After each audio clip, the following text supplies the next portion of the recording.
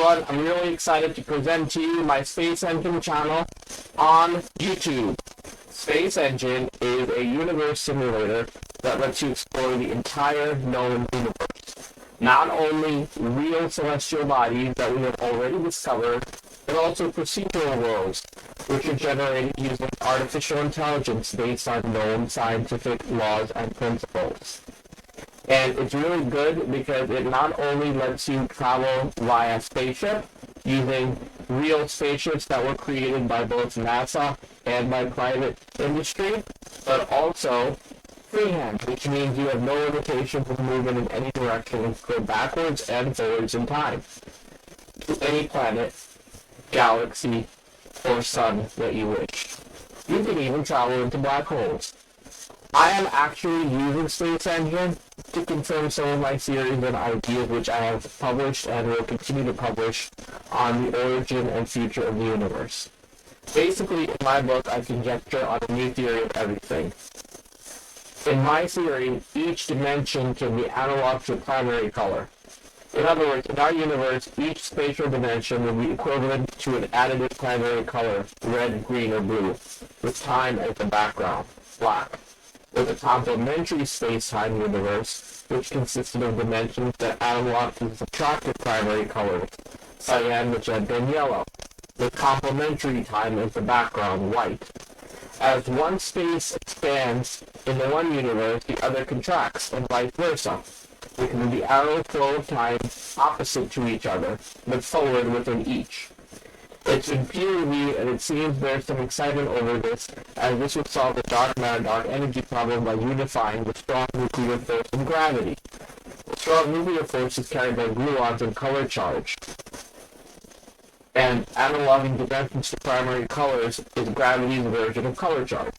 So now we have a strong force gravity unification and electroweak unification which has already existed, so we just need to combine those two dualities. There are 4 layers to my omniverse, with universes of different dimensions in each layer. The number of dimensions in each layer bear a Pythagorean relationship to the other layers, and each universe has a parent superverse, from whose parent black hole it was created. If you loop through the entire hierarchy of universes, you end up back where you started. So the omniverse is not only cyclical in time, but also in space. By the way, if there are multiple timelines, they will be created right after the Big Bang by the force of inflation and be emergent, diverging timelines along 2 dimensions of time, in Cartesian coordinates. Stephen Hawking has already conjectured about this in imaginary time, which consists of 2 axes of time which originated at the Big Bang. And if the cyclic model is correct, and dark flow does reverse the expansion of space, the timelines would converge once again with a big bounce as the universe deflated, rinse and repeat. The antiverse, which is the complementary universe, would have opposing cycles because the arrow of time is opposite compared to ours. And if there was some way to construct some sort of device, like a Stargate, to tap into the barrier which separates the 2 universes consisting of light, which does not experience the passage of time, then both time and long-distance space travel will become possible through the second temporal dimension, which keeps each timeline intact. Like according to Einstein, the past, present, and future all coexist, and it is we who move through them, so theoretically this should be possible. He also stated that the universe, or omniverse on a larger scale, created us in order to understand itself better, forming the framework for a cosmic collective mind, which encompasses not only humans, but animals, plants, alien life, even whole planets, which is a superverse form of Gaia theory, and even stars and galaxies. The only difference is the density of the level of consciousness. For example, plants, are much larger than any single life form, but their density of consciousness is much less, with their memories or their fossil records spread out over a much larger area. So any one spot on our scale is seemingly lifeless, but it's not. The planet consists of a complicated series of checks and balances and delicate interplay between different parts that can and should be considered alive. I guess I'll leave that for a sequel. But I have some more exciting news. Now, this news that I have is confirmation of a large part of my theory. It was published in Scientific American, an article listed as two futures explaining time's mysterious past. It is based on research done at Oxford, in the UK, by Dr. Julian Barber. Julian Barber and his colleagues argue that it is gravity, rather than thermodynamics, that draws the bowstring to let time's arrow fly. Looks like they also caught on to my idea that gravity and time are directly related, since time is just as out of place with the other three dimensions, and gravity is with the other three forces. And they published a carbon copy of my two-time-lane, two-universe theory from 10 years ago, which is quite interesting.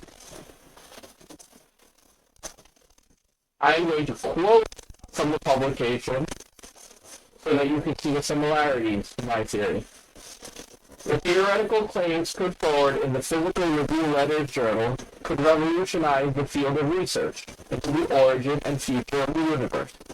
In the paper titled Identification of a Gravitational Arrow of Time, an international team of world-renowned scientists led by Oxford's Dr. Julian Barber challenged assumptions about the so-called arrow of time.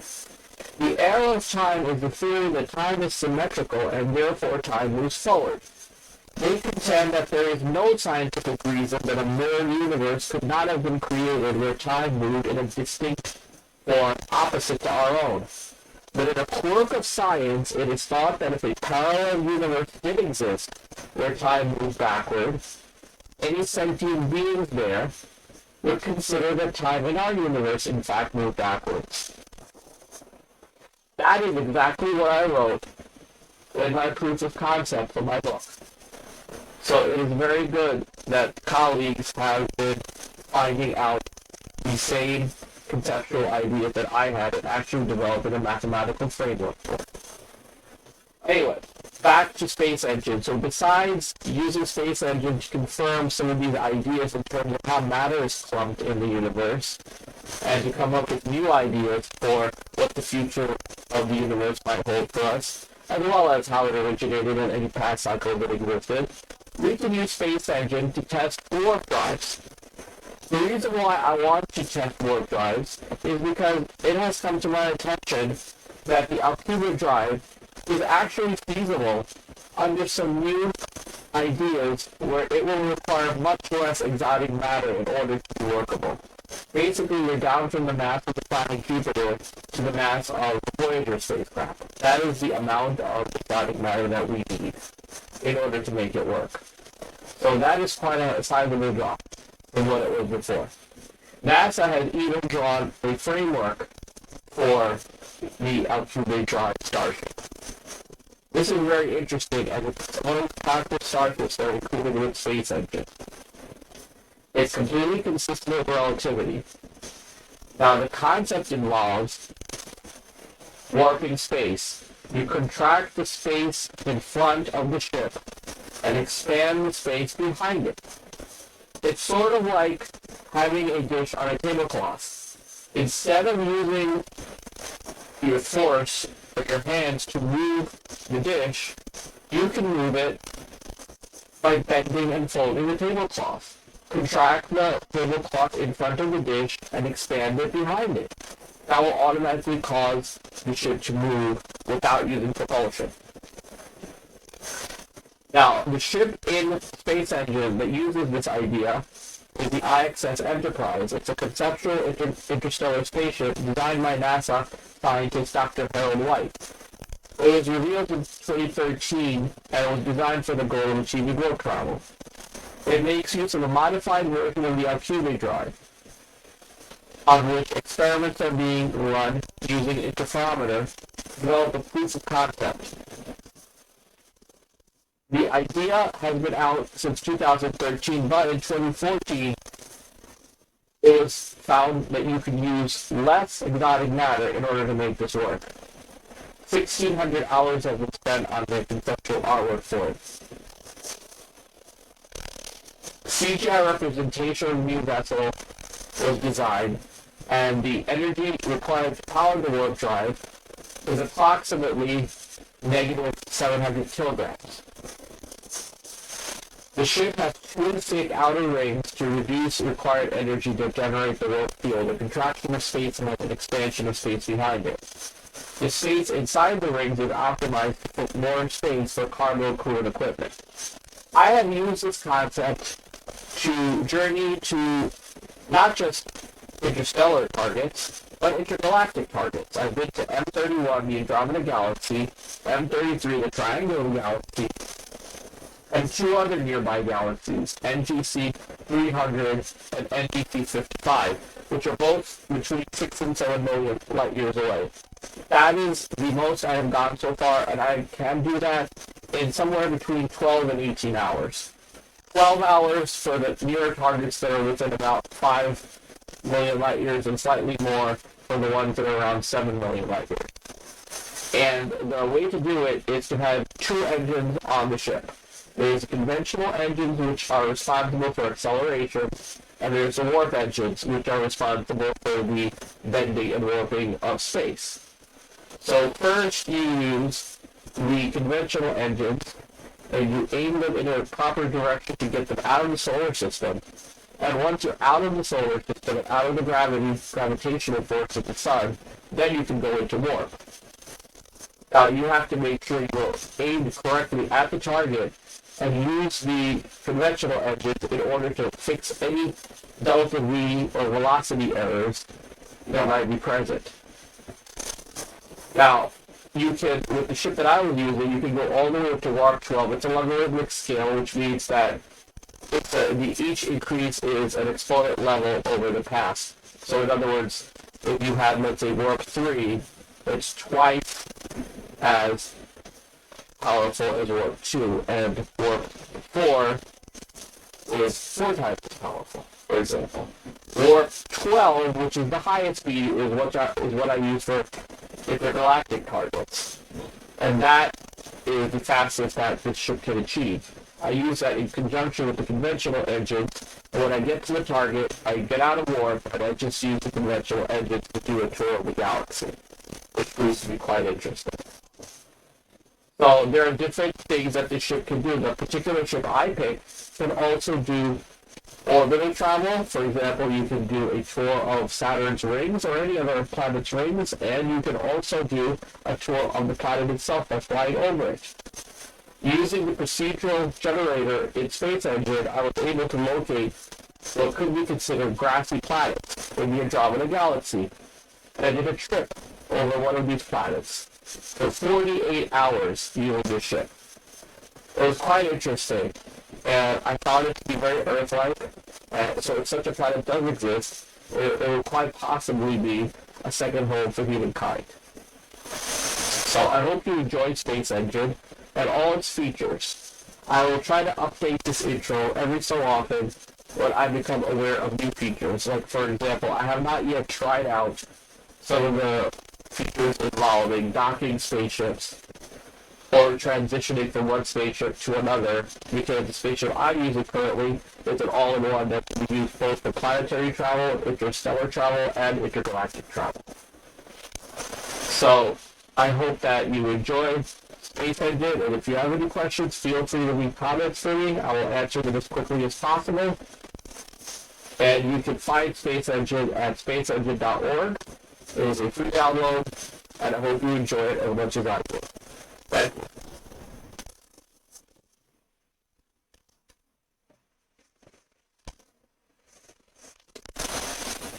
Part 7 of the Msi intro is just a quick update of certain features you might see on planets. For example, besides grass, you can find different colored minerals and rocks, especially if you find anything that's purple or green, that indicates plant life. Sometimes you'll see glowing lights. That I've only seen on Earth, but if you do find another planet with that, that is actually the algorithm for the AI that runs the program. indicates that's technological. So, but yeah, not natural. Other things that you might see are beautiful displays of aurora, both northern lights and southern lights, as well as different cloud formations. Weather is not currently simulated as far as things like rain and snow are concerned, but you will find puddle clouds and tornadoes and things like that. And we do also do different kinds of light effects, like halos or things like that, which involve ice crystals in the atmosphere.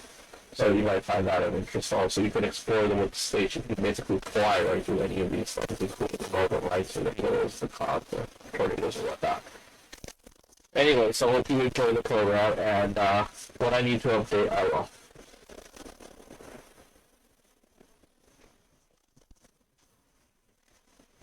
Hi guys, this is an extra addendum. It is Msi Intro Part 8, and this has to do with the default menus in Space Engine on the left and the right panel. On the left panel, when you want to look for an object, like Andromeda Galaxy, for example, M31, you would go to the magnification glass icon on the left side. That's Find Object. And you can find any object in there just by typing its letters. You can start typing it, and the list of objects and begin with those letters will automatically show up, and then you can choose amongst them. It also has other things like looking at particular planetary systems of certain stars, map of the universe. You can save your locations there, and various other functions. On the right side, you can select which objects you want to see, for example, nebula, comets, galaxies, star clusters, things like that.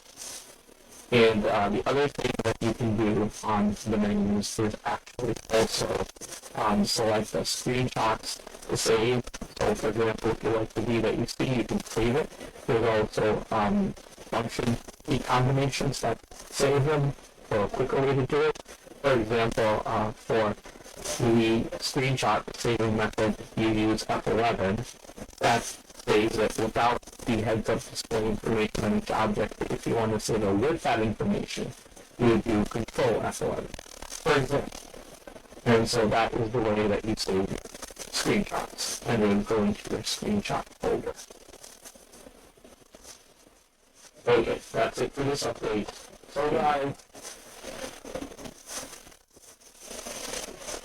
So guys, this update is the 9th update in the Space Engine series, and this is for external programs that I like to use along with Space Engine. I do use Starry Night Pro, because it connects to my telescope, which is the Celestron 8 SE, and I can find any object on there going backwards and forwards from a million years in the past to a million years in the future, so you can see eclipses and other historical events that occurred at the time. That's Starry Night Pro Plus version 8, along with Space Engine Pro. The other thing that I like to use is I have my own program to make videos. It is OBS Studio. It is a free program, but it is feature-packed. It's probably the best one out there. And you can also save in surround sound audio as well as full-screen video. And then I upload everything to YouTube. I have made 12-hour videos using that, and it's completely automated. I don't have to be at the screen for 12 hours. I can just let it run, and it does its thing, and then it automatically shuts off at the end of 12 hours. And it completely filters out external noise like fans, air conditioners, TV plus, even people talking in the background and whatnot. You only get the sound coming from your computer. Speakers are turned on. You still record the sound that goes directly through your sound card, which in my case is the Creative Audio RX 7.1 along with the Creative 7800 speaker set. And as far as the video is concerned, it will support monthly monitors up to 8K resolution, which is also the maximum resolution on Space Engine. So you can basically set everything up to high. I use ultra settings on my Space Engine, which is a preset, and everything records just fine. It doesn't really take up that much storage space. 12-hour video that I made using MP4 format and OGG for the audio only took up 15 gigabytes. So, and that's very impressive. 15 gigabytes for a 12-hour video. And that goes well within YouTube limits for how big the file can be that you can upload on there. And it takes about an hour to upload, which is fine. I can go to sleep while it does that. And then I can share that all across social media. Twitter, Facebook, anything, Facebook. Even my WordPress. Okay, that's it for this edition, which is the 9th in the Space Engine Intro series. See you next time. Okay guys, this is the 10th installment of the Space Engine Intro series. And in this one I'm going to cover another thermal program, and that is Msi Attribute. Now what this does is it keeps track of your frame count, so you can actually set how many frames per second you want the program to be able to keep track of how much memory it is using, both video and regular RAM, and also temperatures on your CPU and your GPU. You have to also install, these are all free by the way, in addition to Msi Afterburner, Tuner, and they both work really well together and both give you the heads-up display on the upper left-hand side of your screen, and which does not, by the way, show up in your videos using OBS, or your screenshots for that matter, so you don't have to worry about that. And also you can upload your screenshots, of course, to Steam using the F12. It's something else that you can do with CPs. And so this is my 10th installment of the SE Intro series. See you next time. So, I just wanted to give you a quick update on the warp system in Space Engine compared to my theory that I've been working on in my book. I'm not really sure that the Space Engine model of warp problem would work as is. It seems like it would be more of an in-out thing rather than just going through it as if it was another dimension similar to ours. Because we are three-dimensional, spatial three-dimensional creatures, so any additional dimensions would not be something that we would be able to experience. But if other dimensions were traversable in hyperspace, since they wouldn't follow our concept of length, width, depth, etc., there would be no way for us to journey through them unless we carried our own bubbles that contain our own space-time. So instead, we would have our own micro-universes within these dimensions. And these bubbles would contain the three spatial dimensions of time that we're familiar with. This is the book I'm working on, and I'm actually at chapter 18 right now. In it, I created a story model of two universes with dimensions of one complementary to the other and reverse arrows of time, as I explained in the first part of this series. The reverse arrows of time are relative to each other, but both forward within themselves. It's like when you go to one of these airports, which you see in Europe, I think it's in Frankfurt, Germany, where you have these conveyor belts that carry people and luggage from one part of the airport to the other. Not all of these conveyor belts are going in the same direction, but everybody is face forward relative to their own conveyor belt. This is what arrows of time are like. So basically, with these two complementary universes, it would be like two conveyor belts going in opposite directions, but within each respective belt, everyone is facing forward. Makes sense, right? So basically, everybody in a particular universe is going forward in time, even though each universe has a different arrow of time. And in this particular case, they're going opposite. Now, the dimensions in these universes correspond to the color model that I did, which is the three additive primary colors, red, green, blue, corresponding to our spatial dimensions, and three subtractive primary colors, cyan, magenta, and yellow, which correspond to the spatial dimensions of the other universe in the toy model. Black corresponds to our time, and white to time in that other universe. As a complete unit, it would be cyclical. As one expanded, the other would contract and vice versa. As I had already stated, a few years after I started working on this, I actually saw a mathematical basis for the exact same model being developed independently by some physicists, and I reached out to them, and we have been corresponding on my WordPress blog. Now, as far as the way these universes would work, I could envision both space and time travel. If we found a way, a bridge between these two universes, and to use the analogy of the conveyor belt again, we could actually go to an earlier point in time. How would we do this? We would leave our conveyor belt, jump to the other conveyor belt in the aforementioned bubble, space-time bubble, so we would still be within our own dimensions inside this other universe, in that bubble. We would jump to the other conveyor belt, which was moving in the opposite direction relative to ours, and then jump back into our universe right after that.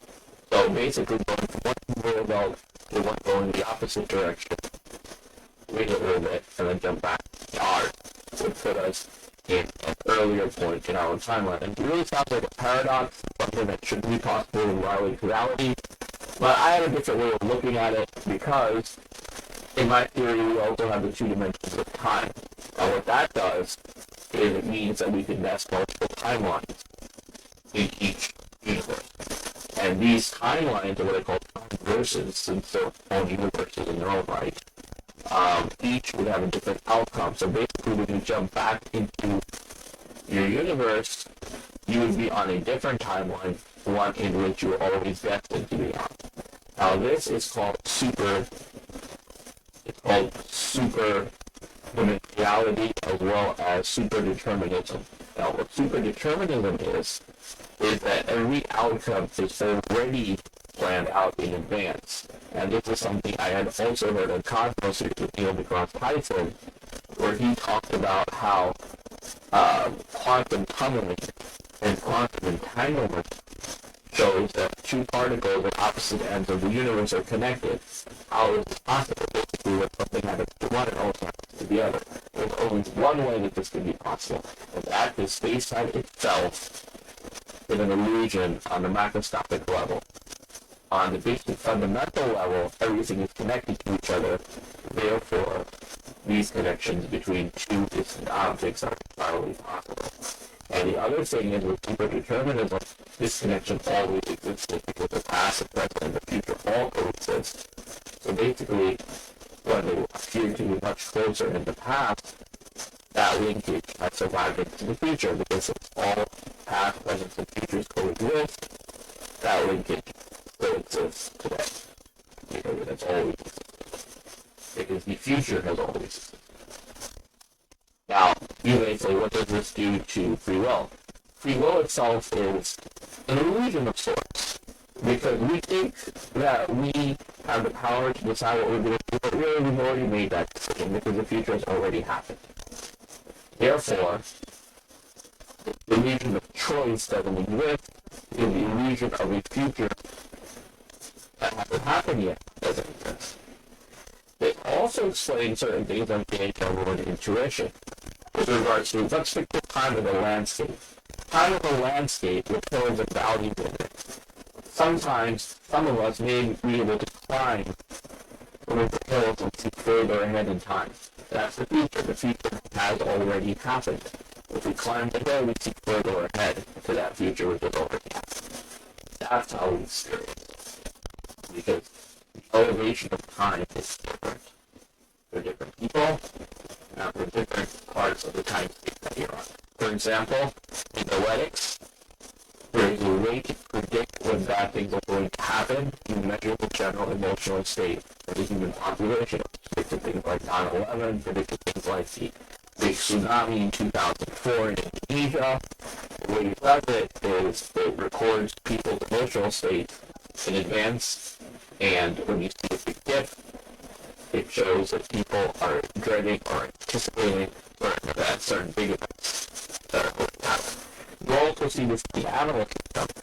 For example, we had an earthquake here on the East Coast back in August of 2012. Animals, the Washington Zoo, was documented on video, were apprehensive, basically going crazy. Specifically two species. One was the orangutan, and the other one was a species of bird, one of those parrots that come from Africa. I believe is the great parrot. Extremely intelligent.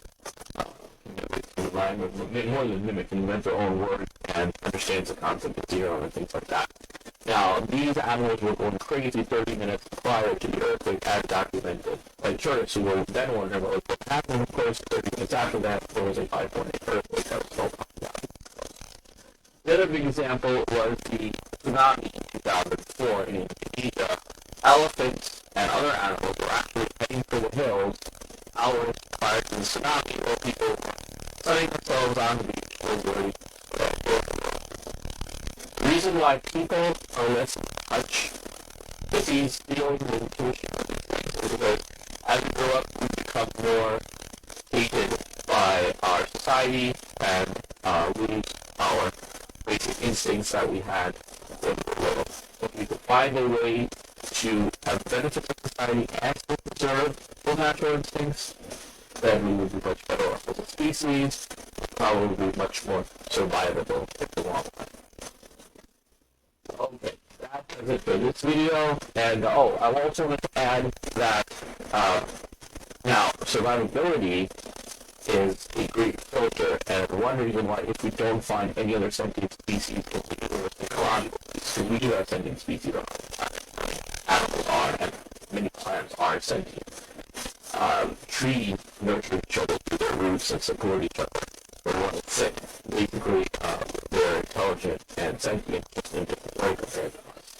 And bees and flies are intelligent because of their culture, of hives, and how they communicate with each other and communicate advanced scientific techniques as in meteorology, wind direction, astronomy, star position, etc., the position of the sun in regards to where their new hive is located. So yes, and there is definitely animal intelligence. Of course, elephants, with the way they mourn for their dead, they're going to return to the same site year after year, and it's social structure. Of course, primates, and already mentioned parrots, and many other creatures are highly intelligent. But we're talking about technological species. Dolphins with the water are also extremely intelligent, but they don't have hands because they're in the water, so they're creating technology, obviously. And all these creatures have at least 4 or 5 year level of intelligence. And of course, their intelligence is but if we don't find any technological species in the universe, it probably means that most of them die out and they're unsustainable before they reach the level that they can actually travel through the universe. So that is a dire warning against things like climate change, ignorance in science in general, overpopulation, and short-term instant gratification and things like that our species has been guilty of and is actually even more guilty of in the past century, where we created 6 mass extinction where 2/3 of the species on this planet, plant and animal, are expected to be extinct by the year 2100. We need to stop all these things and be more sustainable, basically, in a way, combining the benefits of industry and also of indigenous cultures, which to preserve the environment, and we're not as polluting as we are, of course, having plastic or fossil fuels, at least in a large quantity, like we have been doing. And also we can go into health, things like processed food, obesity, diabetes, things like that. Organic farming is far better. The way we used to do it had far less health conditions back then, or BMI index, of course, and things like that. So all these things will be discussed in the future. This was my 11th recording for Space Engine videos. See you all soon. This is the 7th update to my healthy intro series, and in this one I will discuss even more proof for the cyclic model of the universe. Now, the cyclic model of the universe, of course, not only do artificial universes, our own universe, had previous states before the Big Bang. That's why it's called the Big Bounce. It solves the singularity problem, which is also, by the way, solved by the fact that in quantum cosmic loop cosmology, we have space-time as discrete units of 10 Planck size. What that does is when a black hole collapses, or the universe collapses, there is no singularity because there is a minimum size, so there is never an infinite density in the universe. Basically, gravity becomes a repulsive force, which is also predicted by relativity. When the universe gets to a small enough size and goes from 3 spatial dimensions to 2 spatial dimensions, as well as the fact that we have evidence of this and high energy cosmic rays from the universe, which only seem to have 2 degrees of freedom, meaning basically 2 dimensions, not 3. And that's 8 dimensions. So basically, you'd have a previously collapsing universe that then big bounced and created ours, which is still cyclic and will keep doing the same thing. Now, in this case, what happens is, as the universe expands, we go through a period called inflation, we reach homeostasis, where it'll stop expanding and then it'll contract again.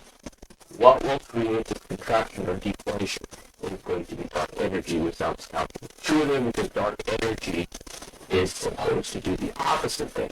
It's supposed to cause unlimited expansion. But as the universe expands, it would actually reach a level where everything was so far away from each other that dark energy became an attractive force, not a repulsive force that would draw everything back together again.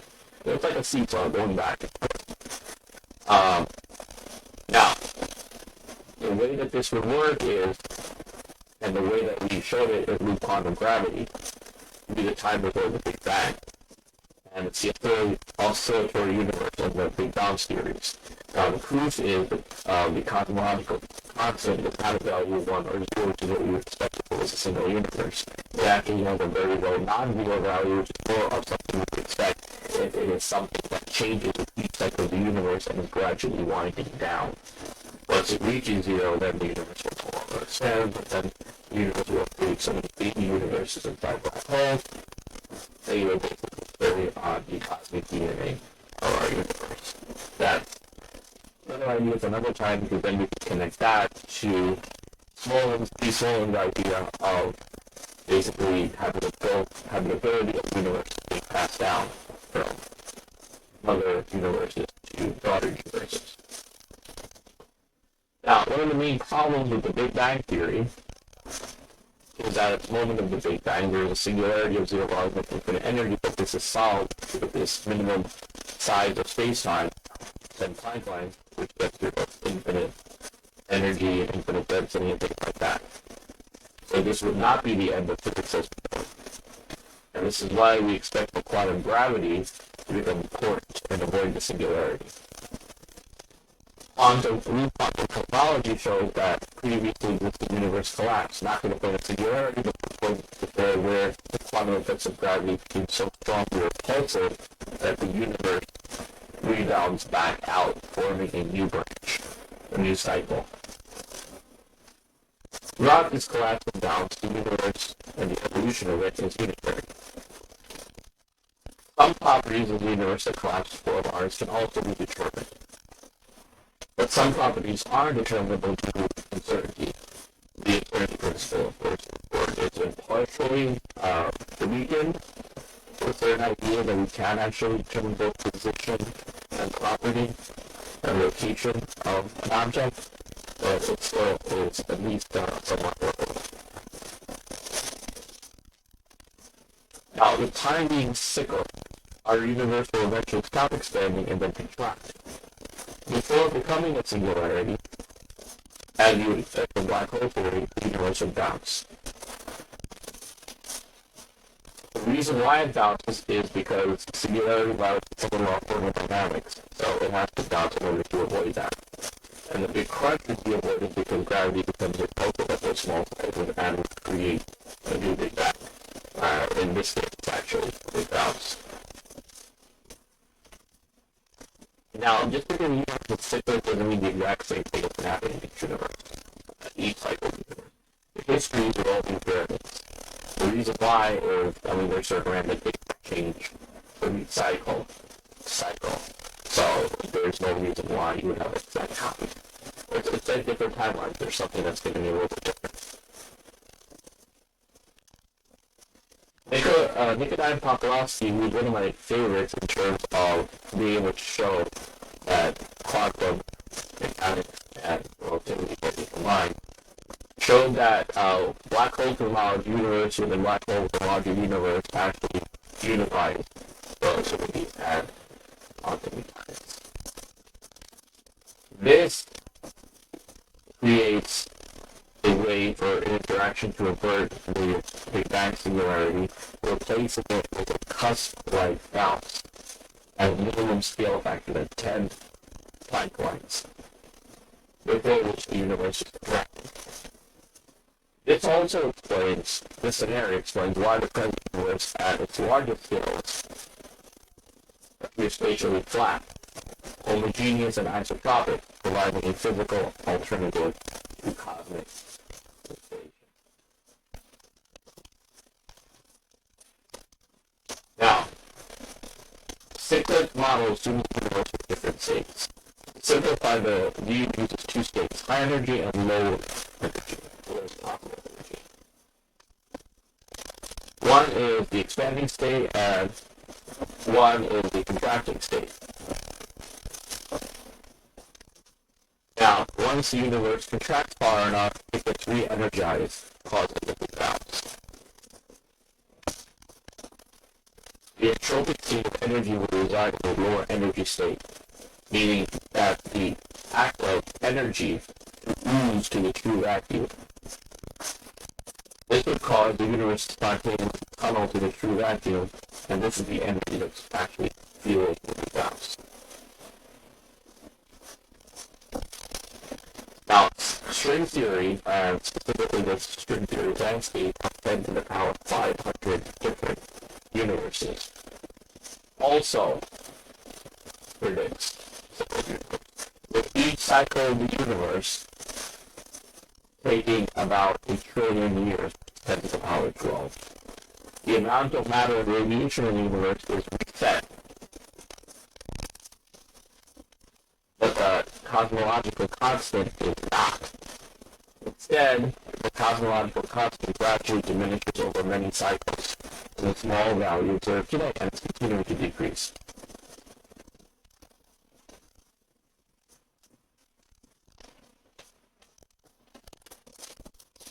One of my favorite models that I've been working with is the Van-Thompson model, which uses dark energy. Now, the way it works is this variety of dark energy is called phantom energy. In this model, just before the universe gets torn apart, a turnaround occurs and only one causal patch is replaced. That's our universe. This scenario has no particles, no quarks, no leptons, no force-carrier, only dark energy, and its entropy thereby vanishes. The adiabatic process of contraction in this much smaller universe takes place with constant matching entropy of no matter, including no black hole, which disintegrated will turn around. This is the general idea of the universe coming back empty, and avoids many difficulties confronting matter and contracting phase, such as excessive structure formation, proliferation, expansion of black holes, as well as going through phase transitions, or quantum thermodynamics or electroweak respiration. Any of those would have produced an unlocked premature bounce, simply to avoid violation of the second law of thermodynamics. This surprising condition may be logically inevitable in a truly infinite liquid cosmology because of the entropy problem.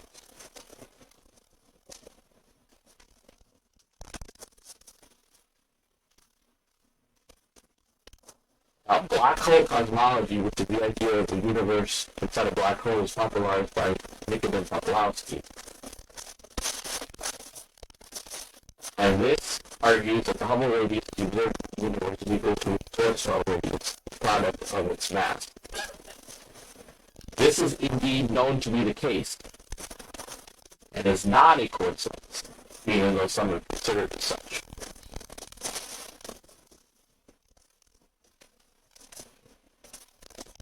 Nikodym Pawlowski showed how this unifies quantum mechanics and relativity. The observable universe is the interior of a black hole existing as one of many, possibly many, inside a large universe, or multiverse or omniverse. According to general relativity, the gravitational collapse of a sufficiently compact mass forms a singular Schwarzschild black hole. It actually forms a Einstein-Rosen bridge, or wormhole. Schwarzschild wormholes and Schwarzschild black holes are different mathematical solutions of general relativity. For distant observers, the exteriors of both solutions, same mass, are indistinguishable. Einstein theory extends general relativity by removing a constraint of the symmetry and its asymmetric part, and it becomes a dynamical variable. Torsion naturally accounts for the quantum mechanical intrinsic angular momentum spin of matter. The minimal coupling between torsion generates a repulsive interaction. This interaction prevents the formation of a gravitational singularity. This is what creates the big bounce. The all is connected. Black holes, big bounce, cyclic model, everything is connected. Instead, the collapsing matter reaches its enormous but finite density and rebounds, forming the other side of the wormhole of the Einstein-Rosen bridge, which grows as a new universe. Accordingly, the Big Bang was a non-singular big bounce, at which the universe had a finite minimum scale factor. So all of this is brought together by quantum cosmology, 10 minimum time frames, discrete size for space-time. This is all I've been discussed in my book, all the way back to when I first started writing it back in 2009. 12 years now. So, Amy.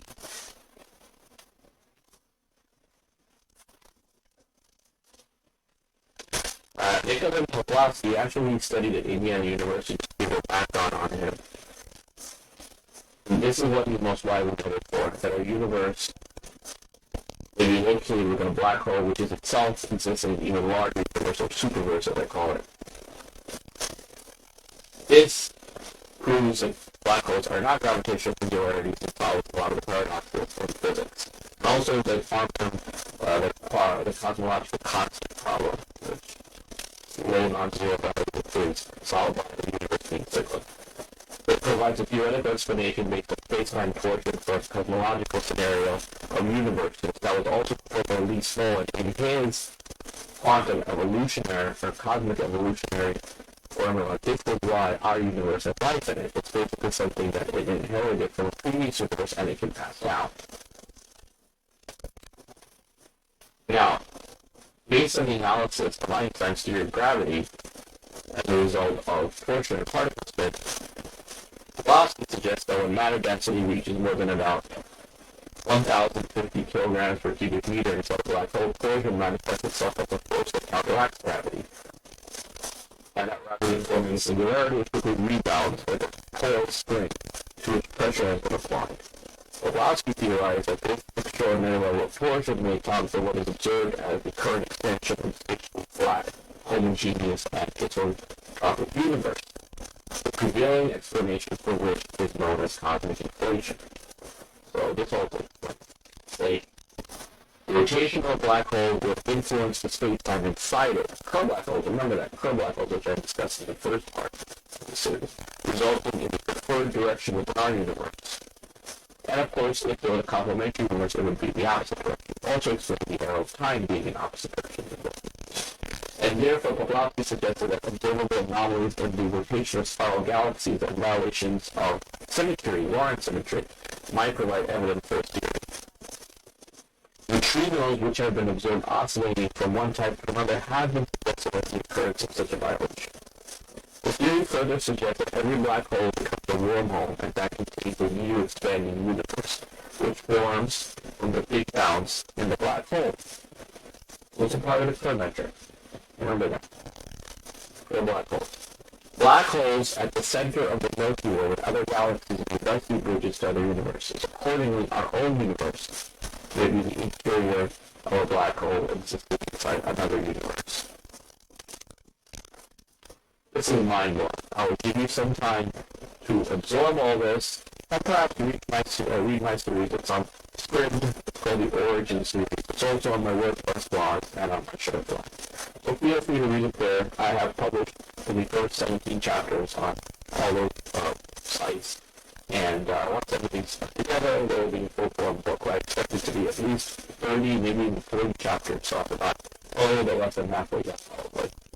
But feel free to read what I've already written and comment on it if you want. I'll continue this series at a later time. I think it should be enough for now. So have yourselves a great day. And I'll update you when I think to add more. Stay safe. Hi all, this is Lucky Part 13 of the FE Intro series. And in this, I will discuss a couple of things that I was remiss not to mention earlier. One is the actual shape of the universe. Now, going through different types of shapes of possible ideas that the universe was, we came across two that were particularly interesting. One of them was a sphere, which would be extending outward from the center, the so-called center, which actually does not exist. The sphere would only be the universe on the surface, and the center would be where the Big Bang or Big Bounce occurred, and extending outward from that point. Now this would be a four-dimensional sphere, also known as a globe or hypersphere. The other shape is a torus. Torus is a donut. Again, the center would be where the Big Bang or Big Bounce occurred, and it would actually be the surface of the torus and extending outward. Basically, the shape of the universe depends upon whether you look at it as something that has a boundary, in other words, it ends somewhere, or it does not have a boundary. Now, the fact that the universe, if it doesn't have a boundary, does not mean that it could be a four-dimensional version of the Earth, which is that if you keep going in one direction, you end up where you started. That's my theory. And looking at the different shapes, one that particularly stuck out to me was one that Roger Penrose's famous physicist found interesting as well. It is the top vibration. It is a shape that comes up again and again in quantum mechanics. And the reason why it called out to me is when I looked at this shape, it basically looks like a bundle of fibers extending outward from the center, emerging, getting further and further apart with each other, each fiber separating, going to a maximum length as it expands, and then slowly converging back in towards the center again. What does this remind you of? It's telling me what the different fibers of timeline of the universe would be like as they expand outward into the Big Bang or Big Bounce, reach a maximum point, and then converge back in. This is exactly what I believe the universe looks like. Looking at it as a whole from the outside like that clearly shows that all versions of time, all the timelines, past, present, futures, all coexist. But this is not something that can be experienced unless you're outside the universe. It also shows that the different timelines are separated in second dimension time. And the center is not just where the big bounce that links us to our parent universe or superverse. Just like string theory predicted. When you look at the universe that way, that shows you what it actually looks like if you were in the superverse, which would be a vibration of the curved black hole of the larger universe. Just like negative velocity predicted. And of course, our universe is generating its own daughter universes that would spin similarly and have similar shape to ours. All universes like this, we don't know. There could be some random conditions or other situations, mutations even, just like there's biological mutations. The universe is different shapes. Some of it might not be so stable, might not last very long, might collapse after themselves quickly, depending upon their own inner conditions like the four forces and different values, different constants, etc., etc., etc. But this is what I believe are the different concepts. Alright, that was the shape of part 13. What the number of the universe. Well, next.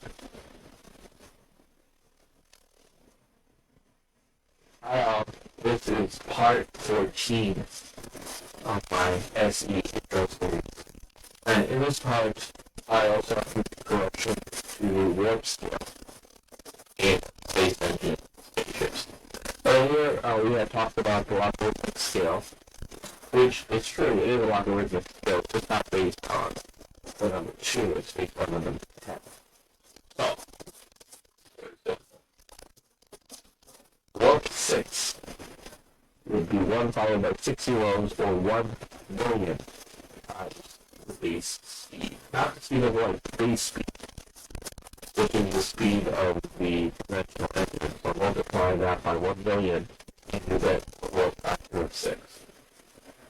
The conventional limit of the spaceships in space engine is warp 12, and 1 followed by 12 zeros is 1 billion. So that would be a trillion times the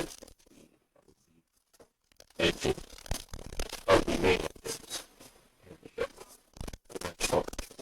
The higher side down is 10 to the power 20 or what?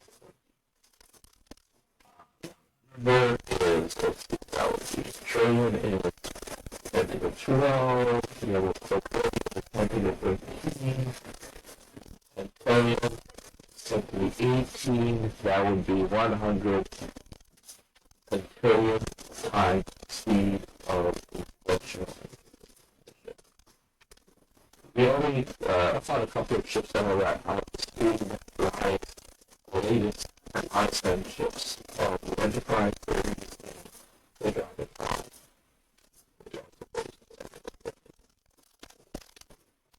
These ships are strictly for interstellar or space travel and not be used to fly on the planet because they're planet or crash related to the planet. You don't want to go there. Okay, thanks. See you all next time.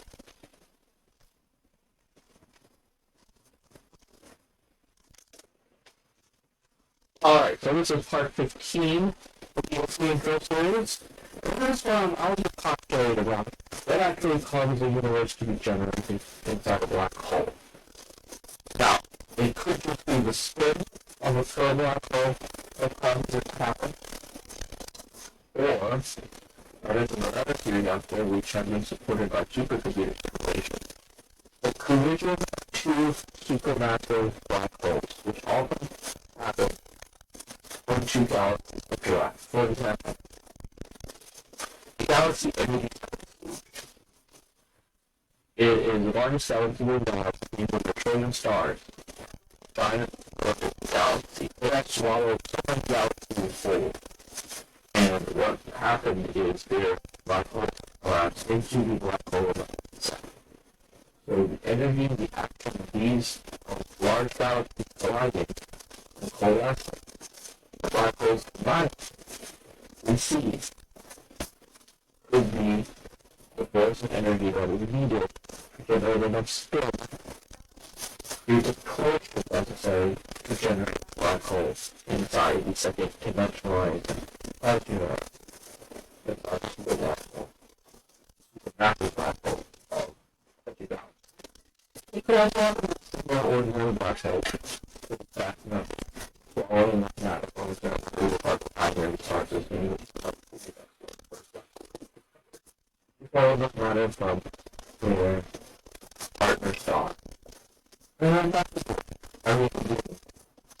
maybe the amount of matter that they swap, the amount of energy that they consume, can decide what type of universe it is.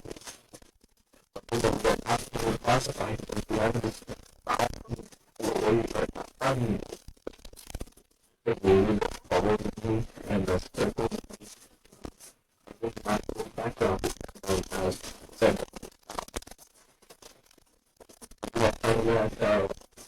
That might be the only way. And we would take a lot of universe, we would see that one of the black holes, you see the characteristics. We have to see we count 40 million over for a feeding cycle. We can do cosmic DNA of the creative safety cycle. We will have something like this. Who knows? But it's always not the same. Alright. Part 15 series. This is part 16 of the Iss Intro series, and just a quick update on the hot vibration we discussed earlier, part 14, and the wormhole at the center of it. Now, is this a version of the don't know yet. Your simulation show that total energy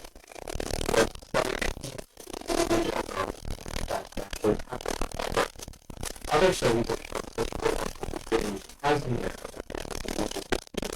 especially if you are plenty of examples. That's another possibility. The other thing is, we could actually have, instead of just choosing the words to kind of complementary, we could actually have four. So we would have universe, obviously we have complementary universe, like the antiverse, which is antimatter, which is first and the complementary dimension would stay from time, CMY for RGB, the light vector of larger dot. So it would be subtracted or additive. And you also have mirror matter. So you can have the mirror matter universe and a complementary mirror matter. Mirror matter universe. Times the same total time, RGB, for the special dimension.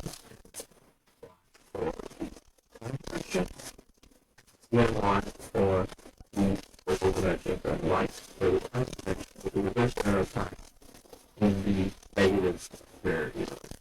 That way, instead of two universals, you have four universals, all share the same wormhole. And at least between these four, you should be able to theoretically converge them. But that would be a possibility. Now, perhaps going outside of this into a different structure universe, I would call it the polar structure, the different early polar. That is also a possibility. Thank you all for part 16 of the Iss Intro. Part 17 of the Msi Intro series matches the 17 chapters of the book I have completed so far for the Origin series. In this part, we discuss the very shape of the local omniverse that I just described for previous. Each of these, the universe, the antiverse, the universe, and the anti-universe, will all be lead in the story forward of all of their shapes will be hot vibration connected to the center of each, where the original Big Bang, each of these will be hot vibrations with their own separate timelines, emerging from and converging back into the universe and the universe would, since the boats flow in the same direction, they will go through that off at the same time, while the antiverse and anti-universe would undergo it on our universe. Instead of the opposite, although we associate. So all these are connected. We should be able to journey through the different timelines, through the second time limit, as well as into their state. All dimensions, especially going into the antiverse and the anti-universe.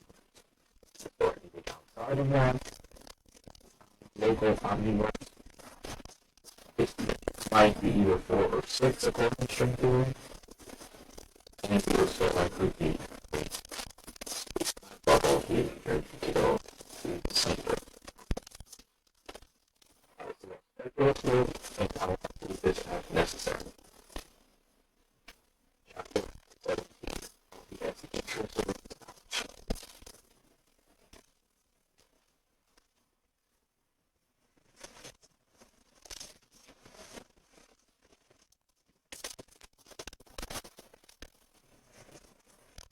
Hi guys, I just wanted to describe the way starring out classified planet planets that are habitable. Now, we're talking about planets that contain Earth similarity, but they're high enough to be habitable in the solar system. You'll find that in the header of display there are 4 different types of habitable planets. There's unicellular, typical life, unicellular conventional life, multicellular conventional life, which are both organic types, and unicellular and multicellular exotic life. The difference between the unicellular, multicellular, is self-explanatory. Unicellular, simple, single-celled organisms. Multicellular would be like plants, animals, etc. Now, conventional life and exotic life. The exotic life would be inorganic life, carbon, like oxygen, working previously with silicon, which is the same periodic element as carbon as well. So we have to look out for that, any kind of light that looks like it's a mineral, that stands out, different colors, like purple, etc. We were kind of aware on Earth about what actually be like the aerial life in the atmosphere, which we keep it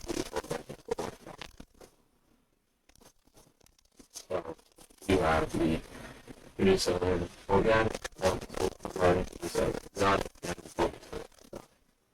Basically, like I know the one thing, honestly we can't tell what we haven't found it yet. Limit exploration of what we don't even know if these people who have decided to have.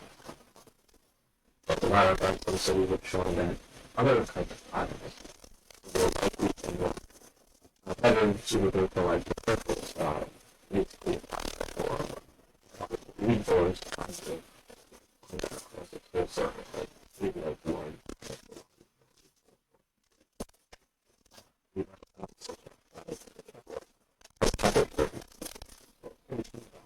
More about that than would.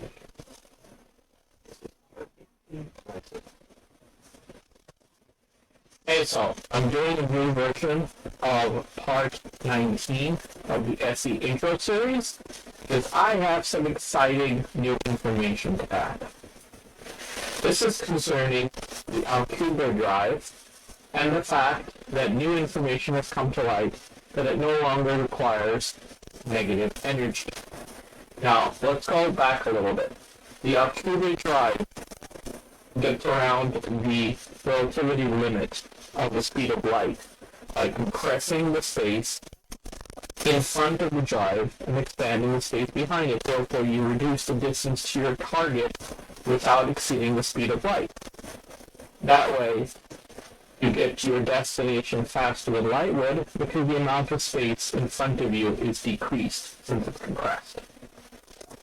The only issue, the only barrier was you need negative energy in order to do this. Now, to create negative energy, a warp drive would use a huge amount of mass to create an imbalance between particles and antiparticles. For example, if an electron and an anti-electron appear near the warp drive, one of the particles would get trapped by the mass, and this results in an imbalance.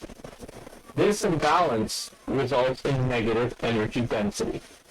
IIIa's warp drive would use this negative energy to create the space-time bubble.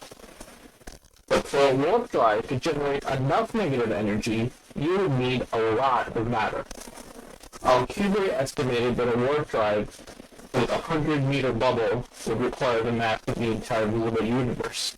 The held light we talked about before reduced this amount by changing the shape of the warp drive into a ring with a different amount of volume, larger volume compared to the surface area on the outside. So now, with the updated numbers from 2011, you now only require the amount of negative energy that's the mass equivalent of the spacecraft Voyager, which is a significant, a more attainable goal than the mass of the entire visible universe. Trust me on that.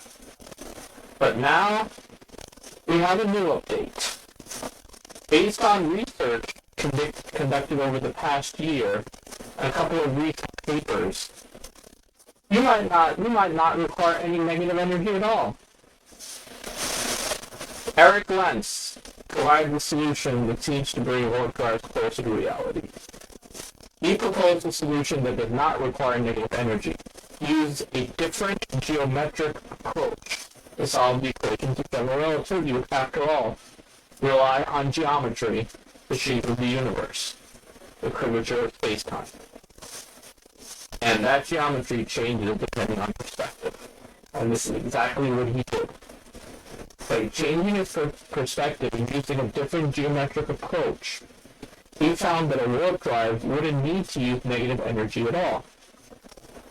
His solution, Eric Lentz's solution, would allow the bubble to travel faster than the speed of light without negative energy. Very important. Now we have to point out that these exciting developments are mathematical models. You can't fully trust models until we have experimental proof. Yet the science of warp drives is coming into focus, it's getting clearer by the day. This is innovative thinking in the highest form. And in the words of Captain Picard, things are only impossible until they are not. Now, I wanted to quote from this paper. It's an excellent paper published on March 9th, 2021.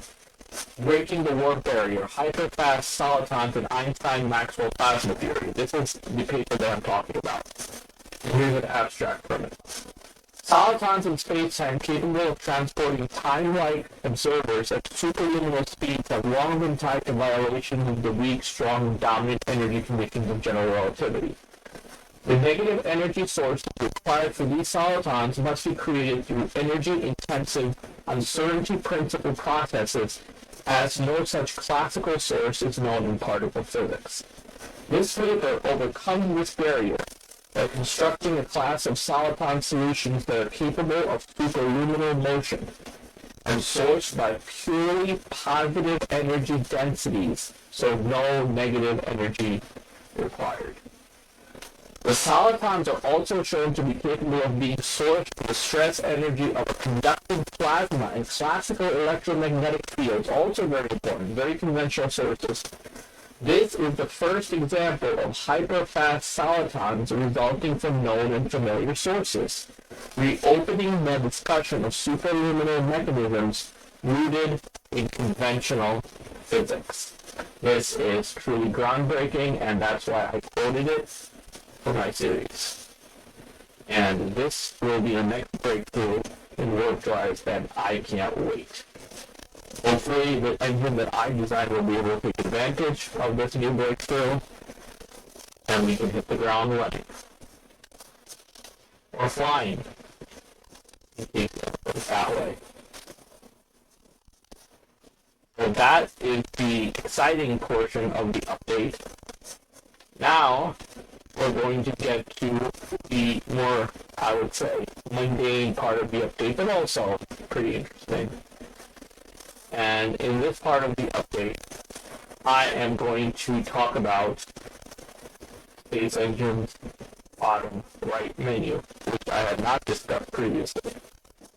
Bottom right menu gives us the ability to do certain things to the display.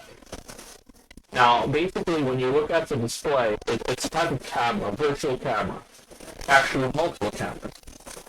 But the display itself, the main display, you can change its settings as far as HDR, auto exposure, and exposure compensation are concerned, using the plus/minus buttons in the bottom right menu. So you can suit the exposure to taste. I usually leave it on auto exposure and HDR because I like the maximum dynamic range. I love the camera and adjust the exposure accordingly, but you can change it, like if it's nighttime on a planet and you want to see your surroundings, you can adjust the exposure compensation to account for that. Or decrease it if you're near a really bright sun and you want to decrease the brightness, reduce the glare. Now, there are other plus-minus indicators in that bottom right menu. One of them is for the field of view, which is another camera term, or telescope eyepiece term. If you increase the field of view, you're zooming out, so you see more with the camera. If you decrease the field of view, you're zooming in. It's like using a zoom lens. And there, you actually see a smaller field of view, but everything is magnified. Now, the magnitude, plus minus, refers to the magnitude of stars or celestial objects. When you increase the limited magnitude, you see more stars, dimmer stars. The field can become crowded. Also has a bit of an impact on resources. And more memory is required to display the extra stars. And likewise, when you decrease the limited magnitude, you only see the really bright stars, and that's less impactful on resources. Use less memory. Now, back to FOV for a second for the field of view. This also applies to spaceship. So when you're like in the cockpit of your spaceship, and you decrease the field of view, you have more of a zoomed-in view. So you don't see the borders of the cockpit windows, for example. And if you increase the field of view, you zoom out. So basically, your console and things like that look smaller because they seem further away. And you see more of the cockpit area. That might give a more pleasant view. A lot of the ships in Space Engine, while it does have a default view of 45 degrees, if you're doing a cockpit view, they look a lot better from, let's say, 65 to 80 degrees. The maximum, of course, is 120 degrees. And the minimum is you can pretty much go down all the way down to 1 degree. And as far as the magnitude, the default limiting magnitude is 7, and you can go as high as you want. I have my Gaia add-on installed for 13th magnitude, so that's the highest that I would go. Or you can go all the way down to what's called first magnitude, so you only see the 20 brightest stars in the sky. That's a very boring deal. You only see the brightest stars. Okay, guys, so that is a summary of the exciting new breakthrough in Altuve's warp drive, and also the stuff about the bottom right menu, which you don't use a lot, so I decided to update that part now.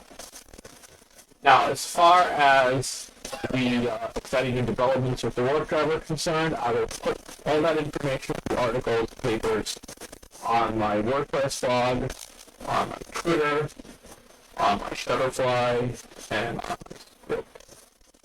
And those are the locations where you can find my writing, my book, 20 chapters, with a round-tree introduction and conclusion, and other material, reference material, and sources for my writing.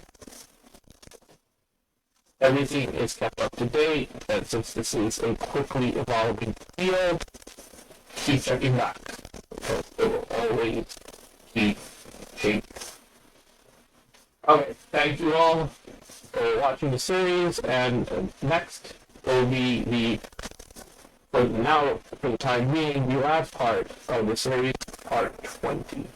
And please forgive me, I know I sneezed a couple of times per episode. I was suffering from ragweed since I have been recording this in my garden, and the ragweed is active. But as you see now, since this was recorded after 20, I am doing just fine. I figured I'd leave the sneezing part in part 20 because it was pretty amusing. I would wake any of you up who were bored by my soliloquy.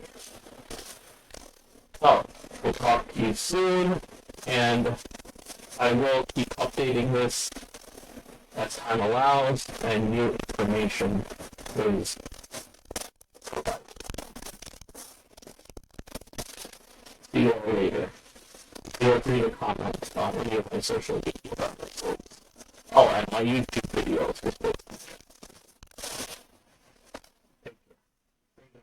This is part 20 of my healthy intro installments, and this will be the last one for a while because I just wanted to complete the last chapter that I've done in my book so far.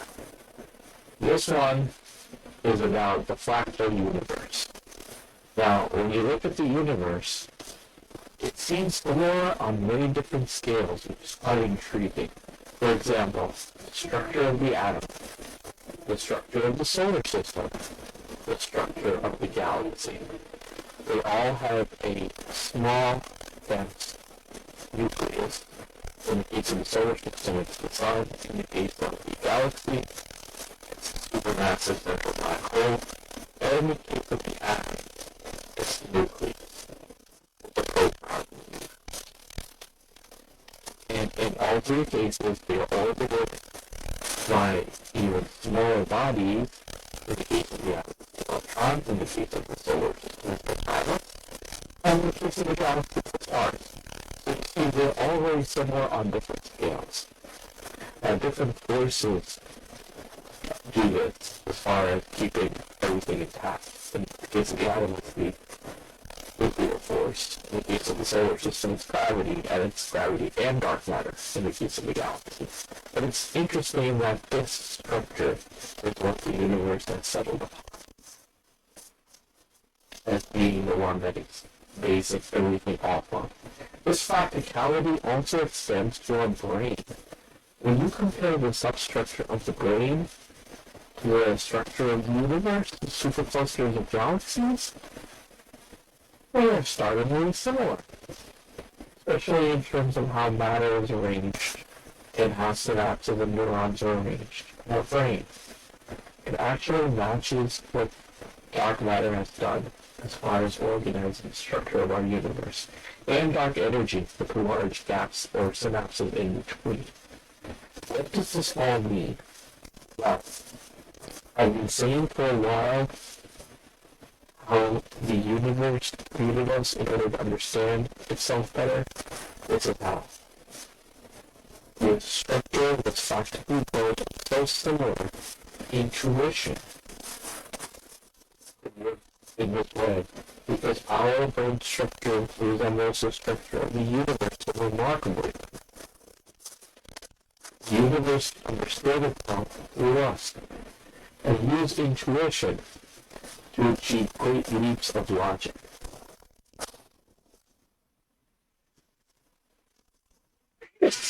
And not only that, also be able to tell when something might happen before it actually happens, since all past, present, and future coexist.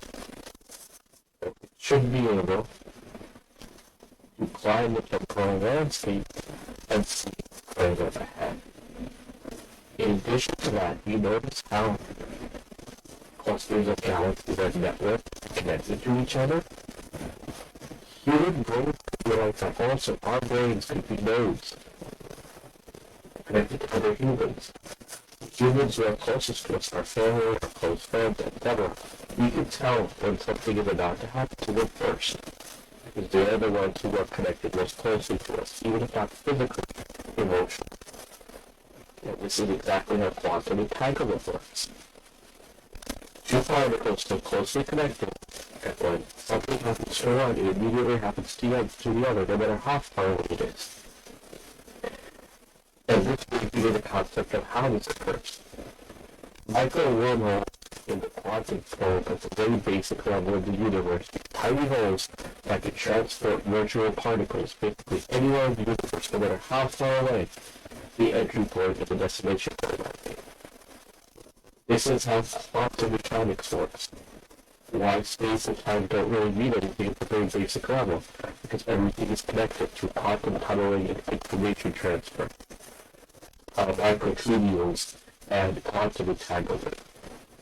This is how our brain could work also, and how we could actually get information from widely separated sources in an instant. Another example of this is a neutrino particle called the sterile neutrino. The sterile neutrino actually travel backwards in time, it is theorized, because it makes use of quantum. And neutrinos come in two basic flavors. It's sterile neutrino. It's a fourth flavor which might be equivalent of dark matter. And it can travel through quantum flow, but actually be able to reach its destination before Earth without like a paradox. But it actually worked with multiple timelines. Causality would be violated because it could merely travel between the timelines in the second temporal dimension. Which would explain how and where dark matter hasn't been detected if it comes from other timelines, and maybe even other parts of the fully colder multiverse. We just don't have the means to detect particles like that. Yet. But with our dark matter detectors, eventually we should be able to detect changes in causes in its surroundings. Now, I want to also illustrate how all principles are connected that we talked about. The universe being inside a black hole inside a larger universe in particular is actually closely connected to the holographic principle. The holographic principle states that the universe is a 2D surface on a black hole in a larger universe. How does this work?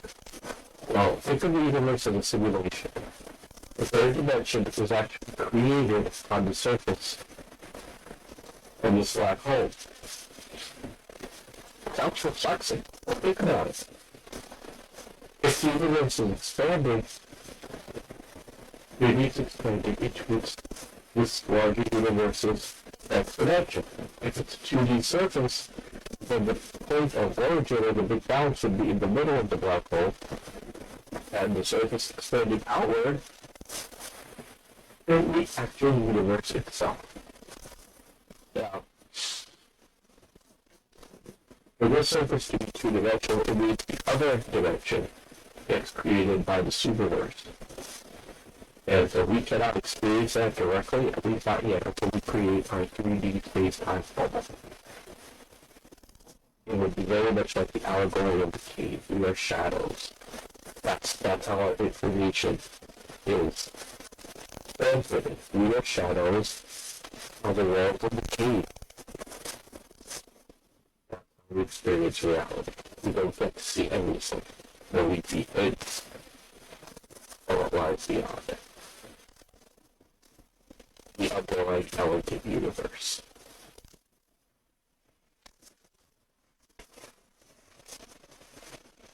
Created in simplicity and eloquence, with arising in elegance.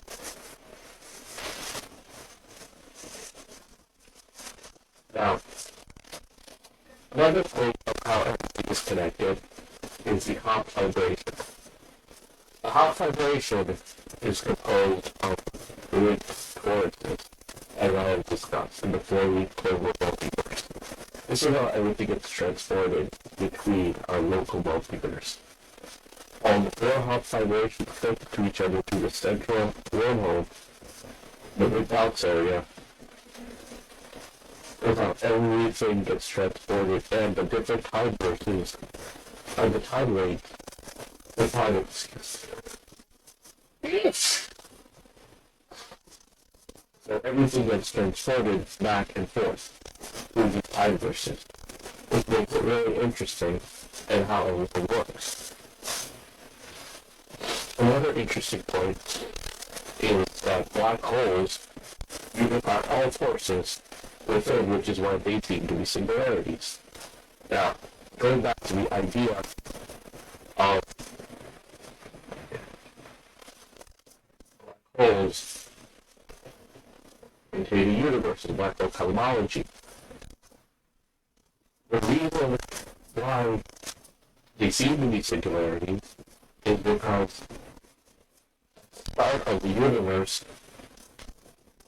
everything is unified. If their symmetry broke, all forces, all dimensions were one.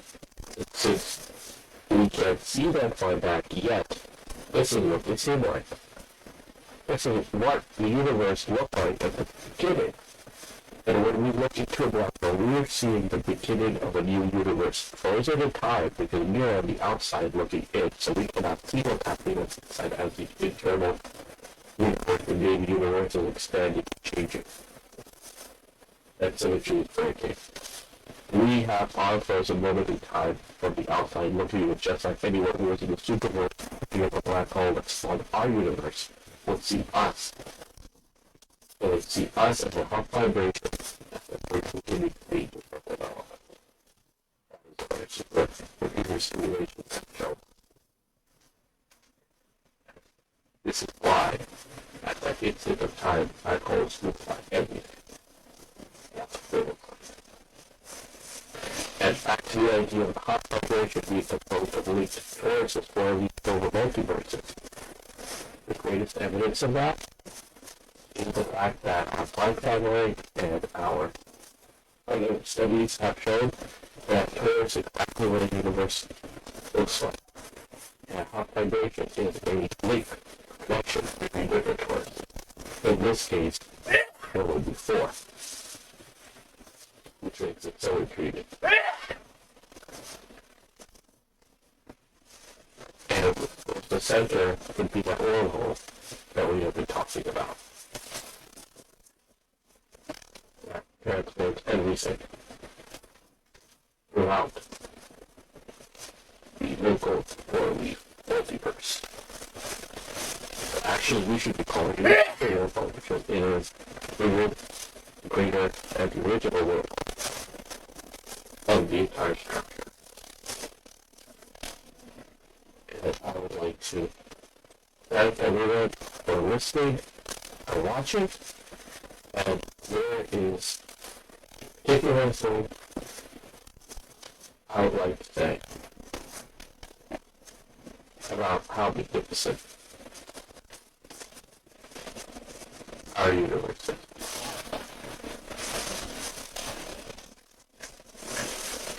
Take a breath of life. How great it is. And you can extend that to the omniverse. It has a beauty of its own. Like a fractal, whose repeating patterns create unexpected combinations of complexity that retain hints of the underlying original. Basic simplicity, yet evolved into elegance. Thank you all, and remember to watch me on the Science channel. I will have a 20-part series that summarizes the 20 chapters of my new book about the universe and beyond, the origins of the omniverse. Also find me on Scribd and WordPress and Shutterfly, and be sure to leave me comments. Oh, and don't forget to watch my YouTube videos and leave the comments there too. And you can also find me on Twitter and Facebook. So I hope that you enjoyed this series, and will read the book and watch my videos. Thank you all.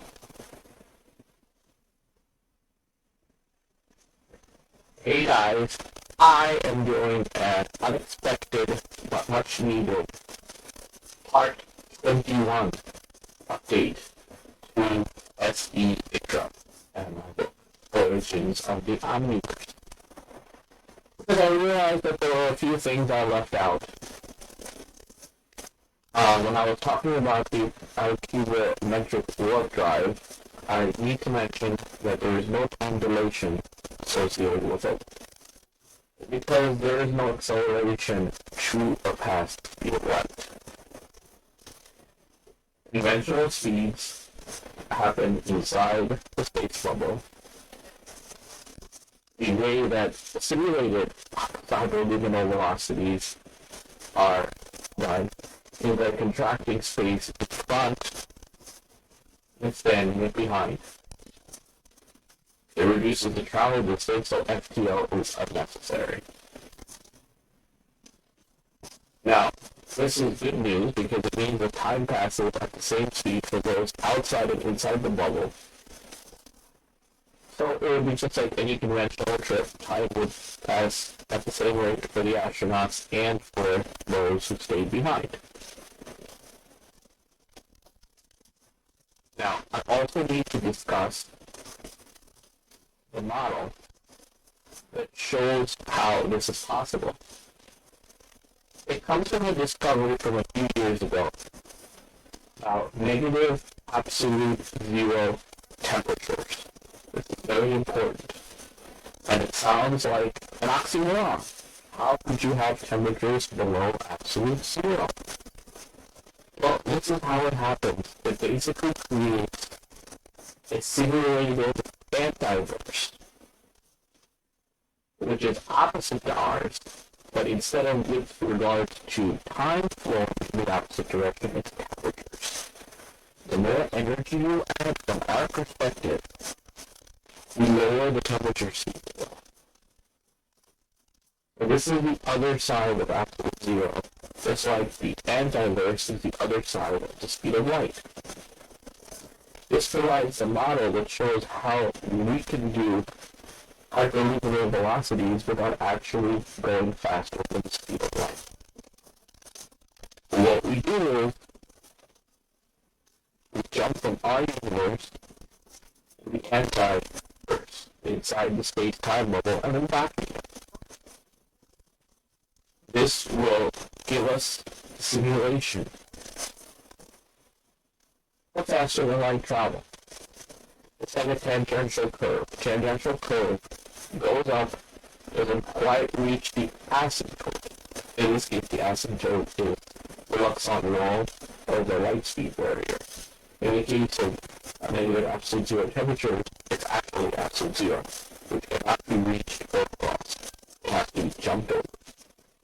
So we need to jump over that with the letter the asymptote, get into the antiverse, and then jump back again.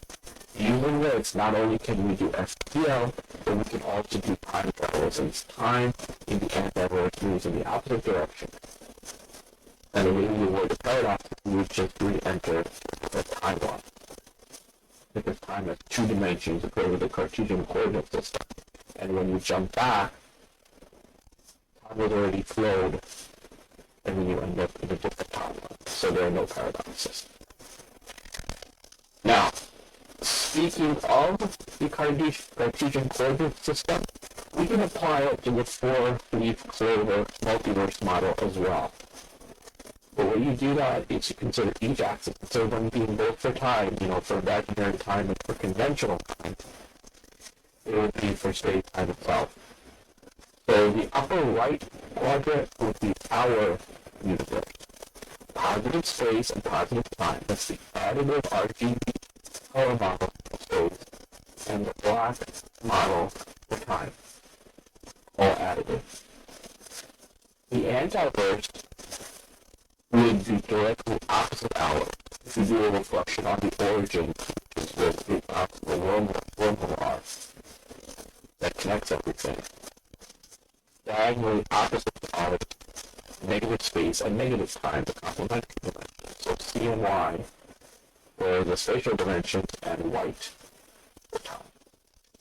So time going backwards according to our perspective, but still forwards relative to themselves. It's like that conveyor belt model I talked about, basically facing forwards in the direction in which time is moving, which is relative forward, just like ours is. Then you have the other two universes power model, which I'd already talked about, the mirrorverses.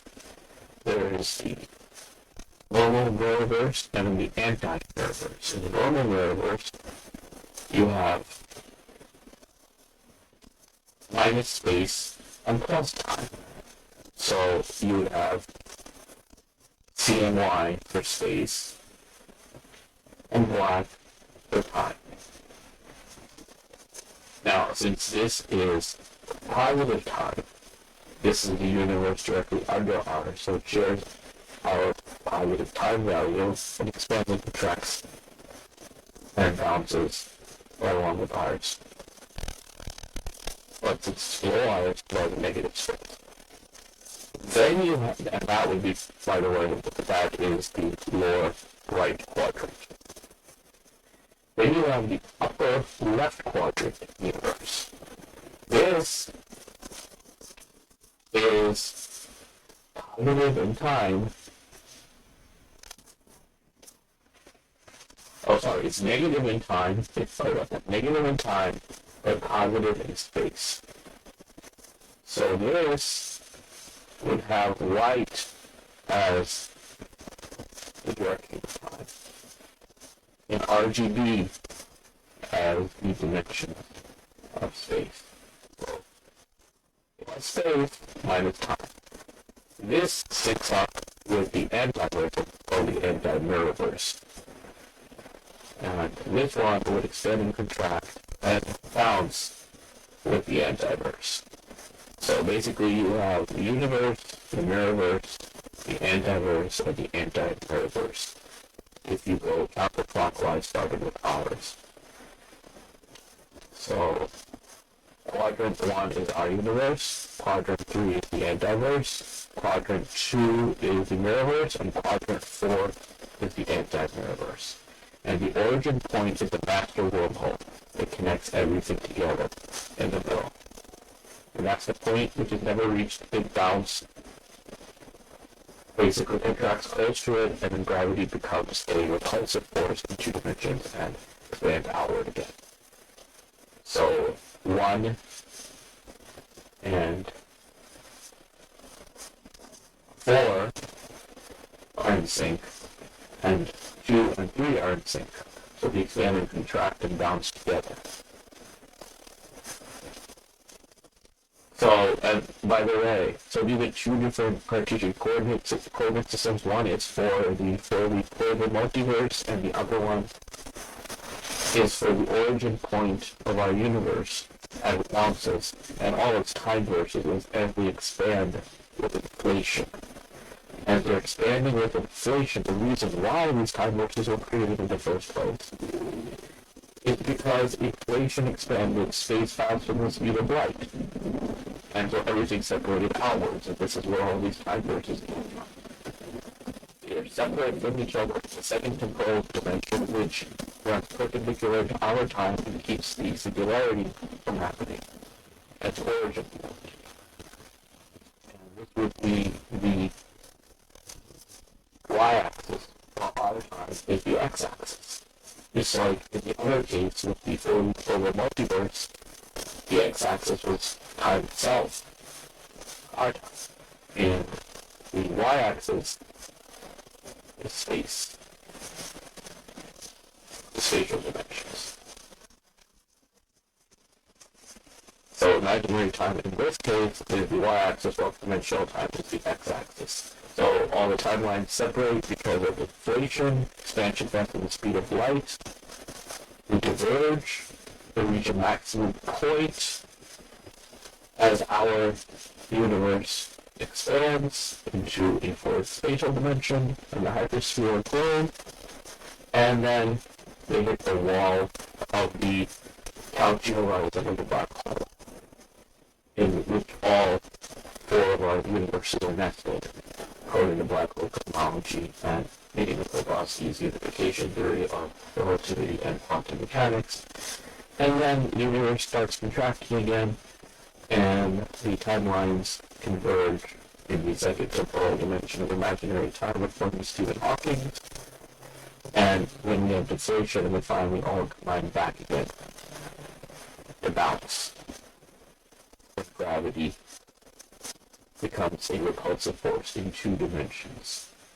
This is why Verlaine's idea of entropic gravity controlling everything is correct. The universe basically comes back empty with its dark energy. The bad fractal model combines everything connected together, all the different models. And this happens in sync between our universe and the mirrorverse. While the antiverse and the anti-mirrorverse are in sync. So quadrants 1 and 2 working together, 3 and 4 working together.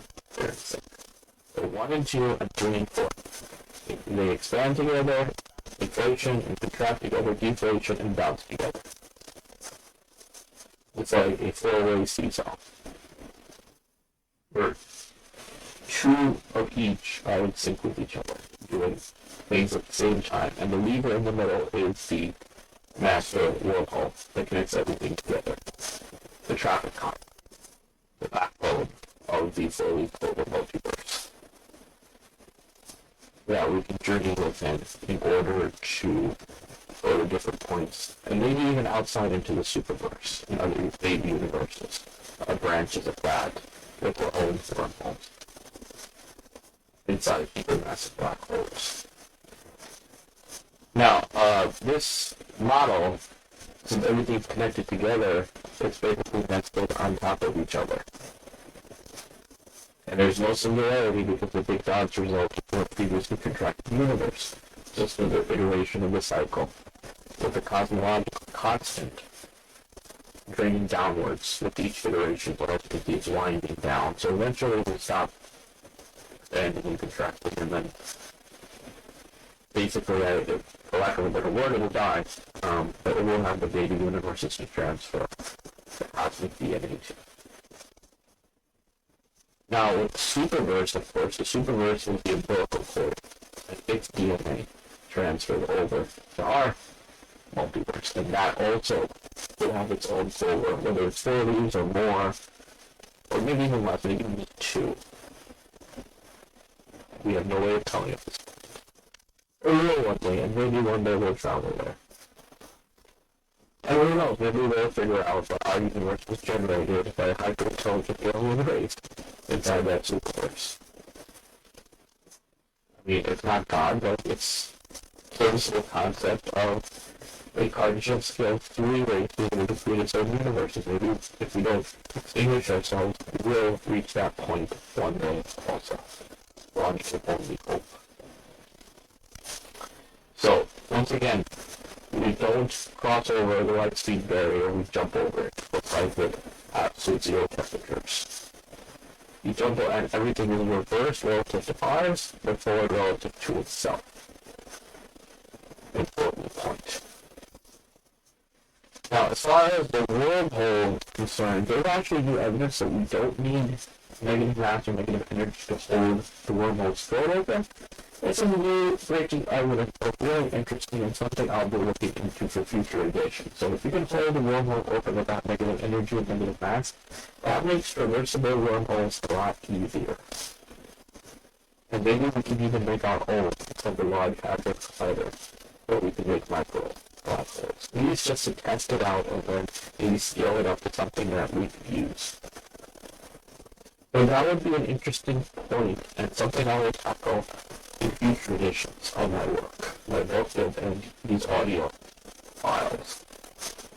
So I hope you enjoyed the latest update. I will try to make this one the last one for this edition. 21 parts is quite enough. Basically 7 days a week. For 3 weeks. In case we're listening to one every day. And I hope you enjoyed the series. We will converse again when I decide to continue the series, which will hopefully be when the sequel is being written. Thanks for your time, and please feel free to leave comments at my WordPress, my Twitter, my Shutterfly, Facebook, etc., etc. And my YouTube, of course, when you watch these videos and listen to me. Alright. Done for now. Kyle, I need to do a quick update after I just did part 21, so this will be part 22. Still going.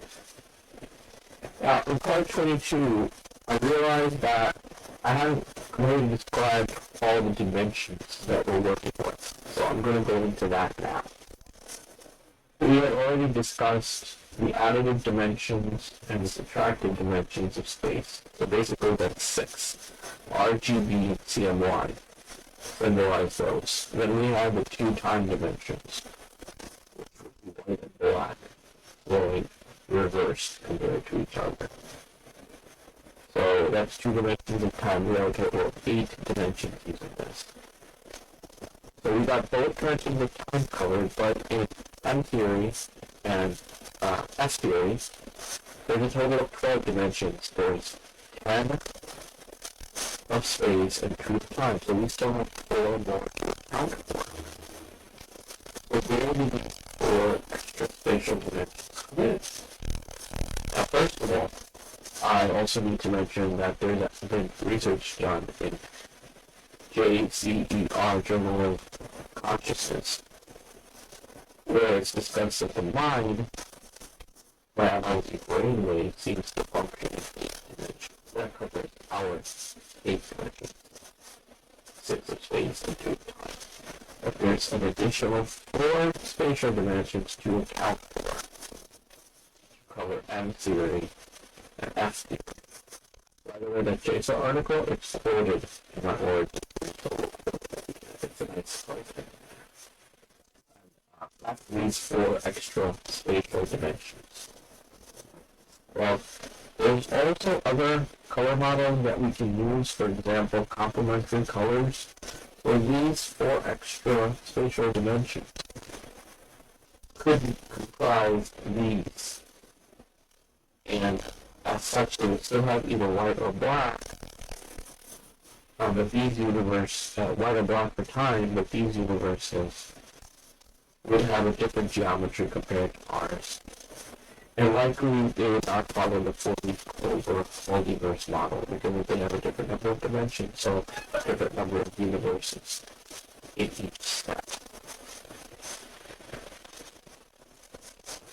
It could be that we have even more dimensions for these 4 extra ones. We could have 4 complementary sets, in which case we would have a total of 14 spatial dimensions and 2 dimensions of. Now, if that was the case, then we'd have a total of 16 dimensions. And that would be interesting because each of those universes would comprise 6 total dimensions, 4 of space, and 2 of time. It's quite possible you could see these extra dimensions manifest themselves along a z-axis, so a 3-dimensional Cartesian coordinate system, in which case those multiverses would consist of 8.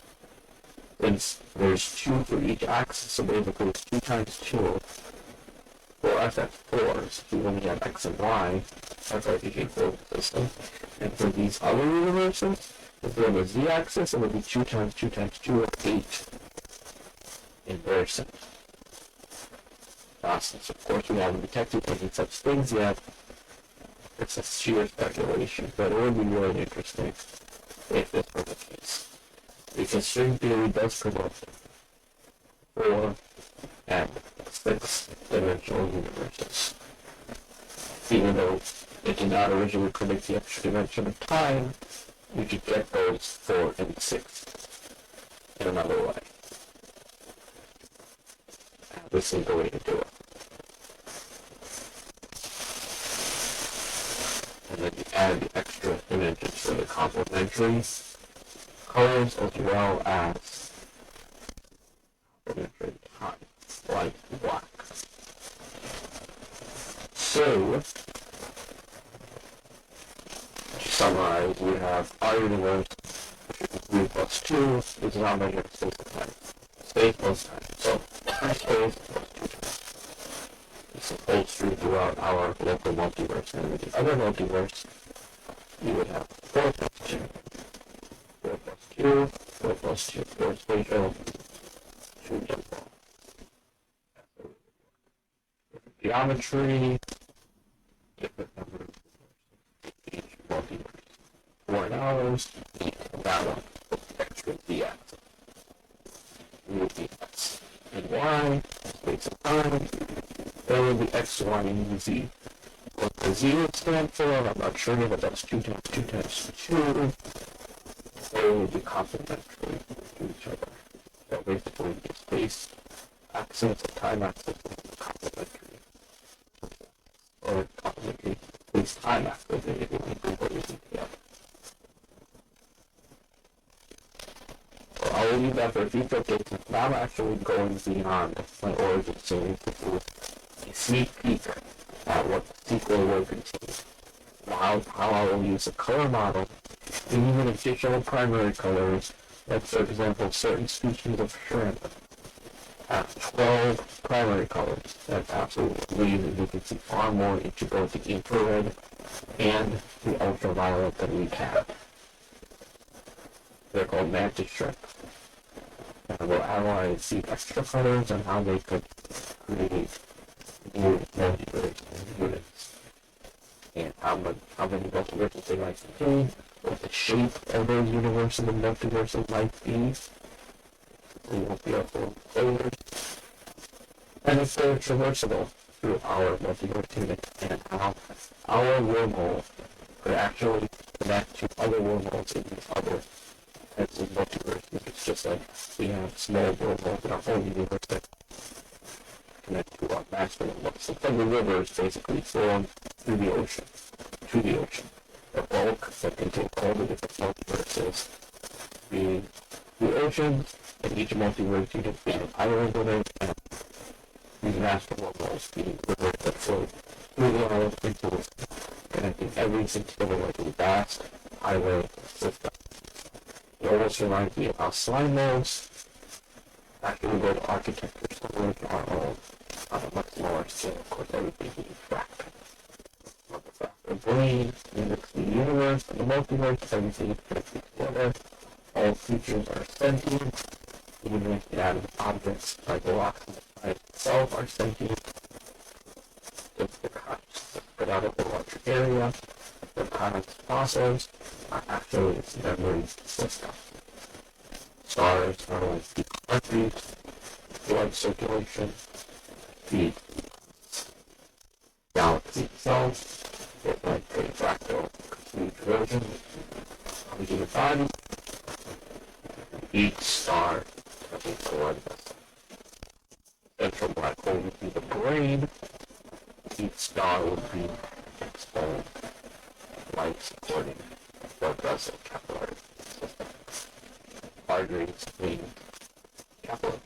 We even have stars of both colors. The blue stars, the veins, the red stars, arteries. And not coincidentally, the red stars are the ones that are much more likely to support life as we have. The blue stars here. Star classification system, ODAFG, KM, on and back. You would remember this will be a fine girl kissing right now, so we go for blue violet, blue, which would be O green, A is white, F, G, yellow, K, orange, M, on, and S, red, go all the way to carbon stars. Examples, blue would be thinner than light yellow, and green, type O would be males, and orange, and then type N would be starlight, Beetlejuice. We also want our then forces type G2 would be yellow. Series, the white star, the brightest star in the sky, type A, white, and Proceo, the little dog star, to Sirius, big dog star, or white, F. Arcturus, Boots, the herder, orange, K. We already discussed Beetlejuice type M, and then RNS would be sort of like the Garnet Star. And 19 Piscium, which I think is type S, and Garnet Star, I believe is type N. Those are carbon stars, those are charcoal red, really deep red. And the life support stars are, of course, type F, G, K, and M. As we know, it could be like other type stars, even in so like from oils, dust, inorganic, organic life, etc. Discussed with the statement of the series. So, go to the beam simulation and see where life exists even in the upper atmosphere. Gas transport, or the PBE of organic, inorganic, multicellular, or unicellular. Or if you exist in interstellar space, where we have found organic molecules like formaldehyde and hydrocarbons. So life can be completely anywhere. And the dark components of carbon, the sun is formed. Maybe from supernovas, where you get elements that needed iron, even some synthetic elements that we can only detect right now in the lab, or formed by supernova explosions. Yeah, for instance. you also have, of course, ultraviolet radiation from space, exciting electrons, creating new atoms. All very interesting. Natural radioactivity. Other source, fission, fusion. Hopefully some degree of fusion power. Eventually the sun and other stars will continue. And then to carbon, nitrogen, oxygen, and finally iron. Which is where it builds to a halt. Too much energy to go beyond that. And once you get to supernova explosion, which is everything seasons, and then you get the ones above 100, whatever it's for Canada, California, etc. There's also the case we have natural radioactivity on Earth as well, which is interesting. Those are natural fission, which we already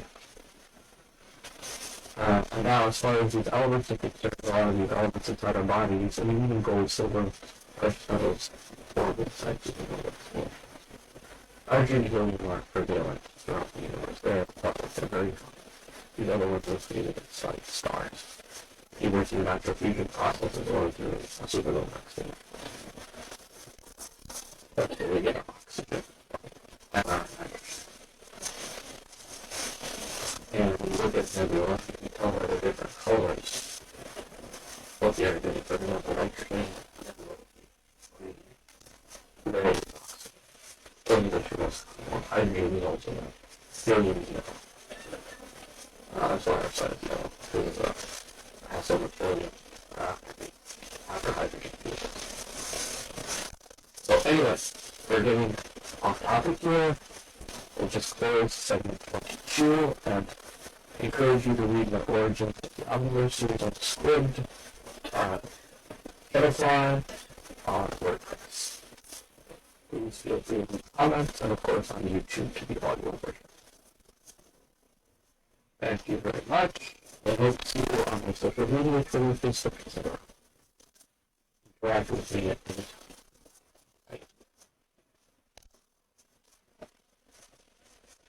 Okay, so part 23, since I forgot to include something in part 22, of course I forgot about type W stars, which correspond to both the violet, purple color right there. Then the green stars are the only ones that don't exist. The color green is right in the middle of the spectrum. So stars that are supposed to be green, like type F, actually end up being white. You can take all the different colors and get up to white. Type W stars, and like star Gamma Velorum, Wolf Rayet, the hottest stars, purple colored right instead of O, so it becomes wow, OB, and find you kiss me right down sweet, starts with W instead of O. Okay, so this update was actually all about was, since we discussed universes or multiverse units with 8 together, or octoverse, compared to our tetraverse, the octoverse would have a total of 6 dimensions, unique of 4 plus 2 instead of our 3 plus 2. Now, what this would also mean is there would be more fundamental forces. We have space-time total of 4 dimensions without including imaginary time. 4 fundamental forces, the electromagnetic force, gravity, nuclear force, and gravity. So these octoverses, they have a different number of fundamental forces. We just don't know. Gravity would have to be fundamental in all universes across the omniverse. So if it comes from the bulk, the outside, and the middle between it, why have to unify the input with the theory of gravity. But aside from that, these extra universes, these octoverses, could also have a different number of fundamental forces aside from gravity, of course. We just don't know, and it's hard to speculate on something that we never experienced yet. But, if you ask me, I would say that if we have 4, since we have an extra spatial dimension, we should have 5. But there's one that we don't have. beyond that, speculate. I think I will be doing part 24, so look out for that in the very near future.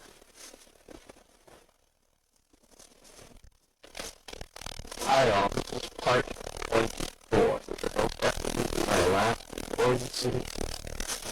For this is the first book, the sequel will start later, more to get that. But I wanted to wrap something up. Last of my original origin design was evaluating triplets and identifying the number of total dimensions. So now that we have, if we combine the tetraverse and the octoverse, we have a total of, let's see here, I believe it adds up to 15 dimensions. Let me count the spatial dimensions. 1, 2, 3, 4, 5, 6, 7, 8, 9, 10, 11, 12, 13, 14. Okay, 14 spatial dimensions and 2 dimensions of we know triplets are arrangements of community. So the way that we get to the Pythagorean triplets in this is we create the z-axis, that creates the picture axis form of the Pythagorean triangle. So basically, the type of universes that you have, 3 and 4, which 2 of the basic Pythagorean triplets are covered. 3 spatial, 4 spatial. Now we have 5. Where does the 5 come from? That is 3 plus 2. That's our integral. But you also have the 6. Where is that come from? Well, since that is an octoverse, we would use that a little bit differently. So basically, 6 squared is 36. 8 squared, which would be octoverse, is 64. That adds up to 100, which is the square root. So basically, we have a whole new system. 3, 4, 5, 6, 8, 10. They're all triplets. We already know where the 8 comes from, that's the octoverse. Where does the 10 come from? Very interesting. So we have 2, 4 plus 2 universes. 2 dimensions of time in each of those octoverse universes. 4 plus 4 is 8. So each spatial dimension is 2 temporal dimensions. That's 10. That's where the 10 comes from. It's like our 3 plus 2 and 5. 3, 4, 5, 6, 8, 10. Everything works according to Pythagoras. Each dimension being perpendicular to the one before. XY tetraverse and XY the octoverse. That's how it all works. Everything being connected together. We now have the basis for a real workable unifying theory. And so after 24 2,000 parts, I hope you're happy with the range of the series. In my origin sequel, we will cover different types of consciousness and intelligence. Everything from elephants morning or dead and burying them to dolphins communicating. Chimpanzees and bonobos and gorillas making tools and keeping control of pets. So we will examine, and parrots, actually gray parrots, who can count, even understand the concept of 0, and see and recognize the question there. We will outline different types of brains, what can be outgoing, in terms of both organic and exotic life, intelligence, cellular sentience, both planets, on planets, moons, and in space, and the sharing of genetic material, intelligent species on many different intelligent species of multiple planets in a system of the Trappist one system. Very simple. For all those circle planets, they have a total of 7 or 8 now.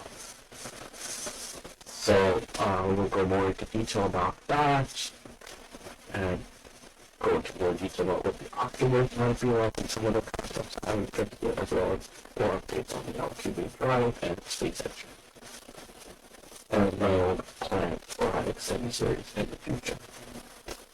More about the Hertzsprung Russell diagram, colors of stars, their classification, evolution of galaxies, supermassive black hole early in the universe, and superstructures early in the universe that indicate the previous cycle of the universe, DNA holdovers from that universe, as well as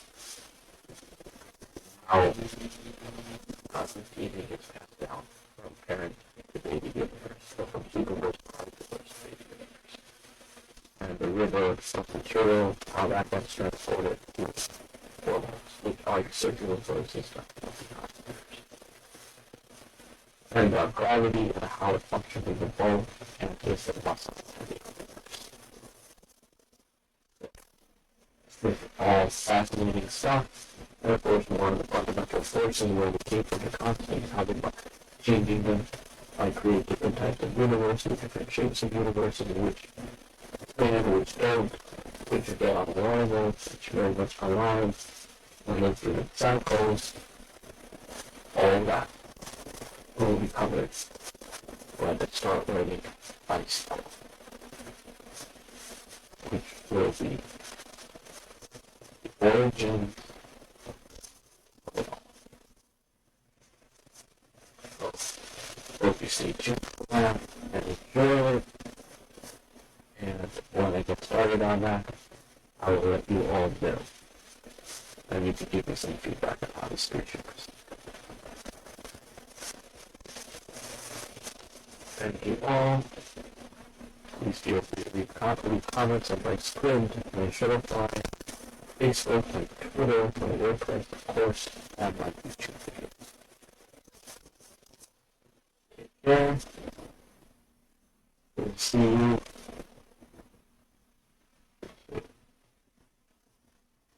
One quick update, I wanted to do promise this will be the last of part 25.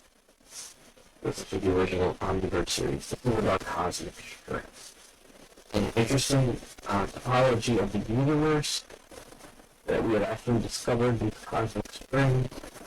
It's the part of space that are one-dimensional in the early part of the universe, which shows how our universe is one-dimensional with cosmic strings and two-dimensional with very high energy cosmic rays that only had 2 degrees of freedom. This is the stage in our universe history where gravity was a repulsive force, and that's why the universe was explosive and expanding. So all this will be analyzed further in my sequence origins. And we'll also talk about exotic objects like dwarf stars, which are basically in between neutron stars, black holes, stars always composed of quarks, and maybe even preon stars, which would be quarks with matter.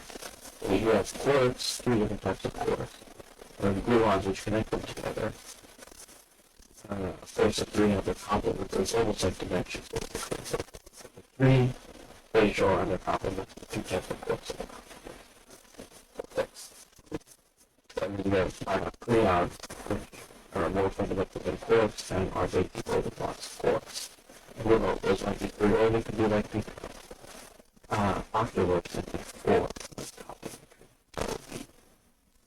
Another layer in the omniverse.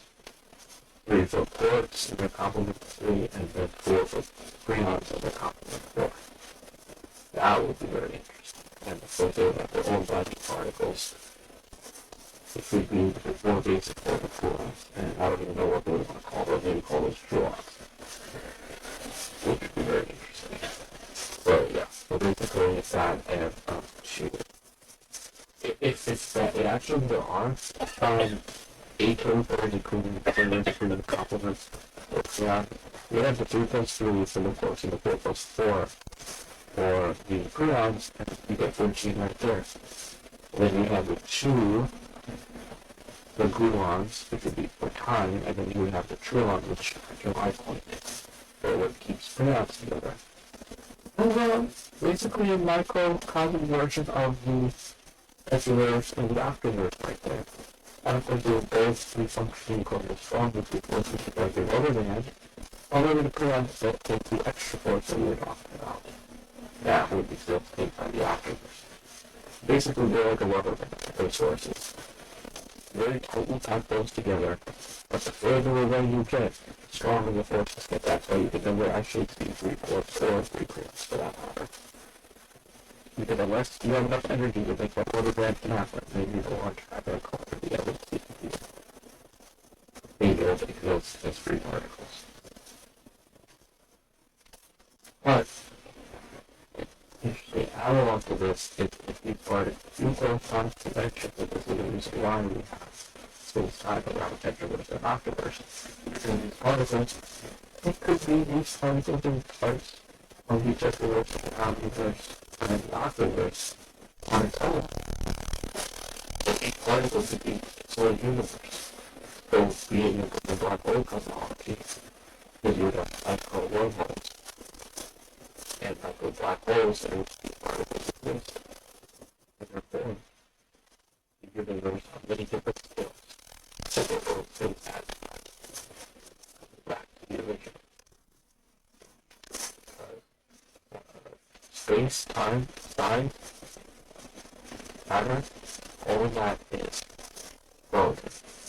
So you can start in one universe, go down in scale, but in the fact that we start sort of like before you start at the North Pole, you know, south of the North and south of the move back around, and you end up back where you started. But then we can any kind of equal in the octave. We all of the universes of the octave.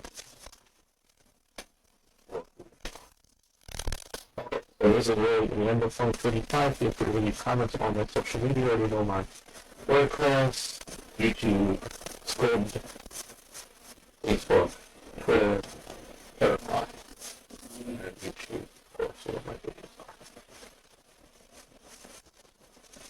are. Okay, and I'll have to include a special part, a sequel dedicated to the number 137, which seems to be very special, but it's not just for the value of the electromagnetic force of gravity, or the fact that that's the new number of werewolf and polymagnetic is definitely very important of things that has many implications of physics and cosmology, which I'll get into later. By the way, wait, India, 137.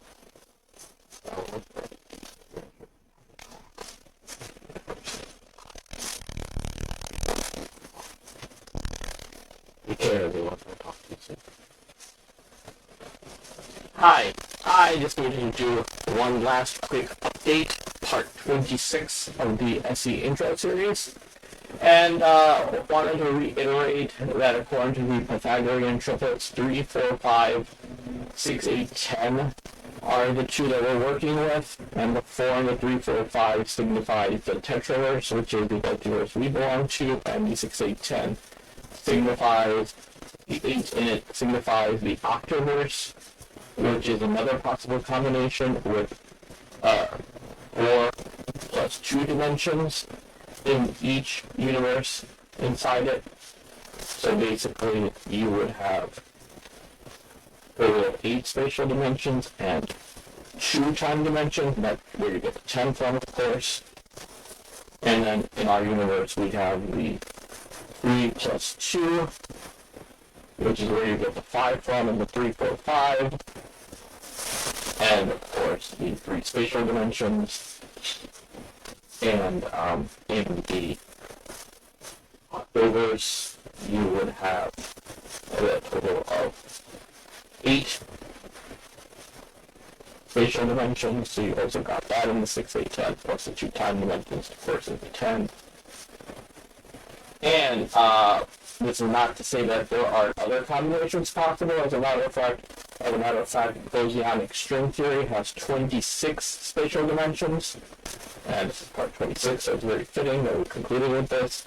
So there could be other Pythagorean triplet combinations, and of course those universes would have their own number of fundamental forces and their own number of universes in their multiverse, etc., etc. Different shape, of course, not the four-leaf clover, nor the octagon, four-leaf octagon, or the eight-leaf octagon of the Octoverse. But basic wormhole, master wormhole idea, and the timelines, and the bulk, of course, all of that would, and the wormhole and all of that would be the same. And of course, you have to add dimensions for the bulk. The way gravity works, gravity would connect everything together through the wormholes, which are the rivers, the lifeblood of the entire omniverse. So yes, that is the way that would work. And look for my sequel to Origins, which will show how all of this is put together and how everything is connected together. Cyclical in both space and time. Gets you right back to where you started. Okay, thanks for listening and watching, and feel free to comment on any of my social media, of course. And good luck on my script, Shutterfly, and WordPress. And of course, the audio is on YouTube, and my social media, Twitter, and Facebook. Okay, thank you for listening and watching. We'll keep you up to date. Okay, so we're going to click part 27 and part 28. Part 27 is once again going to clarify Pythagorean relationship in the Tetraverse and the Octoverse. 3, 4, 5. 3. Number of spatial dimensions in each member of the Tetraverse. 4. Number of universes in the Tetraverse. 5. Total number of dimensions in each member of the Tetraverse. 3 plus 2 is 5. Now, 6, 8, 10 for the Octoverse. 6, the number of total dimensions in each member of the Octoverse. 4 plus 2, 6. 8, number of total universes in the Octoverse. 8. 10, total number of dimensions in the Octoverse. 8 dimensions of space, 2 dimensions of time. Again, there could be other possibilities of the Bosonic string theory. We have 26 dimensions. You could have more triplet combinations with their own shapes for the universes, numbers in their combinations, and also different fundamental forces. They all have gravity and wormholes in common and timelines. Each of course. Okay, this is the end of part 27. I'm going to do one more and then call it. Okay, the final part of the first book of the Origin series, part 28. Just want to make one more thing clear about the Pythagorean triplets. The numbers can stand for multiple things.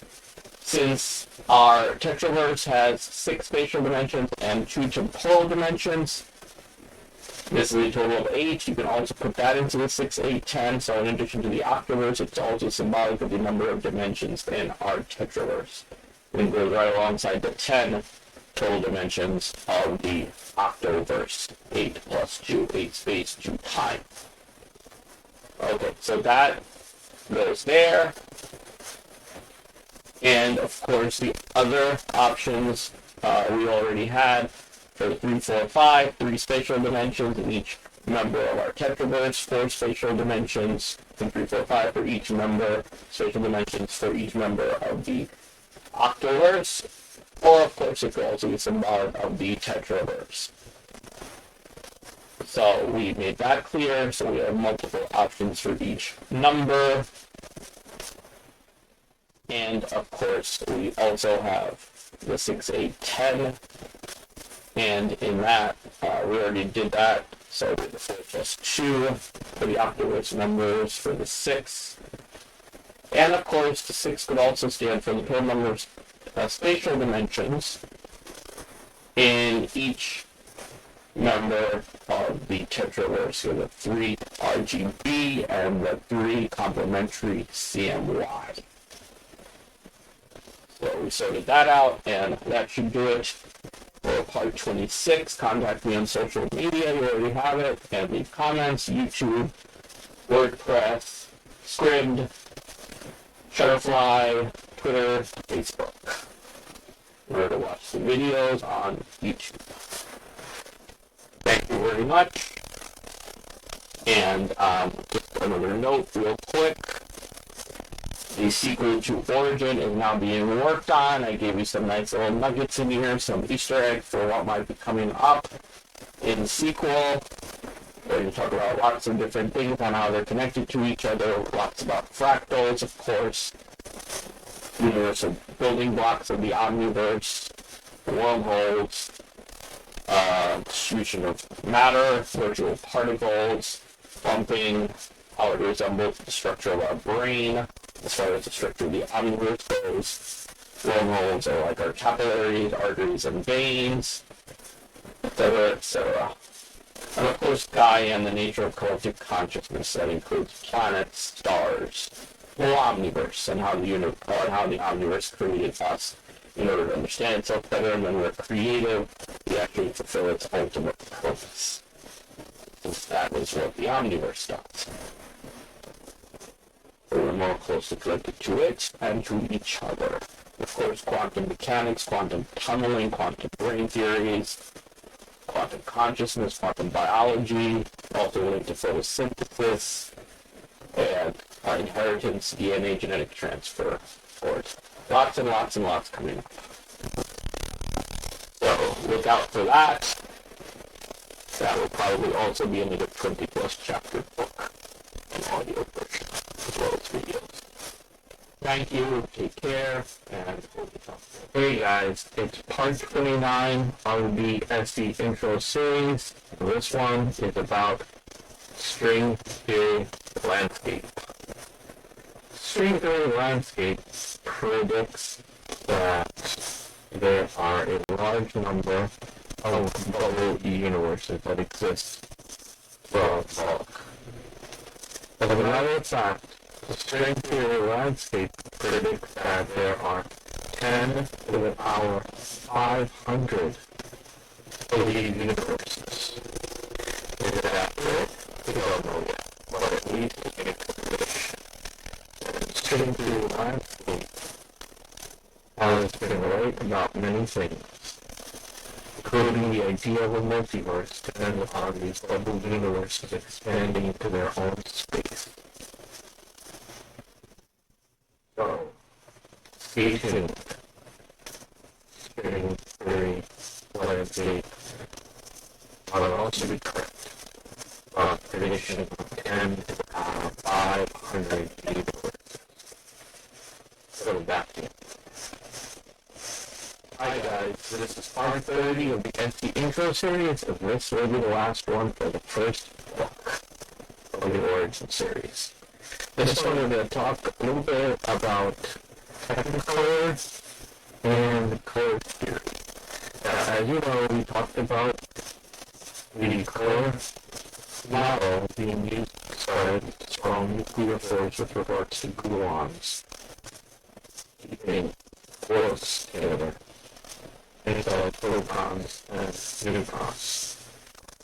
Basically talking about a third of the charge, third of a whole.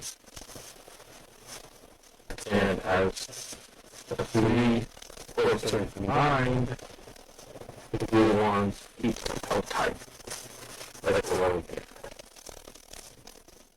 The more points they get, the tighter the bond. You need a lot of energy to snap that rubber band. You also have positive and negative quarks, quark and anti-quark. So, same charge, different time. These make up mesons, so there are two of them. These are also left over the gluons.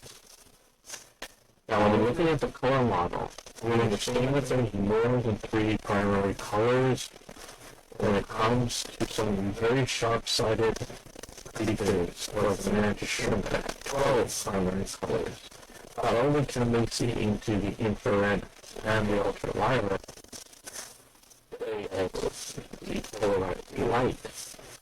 And they can also detect colors with beings either cannot be or can only see for short instants of time. All the possible colors and imaginary colors, and very special kind of colors called chimeras.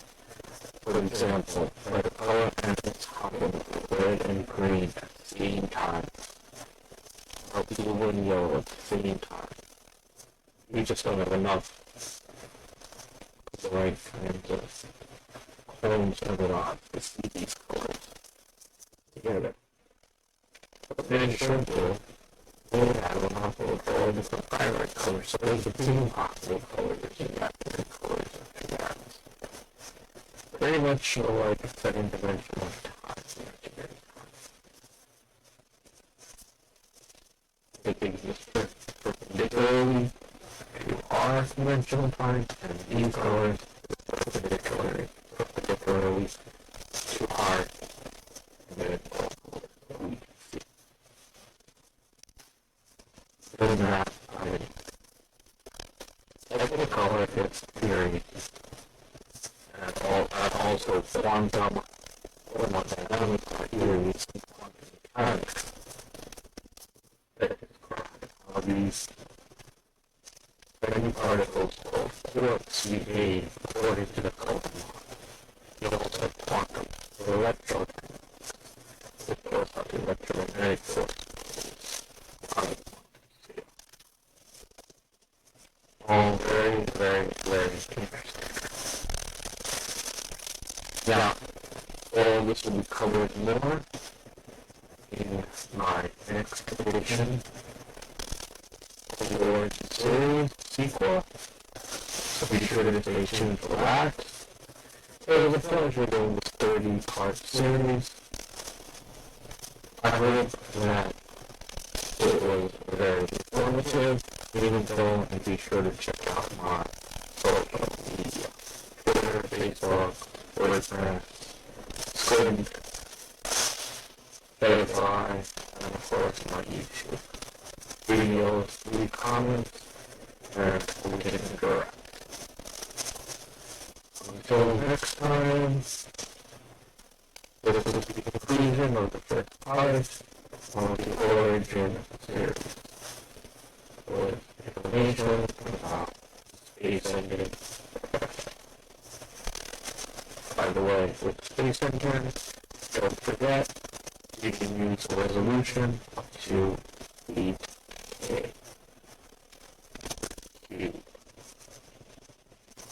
Don't forget to get into the Pro version, unlock those extra features. Take your high resolution videos and screenshots. Take care.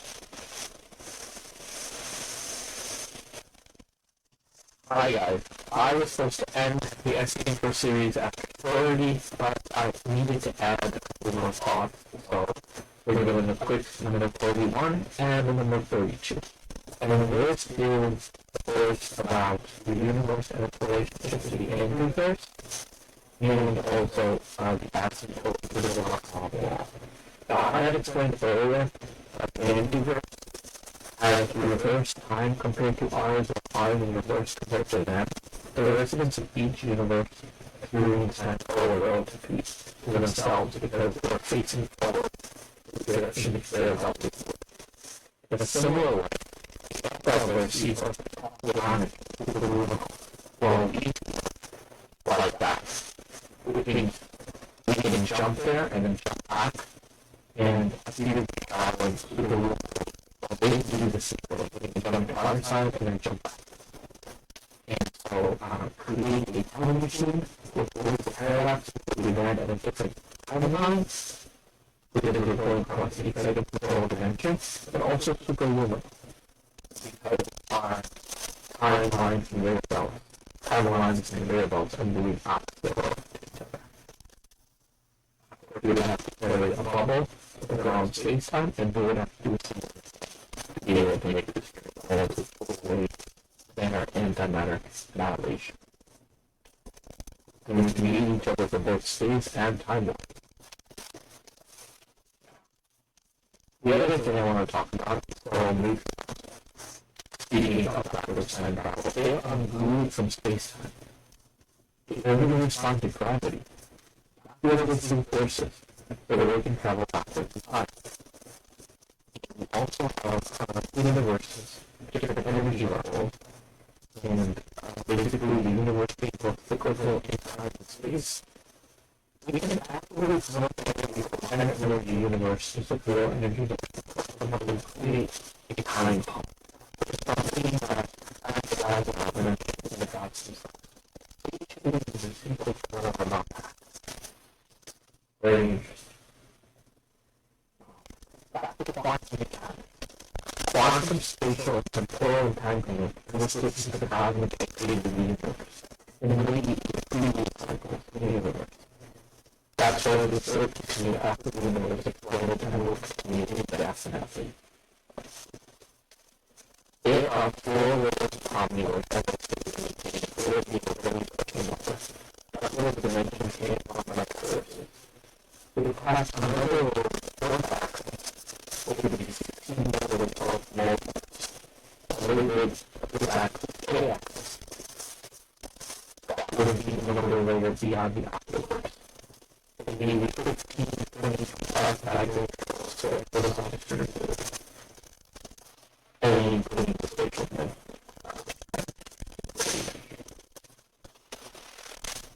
So, this is the way it's up. I'll be doing one more. That's a trivial. Both equally written. Very done. Thank you. And hopefully we can come. It is Part 32 the origins of the omnibus, and I will make it for one of the sequel. This one was specifically dedicated to the quantum mechanics. The experience of backwards time travel and quantum mechanics that occurs across the entire universe, from early existence, connection shared across both time and space, and might also go other universes which we might be quantum entanglement.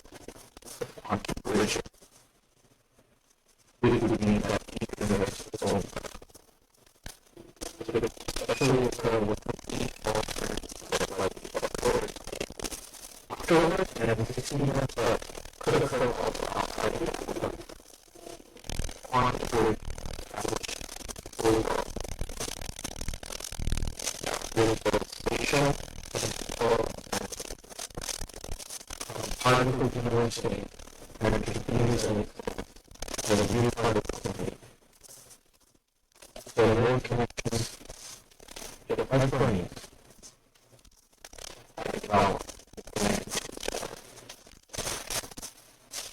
This is through a network where the quantum mind theory gives us intuition of the university.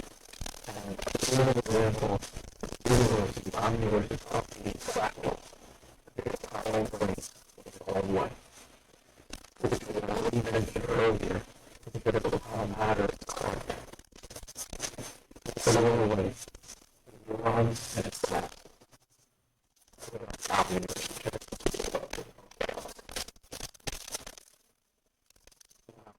Additional matter, additional something was also developed and would have the same connection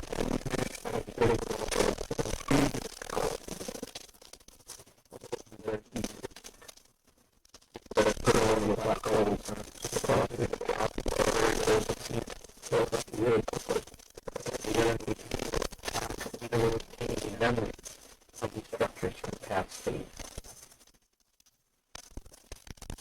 Which is really interesting because it would reveal the way the universe reincarnates off the memory over the time. I don't know what that might mean for us. I want to be a trilogy. Dark matter, dark energy, and existence. With the travel clearly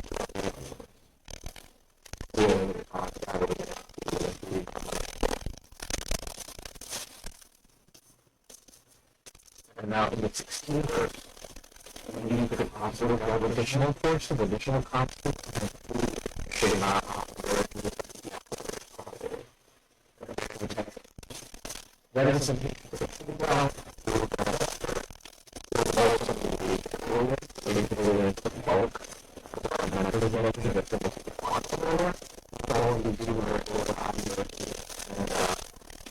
version and aqua version, 16 versions, little versions of the and after versions. The fractal ability to be clear with people awesome. As well as people on the position, as a world of quantum form, all of these things that transport particles both spatially and temporal. We can limit ourselves to large particle shapes. That would be like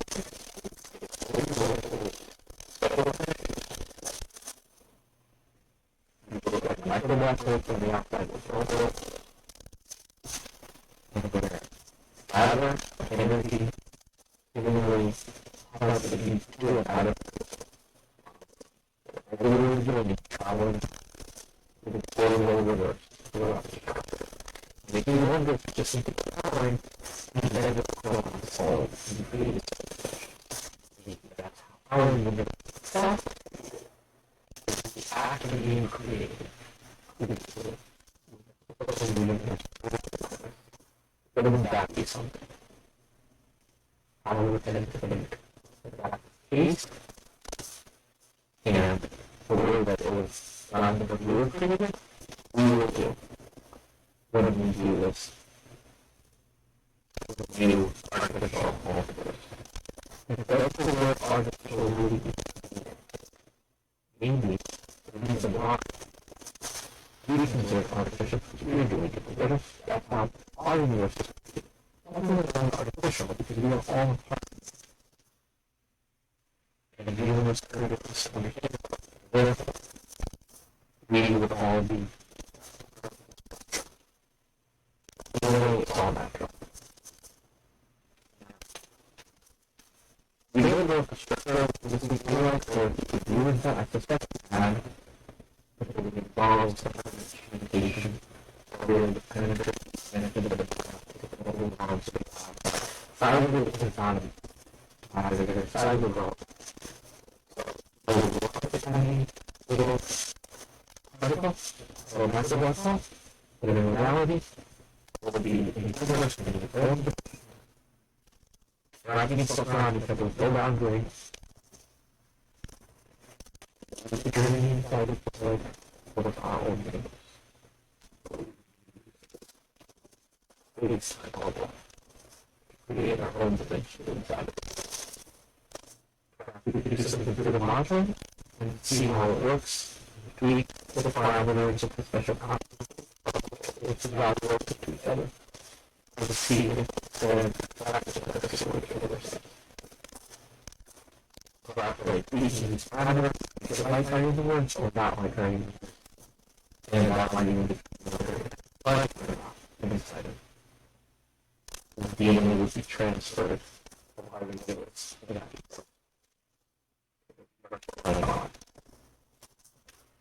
Okay, so I am done with part 32. This will be the last one before I get to close the origin series. I hope you enjoyed it. And leave comments on my Facebook, Twitter, etc. Podcasts, and YouTube. If you're reading them, hope you can do it. Hi everyone, I am doing a part 33 of the Origin series and SC intro update.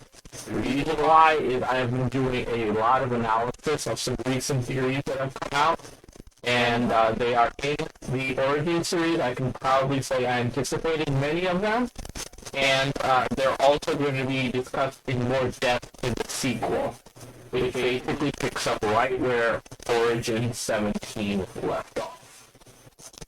So first of all, I wanted to once again reiterate my multi-layer structure to the omniverse that consists of formulations of Pythagorean triplets, beginning with the 3, 4, 5 basic triplet, which is the 3 plus 2, total 6 plus 2 tetraverse, and is also covered by Karuza-Klein theory, Randall-Sundstrom 1 and 2, and Yang-Mills. These are all multi-dimensional theories of everything.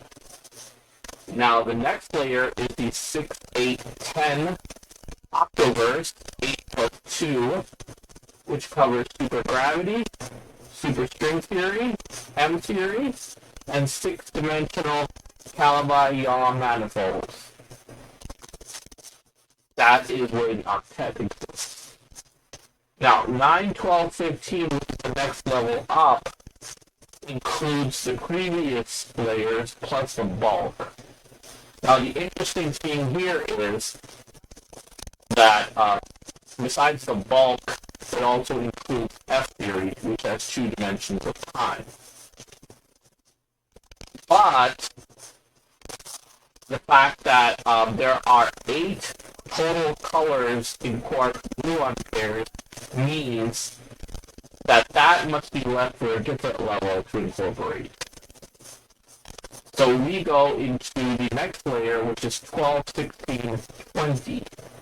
Now 12, 16, 20 is another multiple of 8, so that 8 color quark gluon pair, which is covered in the 6, 8, 10 configuration, is also covered in the 12, 16, 20 configuration. This is where the 16 verse F theory with its 2 dimensions of time resides. And there is an extra axis. There's the x-axis, the y-axis, the z-axis, and the a-axis. So 3, 4, 5 only have the x-axis and the y-axis. 6, 8, 10 has the x-axis, y-axis, and z-axis. And 12, 16, 20 has x, y, z, and a. Now, when you combine all of these 4 layers and include the bulk, you get the 25 spatial dimension bosonic string theory. That is covered with the 15, 20, 25 final triplets. That incorporates the entire omniverse. These are energy levels with universes on each level having similar levels of energy, and also factually similar to electron shells and atoms. Now, you also have the fact that these resemble quarks and gluon pairs. And normally we only think of 3 quarks in an elementary particle like a photon. But you can also have combinations of 4, which is a tetraquark, 5 pentaquark, and 6 a hexaquark. And these are reflected in the 3, 4, 5, and the 6, 8, 10. Now, each higher triplet is a higher energy version of the basic 3, 4, 5 triplets, which is at the lowest level. And this explains why gravity is so weak at our basic level versus the others. The more dimensions you have, the stronger gravity gets. Now, going back to quantum chromodynamics for a second, because this theory is very related to that. Remember, we developed a duality here with a strong force and gravity. We must go into that now. There are 12 total quark-antiquark pairs. They can switch between any of 3 RGB colors for quarks and 3 CMY colors for antiquarks. Very related to my theory of dimensionality in the omniverse, which also equals the code model. Now, gluons contain both RGB and CMY paired together. That's how they mediate the interaction between quarks and other quarks and antiquarks and other antiquarks and quarks and antiquarks. Now, this is the core part of the discussion. ER equals EPR is something I anticipated 3 or 4 years before it happened. I anticipated it in 2009, it happened in 2013. It combines with the holographic principle as entanglement between boundary space and exterior black hole interior describes our whole three-dimensional space in 2 dimensions. This is very important. It's like a quantum bridge between the boundary, between the superverse, which exists at the boundary of the black hole that we reside inside, and our universe. And this is why that surface of that black hole contains all the information of our entire universe. Now, many worlds theory combines with quantum superposition to produce multiverse time verses across both dimensions of time. So basically, each universe is like a quantum particle. It's the same quantum particle in multiple positions, which is called quantum superposition. The timeverse multiverses casually separate as they become entangled with their own environment, so they become their own distinct universes separated from each other across the second temporal dimension. Now, we have to go back for a second to EP, or ER equals EPR. What this stands for is Einstein-Rosen bridges, which is wormholes. Basically, wormholes solve the EPR paradox that Einstein conceived to try to figure out why quantum entanglement exists. The answer is that microscopic wormholes in quantum foam enable spooky action at a distance, which is what quantum entanglement is. That's how action can happen instantaneously, but space-time is causally connected with each other. And as it combines with the holographic principle, which shows that 3D space can be modeled on a 2D exterior, it shows how everything combines together to produce these results. And that is the most important part of it is quantum entanglement. Let's remember that. We can still travel across multiverses from the second dimension of time, which separates the different time-verse manifolds. Basically, travel between these time verses, there has to be a way to travel across that second dimension of time to land on these different islands, so-called islands, which are really different time-verse space-time manifolds.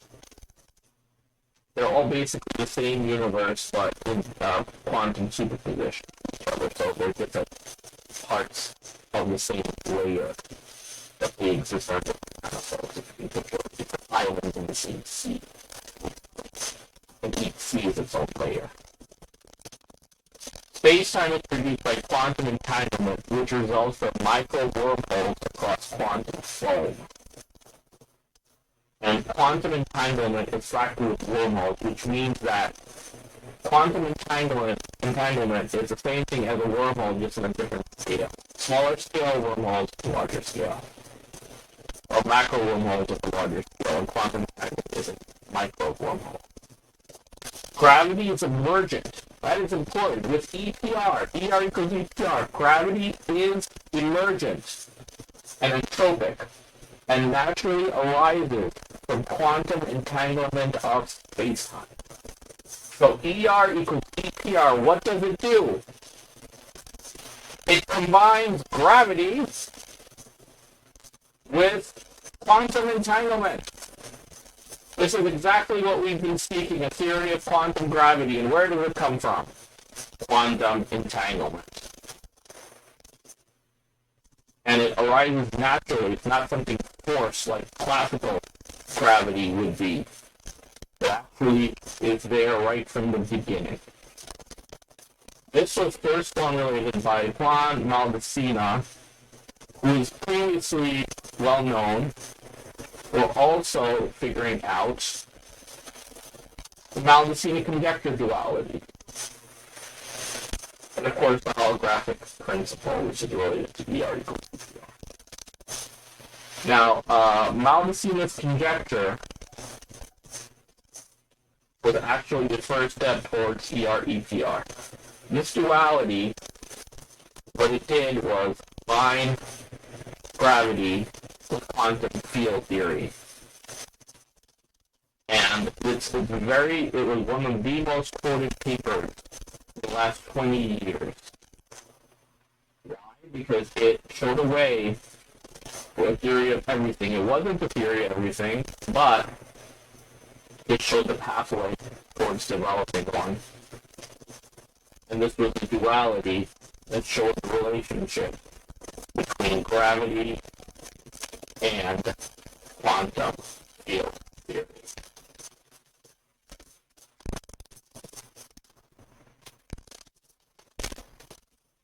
The other important duality it showed is the ADS-CFT correspondence. Now what this is also extremely important. This relates to Maldaceno's conjecture in the sense that it shows that gravity can naturally arise from quantum mechanics. So you don't have to go looking for it. It's a magical additional thing that came from some other manifold. It actually arises naturally from quantum mechanics. And that is what the ADS-CFT duality proves. All of it related. All of this combined under the umbrella of the holographic principle, which is really interesting, because that shows how the holographic principle actually works. Because the boundary, the outer layer, is quantumly entangled with the inner layer. This, by the way, also solves the black hole information paradox problem. So basically, all the dominoes are falling. How does it do that?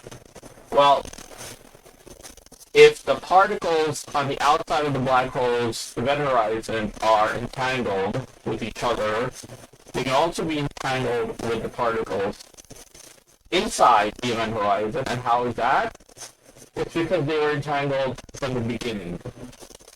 And so what happens is they can actually mirror each other's state, even though one set is outside the event horizon, the other is inside. In other words, no information is lost. That connection holds. So that solves that paradox. And that is a very easy solution to something that many have been searching for decades. Which, by the way, it was interesting. ER and EPR, both formulated by Einstein and a couple of his colleagues. If he had lived maybe another 10 years, he would have probably come up with the same conclusion. But it took another 80 years after him for someone else to do it. Also a very brilliant theoretical physicist. Von Maldaceno.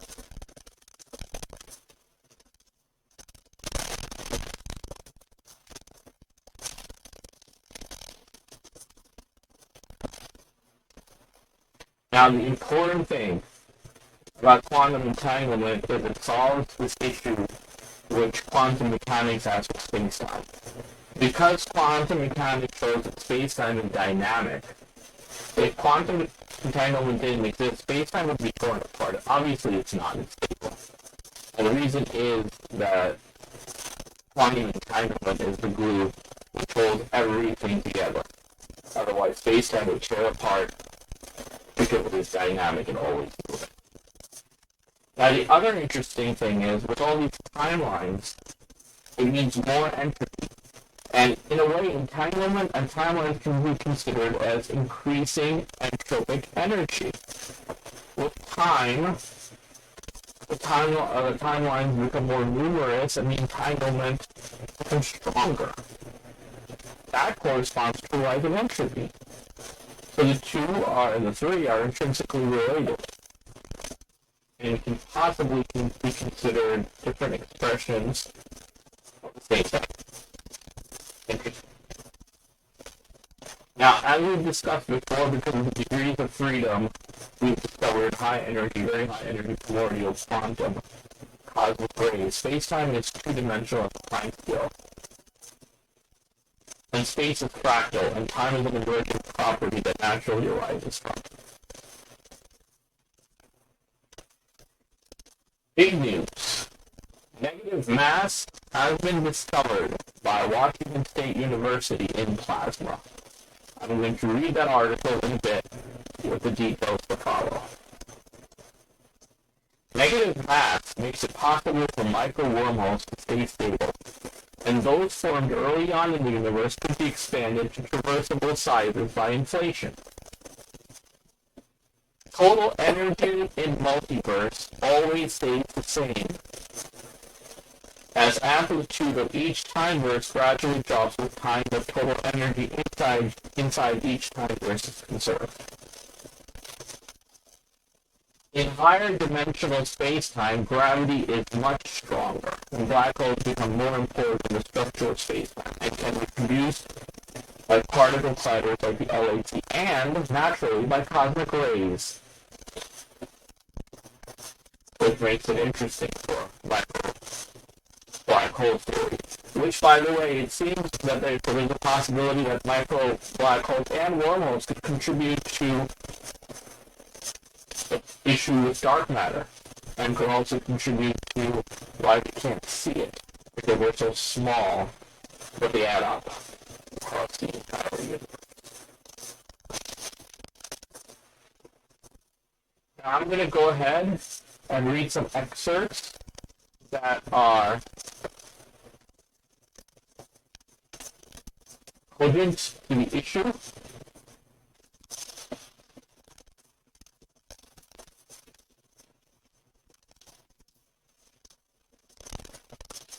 The first one being extra dimension in space. In higher dimensional space-time, the strength of gravity increases more rapidly with decreasing distance than in 3 dimensions. With certain special configurations of the extra dimensions, this effect can lower the time scale to the TeV teravolt range. Examples of such extensions include large extra dimension special cases of the Randall Tundra model and string theory configurations, like VKT solutions. In such scenarios, black hole production could possibly be an important observable effect of the LHC. It would also be a common natural phenomenon induced by cosmic rays. Interesting. Like more dark matter issues. ER equals EPR is a conjecture in physics saying that two entangled particles, so-called Einstein-Podolsky-Rosen or EPR pair, are connected by a wormhole, or Einstein-Rosen bridge, and may be the basis for unifying general relativity and quantum mechanics into a theory of everything.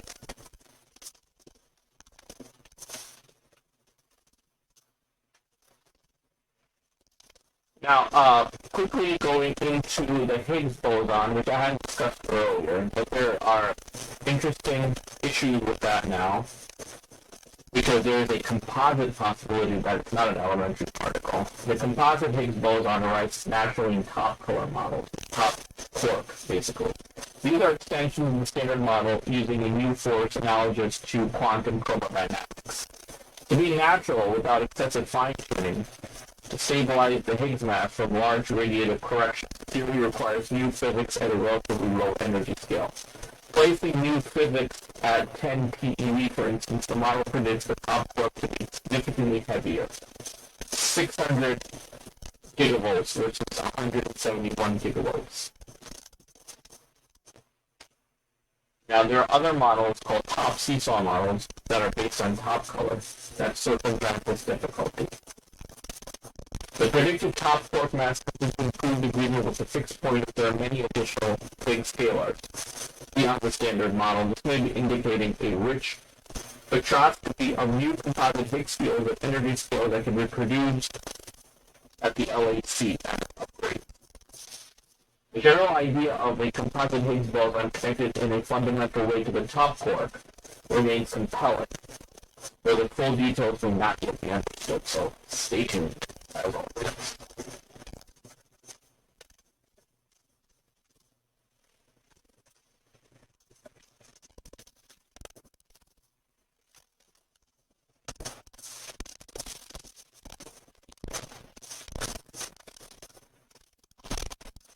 Now, very important, since we have been talking about fractals, and they're a big part of my origin story. Fractals in theoretical cosmology. In the realm of theory, the first appearance of fractals in cosmology was likely with Andre Lind's eternally existing, self-reproducing, chaotic, inflationary universe in 1986. In this theory, the evolution of a scalar field increases and creates peaks that become nuclei, points are called inflating, patches of space develop into bubble universes, making the universe fractal on the very largest scales. Alan Guts, to meet the father of inflation, 2007 paper on eternal inflation and its implications showed that this variety of inflationary universe theory is still being seriously considered today. Inflation, in some form or another, is widely considered to be the best available cosmological model. Now, since 1986, quite a large number of different cosmological theories exhibiting fractal properties have been proposed, while Lind's theory shows fractality at scales likely larger than the observable universe. Theories like causal dynamic triangulation and the asymptotic safety approach to quantum gravity are fractal at the opposite extreme, in the realm of the ultra-small, near the Planck scale. These recent theories of quantum gravity describe a fractal structure for space-time itself and suggest that the dimensionality of space evolves with time. So basically, 3D becomes 4D. 2D becomes 3D, and 3D becomes 4D. Specifically, they suggest that reality is 2D at the time scale, and the space-time gradually becomes 4D at larger scales, and that explains the accelerating expansion of the universe as this new fourth spatial dimension is created. French mathematician Alain Comte has been working for a number of years to reconcile general relativity and quantum mechanics using non-linear geometry. Practicality also arises in this approach to quantum gravity. An article by Alexander Helen in August 2006 issue of Scientific American Correspondence states that the next important step towards this goal is to try to understand space with fractional dimensions, coupled with gravitation.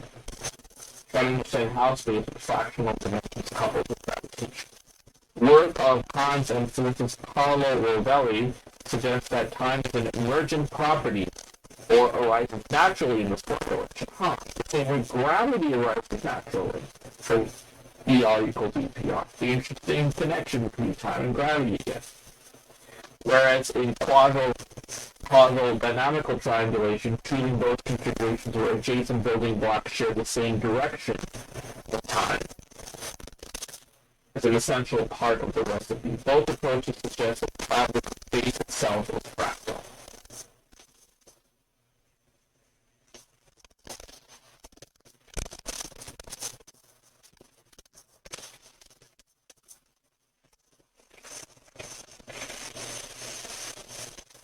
Now, interesting thing about the Casimir effect, which is a way to show negative energy density and traversable wormholes. The Casimir effect shows that quantum field theory allows the energy density in certain regions of space to be negative relative to the ordinary matter vacuum energy, and has been shown theoretically that quantum field theory allows states where energy can be arbitrarily negative at a given point.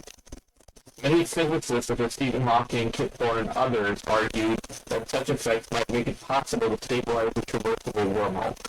The only known natural process that is theoretically predicted to form a wormhole in the concept of general relativity in quantum mechanics are put forward by Leonard Susskind in ER equals EPR again. The quantum fold hypothesis is sometimes used to suggest that tiny wormholes might appear and disappear spontaneously at the time scale. And stable versions of such wormholes have been suggested as dark matter candidates.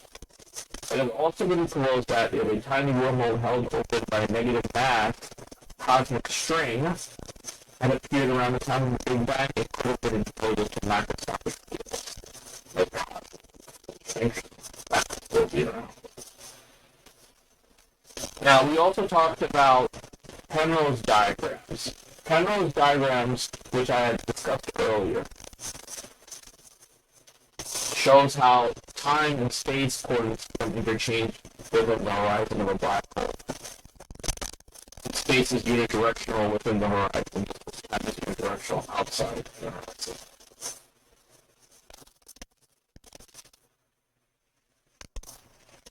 They're used to illustrate the hypothetical Einstein-Rosen bridge connecting two separate universes. In the maximally extended Schwarzschild black hole solution, precursor to the Penrose diagrams, or classical Schizoid diagrams. These show the method of aligning the event horizons, past and future horizons oriented at 45-degree angles.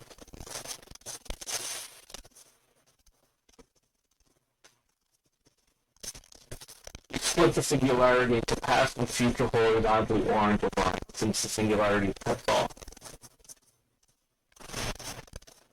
Now, the interesting thing here is it does say that you can travel faster than light before as causing a source shell radius black into flat space, and this is not entirely true. Because in a rotating or spinning black hole, you could actually have the mouth of the wormhole open outside the event horizon. That makes that wormhole traversable. But you would also need negative mass or negative energy to hold it open, but we can do that. There's actually been new evidence that shows that can actually happen. And having that wormhole open outside the event horizon would be key making it traversable. And of course having the negative energy density to keep it open.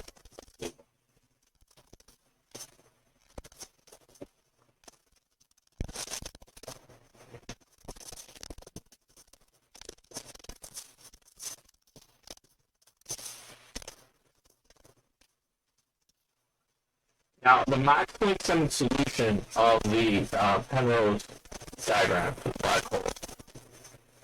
It doesn't describe a typical black hole created from the collapsed star, and so the collapsed star replaces the center of the solution containing the path-oriented white hole geometry. Basically, we're talking about supermassive black holes.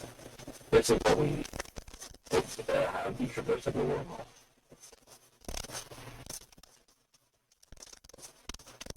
Now, the Penrose diagrams for solutions representing rotating and/or electrically charged black holes illustrates these solutions' inner Cauchy event horizons lying in the future and vertically oriented singularities, which open up what is known as a time-like wormhole, allowing passage into future universes. In the case for the rotating black hole, which is the curved black hole, there is also a negative universe with a complementary dimensions, the antiverse, and also the anti-mirrorverse, that is entered through a ring-shaped singularity, still portrayed as a line in the diagram. When we pass through, we're entering the hole close to its axis of rotation. So again, this place is the opening of the wormhole just outside the event horizon, and that is because the black hole is rotating.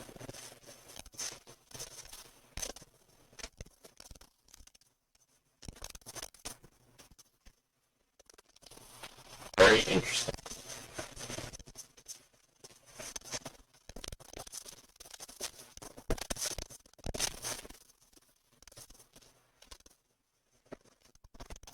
Now, when describing parallel universes, the approach that suggests that there are different parallel universes where things are roughly the same and each one is mathematically on a separate space-time manifold. You can go between those manifolds when you travel back in time. Multiple timelines would allow you to travel to a different timeline without calling it a paradox, but the number of timelines doesn't necessarily have to be infinite for this to work.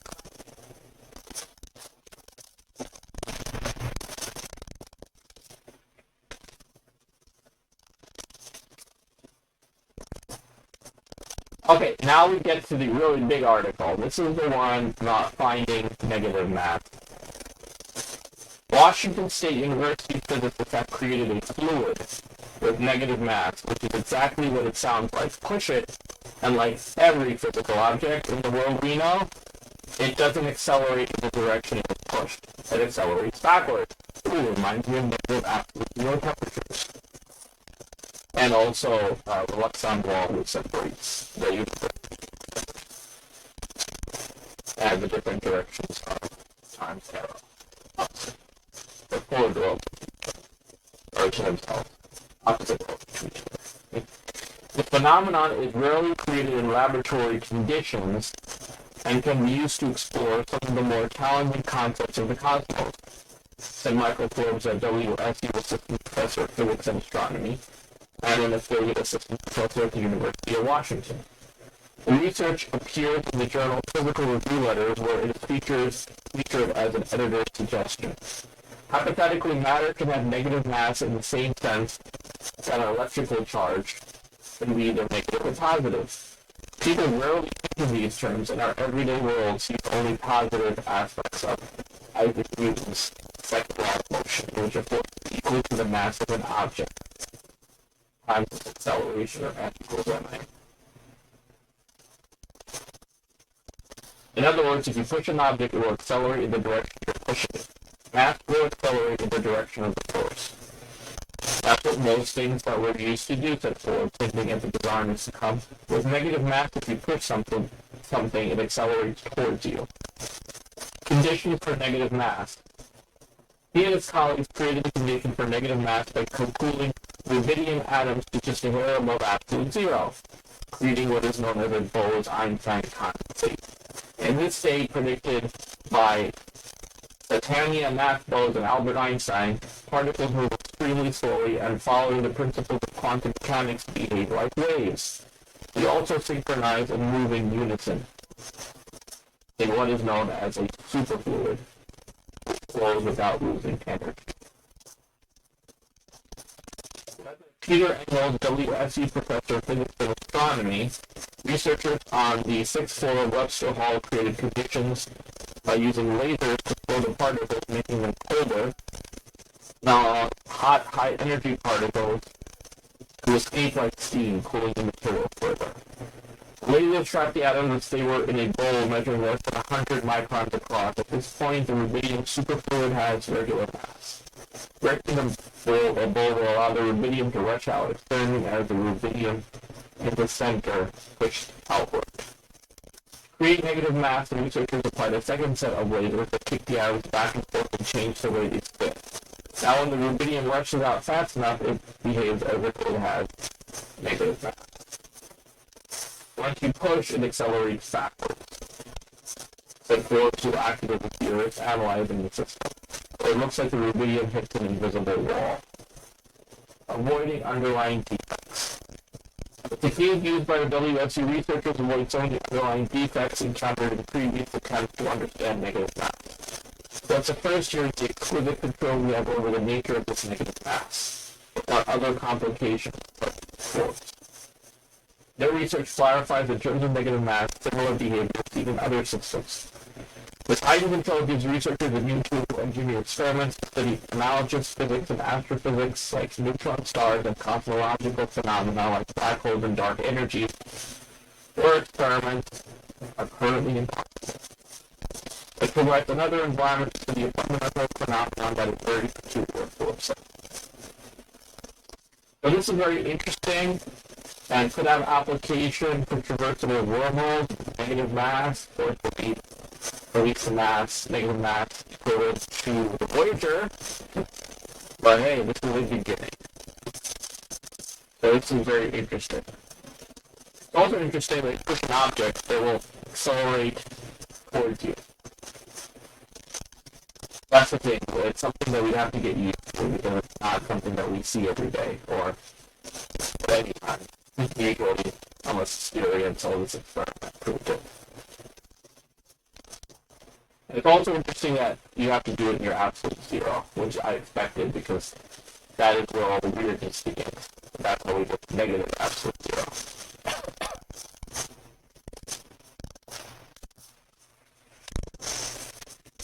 Now, this phenomenon, I believe, will be replicated on a larger scale as it becomes easier to do. And then when that happens, that's when the real fun begins. And we can use it to more exotic applications like traversable world. Maybe even artificial traversable world.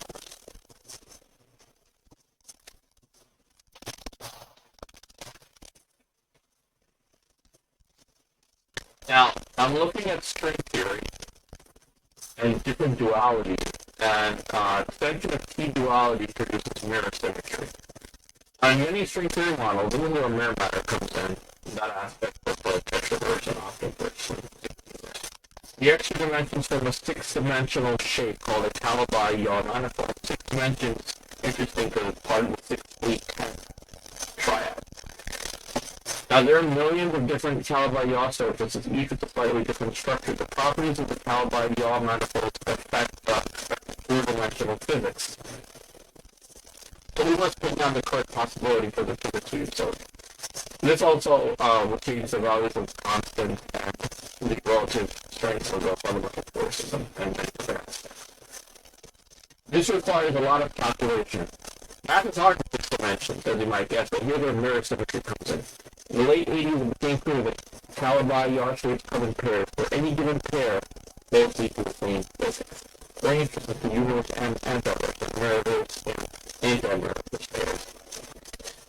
We have a duality, perhaps even a double duality.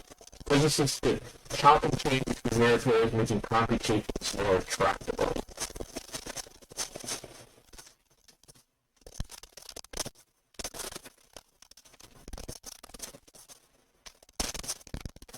Now, we were talking about something called the Wick rotation, which is a way to illustrate imaginary time. It's a way of finding a solution to a dynamics problem of n dimensions by transposing their descriptions in n+1 dimensions, by trading one dimension of space for one dimension of time.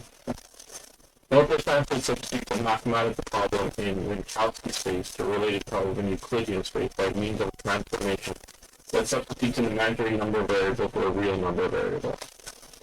It's called a rotation because when complex numbers are represented as a plane, the multiplication of a complex number by I is equivalent to rotating the vector representing that number by an angle of pi divided by 2.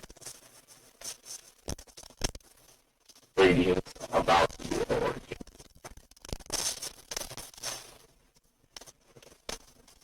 For example, Wick rotation could be used to relate a macroscopic event temperature diffusion like in a bath to the underlying thermal movements of molecules. To attempt to model the bath volume with the different gradients of temperature, we would have to subdivide this volume into infinitesimal volumes and see how they interact. We know such infinitesimal volumes are in fact water molecules.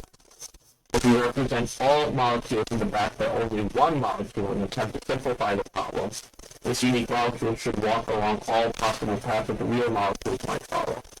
The path integral formulation is the conceptual tool used to describe the movements of this unique molecule, and Wick rotation is one of the mathematical tools that are very useful to analyze a path integral problem. Very interesting background. Now, this is from Sean Carroll's blog, where he discusses quantum mechanics and its relation to Carroll's relativity. The distinction between position space and momentum is not a fundamental aspect in classical mechanics or quantum mechanics, but instead reflects the particular Hamiltonian aspect of our world. It's like a holography implies that space is emergent, but in a very subtle and non-local way. This latter point is one reason why many of us are skeptical of approaches in which there are independent degrees of freedom at each space-time point. And quantum gravity doesn't seem to work that way.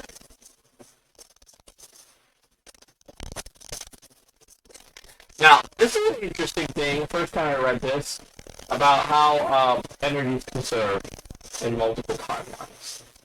So even though there are more and more branches as time evolves, the contribution of each branch to the total energy is weighed by the factors squared, and those numbers go down, amplitude squared, and those numbers go down over time as branches split. The effects precisely cancel so that the total energy of the universe, all branches included, is constant. It's just that individual branches get thinner over time. Their amplitude gets smaller, so they make smaller and smaller contributions to the total. The spinning process is completely invisible from inside. You have no way of knowing what the amplitude of your particular branch is. It's invisible to you. The fact that the amplitude goes down doesn't mean that the world around you looks somehow less tangible or energetic. The energy we calculate by adding up the individual energies of all of the cells in the universe, stars, planets, black holes, dark matter, etc., goes into the energy of a particular branch. There's no reason for that number to systematically diminish over time. Given the tiny changes in average energy that can happen at measurement events, the energy of the world as seen from inside will undergo a gradual random walk of gradually diminishing steps, but honestly the changes are so incredibly tiny that you'd never notice. This change of the average energy of the universe as seen by observers of individual branches potentially observable in experiments? In principle, absolutely yes. In practice, maybe, but it would be hard. Not particle accelerator the size of the galaxy hard, but a challenge. The trick is that one, it's extremely hard in practice to construct superpositions of very different energy states. Any hope for changes in average energy will be very tiny. Any measurement generates a lot of energy all over the place, which is hard to keep track of. I won't go into detail, but we can just suggest a general protocol and also specific implementation where one spinning particle is kept stationary, where another travels by it and they become entangled. Then measuring the spin of the moving particle, we can change the spin of the stationary one. By measuring the spin of the moving particle, we can change the spin of the stationary one, hopefully changing its energy in the process. Not sure how feasible this kind of experiment is, but it's interesting. It's a nice example of how thinking carefully about the foundations of quantum mechanics can lead to interesting outcomes.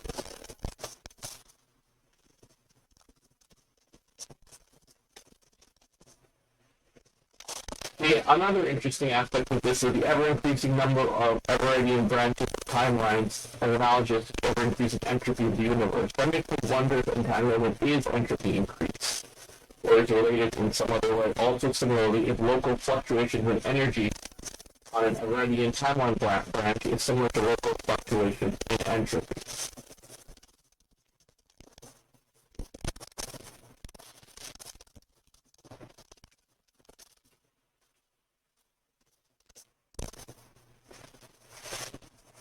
Okay, so we've gone through all of this.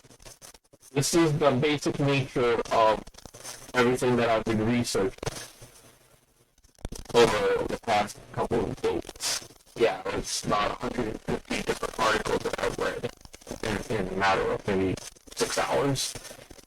So that was quite the data download, so to speak. Still trying to wrap my head around this aspect of negative math that's been discovered. Very interesting. And the funny thing is, we had come to the conclusion we didn't even need negative math with reversal wormholes to stabilizing them. But you know, it's discovered why not use it. And it does seem to work in the same way as negative absolute zero temperatures. It's counterintuitive in terms of what happens when it's accelerated, like going towards you instead of towards the direction that it's being accelerated in. But that's the other side of the coin.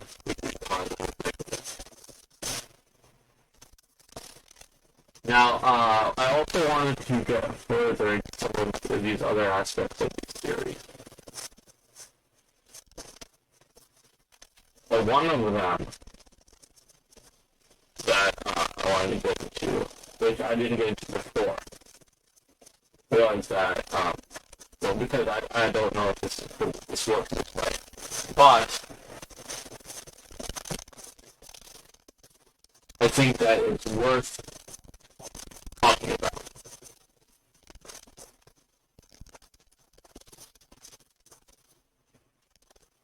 Now, when someone mentions different dimensions, we tend to think of things like parallel universe, alternate realities, equals parallel to our own. But when things work or happen differently, however, the reality of dimensions and how they play a role in the ordering of our universe is really quite different from this popular characterization. To break it down, dimensions are simply the different facets of what we perceive to be reality. We are immediately aware of the three dimensions that surround us on a daily basis, those sides that one can define length, width, and depth of all objects in our universe, the x, y, and z axes respectively. However, beyond these three visible dimensions, scientists believe that there may be many more. In fact, the theoretical framework of superstring theory posits a universe that exists in 10 different dimensions. These different aspects are what govern the universe, fundamental forces of nature, and all the elementary particles contained within. The first dimension is that which gives length, the x-axis. The description of one-dimensional object is a straight line which exists only in terms of length and has no other discernible qualities. Add to the second dimension the y-axis or height, and you get an object that becomes a two-dimensional shape of a square. The third dimension involves depth. The z-axis gives all objects a sense of area and cross-section. And volume, by the way. The perfect example of this is the cube, which exists in three dimensions of length, depth, and hence volume. Beyond these three lie the seven dimensions, which are not merely apparent to us, but could still be perceived as having a direct effect on the universe and reality as we know it.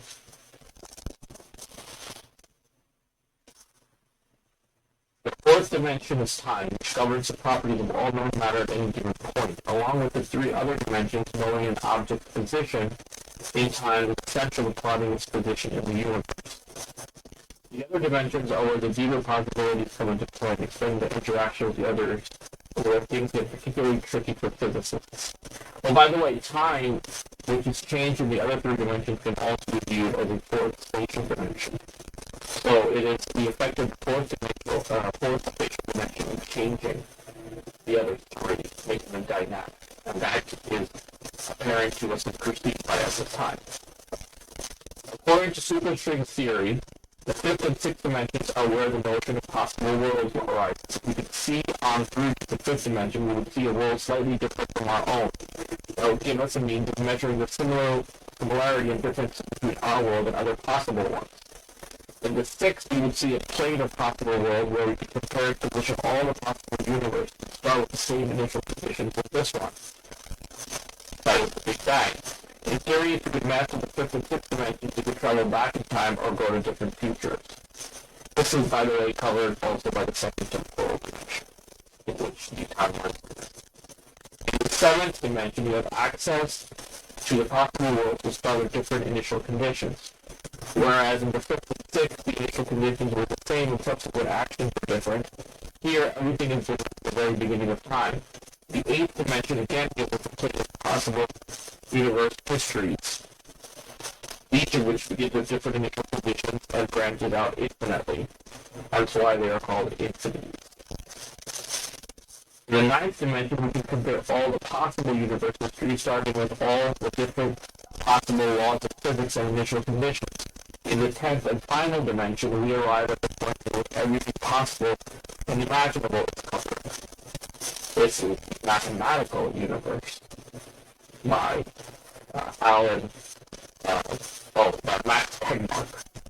That's what this reminds me of, the hierarchy of the omniverse, or the multiverse. Beyond this, nothing can be imagined by us lowly mortals, which makes it the natural limitation of what we can conceive in terms of dimensions. Very interesting. And I believe that it has a chance to be true. So, getting back to what I was talking about earlier.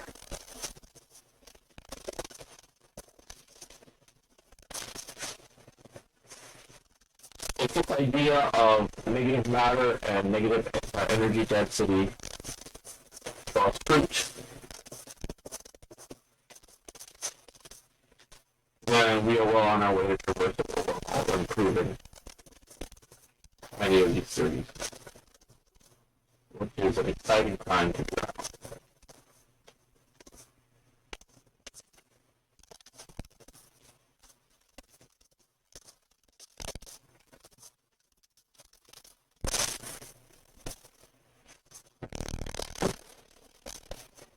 Now, negative mass.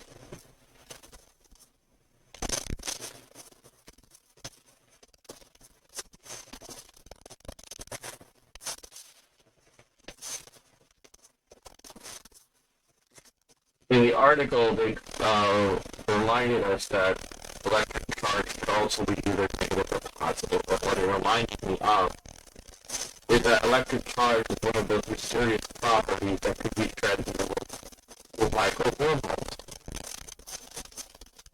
I mean, why the electric charge exists? Of course, part of the electromagnetic force, quantum electrodynamics, but where exactly does that come from? That can come from entanglement. We've already seen how entanglement influences color confinement for quarks.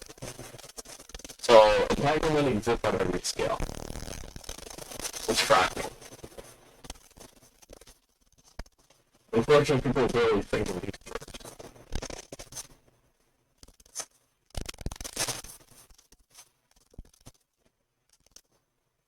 But, I mean, every property of a particle can be seen as a quantum entanglement solution.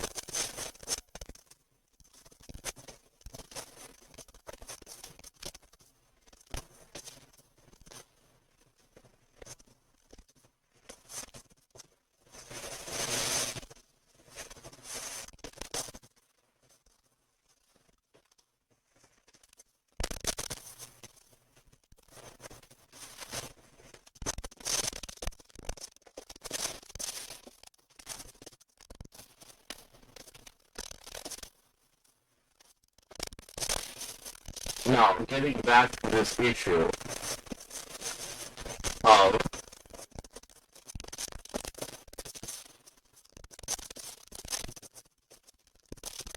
entangled states for quarks and for gluons.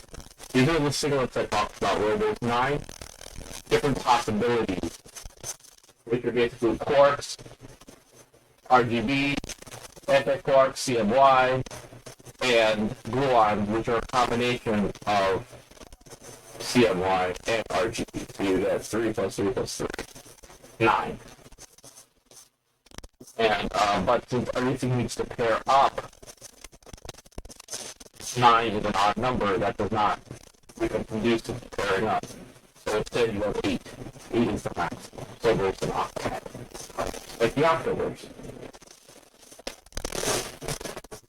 So that's how that works.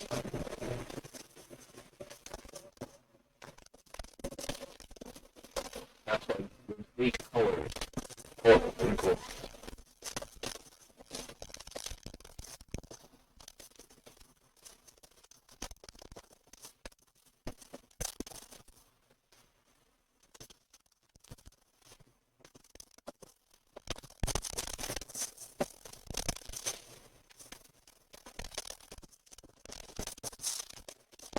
Now, I'm going to wrap this up by quoting a couple more articles that I've been reading, which I found interesting. Which I thought you all would also find interesting.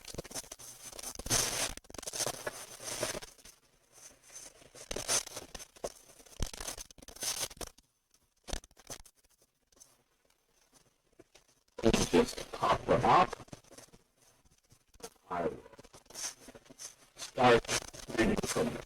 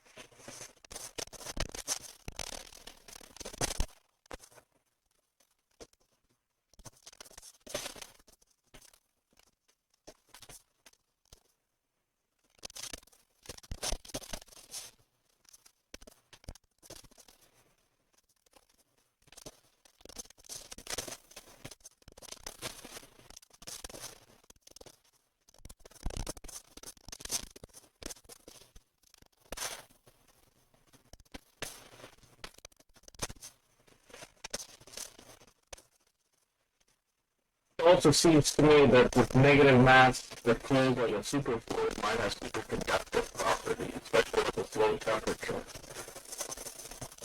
So it might actually have another use. We might have a superconductive fluid on our hands. Many practical purposes for this.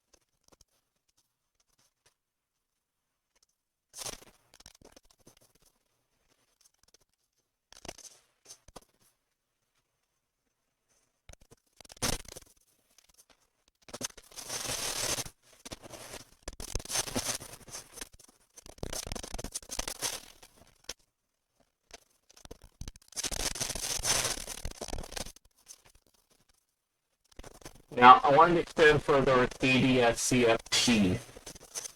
It's a deeply surprising example of duality. It relates two very different theories and at first sight seems very obviously wrong. It states that there is a duality between theories of gravity in 5 dimensions and quantum field theories in 4 dimensions. This correspondence was first formulated by Juan Malvicino in 1997.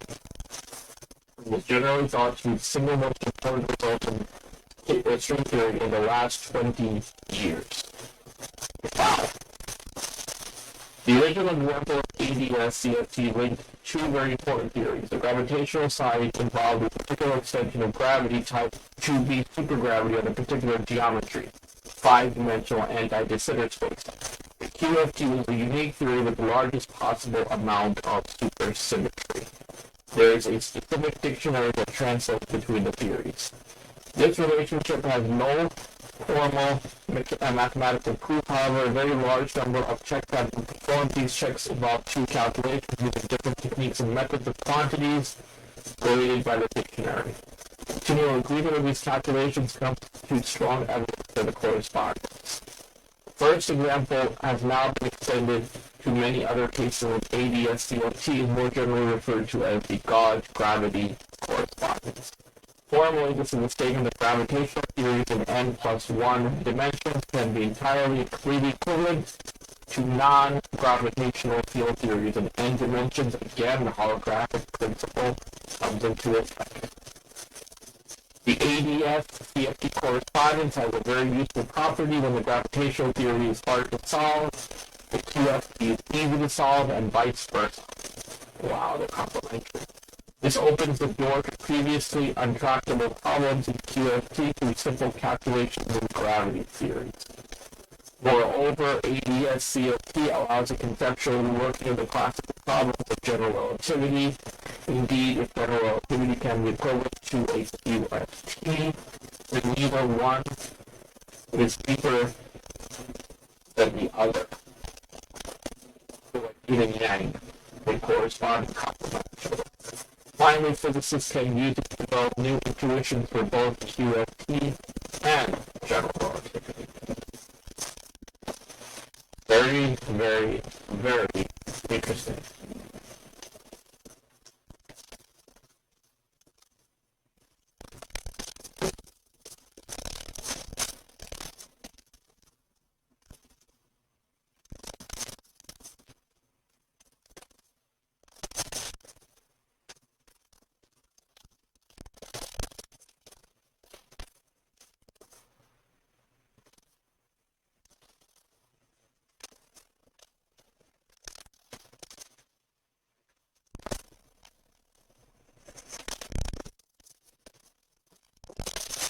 I actually think that would work.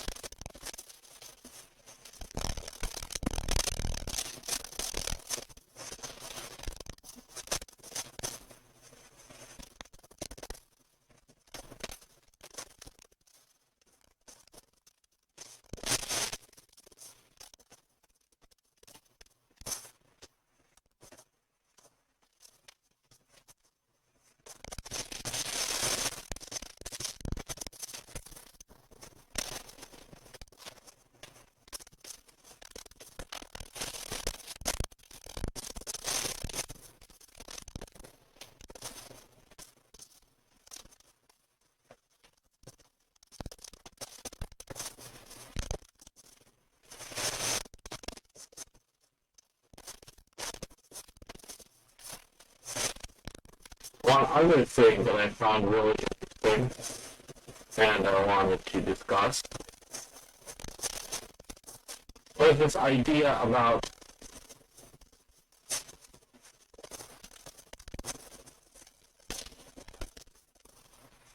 five-dimensional black holes could break general relativity. Researchers showed how a bizarrely shaped black hole could cause Einstein's general theory of relativity, a foundation of modern physics, to break down.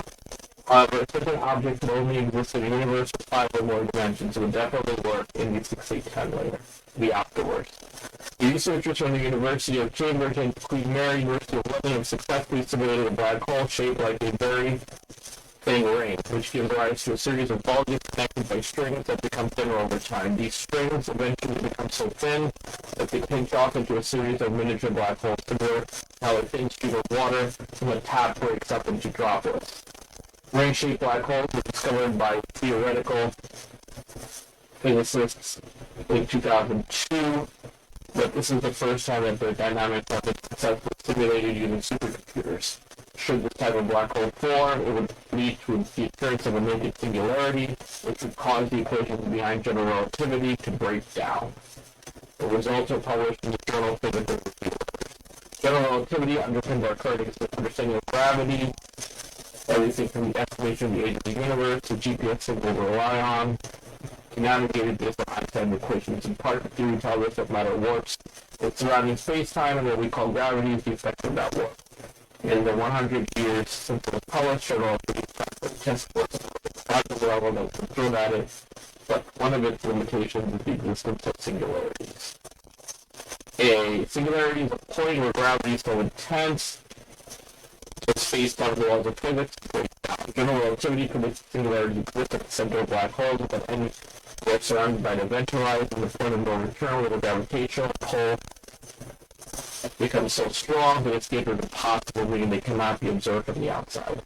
As long as singularities stay hidden behind an event horizon, they do not cause trouble as general relativity holds. The cosmic censorship conjecture shows this is always the case, as they call it. The Marcus finished a PhD student at Cambridge Department of Applied Mathematics and Physics, MGP. As long as the cosmic censorship conjecture is valid, we can think of the future outside of black holes. Because ultimately what we're trying to do with physics is predict the future, given knowledge of the state of the universe now. But what if a singularity existed outside of an event horizon? If it did, not only would it be visible from the outside, but it would represent an object that has collapsed to its infinite density state, which causes the laws of physics to break down. The physicists have hypothesized that such a thing called naked singularity might exist in higher dimensions. When naked singularities exist, general relativity breaks down. Also a PhD student from DNTP, and the general relativity breaks down and would throw everything upside down because it would no longer have any predictive power. It could no longer be considered as a standalone theory to explain the universe. The things the universe existing in 3 dimensions plus the 4th dimension of time, which together are referred to as space-time. But in branches of theoretical physics, such as string theory, the universe could be built up of many of 11 dimensions. The dimensions could be large and expansive, or they could be curled up, tiny and hard to see. Since humans can only directly perceive 3 dimensions, the existence of large dimensions, extra dimensions, can only be inferred through a very high energy experiments such as those conducted by C. Einstein's theory itself does not say how many dimensions there are in the universe, but theoretical physicists have been studying general relativity in high dimensions to see cosmic sensitive skills. Discovery of ring-shaped black holes in 5 dimensions, and researchers hypothesize that it could break up and rise to give rise to a naked singularity. What Cambridge researchers have found, along with Queen Mary University of London, have found that the ring is thin enough to lead to formation of a naked singularity. Using the Cosmos supercomputer, the researchers were able to perform a full simulation of Einstein's theory in higher dimensions, allowing them to not only confirm that these black holes are unstable, but to also identify their eventual fate. Most of the time, a black hole collapses back into a sphere, so that the singularity would stay contained within the event horizon. Only a very thin black ring becomes sufficiently unstable as to form bulges, connected by thinner and thinner strings, eventually breaking off and forming a naked singularity. New simulation techniques and computer code are required to measure these extreme shapes. The better we we get at simulating Einstein's theory of gravity in higher dimensions, the easier it will be for us to help with advancing new computational techniques. We're pushing the limits of what you can do on a computer when it comes to Einstein's theory. If cosmic censorship doesn't hold in higher dimensions, then maybe we need to look at what's so special about a four-dimensional universe. But cosmic censorship conjecture is why it's supposed to be true in our four-dimensional universe, but should it be disproved, an alternative way of explaining the universe with density to be identified. One possibility is quantum gravity, which approximates Einstein's equations far away from the singularity, but also provides a description of me for what's close to the singularity.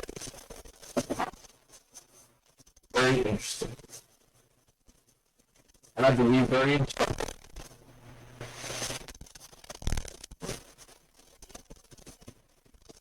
And I think that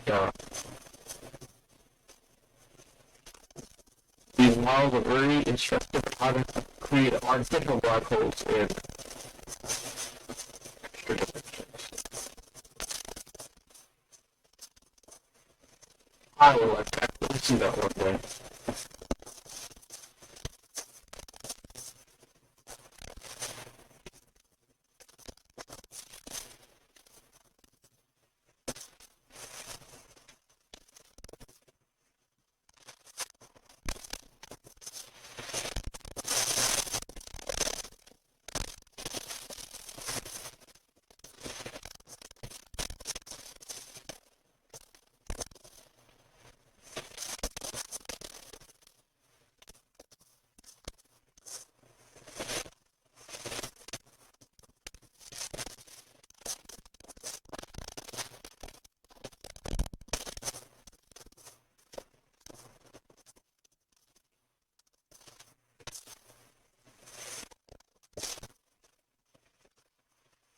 Now, another interesting thing I found is that a random substring model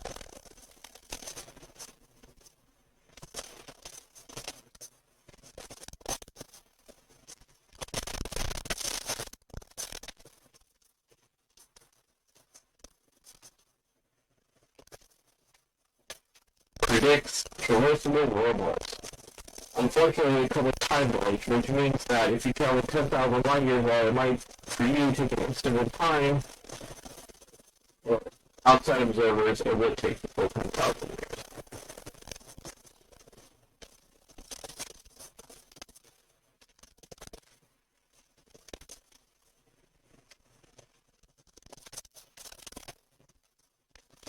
But the trade-off, the beneficial part is they are entirely safe.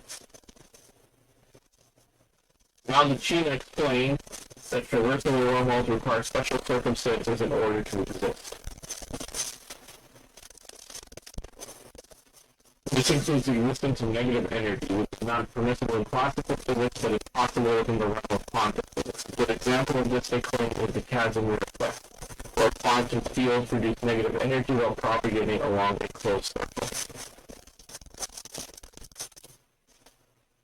This effect is typically small because it is quantum. In our previous paper, Traversable Wormholes and Void Dimensions, we realized that this effect can become considerable for black holes with large magnetic charge.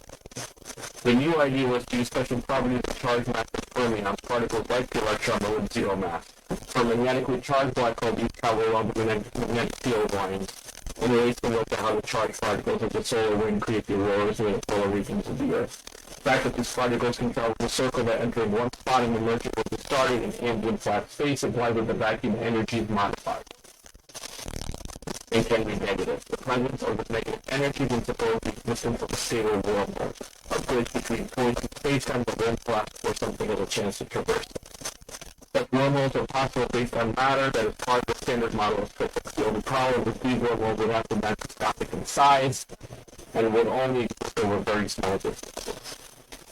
For even travel, the wormholes would have to be large, which requires the physics beyond the standard model being employed. This is where the random Sunstrom 2 model, 5-dimensional warp geometry theory comes into play. Named after theoretical physicists Lisa Randall and Raman Sundram, this model describes the universe in terms of 5 dimensions and was originally proposed to solve a hierarchy problem in particle physics. The Randall Sunstream 2 model was based on the realization that this five-dimensional spacetime could also be describing physics at lower energies than the ones we usually explore, but that it would have escaped detection because it couples with our matter only through gravity. In fact, its physics is similar to adding many strongly interacting massless fields to known physics, and for this reason give rise to the required negative.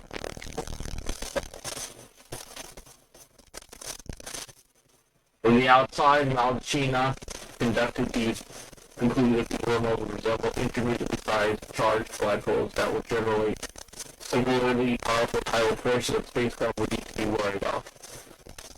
To do that, they created potential travel would need to use a very large boost factor, like space engine has, as it passed through the center of the wormhole. Assuming that can be done, the question remains of whether or not the wormhole could act as a shortcut between 2 points of space-time.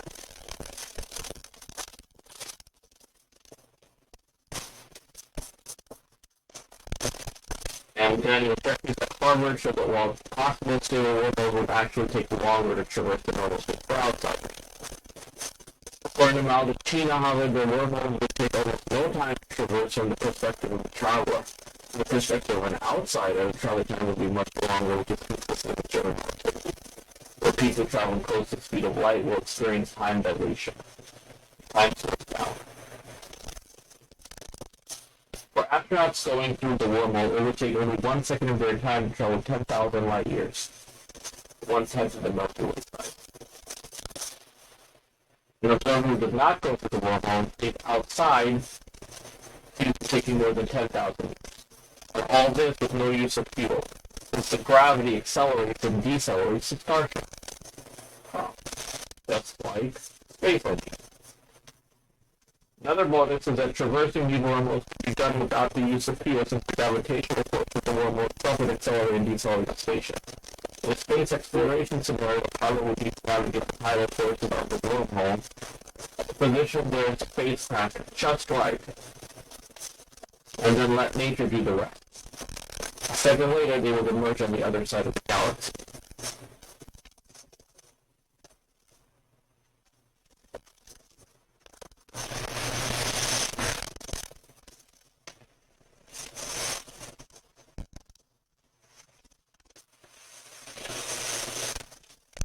While this might sound encouraging, those who think wormholes could be means of space travel, some of the Malachina work presents some significant drawbacks. For starters, they emphasize that traversing wormholes would have to be engineered using negative mass, which is just a stellar wash. It's a plausible mechanism that exists for natural formation. While this is possible, at least in theory, necessary space-time configurations would need to be present beforehand. Even so, the mass and size involved are so great that tasks would be beyond any practical technology we can foresee at the moment. Second, these wormholes would only be safe if space were cold and flat, which is not the case beyond the random.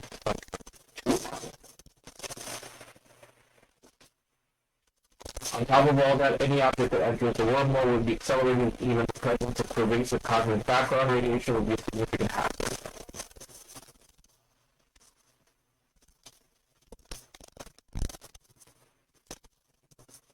And the skin shows that study proven the purpose of showing that traversing the wormholes can exist as a result of the subtle interplay between general relativity and quantum physics.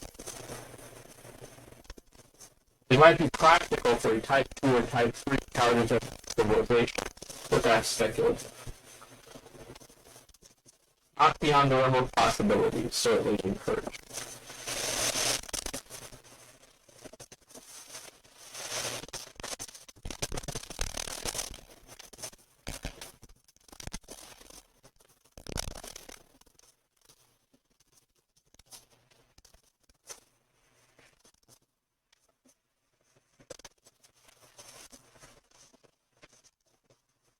So, this pretty much concludes part 33. I'm just tying up some ends right now.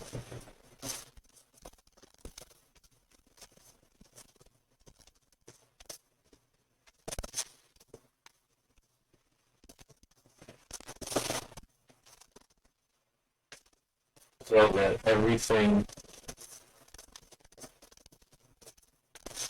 done.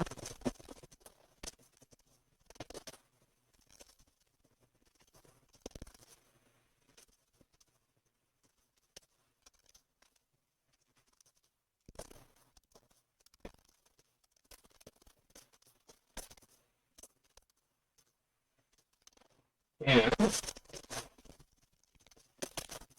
I will leave this as the last part, since it's obviously gone extremely long, and I'm not sure if there's anything else to add at this point that will be included in the sequel to the origins of the Omniverse after part of the key, of course. So,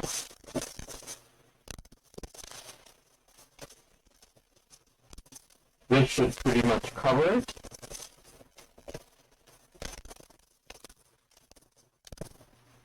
And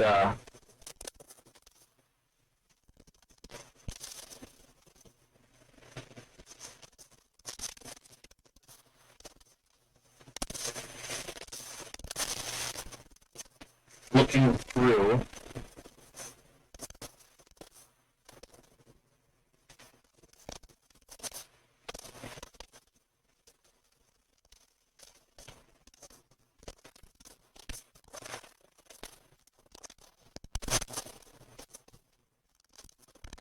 pretty much everything.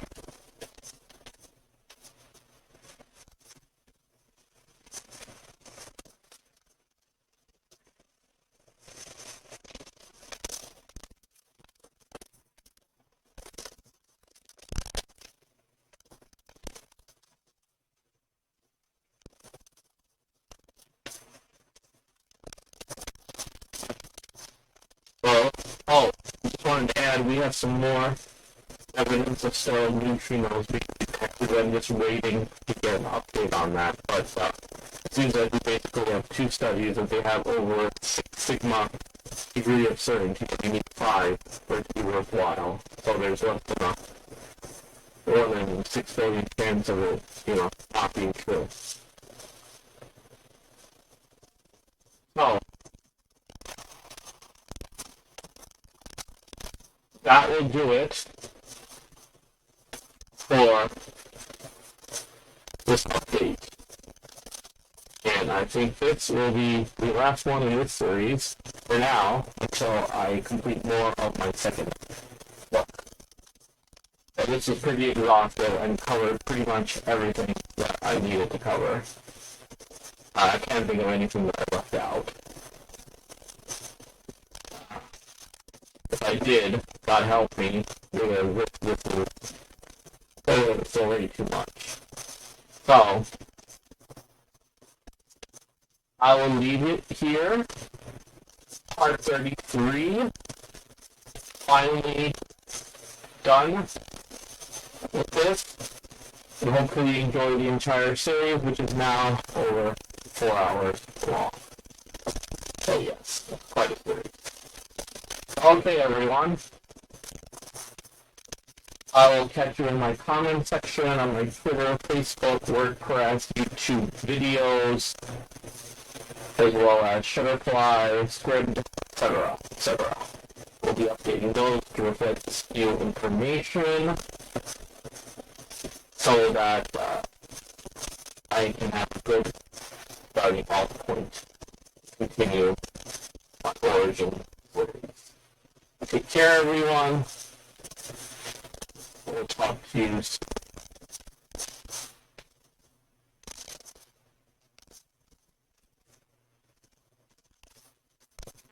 Okay, so I apologize for how long parts 33 and 34 were. I'm going to try to summarize some of the details in them.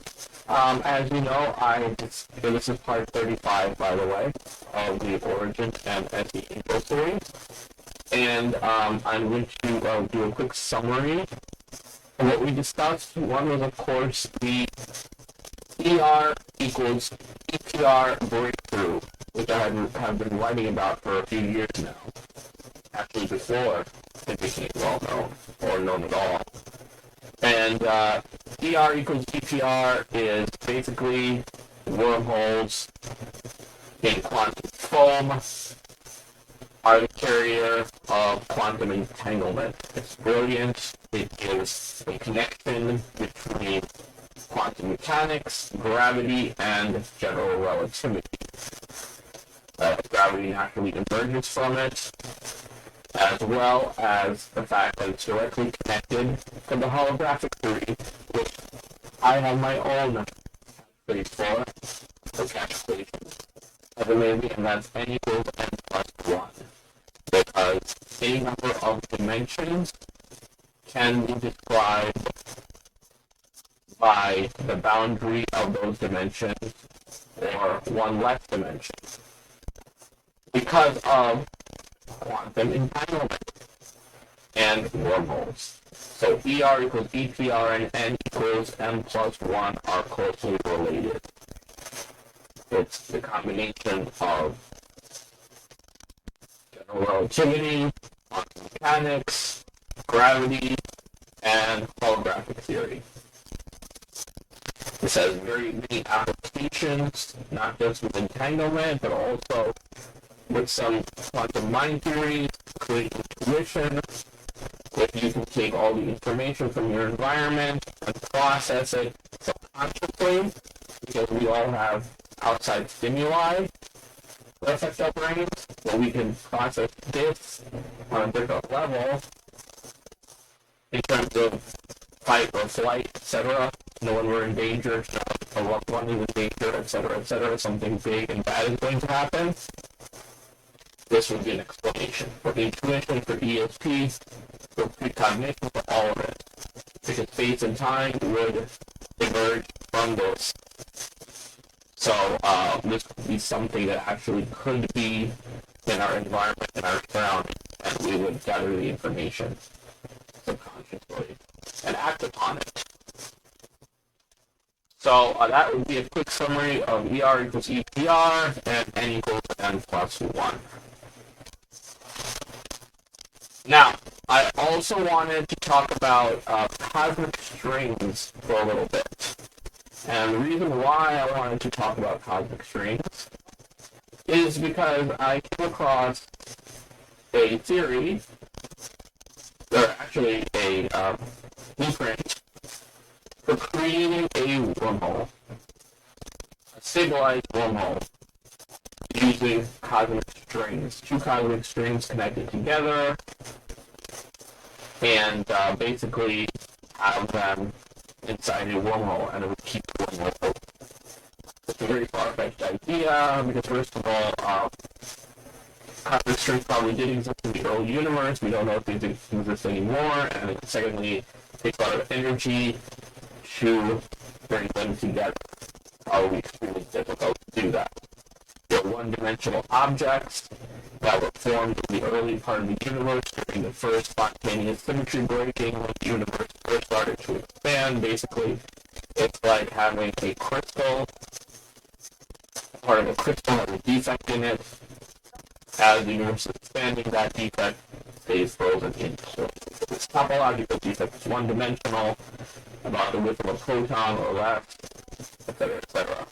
Extremely localized, very high gravity. And this is the way it would be discovered, by the way, through gravitational lensing of a distant galaxy, quasar, etc. So we actually might have discovered one. So, reading this article here, basically they talk about a possible discovery, it's a quasar, good quasar, double quasar, Q0957 plus 561AB. This is a double quasar. It creates a double image.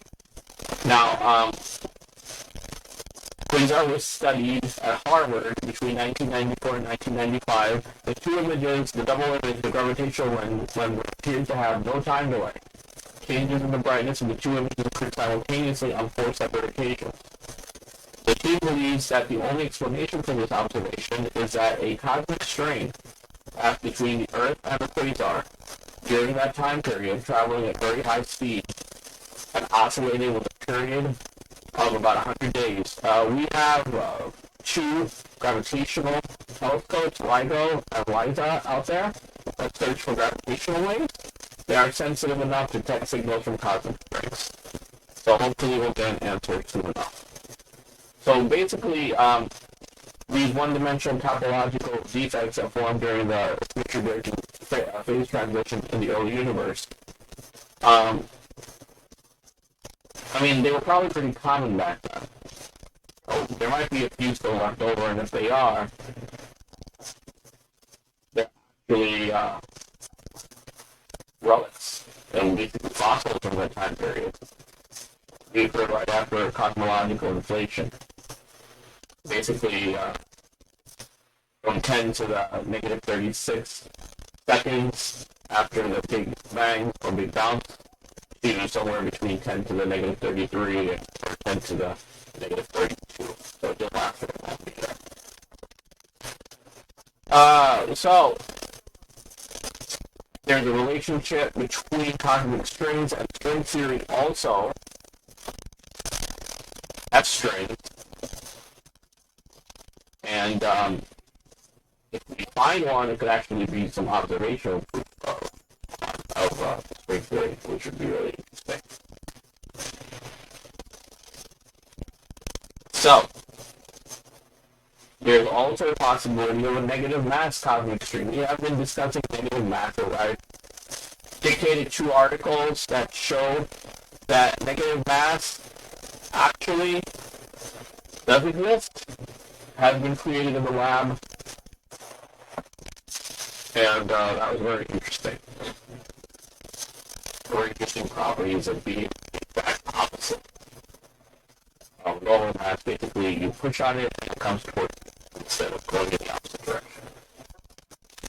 The standard model of a cosmic string is a geometric extension with an angle deficit, which thus is in tension and hence has positive mass.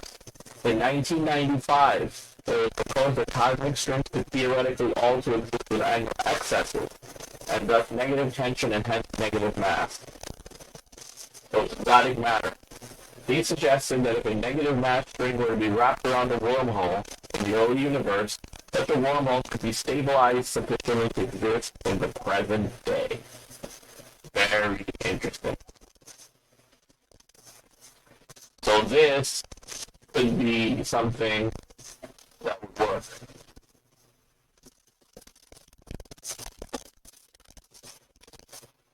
I would actually be quite interested in something like this.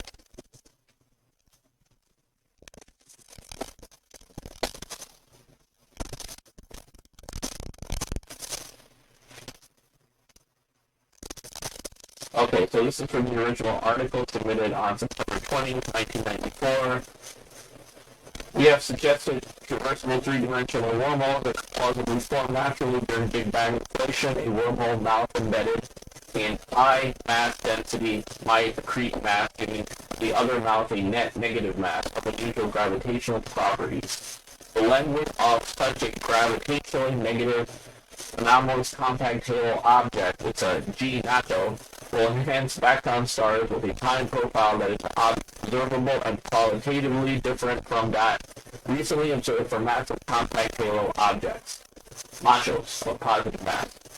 We recommend that macho search data be analyzed for G nachos. Well, that's interesting. So, there's another article, basically, sort of more of a layperson's summary of the abstract that I just read. Now, in here it says such wormholes could have been created in the distant past, in the time just following the Big Bang that created the universe. What we discovered at the workshop was that if such wormholes did exist, they could be detected by gravitational lensing. So their telescopes are searching for massive compact halo objects, machos, that have positive mass. That could help explain the vast amount of dark matter in our galaxy, or the whole universe. Now, they haven't turned up enough of it to explain the amount of gravity that's present in the universe. So we want to search for this thing called G-naught, or the gravitational negative anomalous compact theory. So theoretically, they're consistent with the theory of relativity wormholes, but they're unstable.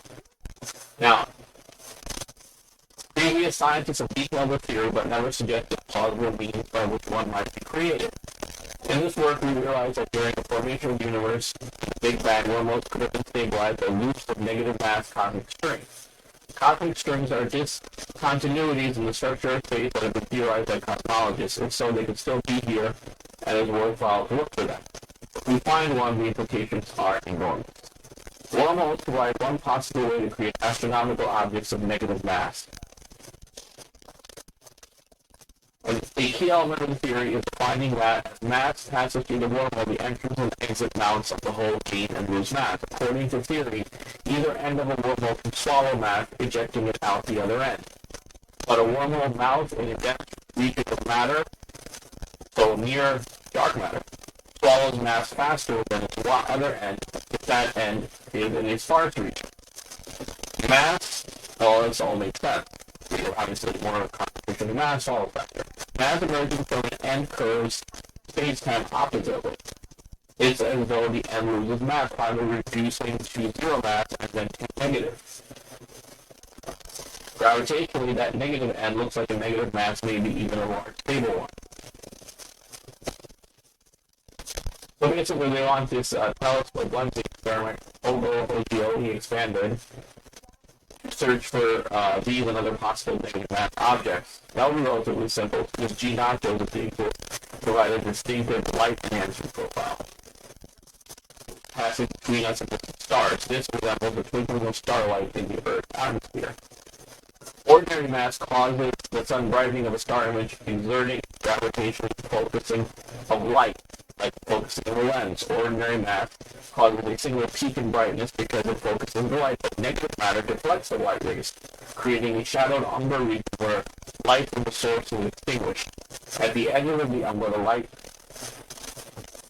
rays accumulate to form what's a caustic, giving a very large increase in light intensity in two visible peaks of brightness. This light signature is unique. So basically, if they did discover a wormhole, it would be like a shortcut through space, instantaneously traveling between two places that are spatially very distant without contradicting the theory of relativity. You go on one end and you pop out somewhere else. Finding one would completely change our view of how galaxies form, because it would mean that wormhole transport of matter from one part of the universe to another has been a significant evolutionary factor. It would mean that space-time is intimately connected in a way we didn't know. Now, the interesting thing with this, it relates to ER equals EPR because wormholes are a fractal representation of that. And the way it all connects to holographic theory, it was found that wormholes and entanglement are exactly the same thing with wormholes in an extra dimension. So n equals n plus 1. N would be entanglement, n plus 1 is wormholes. So all of it is brought back together into one umbrella. It's complete unification. This is how it happens. Everything is connected literally, like a network. This is the reason why our brains actually resemble the structure of the universe so much. If all of it is connected, we are, in a way, a fractal representation of what the structure of the universe is, wormholes, entanglement, cosmic strings, string theory, all part of it. So getting back to this article that I was reading, I popped off there on my little tangent. It would mean that space-time is intimately connected in a way we didn't know. That the whole universe is knitted together. Knitted. And that's a profound result. It is profound. It's profound for us as a species. But it's profound to a way of understanding things and how everything is connected. Not just all the life here, but the entire universe.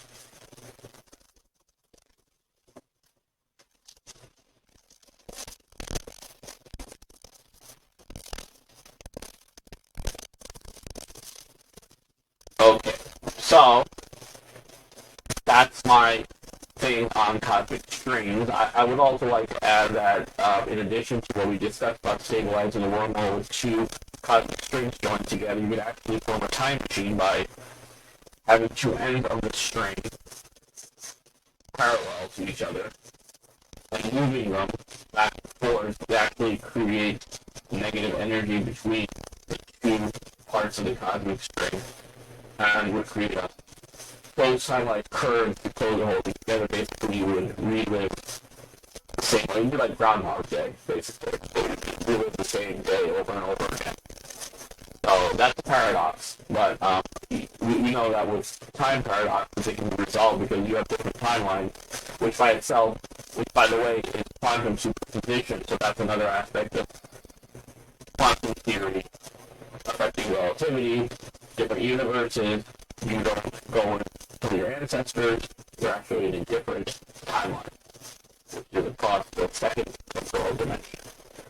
And the two are separating because the universe is expanding, and all the timelines will come back together again, next big balance. Okay, so we discussed all of these. Now, talk about supercritical cosmic strings. The exterior geometry of a straight cosmic string can be visualized in a diagram with one dimension. Focusing on the two-dimensional surface perpendicular to the string, its geometry is that of a cone which is obtained by cutting out a wedge of angle theta and gluing together the edges. The angular deficit theta is linearly related to the string tension, equals mass per unit length.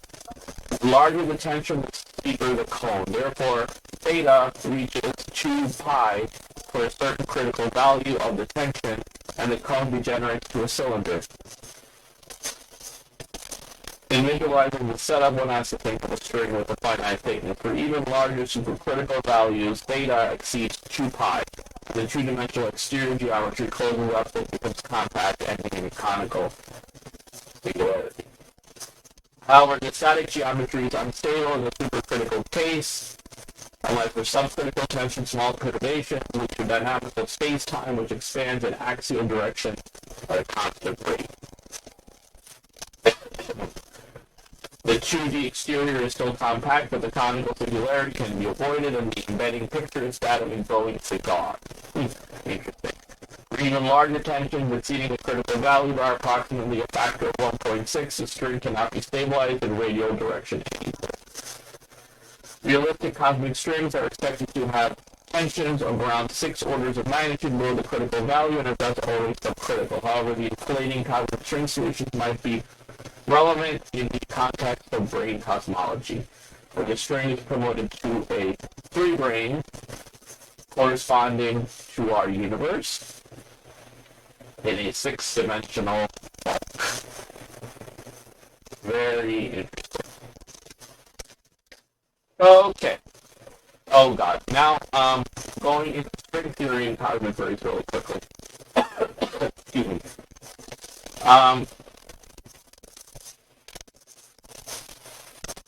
Basically, jumping ahead to when the second superstring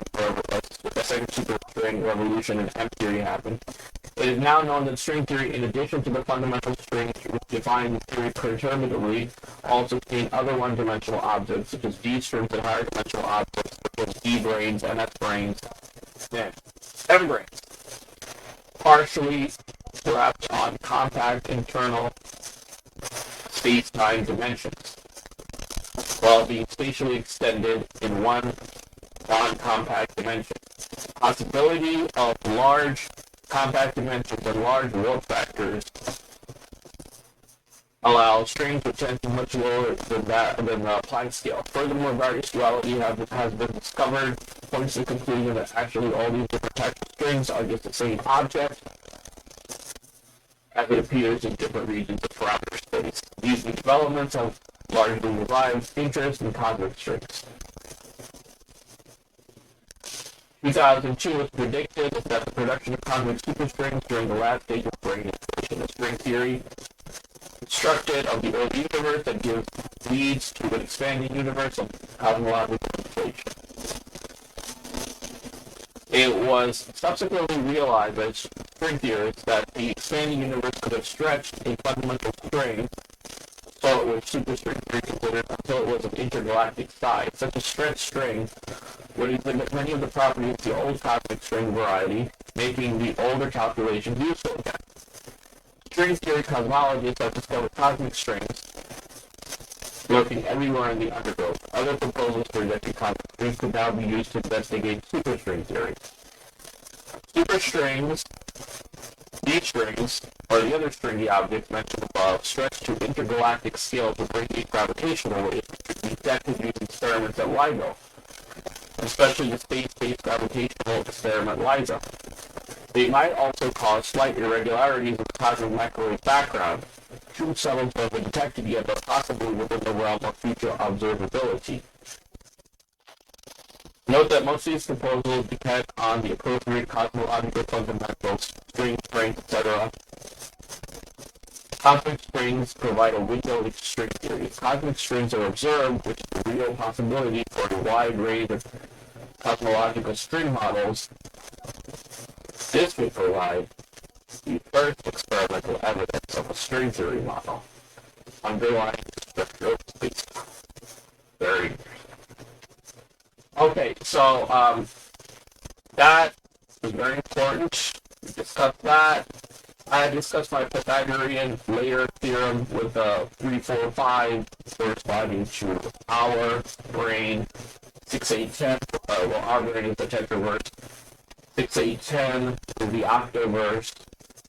We discussed 9, 12, 15, and then 12, 16, 20, and then 15, 20, 25. 25 corresponds to 26, well, sometimes spatial dimensions of the Lagrange string theory. The 4 and the 8, that's the tetraverse, octaverse, 16 verse, etc. The 10, as you know, is for M theory, spatial dimensions, and superstring theory, and supergravity, and supersymmetry. All of those have that dimension. I had discussed the thing about quarks and gluons. Quarks, they have 6 flavors, 6 types. So basically, talking about top, bottom, strange, charm, up, down, and of course the RGB colors for the quarks and the CMY colors for the anti-quarks and the gluons. They're actually a combination of a color and an anti-color. Basically, there's 9 combinations, but since everything has to be paired up, quark, gluon, quark, or quark, gluon, anti-quark, or anti-quark, gluon, anti-quark. You get down to basically 8 color combinations. So they get paired up separately, but it's 8 total combinations. So that's where the 8. And yeah, the bulk is part of those layers. Basically, it undercuts everything, and that's where the wormholes and the entanglement and all that. So I discussed that. This magnetic wormhole that was made, I wanted to quickly get into that. Magnetic wormhole is actually not a real wormhole. Basically, what they made, they use a cloaking device using metamaterial to send an electrical signal from one point to another. Because the signal is cloaked, you can't see it travel through the cloaked area. Basically, it goes in at one point and comes out at the other point. So it looks like a wormhole. Basically, it's like an invisibility cloak. So that's what that is. It wasn't a real wormhole. It makes it like when they make total black holes are not real black holes. Basically, these fluids like water or whatever, and you can use motion theory to create a de facto singularity and eventualize and all that. They use the same thing to create a fluid model for tornadoes and vortices and things like that. They're made of similarly. So there's actually a connection on a fractal level between those things, like hurricanes and black holes and galaxies and solar systems and things like that. Even atoms. I mean, practically they all resemble each other.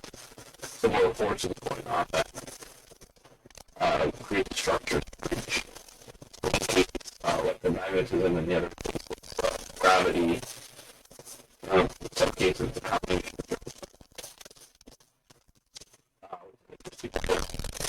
it shows that the universe is fractal on many levels, on all levels actually. So I'm looking to see if there is anything else that I need to discuss, and I believe that might be it. We discussed the cosmic strings. Oh, just remember, I have not discussed this new thing that I read, which actually resembles my theory quite a bit. Emergent dimensions. So this new idea of vanishing dimensions universe started as a one-dimensional string, expanded into a network that eventually all these different strings overlap, became perpendicular, etc., created a two-dimensional universe, a plane, and so on and so forth, until it became three-dimensional, etc., and now it's expanding into four dimensions, which is why the universe is expanding so much. I had previously talked about evidence for this. We found very high energy cosmic rays that only travel in two dimensions, and what that means is, the very early stages of the universe, that's what the universe was. It was a two-dimensional plane. And we found evidence for this as cosmic rays and they crash into Earth. They're making circular two-dimensional trails. But that, if they're three-dimensional, they're shaped like cones. It's just the shape of the inflection of the way they come in. So three-dimensional would be cones, two-dimensional would be circles. It'd be really interesting if we get one-dimensional, which would be a point. So that would be really early stage of the universe. But yes, during the spontaneous symmetry breaking, we went from one-dimensional, two-dimensional, three-dimensional, four-dimensional. Now with the expanding universe, but the really interesting thing with this is in two dimensions there is no gravity. Two dimension, one dimension, no gravity. So what does that mean? It means there's no singularity. It's a big bang. It's actually a big bounce. Universe in two dimensions, torsion and gravity and quantum mechanics create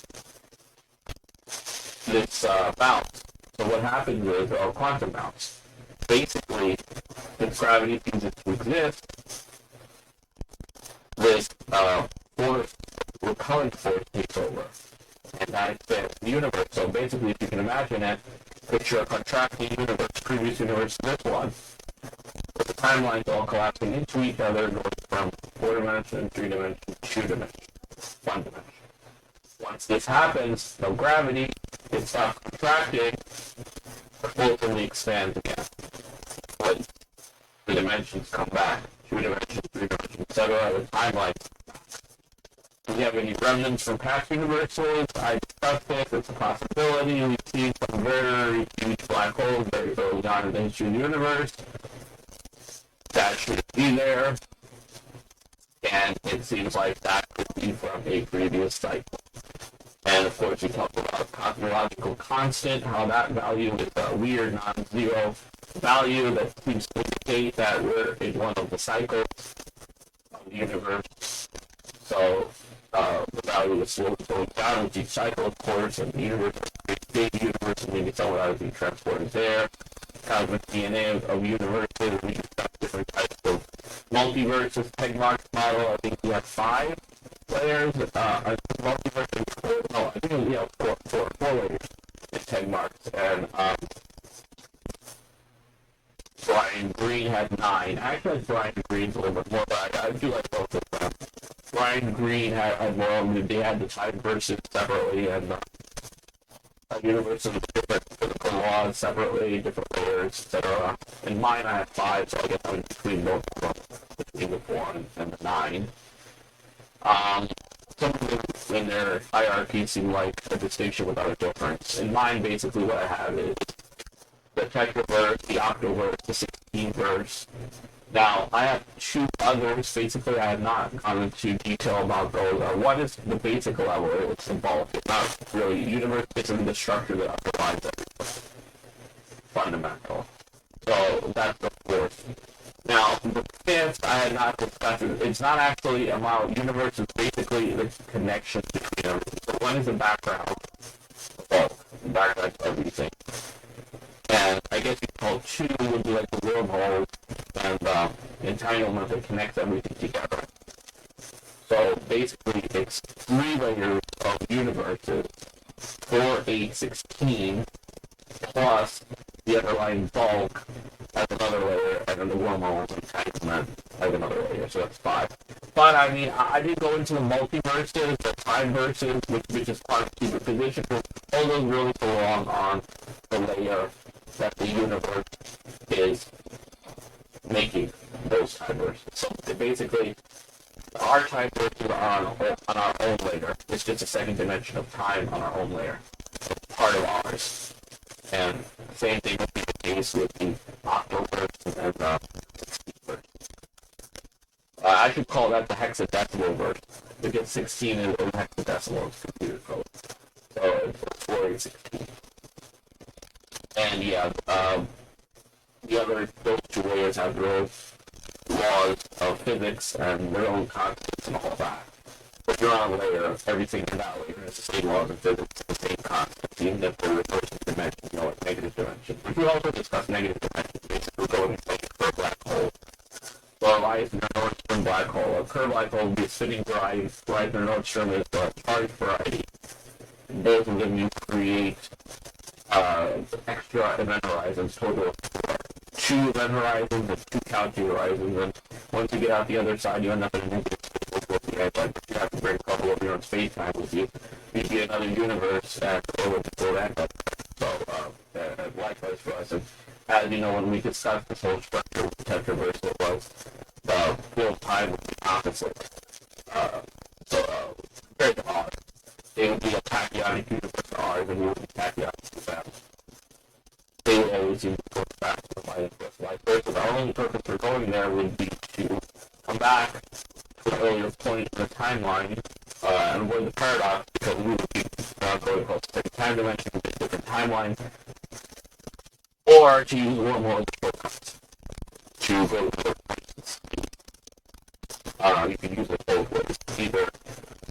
Either come back to a different timeline, or jump there and jump back to end up in a distant part of space. So we discussed all that. We discussed the fact that black hole event horizons basically collect all of the information, the history of the universe, past, present, and future, which is all combined into one, which is the way I view the universe. So basically, you're talking about another victory for the holographic principle. Since you collect all the history, past, present, future, it shows that all times exist at every point on the boundary. When you're looking from the outside into our universe, the half vibration, we see all of the timelines and all past, present, and futures existing at once. They would be on the outside of the black hole, looking at the event. That's what they do. And Einstein had talked about this century ago, basically saying that time is a landscape, all parts of it exist at the same time. So we can even say, step back further, it's all timelines exist at the same time. And the other thing in association with that would be the fact that since all time exists at the same time, time is a landscape, people see ahead further. The whole black hole, all the particles of the black hole are entangled. It's also interesting. So basically, no information ever gets lost. Everything that's inside the black hole, outside the black hole, it's all entangled. So that's how all the information gets described. And basically, the black hole, we move wormholes are all over the place, connecting together. We actually hold space-time together. That's why it's not flying apart. Like it's dynamic, it's quantum foam, and it's changing all the time. It would have broken apart.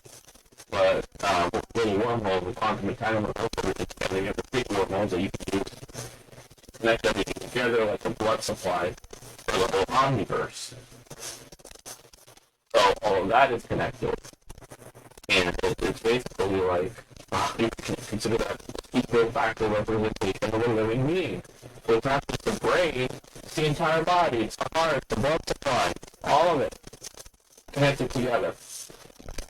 Anyway, so I guess that will do it. I'm trying to figure out how long and have actually wanted to have this go on for about, I would say 40 minutes, okay. Let me see here. So, the previous version that I did was, I believe, 3 hours. And then I did another one. Okay, alright, I'll end it. Alright, you know how to contact me on social media. Hope to talk to you soon. Leave comments, like videos, etc. Quickly wanted to discuss the fact that part 33 was, I believe, an hour, it was hour and 20 minutes long. Part 2 was exactly 3 hours. So that was like 3 hours and 20 minutes. And this is going to be hopefully shorter than either of them.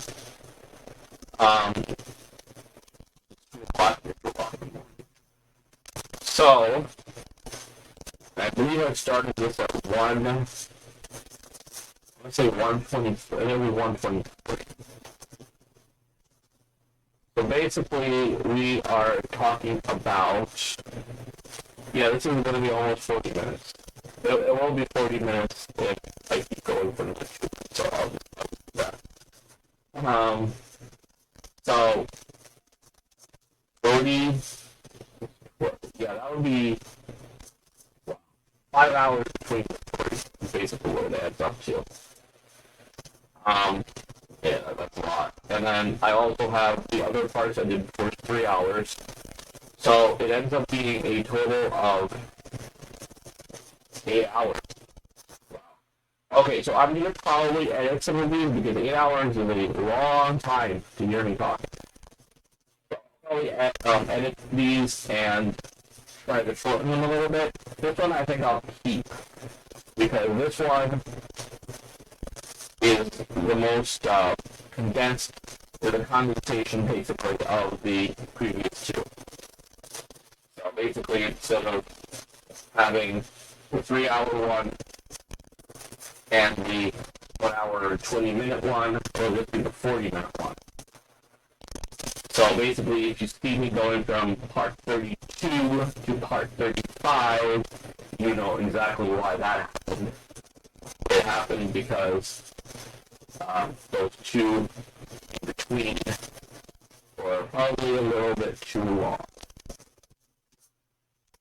And this is a good condensation of the two of those. Or summarization, I should say, summarization. I will leave those two up though, because since they're more detailed, if anyone wants more information, they can always refer to those. Just a warning. Part 33 is an hour and 20 minutes, and part 34 is 43 hours. And, yeah, I don't like talking for that long of a time. I have to see my voice is trained. So I think that 40 minutes is actually the appropriate length, the maximum appropriate length for one of these videos. And, so, basically I'm really excited. 35 parts, I think that will do it. I like the number 35 in this case because if you just want to watch one every day, you'll be done in 5 weeks. 7 days a week. 7 times 5, 35. So this would be a good place to leave off. I really don't want to go to the next level, which would be 42. That would be 6 weeks, 7 times 6. Yeah, that might be a little bit beyond. But I'm sure I'll come with all the stuff that we've talked about. It's actually beyond what I discussed in my book. And so I will be putting that in the sequel. And I'm sure when I come up with the ideas that I have and put them down, I'll want to do much more. So basically, we'll leave it at 35, which will cover the first origin, second origin, the sequel. We'll start up from here. I'm really excited about this ER equals ETR, and all of the M equals M plus 1, and how many different implications that has in not just the universe, the omniverse, but in our everyday lives. The way we think, the way we behave, all of it. I have great hope for the future now with all these new discoveries being made, even though we're in pretty dark times right now. Hopefully this enthusiasm carries us through the next period of advancement of human history. Remember, if this proves anything, it proves we, all species, all life, all universes, everything, we're all in it together. So make the time count. Alright. I am about to sign off, and hopefully you will engage me with the comment section and let me know what you think about everything. Read my work on Scribd. It's also on Shutterfly, WordPress. I can be contacted on Twitter and Facebook also. And it was nice. It was really nice being able to express my thoughts this way. Writing was awesome. I love writing. But I found that my mind also works well when I have to talk off the top of my head, come up with ideas, and engage in this way. So, I will leave it here. I just wanted to let you all know what my schedule is as far as book and everything is concerned. And also with SpaceX, with the engine that I mentioned, I am going to see them this week. Book, as far as I know, I have an appointment. They're supposed to call me. I'm supposed to be there on Friday, so we'll do that. And hopefully the editor won't do too much to it. I've already edited it a number of times. He's pretty excited about it, so hopefully we'll just leave it mostly as is. And so everything is all set. Now, one other thing I wanted to say is I hope you look at my other space engine video too, with the new engine being installed, more efficient, higher speed. I'm going to be doing some gravitational slingshot. To test the physics, it should be accurate. I've tested a number of different aspects of it, and everything seems to be in order, working. Okay, so we'll leave it here. Hope to talk to you all soon. Sayonara. Hasta la vista. Adios. Okay, part 36. Sorry about that. I just found a few more things I needed to summarize that I had left out in part 35. Now, we had discussed the Pythagorean triples, 3, 4, 5, tetraverse, which is 3 plus 2 and 6 plus 2 total dimensions. That works with through the Klein theory, Bradley Sundstrom 1, 2, and Yang's Mills. We got 6, 8, 10, which is 8 plus 2 octaverse that works with supergravity, superstring theory, M theory, and 6-dimensional Calabi yaw manifolds. 9, 12, 15, the bulk. This is where the bulk resides. Well, part of the bulk are the ones with the lower levels of 3, 4, 5, and 6, 8, 10. And I talked about F theory, which has 2 dimensions, that actually resides here. And also, I have discussed the gluon core colors. 8 get used because you have to be in pairs. So it's not the 9 total. 3 plus 3 plus 3. 3 plus 3 plus 3 minus 2. Then we have 12, 16, 20, which is the 16 verse F theory, 2 dimensions of time. So you can see where the 4, the 8, the 16 come into play. And then we have the 15, 20, 25, which is where the bulk and the entanglement of the wormholes are. That's 25 plus 1 dimensions in bosonic string theory. These are energy levels, with universes on each level having similar levels of energy. Also fractally similar to electron shells in atoms. Each higher triplet is a higher energy version of the basic triplet at the lowest level, and this explains why gravity is so weak at our basic level versus the others. 12 total quark antiquarks can switch between each of 3 RGB colors for quarks and 3 CMY colors for antiquarks. Gluons contain both RGB and CMY paired together. We already discussed ER equals EPR combining holographic principle and entanglement between boundary space and exterior black hole and interior describes all of 3D and 2D. And by the way, also experimentally confirmed that entanglement in 4 dimensions is the same as wormholes in 5 dimensions. And we have some very interesting things about wormholes in 5 dimensions, where they're much more traversable. And you can have naked singularities and all other fun things.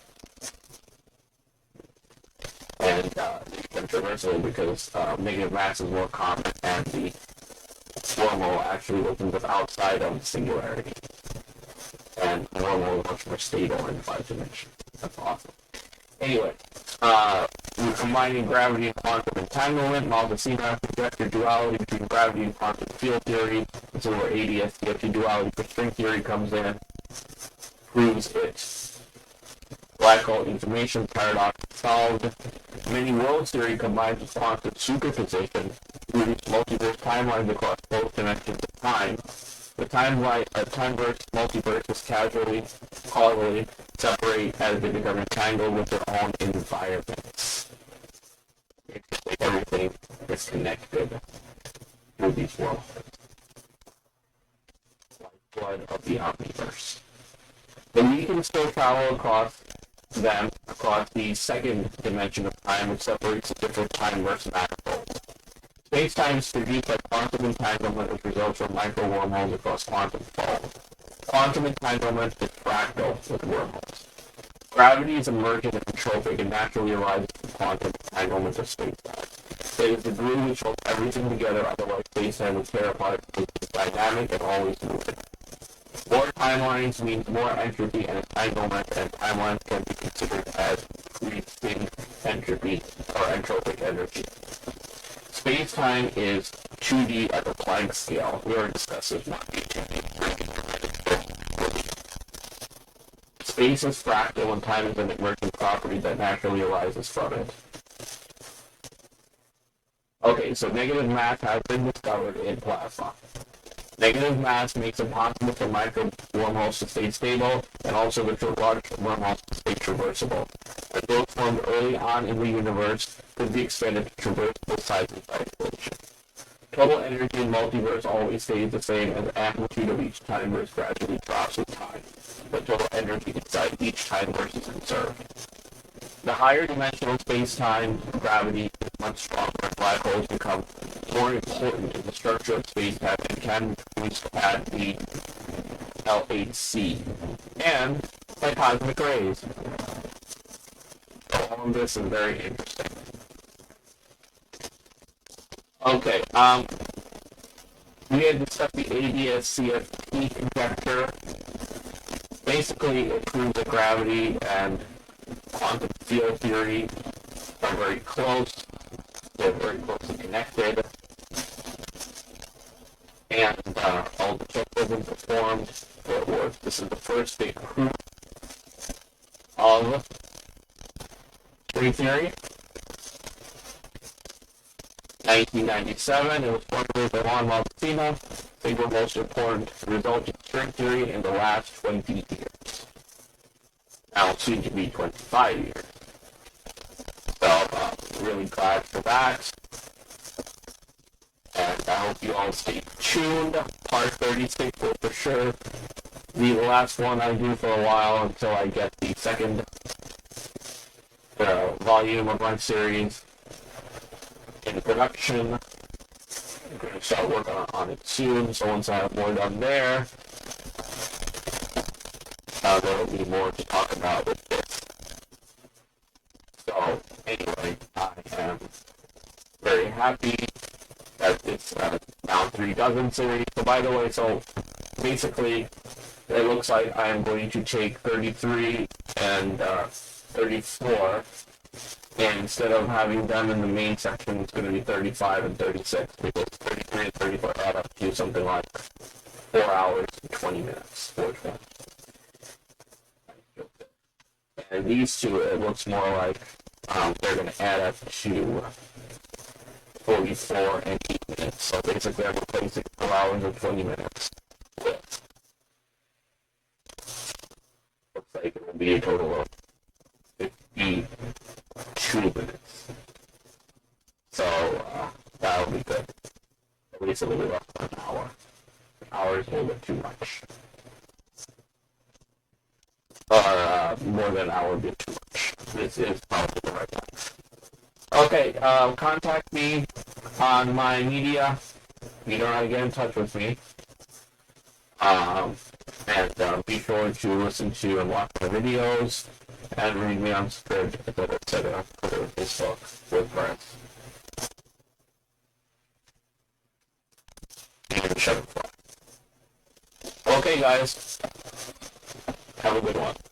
Talk to you all soon.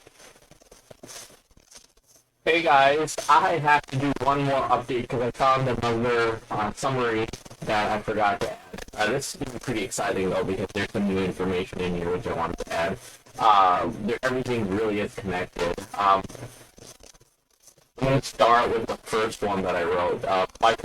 This is actually from the research that shows how loop quantum gravity, loop quantum cosmology predicts Big Bang.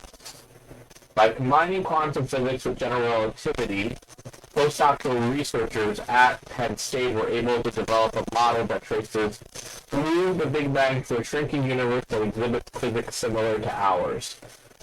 Research reported in the current issue of Physical Review Letters, the team showed that prior to the Big Bang, there was a contracting universe with space-time geometry that otherwise is similar to that of our current expanding universe. As gravitational forces pulled this previous universe inward, it reached a point at which the quantum properties of space-time caused gravity to become repulsive rather than attractive.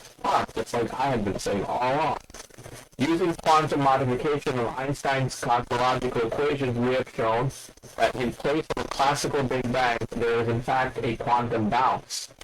We were so surprised by the finding that there is another classical pre-Big Bang universe that we repeated the simulations with different parameter values over several months, but we found that the big bounce scenario is robust. It stays. While the general idea of another universe existing prior to the Big Bang has been proposed before, this is the first mathematical description that systematically establishes its existence and deduces properties of space-time geometry in that universe. The research team used loop quantum gravity, a leading approach to the problem of the unification of general relativity with quantum physics, which was also pioneered by the Penn State Institute of Gravitational Physics and Geometry. In this theory, space-time geometry itself has a discrete atomic structure, and the familiar continuum is only an approximation. This would be quantum, of course. The fabric of space is literally woven by one-dimensional quantum threads. We're back to that. Quantum, cosmic strings, quantum threads, quantum entanglement, and wormholes. All connected. Near the Big Bang, this fabric is violently torn, and the quantum nature of geometry becomes important. It makes gravity strongly repulsive. By the way, this would be 2 dimensions and 1 dimension, giving rise to the big bounce. So we got our single dimension stuff in there too. All connected. Our initial work assumes a homogeneous model of our universe. However, it has given us confidence in the underlying ideas of loop quantum gravity. We will continue to refine the model to better portray the universe as we know it and to better understand the features of quantum gravity. Research was sponsored by the National Science Foundation, the Alexander von Hope Foundation, and Penn State Everly College of Science. Great. We're off to a great start with this. And so, let it continue with this interesting article. The annoying mathematical roadblock of infinity may have a bypass. The inspiration for the bouncing universe came from a mathematical trick to avoid the formation of singularities and black holes. The idea was first formulated in 1968 by U.S. physicist James Bardeen. He found an alternative explanation for the general relativity equations used to describe black holes.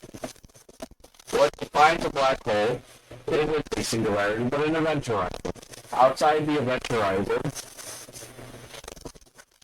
or regular black hole, there are no major changes, but inside it, the changes are deep-seated. There is a different space-time, and different universe, that avoids the formation of a singularity. It would still be super dense, but it would just not be constant. The black hole's density depends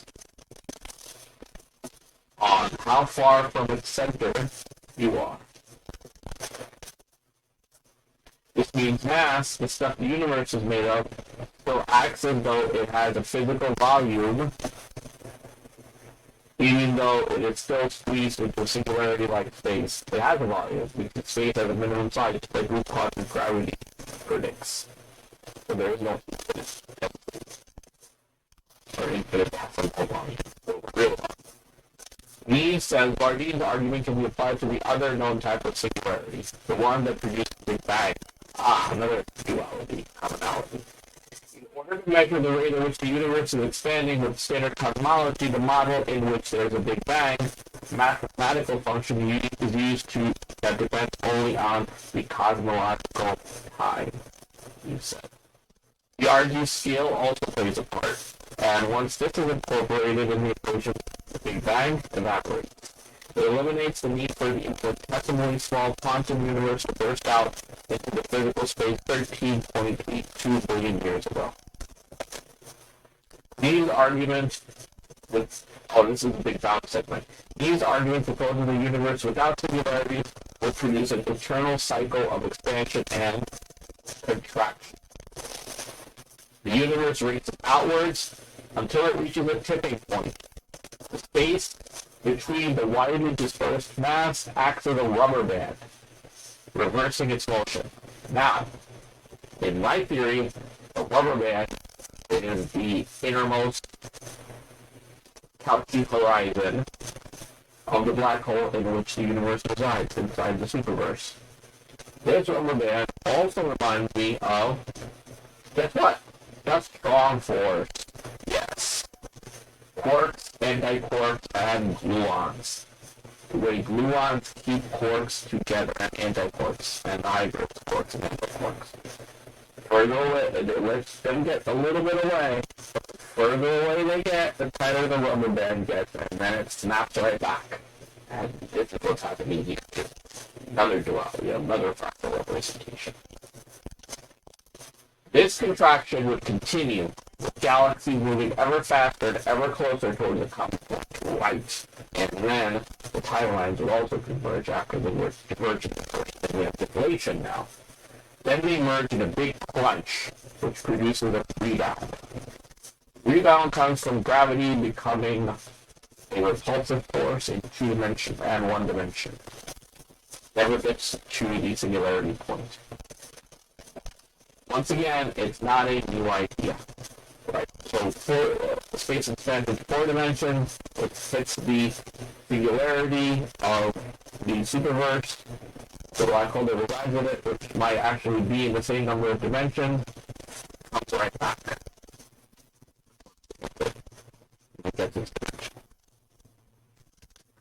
The application of Bardeen's mathematical argument gives it extra credibility. Why can't it be tested? There's a way to test it. He says, each contraction and expansion event may not eliminate all evidence of the previous state of the universe. Although there may be remains of black holes in the ongoing expansion that predate, or that date from the prior contraction phase and pass intact through the bottleneck of the doubts. Yes, as a matter of fact, we have a few candidates for that. Identifying these would clinch the argument and kill off the original Big Bang theory once and for all. What trace is it? Candidates include remnants of black holes from a previous phase of universal contraction that may have survived the bounce. Okay, excellent. Now, we have another thing that's extremely interesting. This combines with my theory of two-time universe. And it's interesting how it's a black hole in this case, and a wormhole, and it goes so well with the Big Bang, the Big Bang, etc., and the Tetraverse, and all of my layers. Does the intense gravity of black holes twist time and space so much that the future gets turned on its head? Some mind-bending new ideas by U.S. astrophysicists suggest so. Think of a holographic picture. Go back to the holographic theory again. Holographic principle. It's a flat, two-dimensional film that contains all the information our eyes need to perceive a three-dimensional projection. That's how scientists think of black holes, and guess what? That's how they think of the universe and our reality, all of it. The event horizon is a region where the dimensions in which we live, up, down, and around, get squashed and time itself is stretched. It's one of the aspects of black holes where the mathematical principles which govern our universe appear to go wrong. The confounding concept of infinity just keeps rearing its ugly head and breaking all the equations. It's a similar problem with time. We would perceive a spaceship approaching a black hole as eternally slowing down. But what happens once it passes through the event horizon? The event horizon is a region where all of the three-dimensional information about the black hole can be contained on a two-dimensional surface, just like a hologram. What if it is a holographic photo with two sides? This is where entanglements and wormholes come in. ER equals EPR. Recent study in the journal Physical Review Letters has unusual implications for the whole time bit. Would the spaceship come out the other end, slowly speeding up? Backwards? Yes. It's all balanced, fractal, and connected. Perspective. Given the way physicists define the formation of a black hole, event horizons must be aware of the entire history of our universe. So this is where the memory of the universe goes with our Gaia theory and fossils, etc. planets. From Big Bang to Big Crunch, Big Chill, Big Rip, all of it must be etched on that weird, Big Dots too, all of it must be etched on that weird point where light can no longer travel along its merry way. Black holes are stars which have collapsed under their own gravity. A paradox kicks in at this point, throwing our understanding of universal laws into confusion. The event horizon, the point at which light falls into the black hole, cannot know anything about what's deeper inside because light cannot escape. But the location of the event horizon is defined by the matter which is inside it. Yes, holographic theory. As such, the event horizon must know how much matter will ever cross it in the entirety of the universe to know how big to be. This is called the teleological paradox. It's unlikely to work that way, but it is just a consequence of the idealized way we view black hole formation. The idea of a two-dimensional hologram puts all the massive theoretical constructs into a new perspective by defining black holes in a slightly different way. It's a perspective which fits what we know about space and time, right, because of the holographic principle. And entanglement and wormholes. ER equals EPR. N equals N plus 1. It's a perspective which twists entropy, that immutable force in the universe which sees everything gradually tumble into a state of chaos. Many physicists believe entropy must be part of what causes our perception of time, called thermodynamic time. So, what happens to time at the event horizon? Point of difference. The idea is that time is projected backwards once it crosses the event horizon of a black hole. This is like the universe before the Big Bang. Think about it. Maybe it's actually that universe. At the black hole's event horizon. Well, actually, I was thinking about something. So if we're connected to the antiverse, maybe our black holes are what connects together. More than one. I mean, or there could be multiple antiverses. Of course, we're talking about superposition and time verses and all that. It could all be different superpositions of the same antiverse. Or other ones. Okay, let me go on. At a black hole's event horizon, entropy from its most active and orderly state at the Big Bang, all the way down to the fuzzy chaos of the end of time, reaches a boundary. It's caught between two regions of very strong gravity, producing a two-sided 2D hologram. The idea is that it's all there, forming a projection that reaches back into the past and forward into the future. Maybe it contains all the data of both universes, all of their different time verses. I think so. This idea shows how the event horizon could know everything there is to know about the past and future, and act accordingly. On one side of this hologram, entropy and time are expanding, going forward. This is time as we know it. On the other hand, they are contracting, going backwards. Entropy and time are reversed. It's like the other side of the Big Bang. An interesting consequence of this would be that if the universe stopped expanding and began to contract towards a big crunch, it implies that time would slow down as the universe got smaller and smaller, until it collapsed into its own universal event horizon. Well, maybe the Big Bang also has been referred in the previous history of the universe on the inside of that event horizon. Something to think about for research in the previous cycle. Sort of like a CMBR for a previous cycle. This would be the holographic opposite of the Big Bang. Great. At that point in time, the universe would reverse. That's the great saying, reverse the universe. Keeping things relative. It's a neat, compact concept which could help solve some of the mind-bending paradoxes black holes present to the mind of physicists. In particular, it fits neatly with Einstein's seminal law of relativity. Black holes have long been a thorn in this idea's side.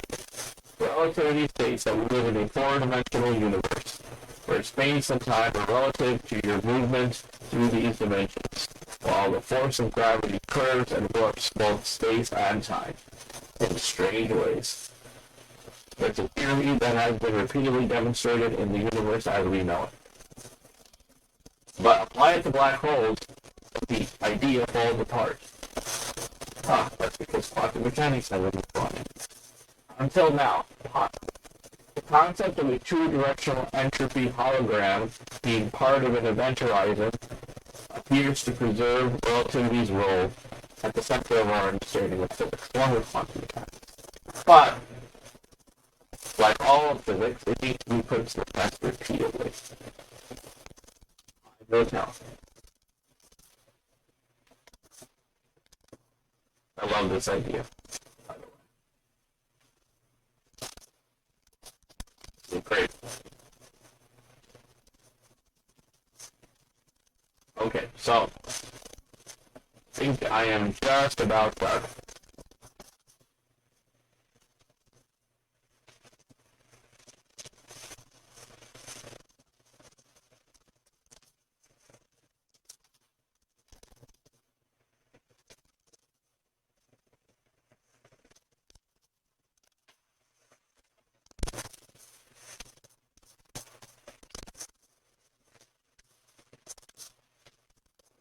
Okay, so basically I found all these connections.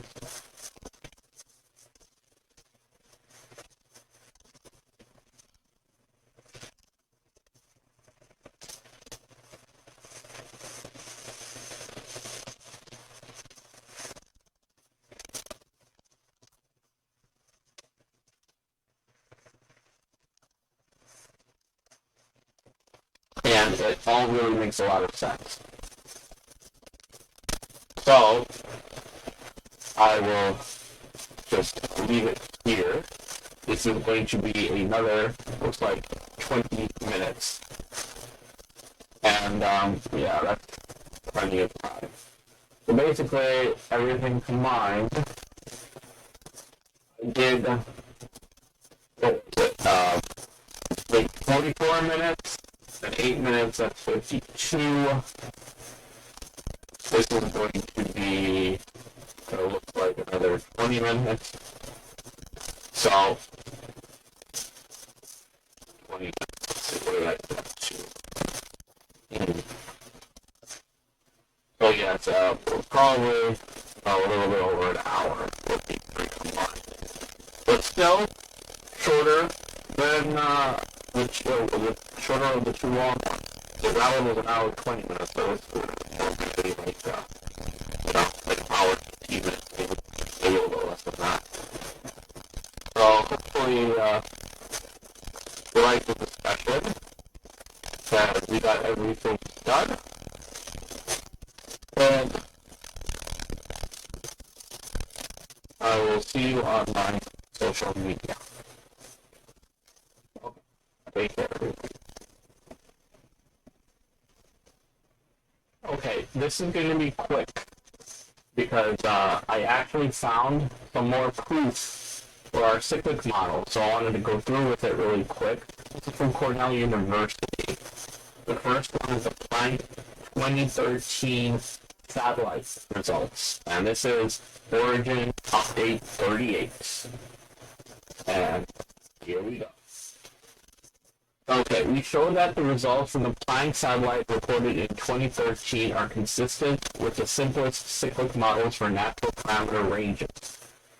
That is, order unity dimensionless coefficients, assuming the standard entropic mechanism for generating curvature perturbations. With improving precision, forthcoming results from Planck and other experiments should be able to test the parameter ranges by confirming or refuting the core predictions. That is, no observable primordial dipole polarization, acceptable local non-Gaussianity. A new prediction given Planck 2013 constraints on the bispectrum is a sharp constraint on the local trispectrum parameter G underscore sub NL. Namely, the simplest models predicted is negative, with G underscore subscript NL less than minus 17. Okay, and here is the robustness of key features of loop quantum cosmology. Loop quantum cosmology of the k equals 0 FRW model with a Maxwell scalar field is shown to be exactly soluble if the scalar field is used as the internal time already in the classical theory. And analytical methods are then used, one, to show that the quantum bound is generic, and two, to establish that the matter density has an absolute upper bound, which furthermore equals the critical density that first emerged in numerical simulations and effective equations. 3, to bring out the precise sense in which the Wheeler-DeWitt theory approximates loop quantum cosmology and the sense in which this approximation agrees. And 4, to show that discreteness underlying LQC is fundamental. Finally, the model is compared to analogous discussions in the literature. Effort has been made to make the underlying structure transparent and also to those who are not familiar with details of loop quantum cosmology.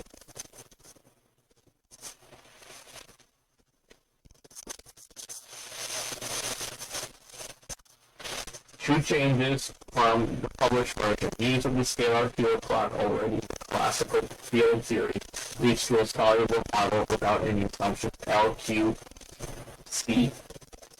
now stands for soluble rather than simplified LQC. Some intermediate steps corrected, also simplified the analysis. Final results unchanged.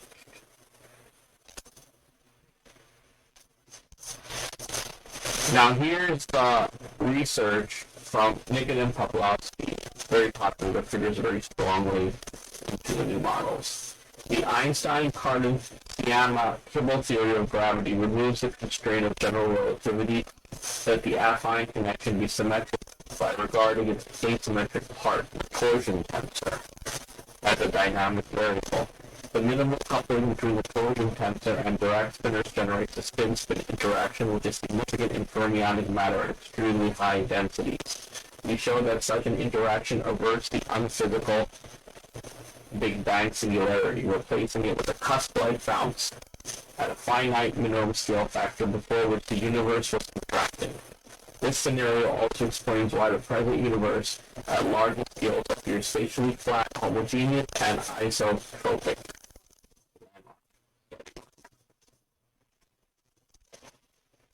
Okay, and here is towards a non-singular bouncing cosmology. We present a non-singular bouncing cosmology using a single scalar field matter with non-trivial potential and non-standard kinetic terms. The potential source is a dynamical attractor solution with equiparatic contraction which washes out small amplitude anisotrophies. At high energy densities, the field evolves into a ghost condensate, leading to a non-singular bounce. Following the bounce, there is a smooth transition to standard expanding radiation and matter-dominated phases. Using linear cosmological perturbation theory, we track each Fourier mode of the curvature fluctuation throughout the entire cosmic evolution. Using standard matching conditions for non-singular bouncing cosmologies, we verify that the spectral index does not change during the bounce. We show that there is a controlled period of exponential growth of the fluctuation amplitude for the perturbations, but not for the gravitational waves around the bounce point, which does not invalidate the perturbative treatment. This growth induces a natural suppression mechanism for the tensor scalar ratio of the fluctuations. Moreover, we study the generation of the primordial power spectrum of curvature fluctuation for various types of initial conditions. For the pure vacuum initial condition on scales which exit the Hubble radius in the phase of equiparatic contraction, the spectrum is deeply blue. For thermal particle initial condition, one possibility for generating a scale invariant spectrum makes use of the special value of the background equation of state during the contracting equiparatic phase if the equiparatic phase is preceded by a period of matter-dominated contraction. The primordial power spectrum is nearly scale invariant on large scales, scales which exit the Hubble radius in the matter-dominated phase, but acquires a large blue tilt on small scales. Okay, and then there's one more. Bouncing cosmologies progress. We reviewed the status of bouncing cosmologies as alternatives to cosmological inflation for providing a description of the very early universe, and a source for the cosmological perturbations which are observed today.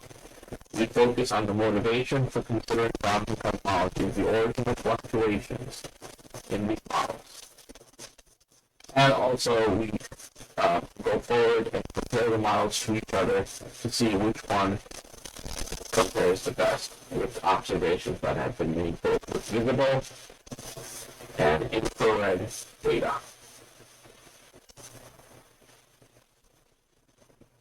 Okay, so that's basically it. So this is basically not just loop quantum cosmology, it's also string theory and a bunch of other cosmologies.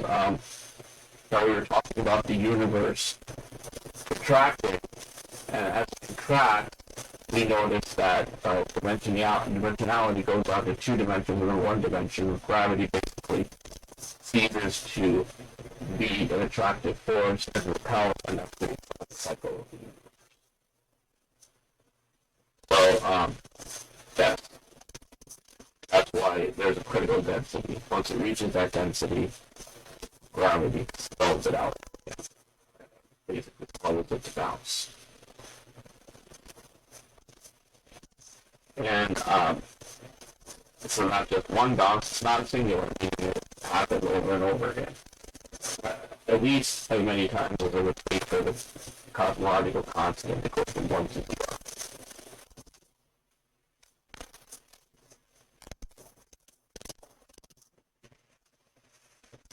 Okay. this is definitely going to be final one for the first book, 30 parts. I did put part 33 and 34 aside because 33 and 34 are very long. I mean, one of them is 4 hours long, the other one's almost an hour and a half. So, if you do want to listen and watch those, I will add them to a separate video. By the way, when he mentioned, when Nitin Pavlovsky mentioned the touch-like bounce, with an non-singular bounce cosmology, what he's actually talking about is a bounce that occurs without hitting bottom. In other words, there is no singularity. It goes to a very small size of cusp. It's a U-shape cusp. And then it comes right back. Which makes it all the more interesting. Because parts of the previous universe could still be preserved because of that cusp structure. Since it does not go down to a 0-point size. A finite minimum scale factor.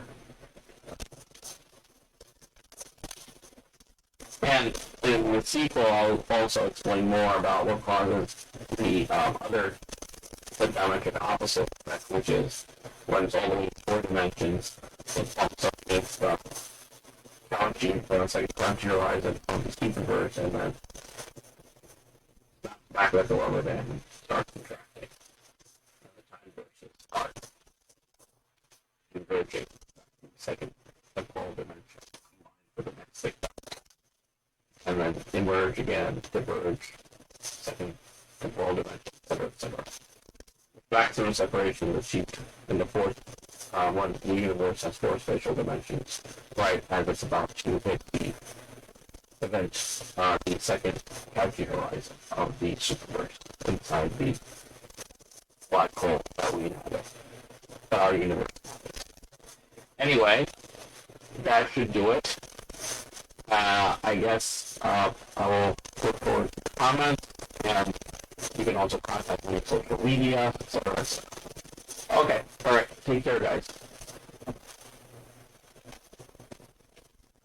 Hi, guys, I just wanted to quickly do an update because I found some more interesting connections, especially with this negative space that I've been talking about, the antiverse. Right, the article that I had recently mentioned. Now we get more confirmation from Penrose diagrams. Now, Penrose diagrams are basically about black holes and the interior geometry of them. As we know, static black holes are not traversable, but either spinning, rotating, or charged black holes can be, which makes it highly interesting. Penrose diagrams are often used to illustrate the hypothetical Einstein-Rose bridge connecting 2 separate universes in the black hole solution. Now, a time-like wormhole allowing passage into future universes. In the case of the rotating black hole, there is also a negative universe entered through a ring-shaped singularity, still portrayed as a line in the diagram, that can be passed through its entering the hole close to its axis of rotation. Need some careful line technique here, if we can ever get to one. Now, it's not an exact solution. We really don't know what the exact true character of the series is, but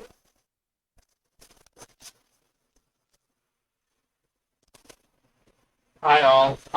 There was a problem with the encoding of part 40 of the Origin series, so I have to redo this part. It was about 40 minutes long, so hold on. I am going to go back to my notes and go back to what I had done in part 40 and redo it so that there is nothing missing from the series. So in part 40, the first thing we discussed was Penrose diagrams and black holes. Now, Penrose diagrams are frequently used to illustrate the causal structure of spacetime containing black holes. Singularities are denoted by a space-like boundary, unlike the time-like boundary found on conventional space-time diagrams. This is due to the interchanging of time-like and space-like coordinates within the horizon of a black hole. Since space is unidirectional within the horizon just as time is unidirectional outside the horizon. The singularity is represented by a space-like boundary to make it clear that once an object has passed the horizon, it will inevitably hit the singularity even if it attempts to take a wave of action. This is only for Schwarzschild black holes, the standard. Penrose diagrams are often used to illustrate the hypothetical Einstein-Rosen bridge connecting two separate universes in the Schwarzschild black hole solution. The Penrose diagrams adds conformal crunching to the regions of flat space-time far from the hole. These introduce the method of aligning the event horizon into past and future horizons oriented at 45 degrees. Since one would need to travel faster than light to cross from the Schwarzschild radius back into flat space-time, and splitting the singularity into past and future horizontally oriented lines.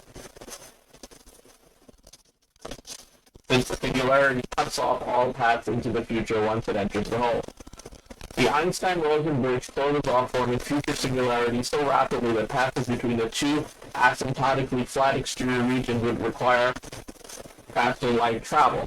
In addition, highly blue-shifted light rays called the blue sheet are right at the wall. The maximally extended solution does not describe a typical black hole created from the collapse of a star, as the opening of the collapsed star replaces the sector of the solution containing the past-oriented white hole geometry in other universe. While the basic space-like passage of a static black hole cannot be traversed, the Penrose diagram for solutions representing rotating and electrically charged black holes illustrates these solutions' inner event horizons lying in the future and vertically oriented singularities, which open up what is known as a time-like wormhole, allowing passage into future universes. In the case of the rotating hole, there is also a negative universe, an antiverse, as we have discussed, entered through a ring-shaped singularity, still portrayed as a line in the diagram, that can be passed through if entering the hole close to its axis of rotation.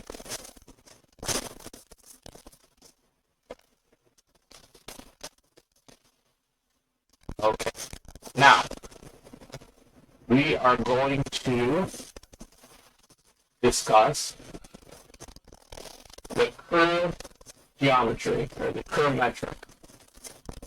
Curve metric is for rotating black holes. The curve metric, or curve geometry, describes the geometry of empty spacetime around a rotating, uncharged, axially symmetric black hole with a quasi-spherical event horizon. The curve metric is an exact solution of Einstein's field equations of general relativity.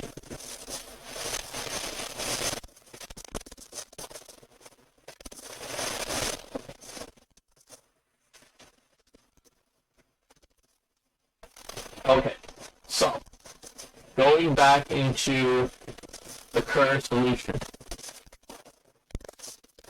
The curve geometry exhibits many noteworthy features. The maximum analytic extension includes a sequence of asymptotically flat exterior regions, each associated with an ergosphere, stationary limit surfaces, event horizons, calculus horizons, closed time-like curves, and a ring-shaped curvature singularity. Very interesting. The geodesic equation can be solved exactly in closed form.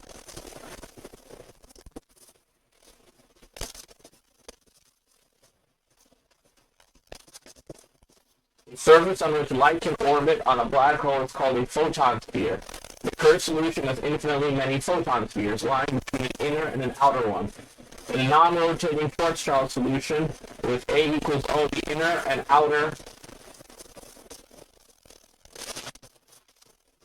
photon sphere degenerate so that there is only one photon sphere at a single radius. The greater the spin of the black hole, the further from each other the inner and outer photon spheres move. A beam of light traveling in a direction opposite to the spin of the black hole will circularly orbit the hole at the outer photon sphere. a beam of light traveling in the same direction as the black hole spin will circularly orbit at the inner photon sphere, orbiting geodesics with some angular momentum perpendicular to the axis of rotation of the black hole orbit on photon spheres between these two streams. Okay, so you have the beam of light traveling in direction opposite to the spin of the black hole is the outer photon sphere, and the beam of light traveling in the same direction, the inner photon sphere. Because the space-time is rotating, such orbits exhibit a precession, since there is a shift in the theta variable after completing one period in this variable. The photon sphere is located further from the center of a black hole than the event horizon. Within a photon sphere, it is possible to imagine a photon that's emitted from the back of one's head, orbited the black hole, only then to be intercepted by the person's eyes, allowing one to see the back of the head. For non-rotating black hole, the photon sphere is a sphere of radius 3/2 r sub s. There are no stable free-fall orbits that exist within or across the photon sphere. Any free-fall orbit that crosses it from the outside spirals into the black hole. Any orbit that crosses it from the inside escapes to infinity or falls back in and spirals into the black hole. An unaccelerated orbit with a semi-major axis less than distance is possible, but within the photon sphere, constant acceleration will allow the spacecraft to hover above the event horizon. Another property of the photon sphere is centrifugal force reversal. Outside the photon sphere, the faster one orbits, the greater the outward force one feels. Centrifugal force falls to zero at the photon sphere, including non-free-fall orbits at any speed. That is, U weigh the same no matter how fast you orbit, to become a negative inside it. Inside the photon sphere, the faster you orbit, the greater your felt weight, or inward force. This has serious ramifications for the fluid dynamics of inward fluid flow. A rotating black hole has two photon spheres. As the black hole rotates, it drags space with it. The photon sphere that is closer to the black hole is moving in the same direction as the rotation, whereas the photon sphere further away is moving against it. The greater the angular velocity of the rotation of the black hole, the greater the distance between the two photon spheres. Since the black hole has an axis of rotation, this only holds true if approaching the black hole in the direction of the equator. If approaching at a different angle, such as from the poles of the black hole to the equator, there is only one photon sphere. This is because approaching at this angle, the possibility of traveling with or against the rotation does not exist.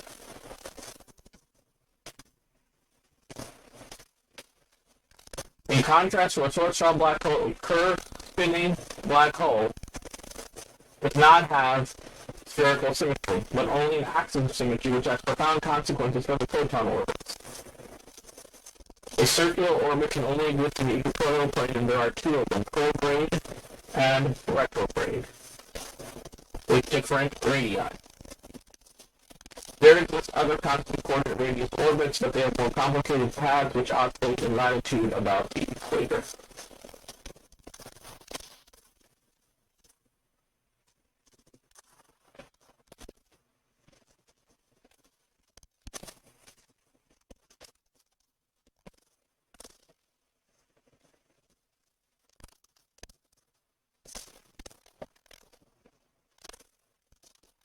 Okay, so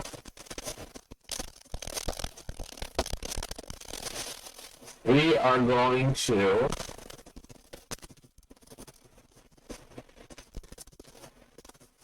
now go back to the Kerr metric.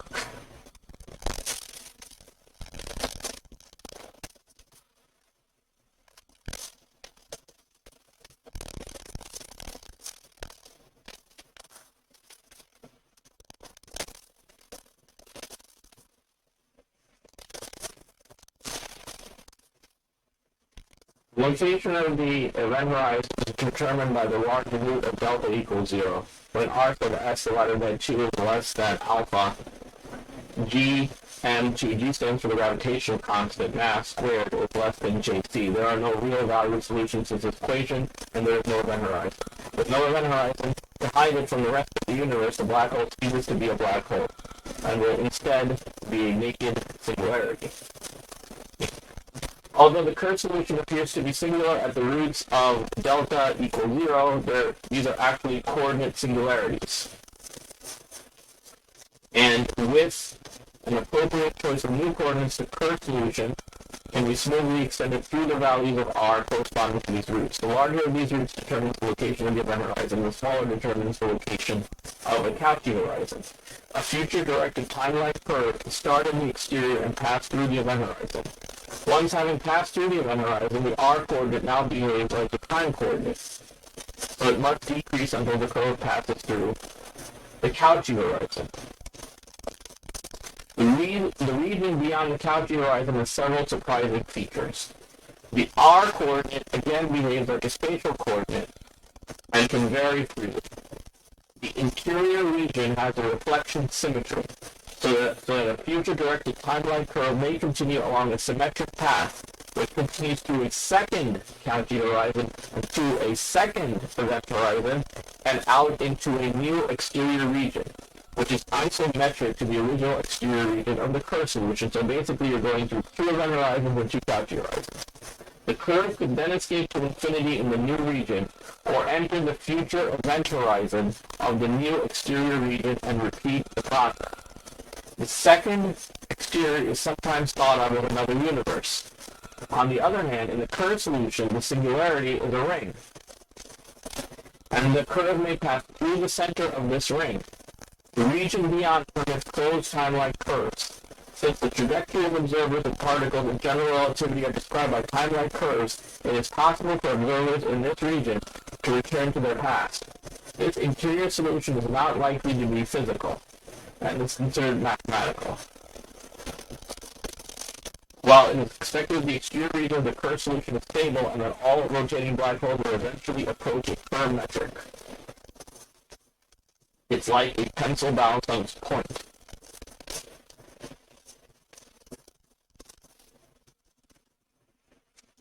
Okay, so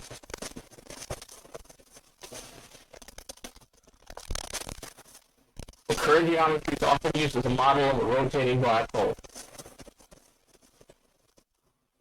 But if we hold the solution to be valid only outside some compact region subject to certain restrictions in principle, we should be able to use it as an exterior solution to model the gravitational field around the rotating massive object other than a black hole, such as a neutron star or the Earth.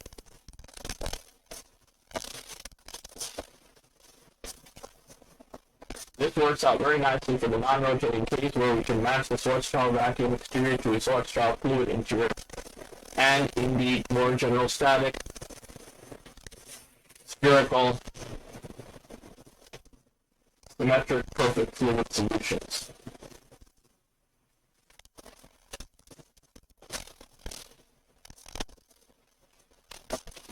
Okay, so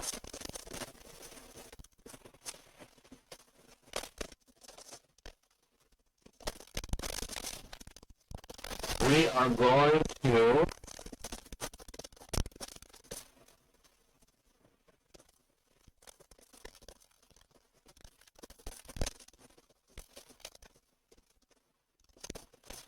into what a Cauchy horizon is.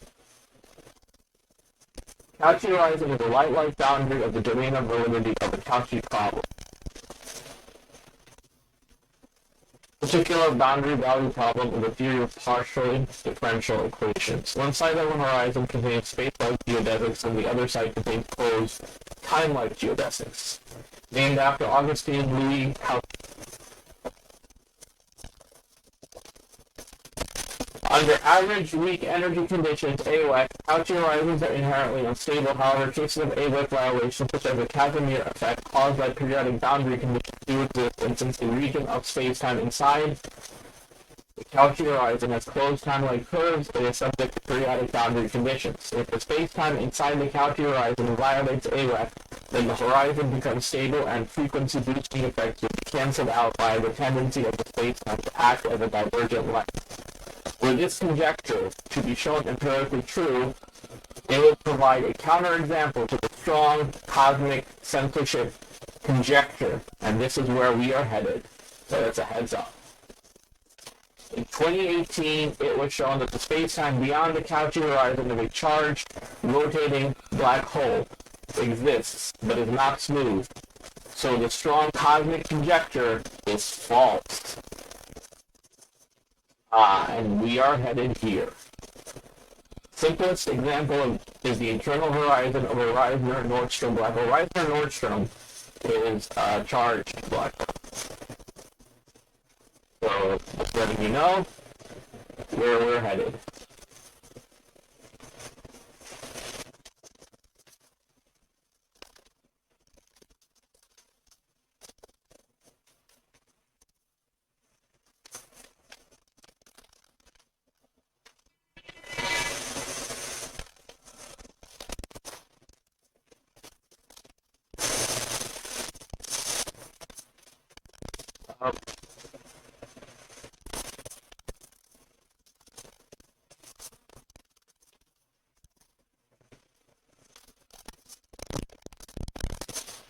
Now we're talking about the Kerr-Newman metric.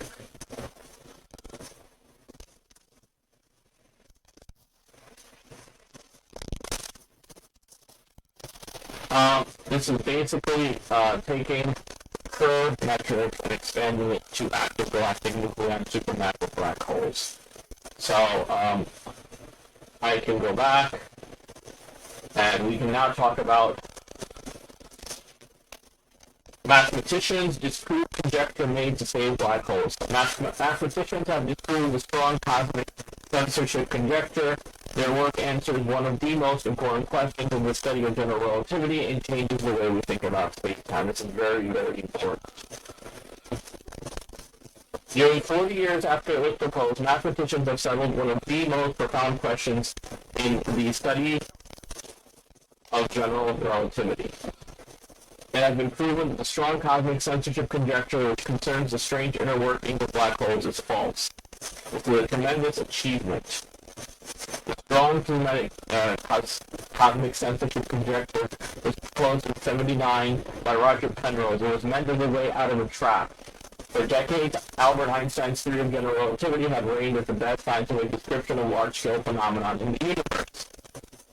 Yet, mathematical advances in the 60s showed that Einstein's equations lapsed into troubling inconsistencies when applied to black holes. Penrose believed that if his strong cosmic censorship conjecture were true, this lack of predictability could be disregarded as a mathematical novelty, rather than a sincere statement about the physical world. Penrose came up with a conjecture that basically tried to wish this bad behavior away. This new work dashes Penrose's dream. At the same time, it fulfills his ambition by other means, showing that his intuition about the physics inside black holes was correct, just not for the reason he suspected. In classical physics, the universe is predictable. If you know the laws that govern a physical system and you know its initial state, you should be able to track its evolution indefinitely far into the future. The dictum holds true whether you're using Newton's laws to predict the future positions of a billiard ball, Maxwell's equations to describe an electromagnetic field, or Einstein's theory of general relativity to predict the evolution of the shape of space-time. This is the basic principle of all classical physics, going back to Newtonian mechanics. You can determine evolution from initial data. But in the 1960s, mathematicians found a physical scenario in which Einstein's field equations, which form the core of general relativity, ceased to describe a predictable universe. Mathematicians and physicists noticed that something went wrong when they modeled the evolution of space-time inside a rotating black hole. To understand what went wrong, imagine falling into the black hole yourself. First, you cross the event horizon, the point of no return, though it looks just like ordinary space to you. Here, Einstein's equations still work as they should, providing a single deterministic forecast for how space-time will evolve into the future. Black hole's other horizon. Past the event horizon and black hole's point of no return lies the Cauchy horizon. The second horizon has given mathematicians headaches for decades. Troubles with boundaries. Einstein's equations appear to give many different possible answers beyond the Cauchy horizon, which suggests that the universe is fundamentally unpredictable. Block it off. The strong cosmic censorship conjecture says that space-time stops at the Cauchy horizon, which absolves Einstein's equations of having to describe the world beyond. Weak but effective. New research shows that space-time does exist beyond the horizon, but it isn't smooth enough to use the Einstein equations, thus saving determinism. For now. Just for now. But as you continue to travel into the black hole, and eventually you pass another horizon. known as the Cauchy horizon. Here things get screwy. Einstein's equations start to report that many different configurations of spacetime could unfold. They're all different, yet they all satisfy the equations. The theory cannot tell us which option is true. For a physical theory, it's a cardinal sin. The loss of predictability that we seem to find in general relativity was very disturbing. Roger Penrose proposed a strong cosmic censorship conjecture to restore predictability to Einstein's equations. The conjecture said that the Cauchy horizon is a figment of mathematical thought. It might exist in an idealized scenario where the universe contains nothing but a single rotating black hole, but it can't exist in any real sense. The reason Penrose argued is that the Cauchy horizon is unstable. He said that any passing gravitational wave should collapse the Cauchy horizon into a singularity, a region of infinite density that rips space-time apart. Because the actual universe is rippled with these waves, the Cauchy horizon should never occur in the wild. As a result, it's nonsensical to ask what happens to space-time beyond the Cauchy horizon, because space-time as it's regarded within our theory of general relativity no longer exists. This gives us a way out of this philosophical conundrum. This new work, however, shows that the boundary of space-time established at the Cauchy horizon is less singular than Penrose had imagined. It was proved that the situation at the Cauchy horizon was not quite so simple. Their work is subtle. A refutation of Penrose's original statement of the strong cosmic censorship conjecture, but not a complete denial of its spirit. Building on methods established a decade ago, the pair showed that the Cauchy horizon can indeed form a singularity, but not the kind Penrose anticipated. The singularity is milder than Penrose, as they find a weak, light-like singularity where he had expected a strong space-like singularity. This weaker form of singularity exerts a pull on the fabric of space-time but doesn't sunder it. Our theorem implies that observers crossing the Cauchy horizon are not torn apart by tidal forces. They may feel a pinch, but they are not torn apart. Because the singularity that forms at the Cauchy horizon is in fact milder than predicted by the strong cosmic censorship conjecture, the theory of general relativity is not immediately excused for considering what happens inside. It still makes sense to define the Cauchy horizon because one can, upon which this continuously extend the space-time beyond it.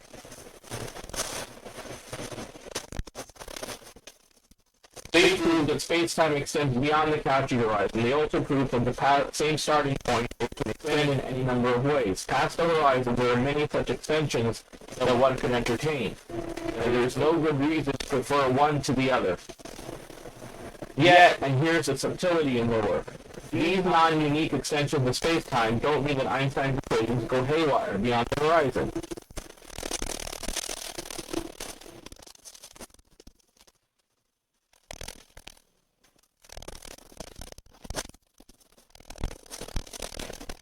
Einstein's equations work by quantifying how space-time changes over time.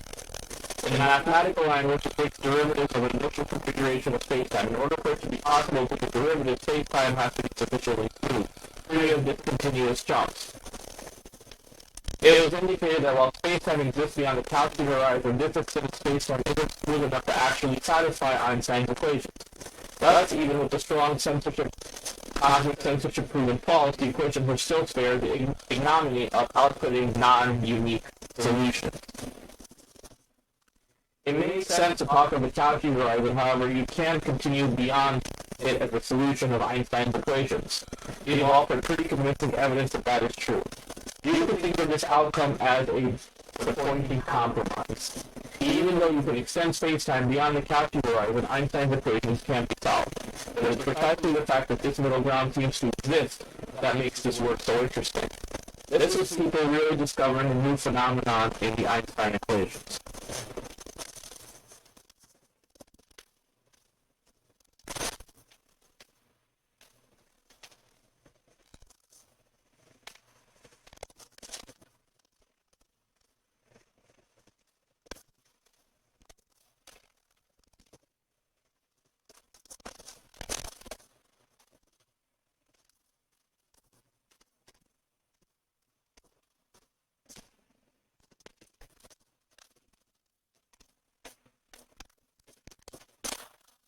So now, we are going to talk about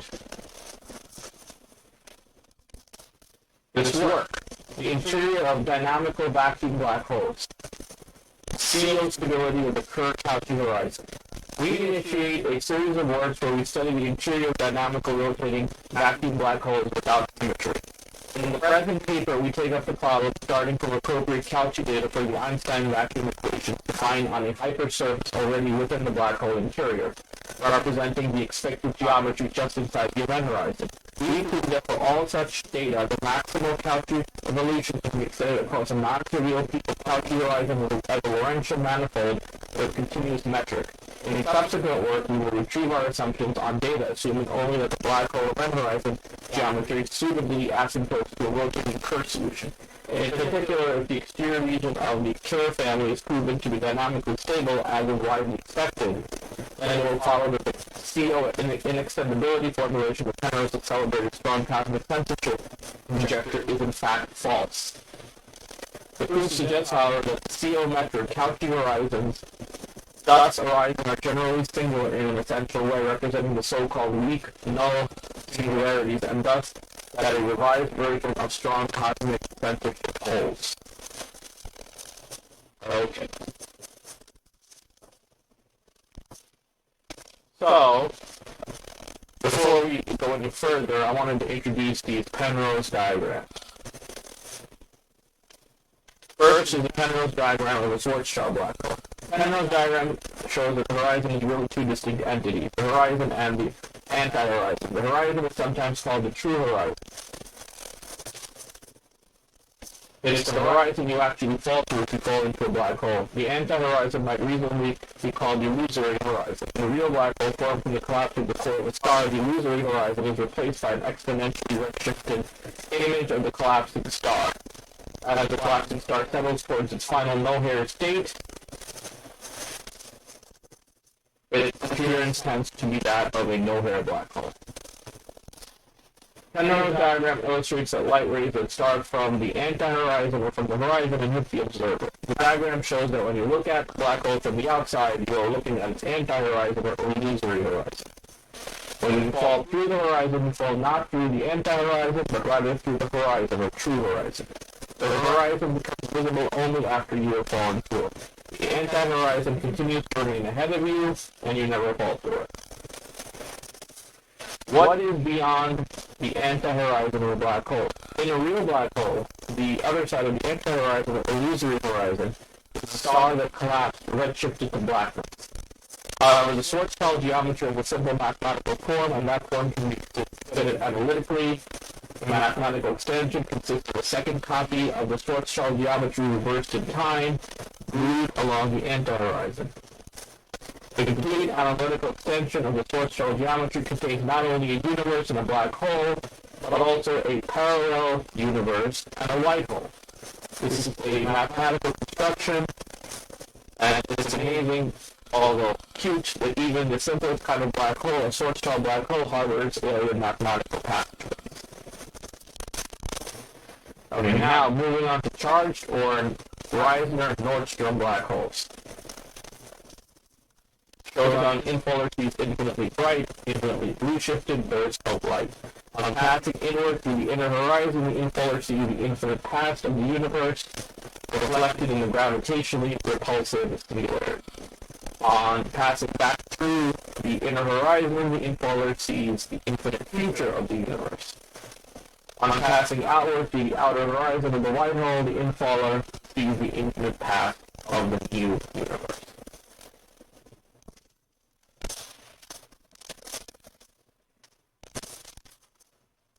Penrose diagram of an extremal Reisner-Nordstrom black hole. The horizon exists only if the black hole's charge Q is less than or equal to its mass, and in natural units. The extreme case where the charge equals the mass is called an extremal black hole. For an extremal black hole, the inner and outer horizons coincide. As illustrated by its Penrose diagram, the topology of an extremal Reisner-Nordstrom black hole differs from the standard Reisner-Nordstrom topology. For this reason and others, it is thought that an extremal Reisner-Nordstrom black hole cannot be constructed even in principle by adding charge to a standard Reisner-Nordstrom black hole. Indeed, adding charge to a near extremal black hole takes energy, which increases the mass of the black hole, keeping it sub-extremal. Mathematical solutions for super extreme horizon Nordstrom black holes, those with charge exceeding mass, have no horizons at all, which is an even more drastic change in topology. Zero charged particles, such as electrons and protons, have charge greatly exceeding their mass. For example, an electron has a charge to mass of E divided by ME is equivalent to 10 to the power 21, the ratio of the square root of the fine structure constant of the electron mass in the Planckian. However, the character of such particles is dominated by quantum mechanics, not by classical general relativity. Now we're moving on to Kerr spinning rotating black holes. The Penrose diagram of the Kerr geometry for a rotating black hole looks like the Penrose diagram of the Reisner-Nordstrom geometry for a charged black hole, except that it is possible to pass through the disk bounded by the ring singularity of the rotating black hole to an anti-burst. Now the fun begins. The anti-burst. Basically, here we have two parallel paths, one to the new universe, one to the new parallel universe, intersected by a white hole, and then you have a parallel antiverse, a parallel wormhole, the antiverse and a wormhole, back through the black hole, and then the parallel universe and the very interesting.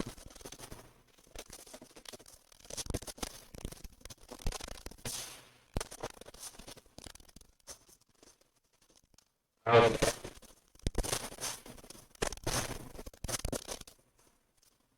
So,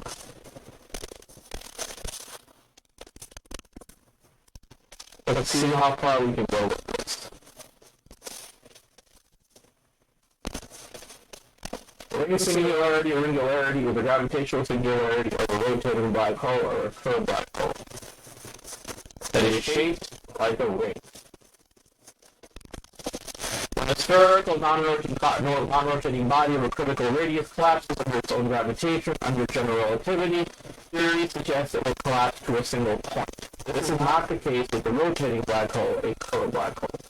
With a fluid rotating body, its distribution of mass is not spherical, it shows an equatorial bulge, and if it has angular momentum, since a point cannot support rotation or angular momentum in classical physics, the literal shape of the singularity that can support these properties is instead a ring with zero thickness but a non-zero radius, and this is referred to as a ringularity or Kerr singularity. A rotating hole's rotational crane dragging effects described by the Kerr metric cause space-time in the vicinity of the ring to undergo curvature in the direction of the ring's motion. Effectively, this means that different observers placed around a Kerr black hole are asked to point to the hole's apparent center of gravity, then point to different points on the ring. Falling objects will begin to acquire angular momentum from the ring before they can actually strike it. And the path taken by a perpendicular light ray, initially traveling towards the ring's center, will curve in the direction of ring motion before intersecting with the ring. An observer crossing the event horizon of a non-rotating and uncharged black hole or Schwarzschild black hole cannot avoid the central singularity, which lies in the future worldwide of everything within the horizon. This is not necessarily true with the Kerr black hole, and an observer falling into a Kerr black hole may be able to avoid the central singularity by making clever use of the inner event horizon associated with this class of black hole. This makes it theoretically possible for the Kerr black hole to act as a sort of wormhole,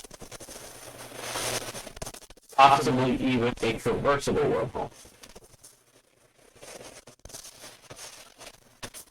The Kerr singularity can also be used as a mathematical tool to study wormhole theoretic problems. If a particle is passed through a wormhole, the continuity equations for the electrical field suggest that the field line should not be broken. When electrical charge passes through a wormhole, the particle's charged field line appears to emanate from the entry mouth, and exit mouth gains a charge density deficit due to Bernoulli's principle. For mass, the entry mouth gains mass density, and the exit mouth gains a mass density deficit. If the Kerr singularity has the same feature, it also allows the issue to be studied.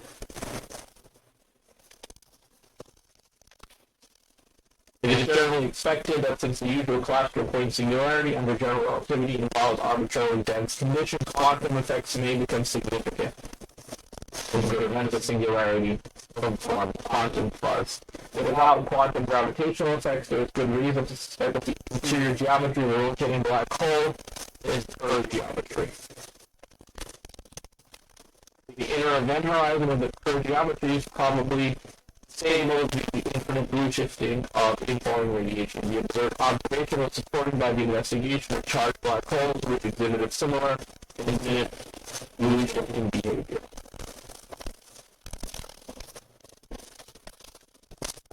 So,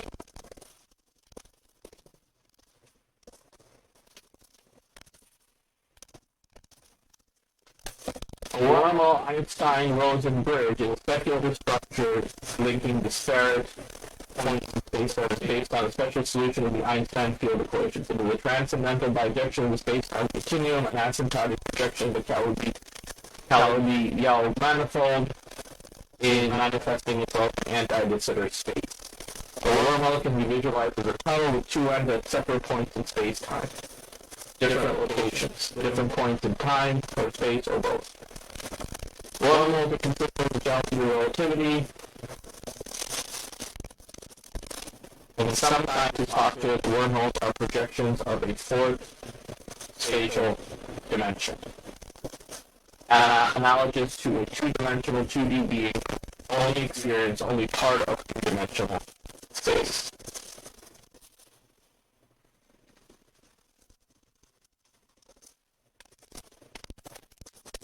Theoretically, a wormhole might connect extremely long distances, such as a billion light years, or short distances, such as a few meters, or different points in time, or even different universes.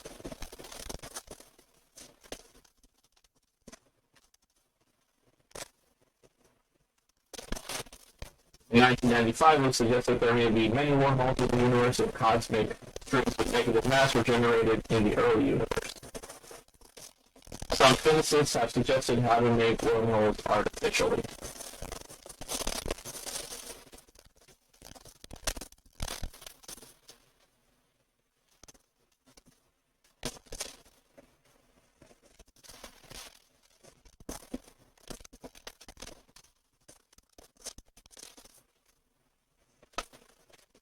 Okay, so four-dimensional space is really interesting. We're talking about a hypersphere, which is a three-dimensional sphere extended into a fourth dimension.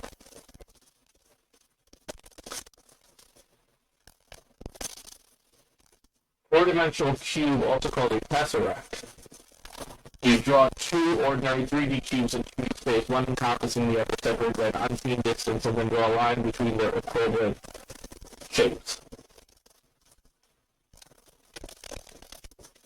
And their vertices. This can be seen in the animation, one of which shows a smaller inner cube inside a larger outer cube.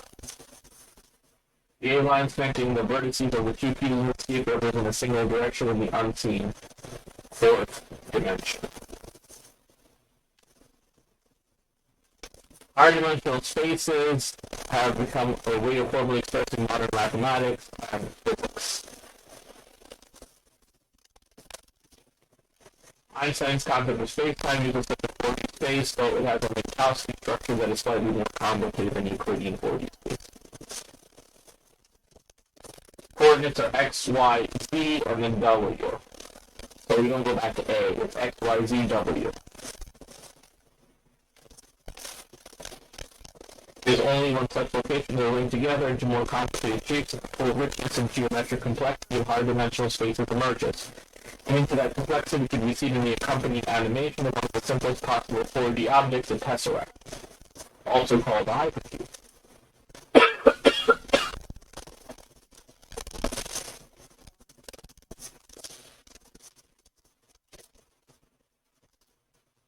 The geometry of four-dimensional space is much more complex than that of three-dimensional space due to the extra degree of freedom.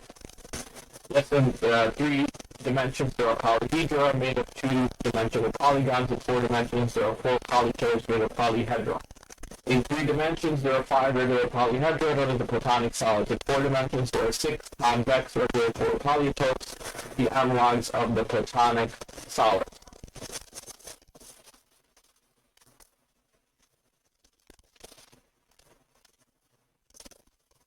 Relaxing the conditions for regularity generates a further 58 convex uniform for polytrips analogous to the 13 semi-regular Archimedean solids in 3 dimensions. Relaxing the condition for convexity generates a further 10 non-convex or polytrips. A hypersphere is the 4D version of a sphere. A set of points in the Euclidean fourth space having the same distance r from a fixed point PO forms a hypersurface known as a 3-sphere. Hypervolume, the enclosed space, is V equals half pi squared r quadruple. This is part of the Friedman, Lemaitre, Robertson, Walker metric in general relativity, where r is substituted by the function rt, with t meaning the cosmological age of the universe. Remember though, we need scale. Scale is what actually measures the universe. Growing or shrinking orbit time means expanding or collapsing universe depending on the mass, density, and size. Research using virtual reality finds that humans, in spite of living in a 3-dimensional world, can, without special practice, make spatial judgments about line segments embedded in 4-dimensional space, based on their length, 1-dimensional, and the angle, 2-dimensional, between them. The researchers noted that participants in our study had minimal practice in these tasks, and it remains an open question whether it is possible to obtain more sustainable, definitive, and richer 4D representations with increased perceptual experience in 4D virtual environments. In another study, the ability of humans to orient themselves in 2D, 3D, and 4D mazes has been tested. Each maze consists of 4 path segments of random length connected with orthogonal random bands, but without branches or loops. Actually labyrinths. The graphical interface was based on John McIntosh's free 4D maze game. The participants had to navigate through the path and finally estimate the linear direction back to the starting point. The researchers found that some of the participants were able to mentally integrate their path after some practice in 4D.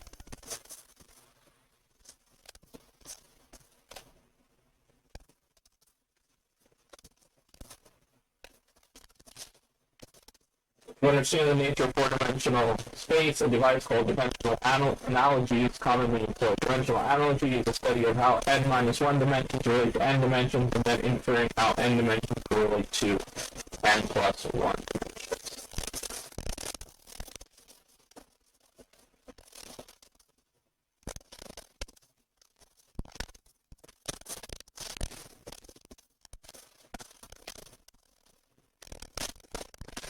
Dimensional analogy was used by Edwin Abbott in the book Flatland, which narrates the story about a square lives in a 2-dimensional world like the surface of a piece of paper. From the perspective of the square, a 3-dimensional being has seemingly godlike powers, such as the ability to remove objects from the shape without breaking it open, by moving them across the 3rd dimension.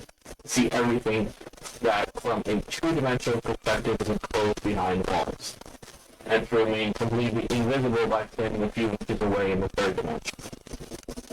By applying dimensional analogy, one can infer that a 4-dimensional being would be capable of similar feats from a 3-dimensional perspective.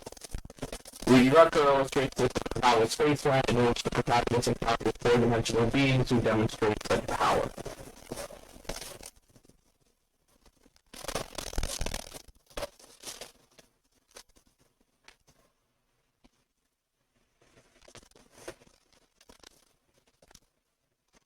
As a 3-dimensional object passes through a 2-dimensional plane, 2-dimensional beings in this plane would only observe a cross-section of 3-dimensional objects within this plane. For example, if a spherical balloon passed through a sheet of paper, beings in the paper would see first a single point, so that the circle is gradually growing larger until it reaches the diameter of the balloon, then getting smaller again, until it shrank to a point and then disappeared.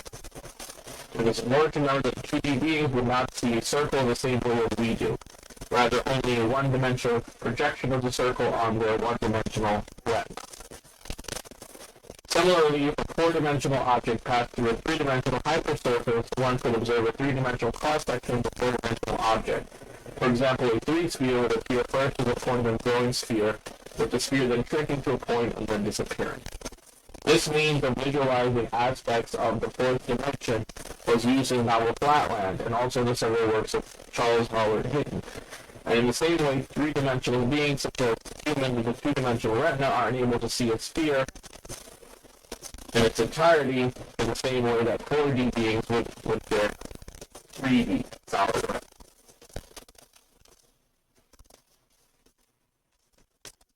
A useful application of dimensional analogy in visualizing higher dimensions is projection. A projection is a way of representing an n-dimensional object in n-1 dimensions. For instance, computer screens are two-dimensional, and all the photographs of three-dimensional people, places, and things are represented in two dimensions by projecting the object onto a flat surface. By doing this, the dimensional orthogonal depth of the screen is removed and replaced with indirect information. The retina of the eye is also a two-dimensional array of receptors that the brain is able to perceive the nature of three-dimensional objects by inference from indirect information, like shading, foreshortening, binocular vision, etc. Artists often use perspective to give an illusion of three-dimensional depth to two-dimensional pictures. The shadow cast by a fictional grid model results in tesseract on a plane surface as shown in the figure is also the result of projections. Similarly, objects in the fourth dimension can be mathematically projected into the familiar three dimensions where they can be more conveniently examined. In this case, the retina of the four-dimensional eye is a three-dimensional array of receptors. The hypothetical being with such an eye would perceive the nature of four-dimensional objects by inferring four-dimensional depth from indirect information with three-dimensional images in the retina. The perspective projection of three-dimensional objects into the retina of the eye introduces artifacts such as foreshortening, which the brain interprets as depth in the third dimension. In the same way, perspective projection from four dimensions produces similarly foreshortening effects. By applying dimensional analogy, one may infer four-dimensional depth from these effects. Following sequence of images comparing various views in three-dimensional cube with analogous projections of the four-dimensional tesseract into three-dimensional space. Okay, let's now go to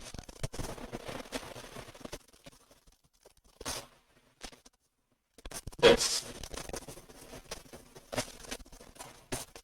This is an article about wormholes and entanglement, which we already talked about. ER equals EPR. Now we're going to go more in depth into it and how it might combine to some quantum mind theory, like intuition, empathy, and how we're all connected.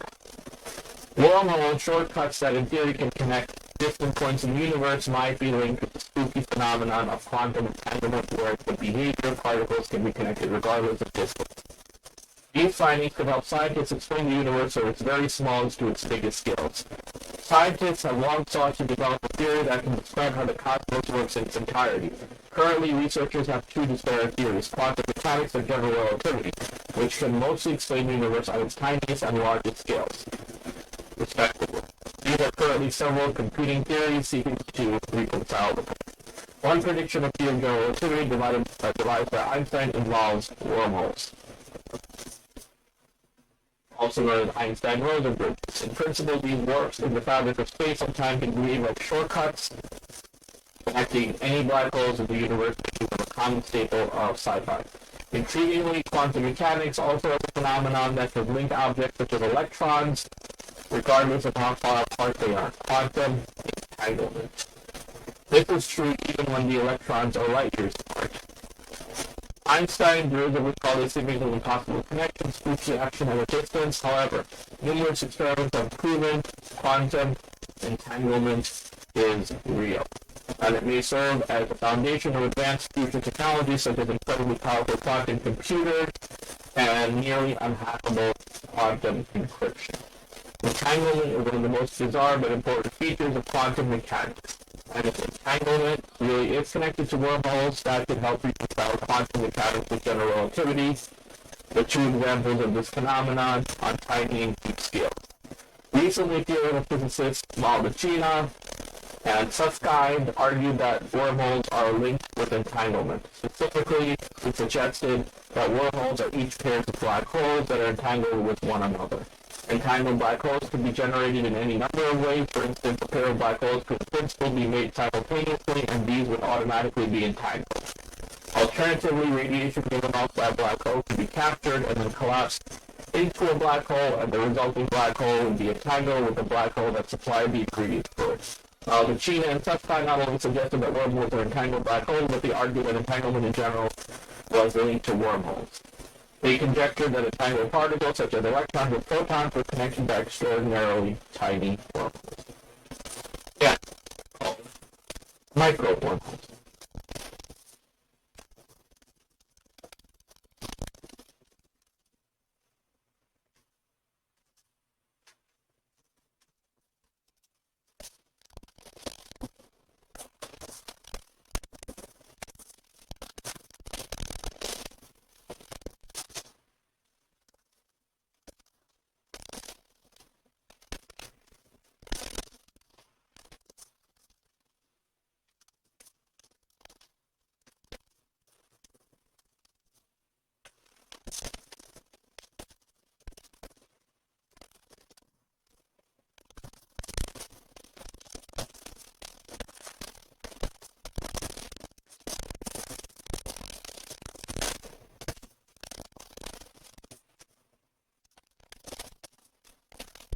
So now we're talking about throats of wormholes.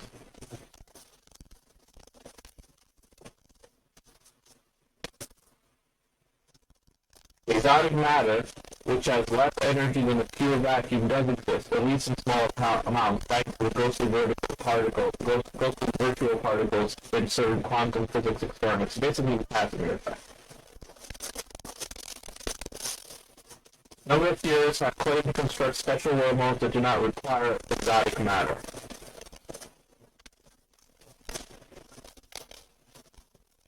They require quantum mechanical effects. Approaches rigorously define a wormhole throat to the narrowest point and show that because light rays spread out as we emerge from it, there must be a kind of anti-gravity. In the process, they found that time-dependent wormholes actually have two throats, one for each direction of travel. The theoretical tablet could paradoxically pass the middle of the wormhole without actually reaching the throat for a direction. Part of the problem is the lack of a good physical picture for dynamic black hole, which is a complicated four-dimensional object. The usual image is legitimately only for one that doesn't change with time.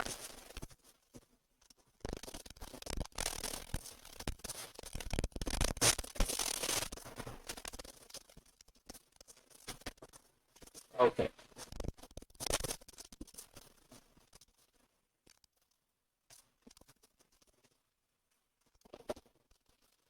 So now,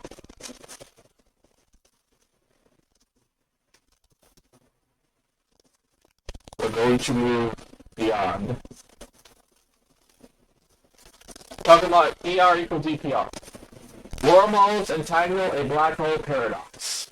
A bold new idea aims to link two famously distorted descriptions of nature. In doing so, it may also reveal how space-time owes its existence to the spooky connections of quantum fluctuation.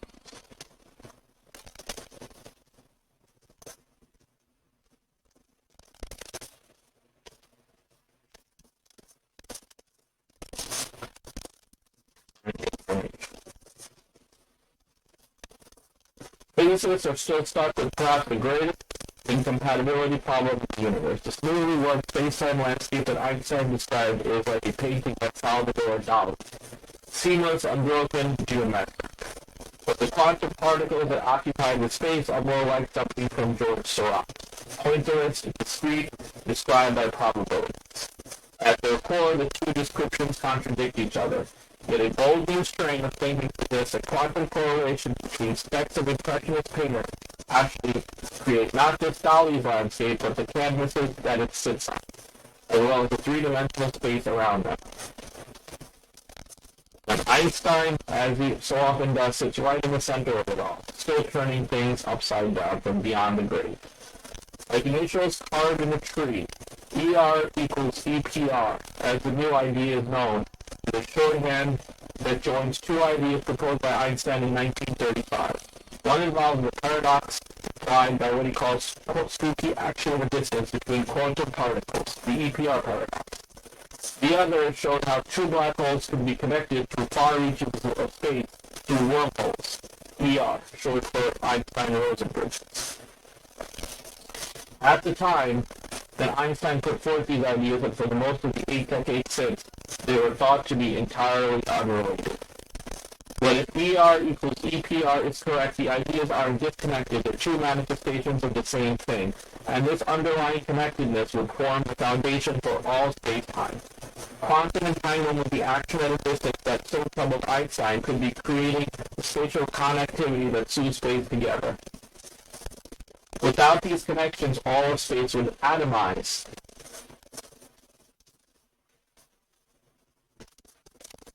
This idea was developed by Juan Maltesino along with Leonard Susskind. In other words, the solid and reliable structure of space-time is due to the ghostly features of entanglement. What's more, ER equals EPR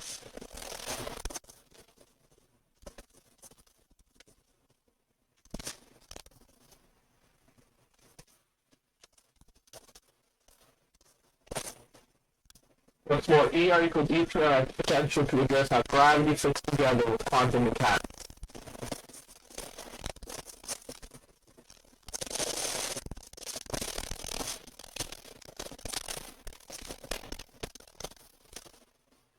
The road that led to ER equals EPR is a Mobius strip of tangled twists and turns that fold back on itself like a drawing by Msi Attribute.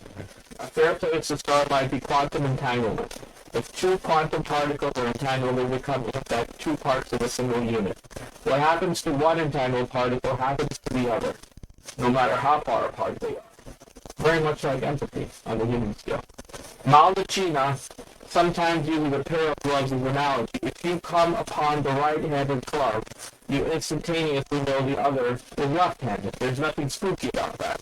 But in the quantum version, both gloves are actually left and right-handed, and everything between up until the moment you observe them. Spookier still, the left-handed glove doesn't become left until you observe the right-handed one, at which moment both instantly gain a definite handedness. Entanglement played a key role in Stephen Hawking's 1974 discovery that black holes could evaporate. This too involved entangled pairs of particles. Throughout space, short-lived virtual particles of matter and antimatter continually pop into and out of existence. This is the Casimir effect. Hawking realized that if one particle fell into a black hole and the other escaped, the whole would emit radiation glowing like a dying ember. Given enough time, the whole would evaporate into nothing, raising the question of what happened to the information content of the stuff that fell into it. But the rules of quantum mechanics forbid the complete destruction of the information. Hopelessly scrambling information is another story, which is why documents can be burned and hard drives smashed. There is nothing in the laws of physics that prevents the information lost, or the smoke and ashes from being reconstructed, at least in principle.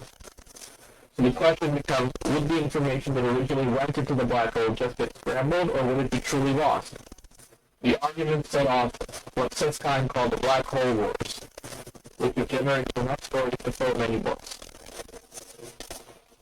Eventually, Susskind and the discovery that Shakti and Hen realized would show that all the information that fell into the hole was actually trapped on the black hole's two-dimensional event horizon, the surface that marks the point of no return. This is where the holographic principle comes in. The horizon encoded everything inside, like a hologram. It was as if the bits needed to recreate your house and everything in it could fit on the walls. The information wasn't lost. It was scrambled and stored out of reach. Susskind continued to work on the idea with Maltesino, whom Susskind called the master, and others. Holography began to be used not just to understand black holes, but any region of space that can be described by its boundary. That, by the way, includes our universe and the black hole on the outside, black hole cosmology inside the superverse, and also the full tetraverse and the octaverse and the 16-verse, by the way, with their own black hole boundaries. Over the past decade or so, the seemingly crazy idea that space is a kind of hologram has become rather humdrum, a tool of modern physics using everything from cosmology to condensed matter. One of the things that happens to scientific ideas is they often go from wild conjecture to reasonable conjecture to working tools. It's gotten routine. Holography was concerned with what happens on boundaries, including black hole horizons. That left open the question of what goes on in the interiors. And answers to that were all over the map. After all, since no information could ever escape from inside a black hole's horizon, the laws of physics prevented scientists from ever directly testing what was going on inside. 2012, The group came up with an idea for Starling and basically said the physicists told everything, we know nothing. The so-called AMPS paper presented a doozy of an entanglement paradox. One so stark it implied that black holes might not, in effect, even have insides. For a firewall just inside the horizon would fly anyone or anything attempting to find its secrets. Scaling the firewall. Here's the heart of the argument. If a black hole in the horizon is a smooth, seemingly ordinary place, as relativity predicts, in the Lagrange condition, the particles coming out of the black hole must be entangled with particles falling into the black hole. Yet for all information not to be lost, the particles coming out of the black hole must also be entangled with particles that left long ago and are now scattered about in a fog of Hawking radiation. If one too many kinds of entanglement, one of them would have to go. The reason is that maximum entanglements have to be monogamous, existing between just two particles. Two maximum entanglements at once, quantum polygamy simply cannot happen, which suggests that the smooth continuous spacetime inside the core of black holes can't exist. A break in the entanglement at the horizon would imply a discontinuity in space, a pilot of energy called a firewall.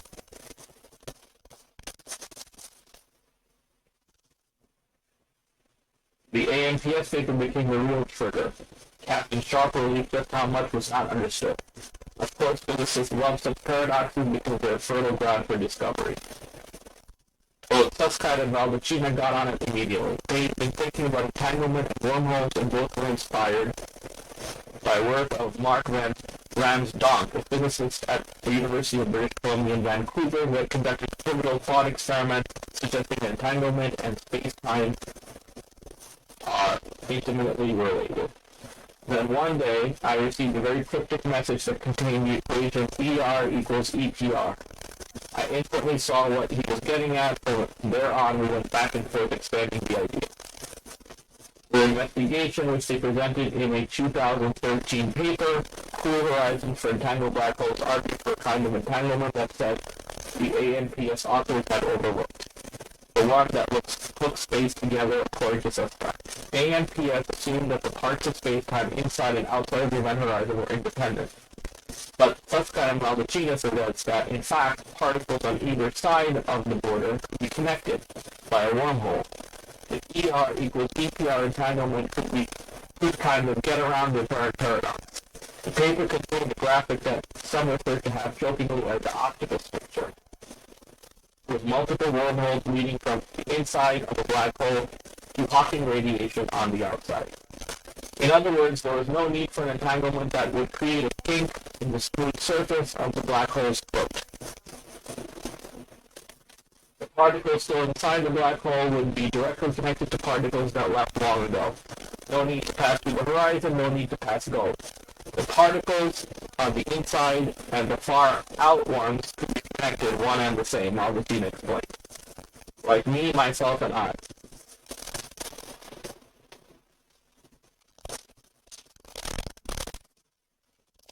Complex octopus wormhole would link the interior of the black hole directly to particles along the target cloud of Hawking radiation. The ER equals EPR idea posits that entangled particles inside and outside of black holes and horizon are connected via wormholes. Holes in the wormhole. No one is sure yet whether ER equals EPR will solve the firewall problem.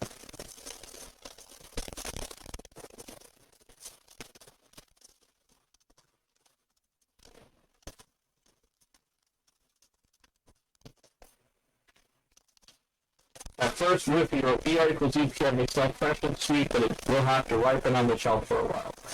Whatever happens, the correspondence between entangled quantum particles of geometry of smoothly worked space-time is a big new insight. It's allowed him and his collaborator, a researcher at the University of Advanced, to study to tackle complex problems in quantum chaos through what is called simple geometry that even I can understand. To be sure, ER equals EPR does not yet apply to just any kind of space or any kind of entanglement. It takes a special type of entanglement and a special type of wormhole. This recently co-authored a paper describing wormholes with more than two ends. ER equals EPR works in very specific situations. but AMPS argues that the firewall presents a much broader challenge. Now, for that ER equals EPR modifies standard quantum mechanics, a lot of people are really interested in the ER equals EPR conjecture, but there's a sense that no one but Lenny and Watt really understand what it is. Still, it's an interesting time to be in the field.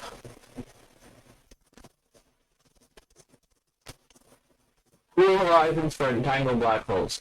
General relativity contains solutions in which two distant black holes are connected through the interior via a wormhole, or Einstein-Rosen bridge. These solutions can be interpreted as maximally entangled states of two black holes that form a complex EPR pair. We suggest that similar bridges might be present for more general entangled states. In the case of entangled black holes, one can formulate versions of the AMPS paradox and resolve that. This suggests possible resolutions of the firewall paradox for more general situations. A bound on chaos. We conjecture a sharp bound on the rate of growth of chaos in a thermal quantum system with a large number of degrees of freedom. Chaos can be diagnosed using an out-of-time order correlation function closely related to the commuter or commutator of operations separated in time.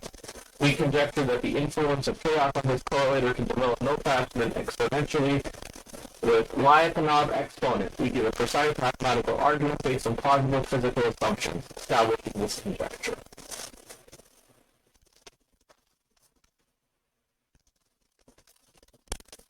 Multi-boundary wormholes and holographic entanglement. The ADS-CFT, which is the anti-disorder space conformal field theory conjecture, or correspondence, string theory relates quantum entanglement between boundary conformal field theories and geometric connections in the dual asymptotically anti-de Sitter space. We consider entangled states in the n-fold tensor product of a 1 plus 1 dimensional CFT Hilbert space defined by the Euclidean path integral over a widening surface with n-holes. In one region of moduli space, a dual bulk state is a black hole with n asymptotically ADS sub 3 regions connected by a common wormhole, while in other regions the bulk fragments into disconnected components. We study the entanglement structure and compute the wave function explicitly in the functional limit of the Riemann surface in terms of CFT endpoint functions. We also use ADS minimal surfaces to measure entanglement more generally. In some regions of the moduli space, the entanglement is entirely multipartite, though not of the GHZ type. However, even when the bulk is completely connected, in some regions of the moduli space, the entanglement is almost entirely bipartite. Significant entanglement occurs only between pairs of CFTs. We develop new tools to analyze intrinsically n-partite entanglement and use these to show that for some wormholes with n similar-sized horizons, there is intrinsic entanglement between at least n-1 parties, and that the distillable entanglement between the asymptotic regions is at least n plus 1 divided by 2 parties. Okay.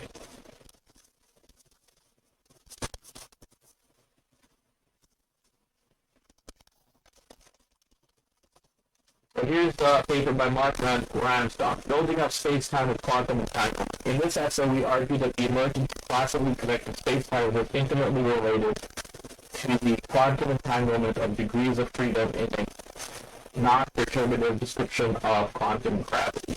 This entanglement of degrees of freedom associated with two regions of space-time results in these regions pulling apart and pushing off from each other in a way that can be quantified by standard measures of entanglement.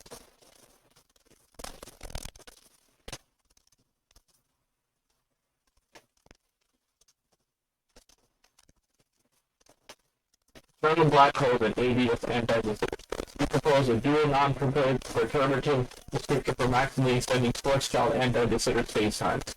The description involves two copies of the conformal field theory associated to the ADS spacetime and an initial entangled state. In this context, we also discuss a version of the information loss paradox and its resolution. Holographic derivative of the entanglement entropy from ADS CFT.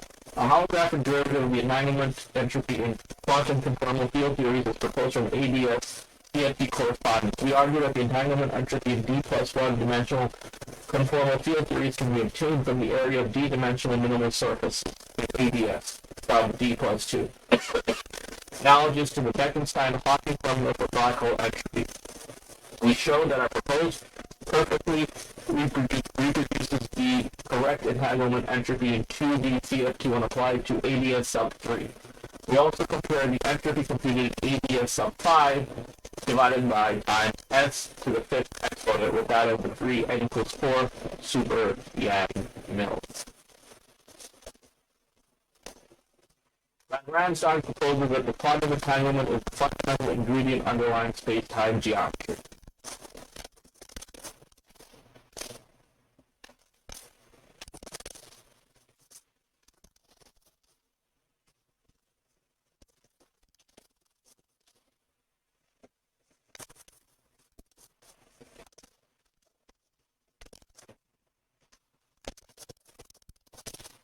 John Wheeler came up with an idea in the 50s that everything is geometry. One particularly interesting idea we call charge without charge. There are no point-length electrical charges, Wheeler proposed. Rather, electrical field lines can thread the mouth of a wormhole. What looks to you like an electron is actually a tiny wormhole mouth. If you were small enough, you could dive inside the electron and emerge from a positron far away. Yes, and it's the antiverse.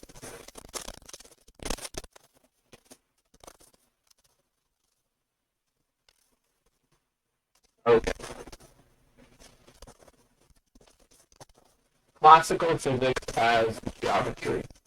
The classical physics can be regarded as comparing the gravitation source, free electromagnetism, and quantized charge and unquantized mass of concentration, electromagnetic energy, field energy, geons, and classical physics can be described in terms of curved empty space and nothing more.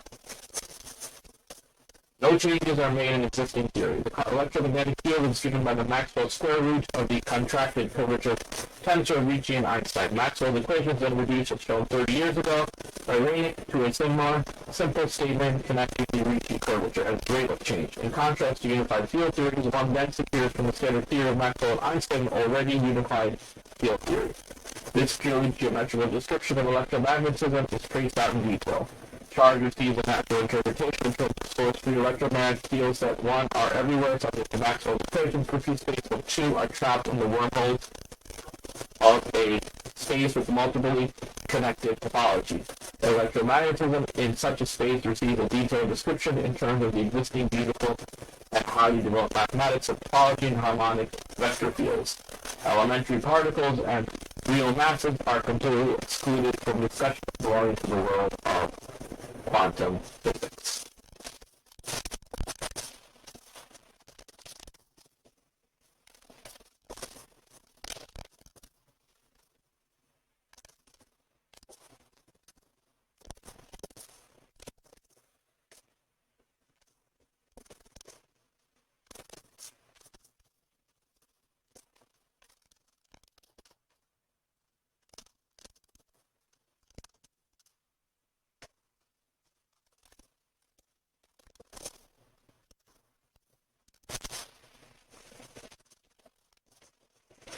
Okay. Wow, that's a lot. I'm hoping that I'm close to done on this part 40 because this has stretched on way more than an hour.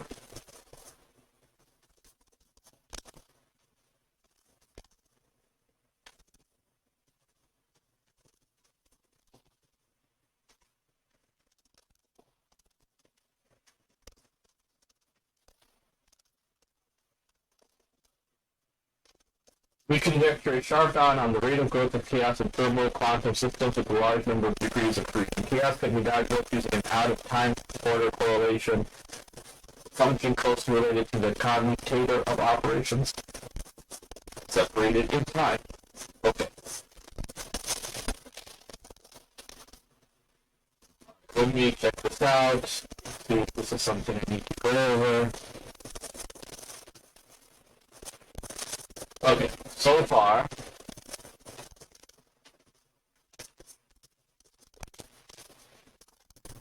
I only have a little bit more to go through.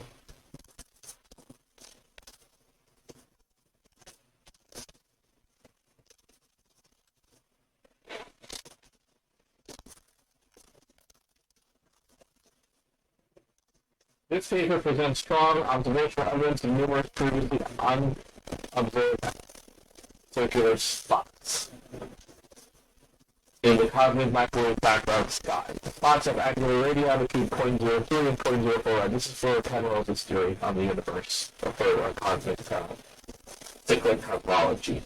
Angular diameter between 3 and 4 degrees. There was a clear cutoff at that size, indicating that each round spot would have originated from a highly energetic point-like source located at the end of inflation, or else point-like at the conformally expanded Big Bang.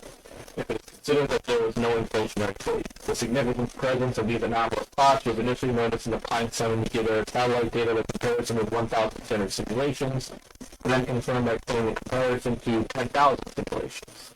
Such anomalous points were then found at precisely the same locations in the W map, Wilkinson microwave anisotropy probe data.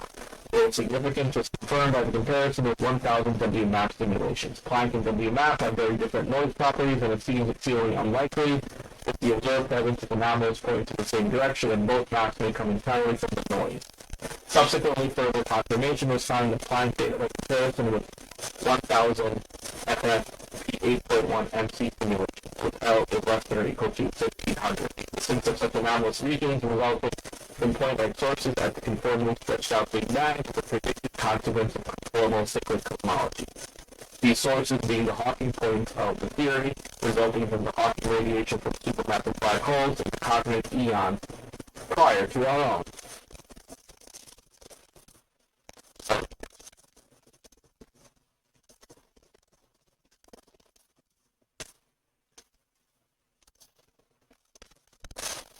CCC and the Fermi paradox. Within the scheme of conformal cyclic cosmology, information can be transmitted from eon to eon. Accordingly, the Fermi paradox and the SETI program of communication by remote civilizations may be examined from a novel perspective, such as information could, in principle, be encoded in the cosmic microwave background. The current empirical state of CCC is also discussed.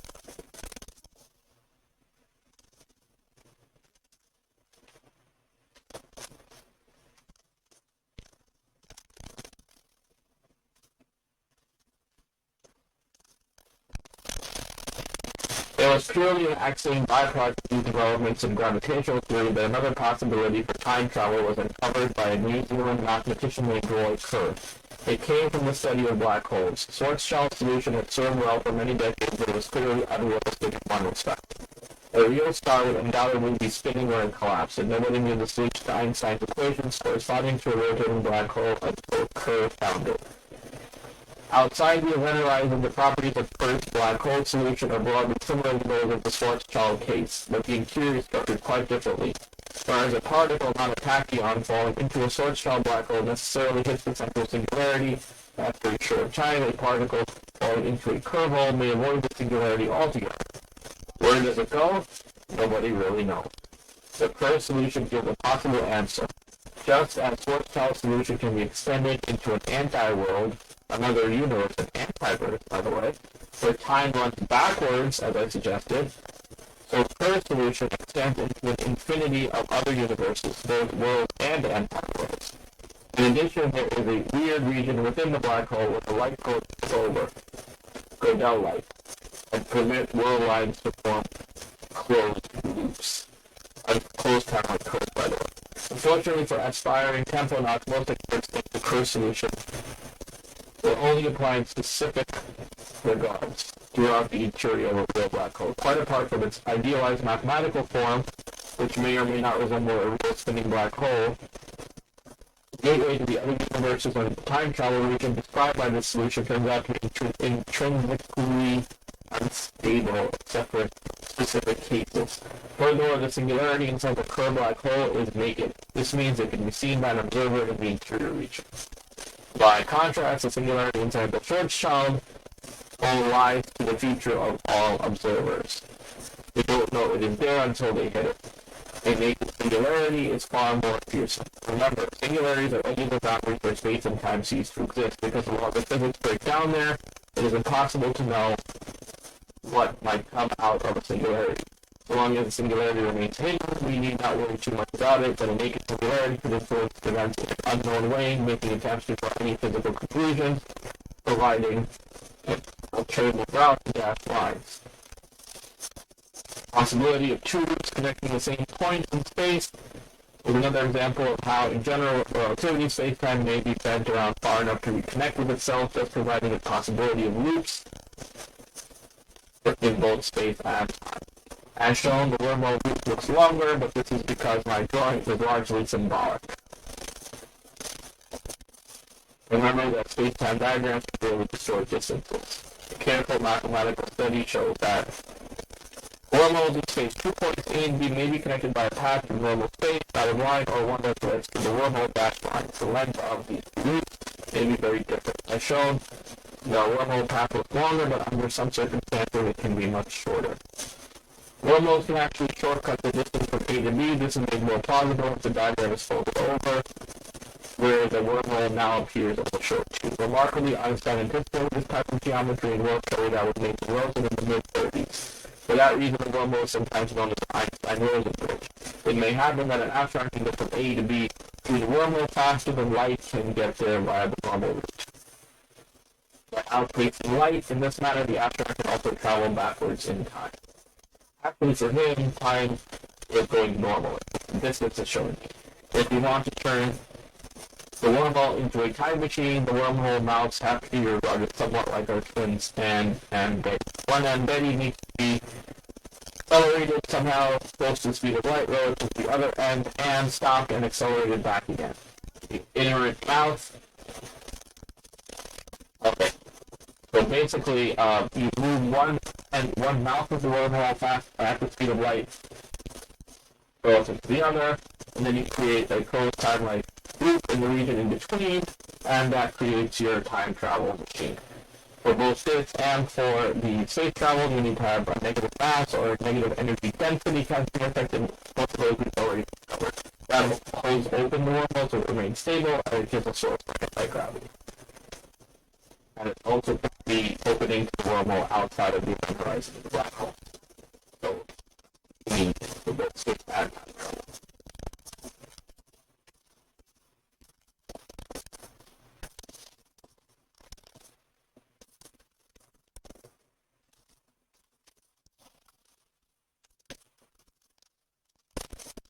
The Kerr Space Center brief introduction. This chapter provides a brief introduction to the Kerr Space Center rotating black holes. Touching on the most common coordinate representation of the space-time metric and the key features of geometry, the presence of horizons and ergospheres. The cover is by no means complete, and so it's easy to orient oneself when reading subsequent chapters.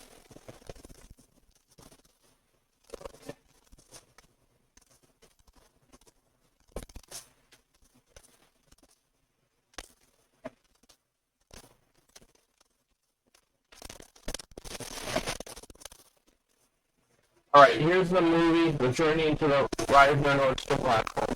There's a map, a clock, and an artificial grid on the black hole's horizon. A Reisner-Nordstrom black hole is a black hole with mass and electric charge but no spin.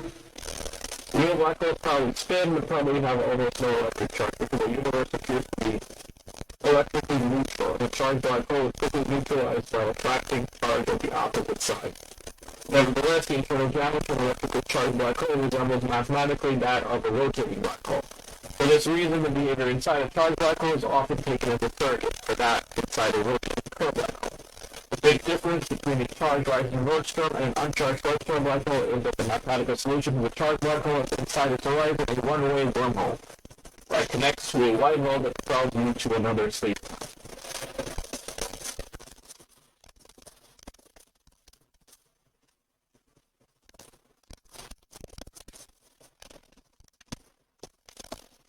Okay.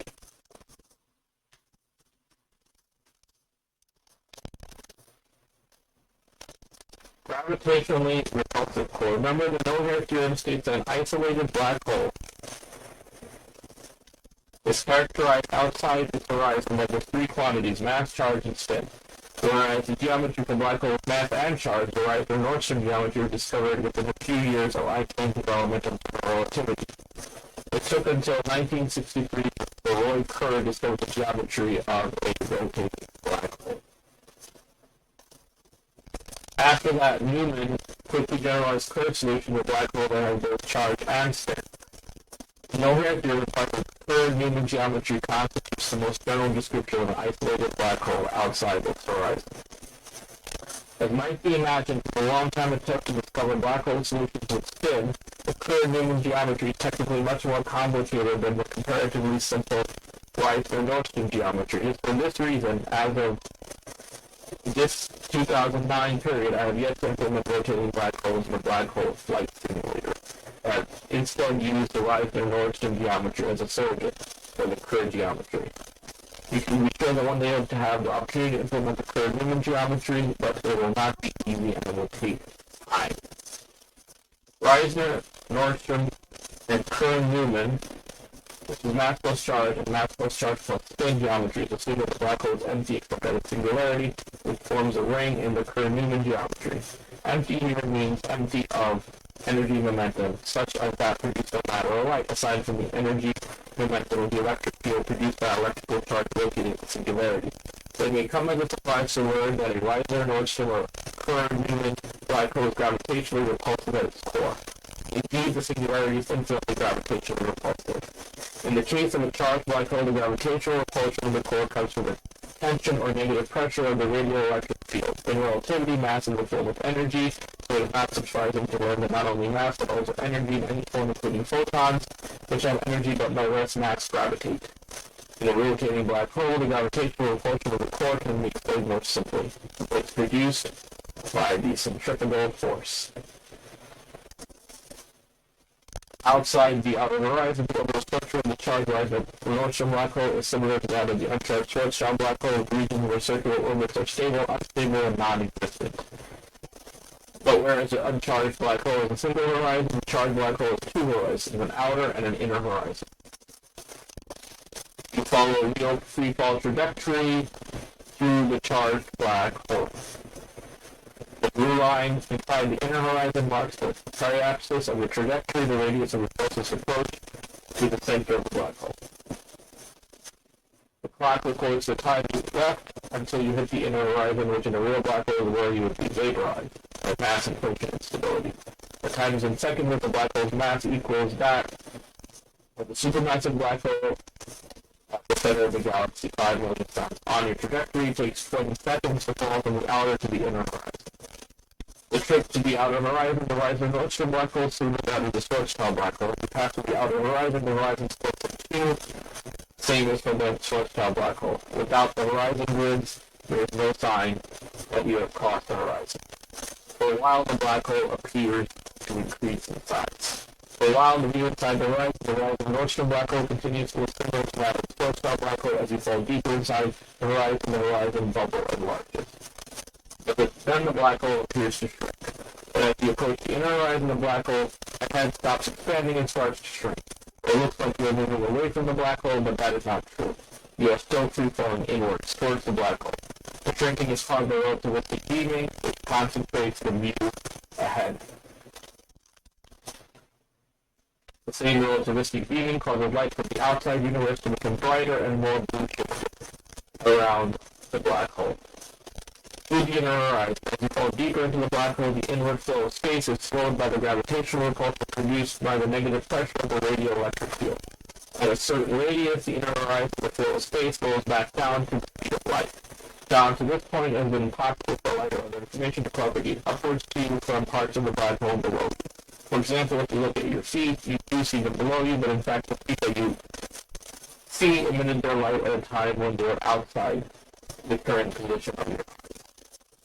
At the inner horizon, you are hit by an infinitely bright, infinitely energetic burst of light. The bright point of light is an image of the outside universe reflected by the gravitational repulsive singularity. The burst of light contains infinitely, speeding up the entire history of the universe. The infinitely bright burst of light signals the breakdown of the Reisner-Nordström geometry. The Reisner-Nordström geometry assumes that all matter and charge inside the black hole is concentrated at the central singularity. This assumption leads to the prediction of light from the outside universe concentrates ultimately at the inner horizon, which contradicts the assumption that the black hole is empty, except at the singularity. In reality, if there is such a thing as a charged black hole, as you approach very close to the inner horizon, you'll see rapidly growing dispersion of light from the outside universe. Light triggers the mass inflation stability. From the inner horizon on, horizon notion geometry is not physically realistic despite being an exact mathematical solution to Einstein's equation. Journey through the horizon notes from black hole. This one keeps this all the way through. Version of the movie at the left includes horizon grids all the way through. The horizon grids are colored with the black body color. You would see if the object emitting at the horizon had a temperature of 4096 Kelvin and were free falling radially from zero velocity in infinity.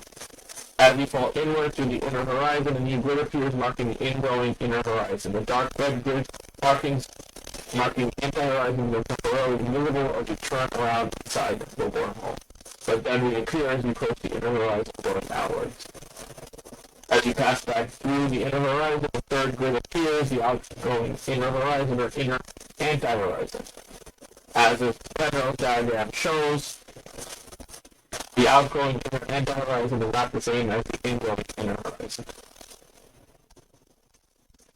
As the white hole catapults you outward into a new universe, a fourth grid appears marking the white hole's outer horizon, through the wormhole.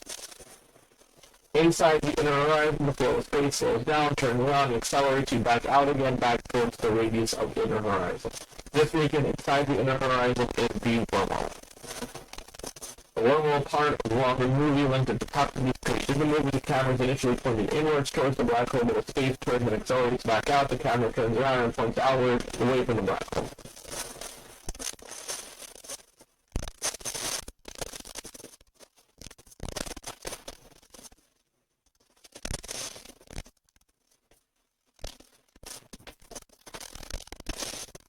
Flow of time accelerates back outward, back out through the inner horizon. The place where it accelerates back up to the speed of light marks the inner horizon. As you pass once again through the inner horizon, the time going outward rather than inward, you see a second infinitely bright until the energetic burst of light. Whereas on your inward passage to the inner horizon, you saw the entire history of the universe go by. This time, on your outward passage, you see the entire future of the universe go by. Wow, that's trouble. The fact that you see the outside universe infinitely bright, that blue shifted as you pass outward through the inner horizon was first pointed out by Roger Penrose. Through a white hole. Accelerating past the speed of light, the outward flow of space deposits you in a white hole, where space is pushed outward faster than the speed of light.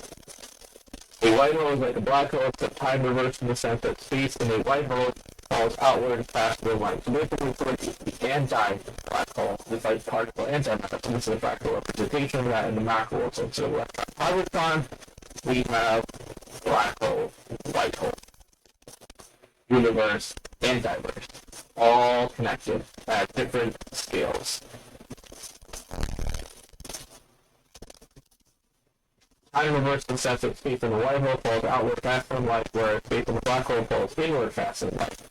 You, inside the white hole, perceive your own proper time to continue to move forward in the usual way. So basically, in the antiverse, what we consider a black hole would be a white hole in our universe, and what we consider to be a black hole would be a white hole in their universe, and vice versa. Time reversed. You might have thought that since you originally fell through the inner horizon from a black hole, when you pass back out through the inner horizon, you would rejoin the black hole. But this is not true. It cannot be true because space cannot simultaneously fall inward and outward faster than light. The white hole is actually a completely separate piece of space-time. That is occurring in Penrose diagram of horizon or Nordstrom geometry.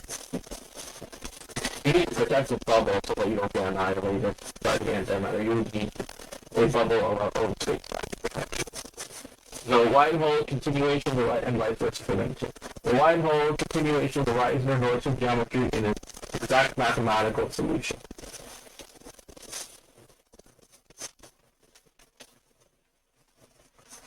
Into a new universe. The outflow of space in the white hole has been propelled by the gravitational repulsion produced by the negative radial pressure of the electric field. As you move outward, the gravitational repulsion weakens and the gravitational attraction from the mass of the black hole reasserts itself as the dominant force. The outward flow of space decelerates. The place where space slows back down to the speed of light marks the outer horizon of the white hole. As you pass outward through the outer horizon of the white hole for the third time, you see infinitely bright, energetic bursts of light. This type of light is from the new universe, into which you have been deposited by the white hole. Burst of light contains the entire past history of the new universe. As long as you're inside the white hole, light from the new universe could not penetrate into the white hole, since space in the white hole falls outward faster than light. Only when you reach the outer horizon of the white hole, where the outflow of space has slowed to the speed of light, do you get to see light from the new universe. The new universe is a two-master.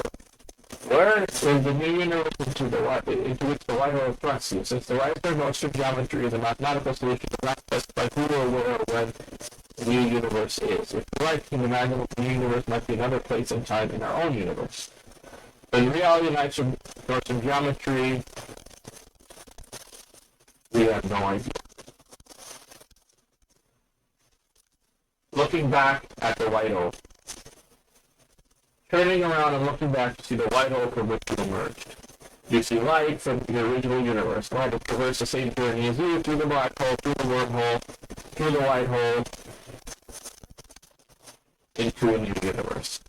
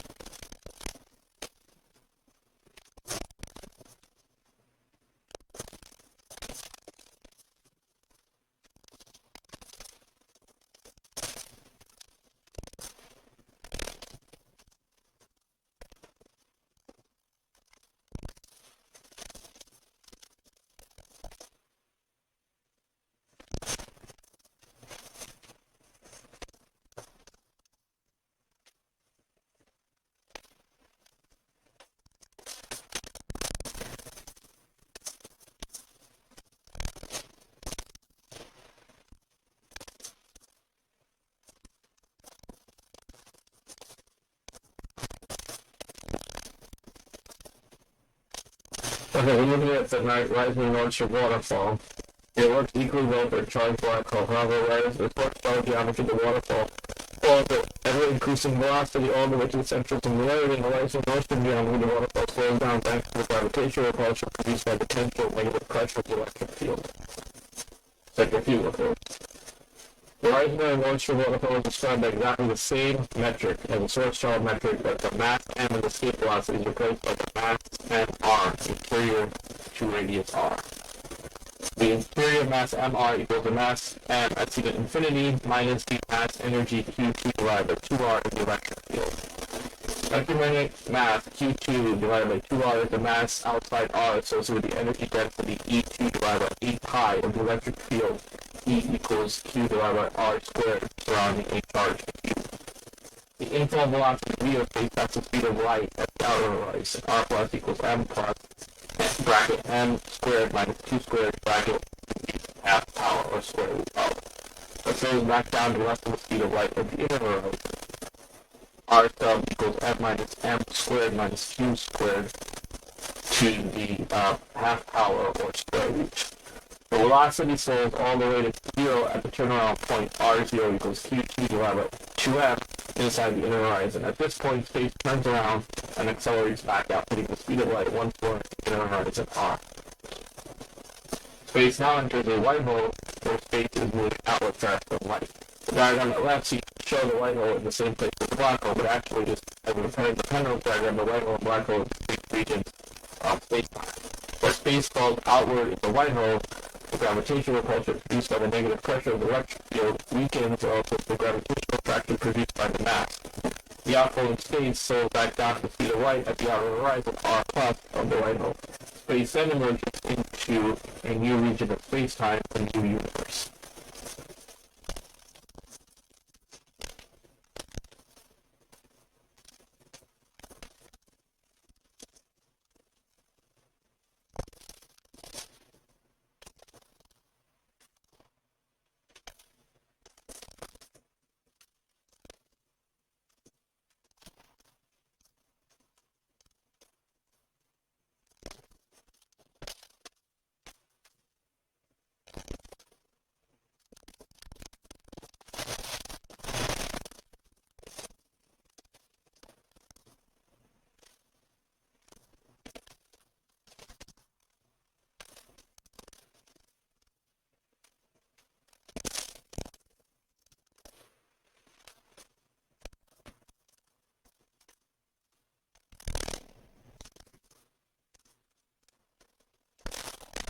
The geometry of a rotating black hole is described as a Kerr metric described by Newsland Leroy Kerr in 1963. The Kerr geometry shows that the horizon or Nordstrom geometry the property of having an inner horizon which connects to a white hole which connects to a new universe.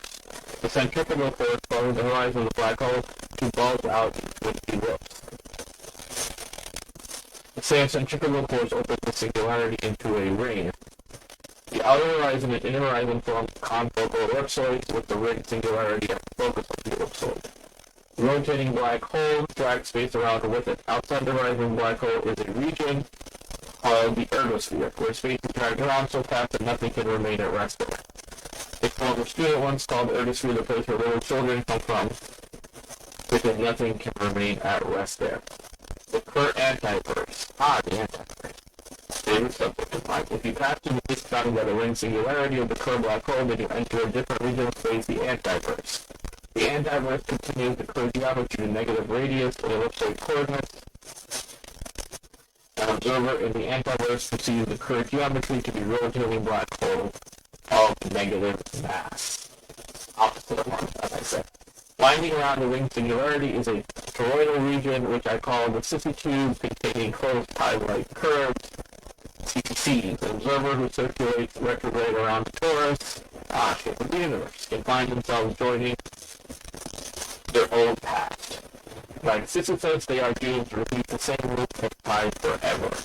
Sadly, from its inner rising inward, it is subject to the inflationary instability at its inner horizon.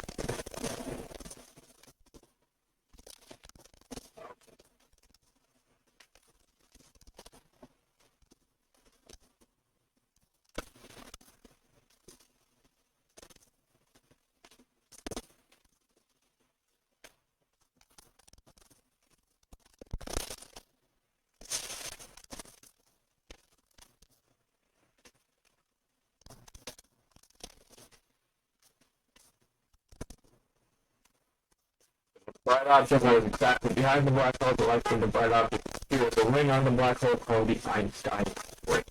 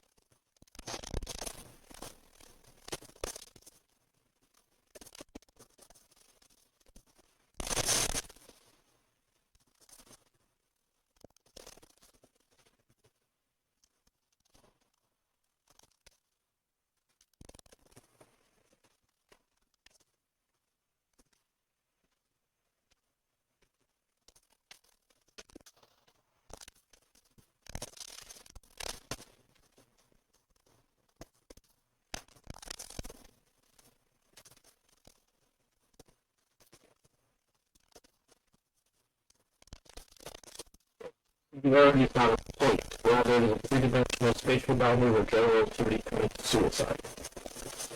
New physics, presumably quantum gravity, in some form must replace general relativity as singularities. What that new physics is remains a profound and absurd question. If time fall intermorpho at the same time but at different locations in latitude and longitude, you do not approach each other as you approach the singularity. Rather than divergent tidal force channels, parts of the body along the inward radial direction. So after meeting in front of the singularity, you cannot even put your arms to touch it. Oh, very sadly thought.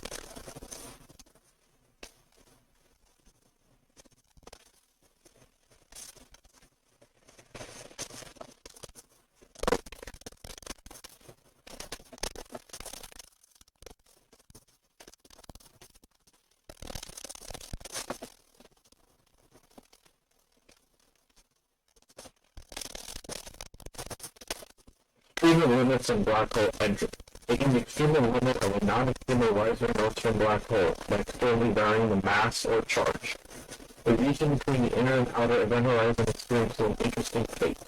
While this region is absent in the extremal case, it will not disappear in the extremal level, but rather approaches a factor of ADS2 squared times 2 squared. In other words, the approach to extremality is not continuous, as the non-extremal Whitehill Nordstrom solution splits into two states times that extremality, an extremal black hole and a disconnected ADS anti-dissimilar state.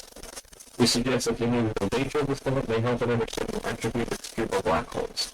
With ADS sub 2 times S squared.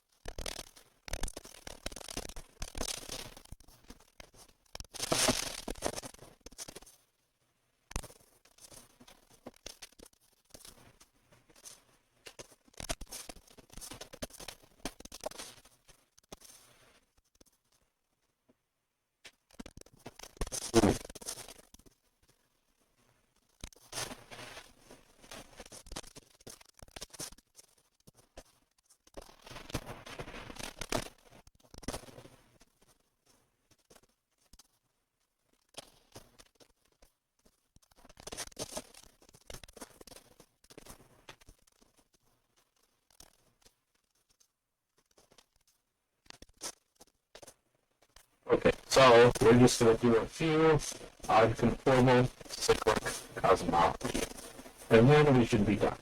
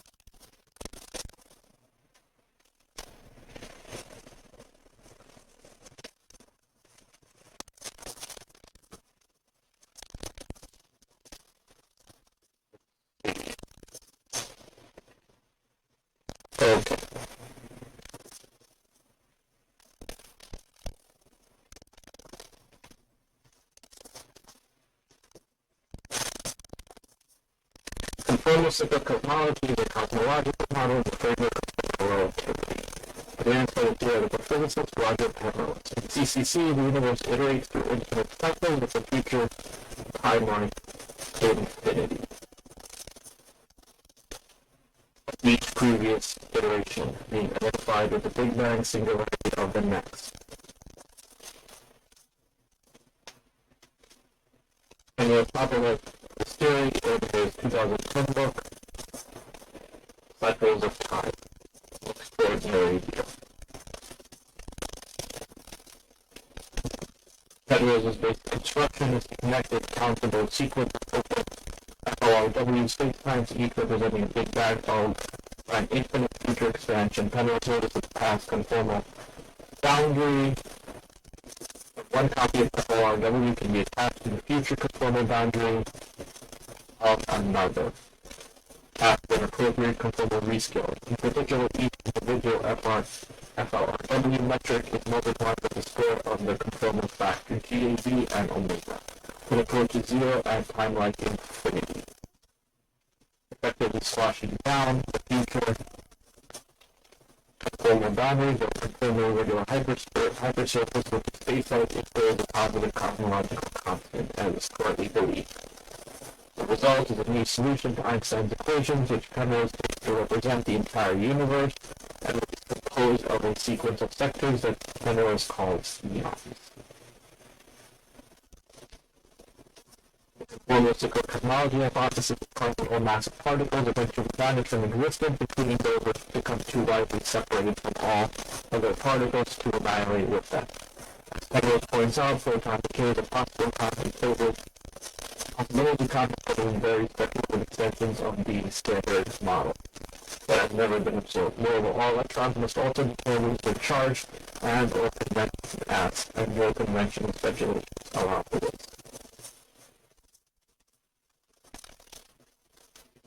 There is no more prior lecture video. Penrose moderated his previous requirements for no mass beginning at 26:30 in the video, allowing some mass particles to be present, as long as the amounts are insignificant with nearly all of the energy being kinetic and in a conformal geometry dominated by photons. The significant feature of this construction for particle physics is that since photons obey the classical laws of conformally invariant quantum theory, they will behave in the same way in the rescaled eons as in their FLW counterparts. Classically, this corresponds to light cone structures being preserved in the conformal rescaling. For such particles, the boundary between eons is not a boundary at all, but just a space-like surface that can be passed across like any other. Fermions, on the other hand, remain confined to a given eon, thus providing a convenient solution to the black hole information paradox. According to Penrose, fermions must be irreversibly converted into radiation during black hole evaporation to preserve the smoothness of the boundary between eons. The curvature properties of Penrose's cosmology also communicate other aspects of cosmology. First, the boundary between eons satisfies the wild curvature hypothesis describing a certain kind of low entropy path required by statistical mechanics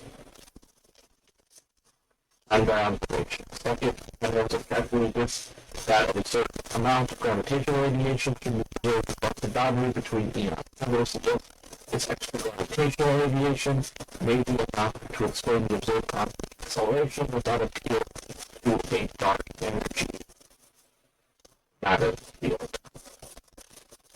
Okay, so they're basically using the hypothetical background, which was mapped by the mapped inline experiment to show evidence of this in the concentric circle. In excess of them compared to the simulation in the standard lambda fluidity model, holding a fixed sigma for significance of the result. This is disputed. Reason for the disagreement was tracked down to the issue of how to construct simulations that are used to determine significance. The three independent attempts to repeat the analysis all use simulations based on the standard lambda CDM model of Penrose used an undocumented non-standard approach. In 2013, they published further development of the work introducing a new method we termed the sky twist procedure not based on simulations in which WMAP data is directly analyzed.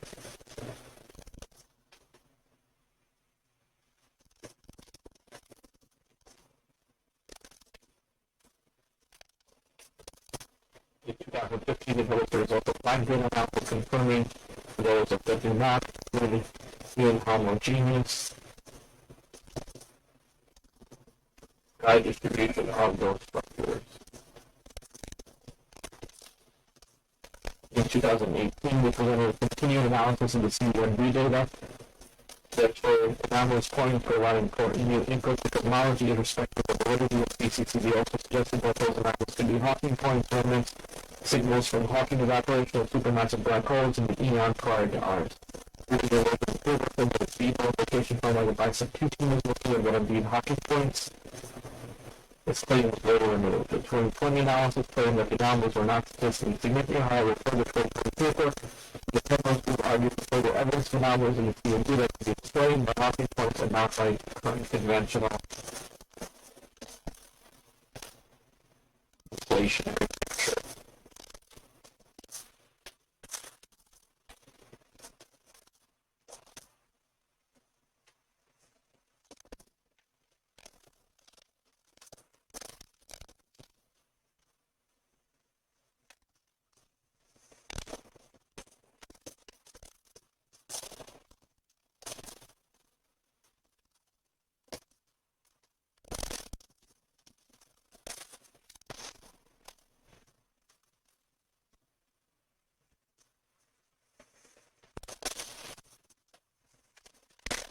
New analysis of the CMBs and the remapped data supports earlier indications of non-Gaussian features of concentric circles with low temperature varying. Performance technology predicts such features for supermassive black hole encounters in beyond preceding our Big Bang. Significance of low individual low circles in the true data has been disputed. Did a recent independent analysis of confirmed CCC's expectation that CMB circles have a non-Gaussian temperature distribution. Here we examine concentric sets of low varying circular rings and we give you that data, citing a higher asymptotic distribution. In these characteristics proceed directly analyzing from the map, data without appeal to simulation shows that the prevalence of these concentric sets depends on the rings being circular rather than being slightly elliptical numbers dropped dramatically with decreased ellipticity.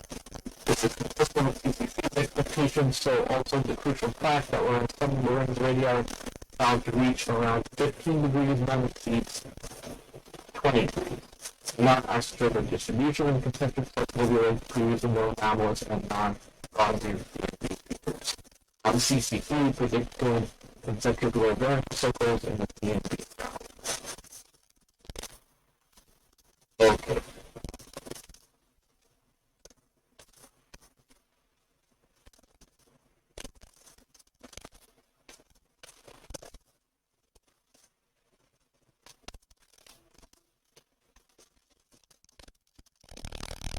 In this book, Cycles of Time, he talked about CCC, which is essential general relativity. Run's implication of technical time dynamics and retro march towards maximum entropy.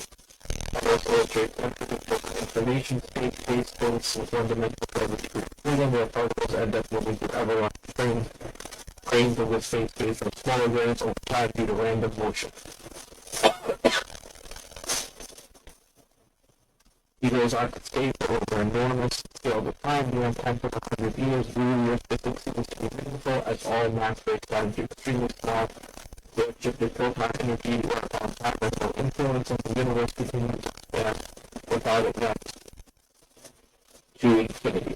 This creates a Big Bang to infinite expansion, primarily defined as an eon. The Horus infinite oblivion of the previous eon and low entropy Big Bang state of the next eon cycle. One leads right to the other. All the formal geometry compares the angles but not distance in the previous eon, allowing the new universe to appear quite small at its inception as its space starts again. Penrose has concentric rings and the map complementary background survey as preliminary evidence for his model as he predicted black hole collisions in the previous eon. Will leave such structure due to ripples of gravitational waves.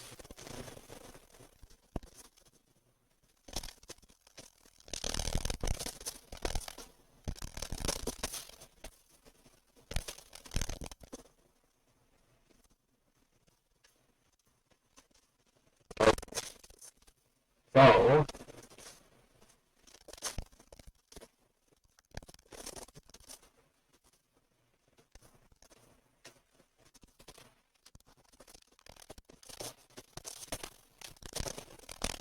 we're going to roll that. Let's see how far beyond this we can go.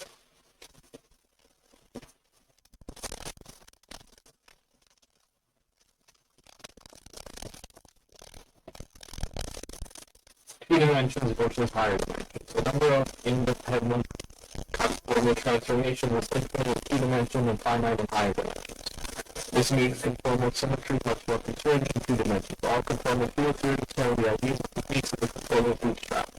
The resulting equations are more powerful in 2 dimensions, where they are sometimes exactly solvable, for example, in the case of minimal models, and in higher dimensions, where numerical approaches dominate.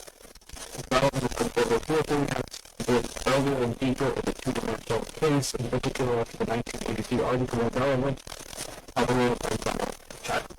The term conformal field theory is sometimes used as the meaning of 2-dimensional conformal field theory, as the title of a 1990 high-dimensional conformal field theory has become more popular with the CMP correspondence in the late 90s, and the development of the normal conformal bootstrap in the 2000s.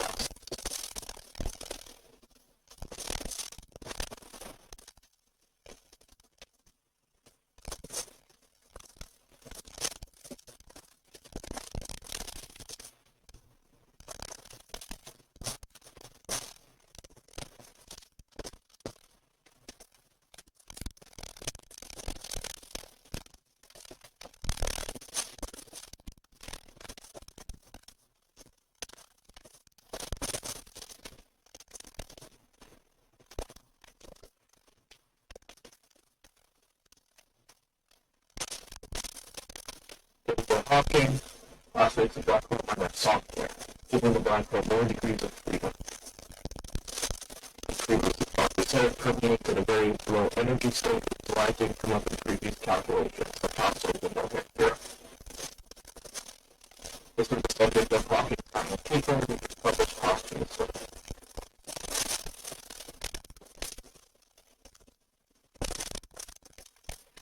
Elijah provides evidence to the nature of the known theorems. Observations consistent with Stephen Hawking's theoretical work in black holes in the 70s.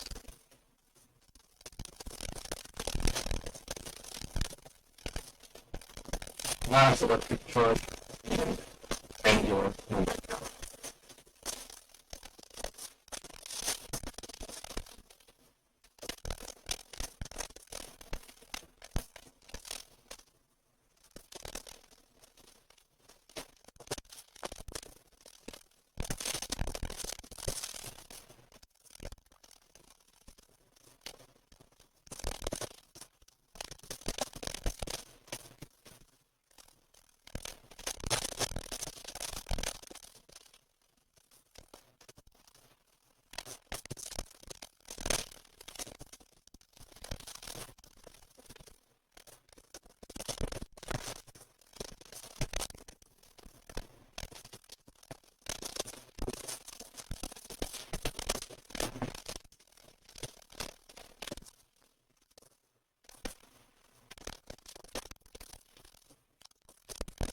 Okay, I just finished.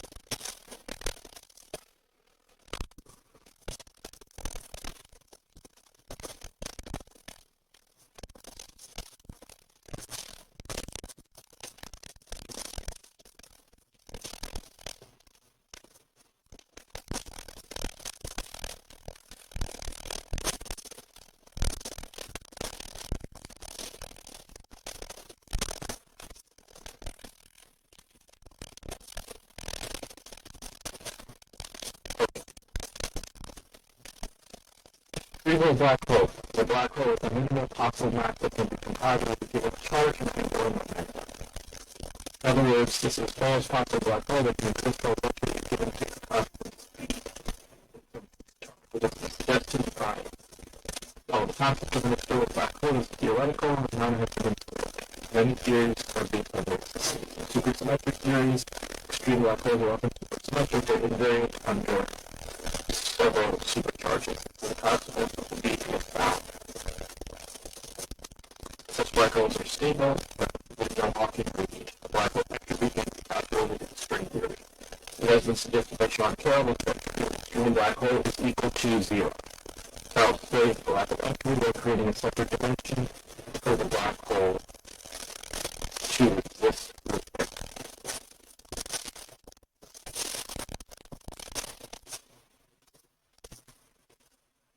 Hawking radiation of true black holes are considered non-thermal, non-factor with no associated temperature.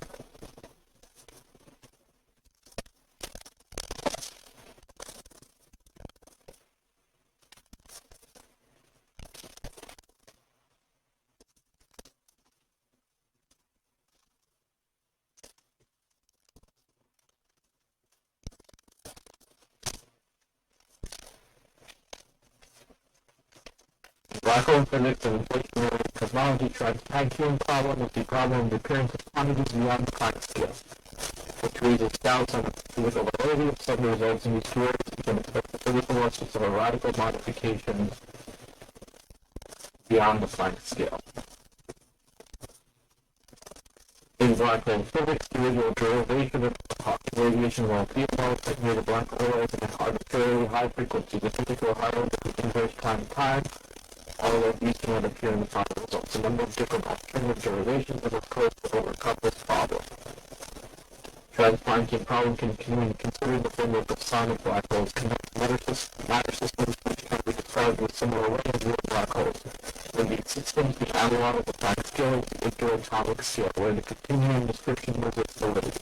Planck can study whether in these systems the analogous process of Hawking radiation still occurs despite the short scale cutoff represented by the interatomic distance. The Trans-Planckian problem also appears in inflationary cosmology. The cosmological scales that we nowadays observe correspond to length scales smaller than the Planck scale at the onset of human inflation.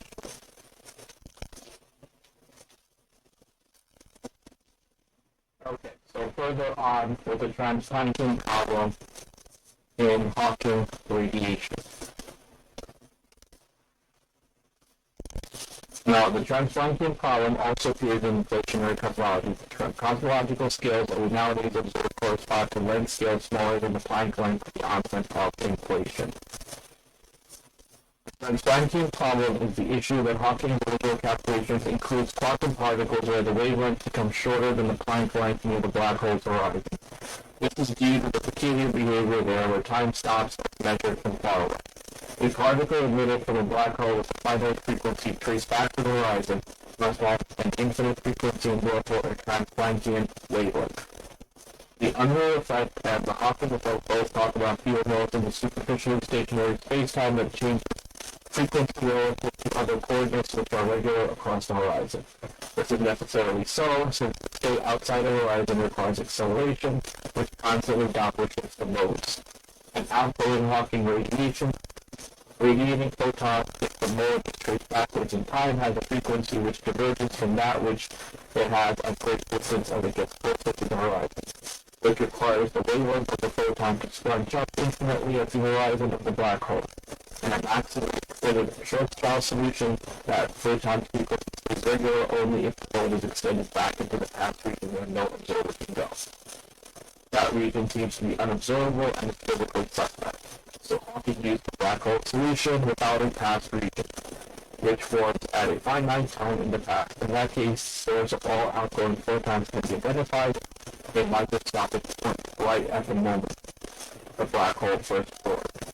The quantum fluctuations of those tiny point in Hawking's original calculations contain all the outgoing radiation.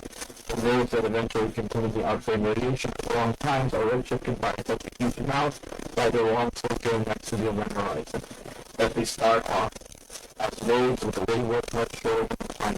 Since the laws of physics and such distances are unknown, some find Hawking's original calculations unconvincing.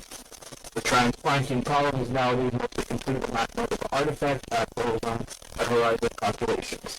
The same effect occurs for regular matter falling into a white hole solution. Matter which falls onto the white hole accumulates on it but has no future region into which it can go. Taking the future of this matter, it is compressed onto the final singular endpoint of the white hole evolution in the transplanting region. The reason for these types of divergences is the orbs at which and at the horizon from the point of view outside coordinates are singular in frequency there. The only way to determine what happens classically is to set some other coordinates across the horizon. There exists alternative physical pictures which give the Hawking radiation which transplanting problem is addressed.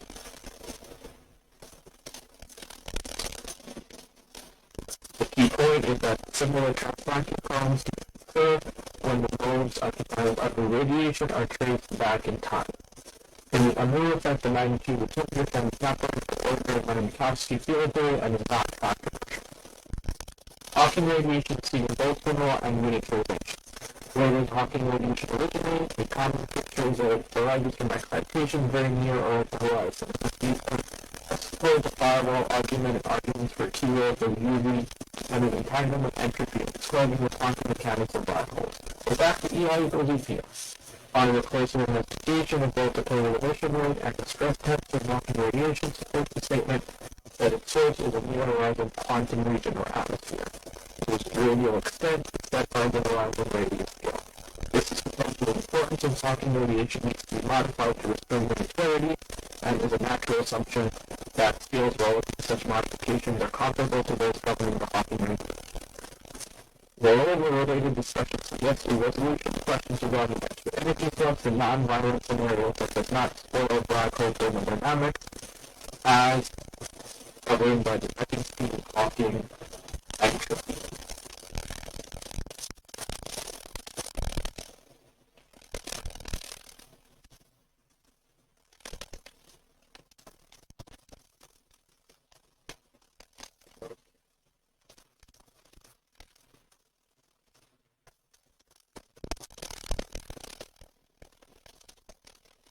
Alright, back to wormholes.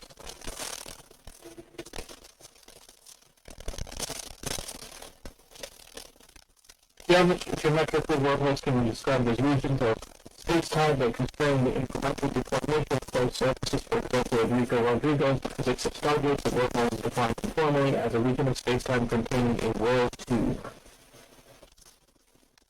The entire region of a closed surface that cannot be continuously deformed, shrunk to a world line, the time evolution of a point. First type of wormhole solution discovered was a Schwarzschild wormhole, which will be present in the Schwarzschild metric, described the internal black hole that it was found that it would collapse too quickly for anything to cross from one end to the other. Wormholes that could be crossed in both directions from the traversable wormholes was thought to only be possible if the black matter was moving energy but could be used to stabilize. However, physicists later reported that microscopic traversable wormholes may be possible and not require any exotic matter. Instead, requires only electrically charged fermionic matter, a small enough mass that it cannot collapse into a charged black hole. This is EO equals EPR.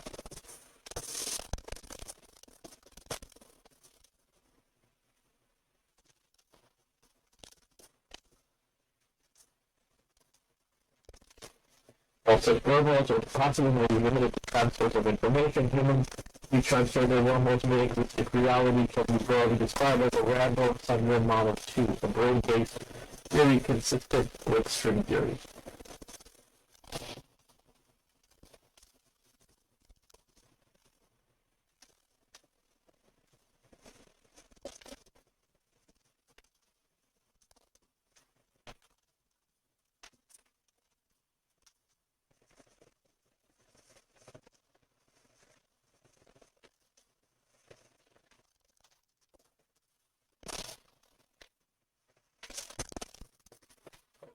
Is interesting.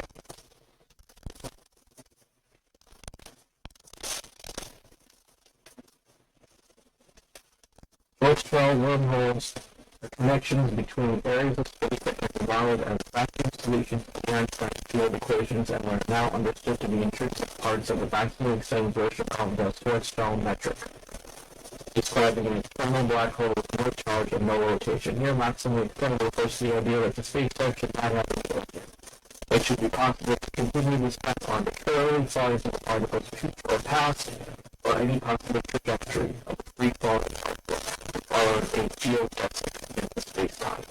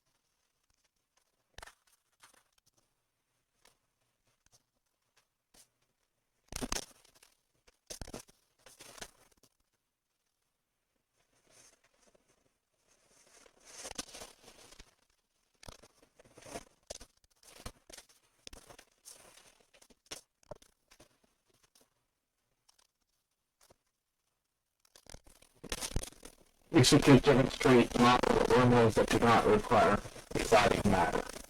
The researchers show the comparatively simple from a classical approach that combines relativity with quantum theory classical electrodynamics. They consider certain electromagnetary particles such as electrons and the electric charge as matter that is passed through the wormhole. The mathematical description which shows a Dirac equation equivalent describes the probability density function of a particle according to quantum theory and relativity, so-called Dirac field.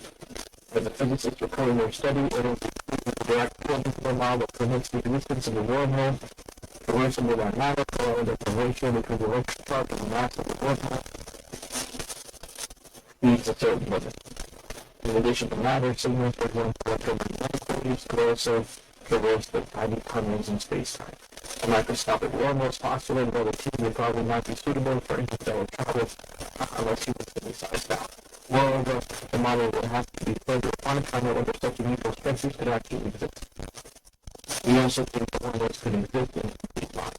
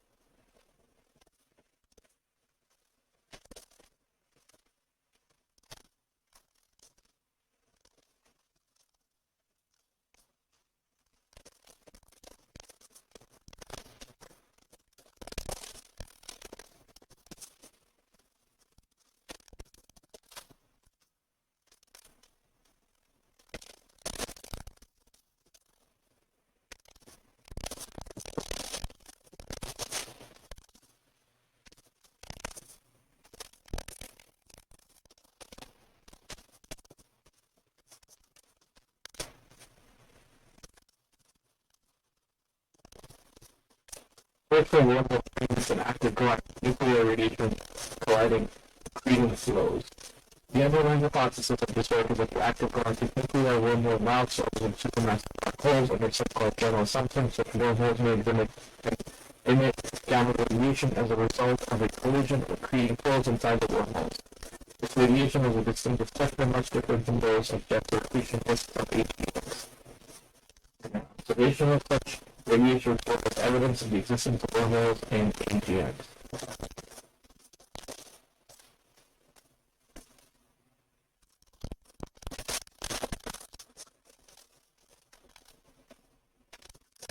Radiation produced by a wormhole will be confined to a giant sphere.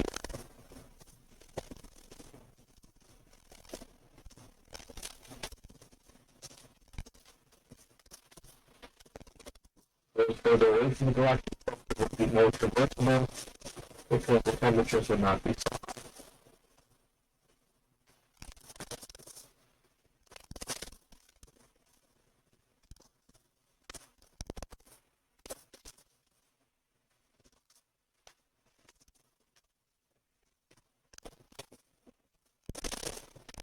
Unlike the black hole, a wormhole will leak some gravity from the objects located on the other side. This weak gravitational action would add a tiny kick to the motion of stars near the galactic center. According to studying specific effect should be measurable in observations in the near future, once the sensitivity of our instruments gets a little bit more advanced. Coincidentally, in a way we can study has reported the discovery of some odd radio circles in the sky. These circles are strange because they are enormous and yet not associated with any visible object. Right now, we define any conventional explanations, so one more time in advance of a possible cause.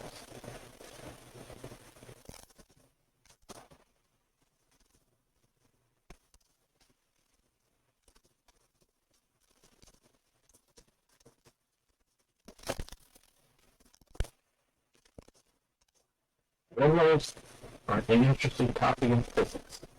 Not only is the idea of travel through these theoretical pathways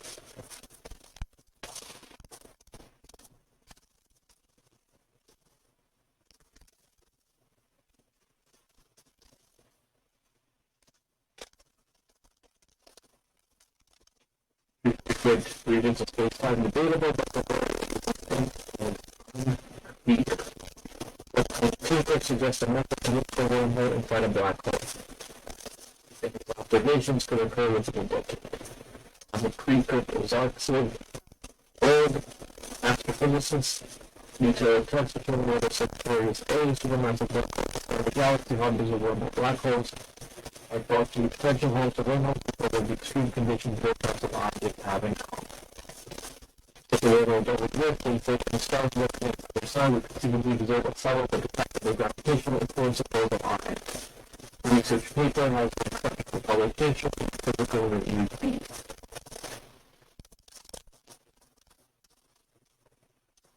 Particles can go through them, the fields can go as well, like the electromagnetic field and the gravitational field. When I'm sitting on one side, I can feel what's on the other side.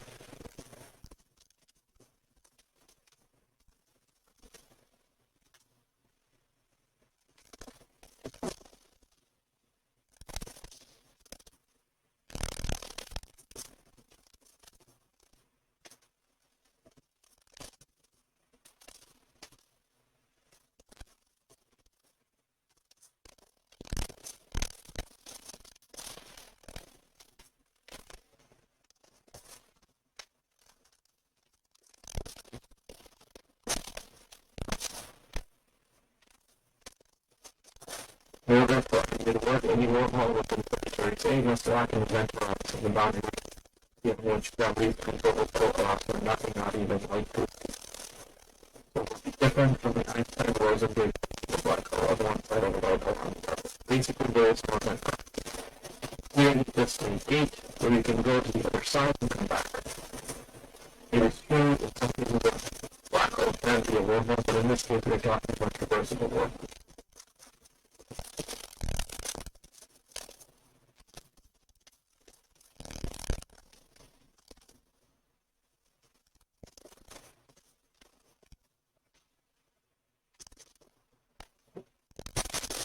For the wormhole to be traversable, its mouth must be larger than the black hole in the event horizon. Observe that outside of the wormhole would just be a black hole that supports the structure of the wormhole.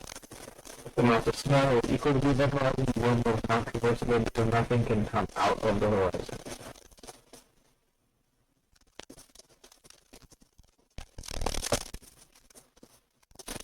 Using a very large telescope in Chile to detect wormhole-induced perturbations. Of course, Correspondence is ideal sooner rather than later. All we have to do is a little bit better statistical analysis. Let's say 10 years. It's not crazy. You're almost there.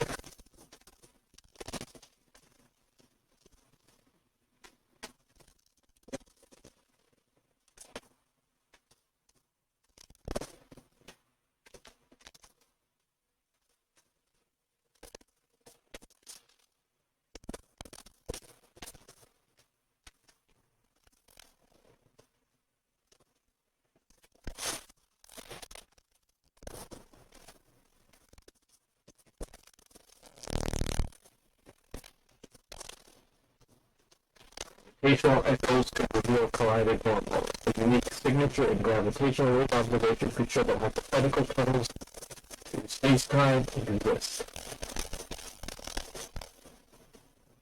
When two wormholes collide, they could produce ripples in space-time that ricochet off themselves. Future instruments could detect these gravitational echoes, highlighting evidence that these hypothetical tunnels through space-time actually exist. Using LIGO. Second images from many observations supporting the existence of black holes. These exotic objects still pose theoretical problems. For instance, they seem to be inconsistent with the laws of quantum mechanics. One way to resolve these problems is if black holes are actually wormholes.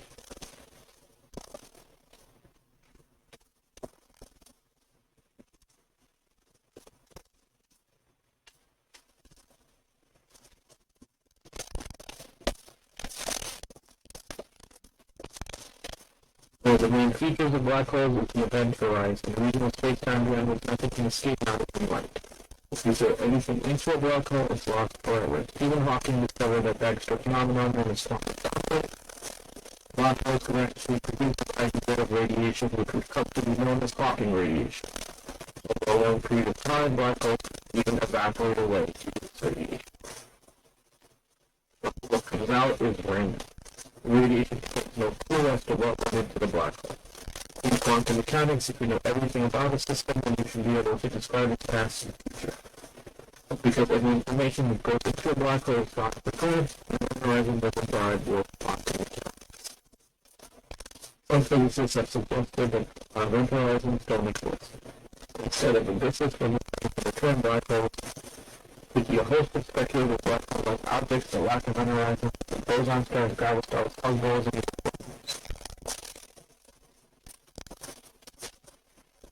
physicists hypothesize that if two wormholes collided, they would produce gravitational waves very similar to those generated from working black holes. The difference in the signal would be the last stage of the merger called a ring down, when the newly combined black hole and wormhole would into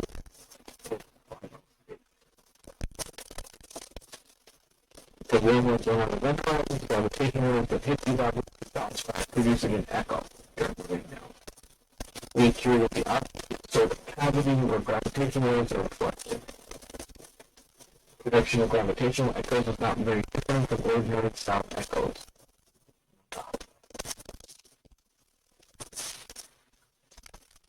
In the paper published in January, the team of physicists developed a space-time life wormholes that rotate, which are more realistic than the non-spinning variety study in 2016. What the result of gravitational wave signal would look like if the wormholes merge. Because the strength of the signal drives during the ring down, that section of the signal would be 2 equal LIGO's current configuration. But that could change in the future, researchers continue to update and fine-tune the instrument, the researchers said. By the time we are running at full design sensitivity, I believe it may be possible to resolve the ring down phase where these echoes are predicted to be.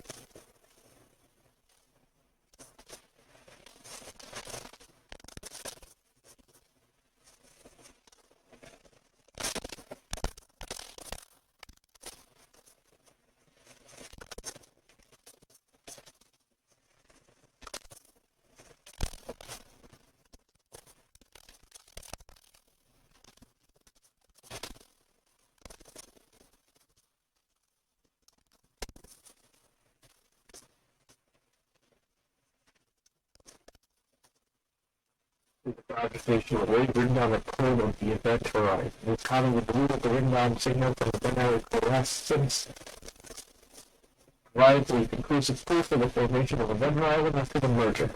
This expectation is based on the assumption that the ring down waveform at intermediate times is dominated by the quasi-normal mode of the final object. We point out that this assumption should be taken with great care and that very compact objects with the light ring will display a similar ring down stage, even when the quasi-normal mode spectrum is completely different from that of a black hole. In other words, universal ring down waveforms include the presence of light rings rather than horizons. As a precision observations of the late ring down signal, where the differences in the quasi-normal mode spectrum eventually show up, can be used to rule out exotic alternatives to black holes.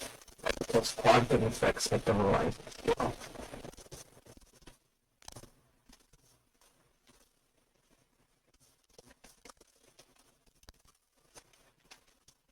Echoes of chloride wormholes. Signatures at the horizon scale of black holes would give rise to echoes of the gravitation wave signals associated with post-merger ring bouncers and binary coalescence.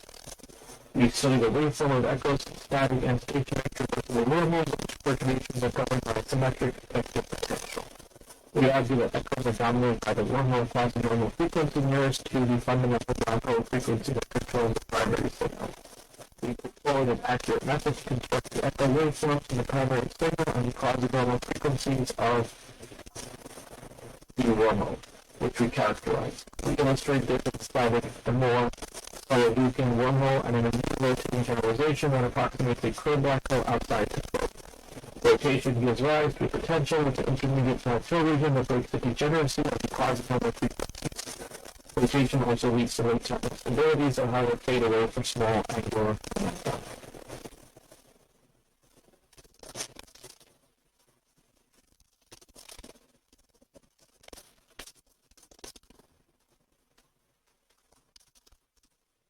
Reversible wormholes are a double trace deformation. After turning on an interaction that coupled with two batteries of an internal VTZ black hole, because the quantum matter stress tensor with negative average null energy is gravitational, back reaction renders the Einstein-Rosen-Bridge reversible. Such a reversible wormhole has an interesting interpretation in the context of ER equals EPR, which we suggest that might be related to quantum teleportation. However, it cannot be used to follow causality. We also discuss the implications for the energy and holographic entropy of the dual CO2 description.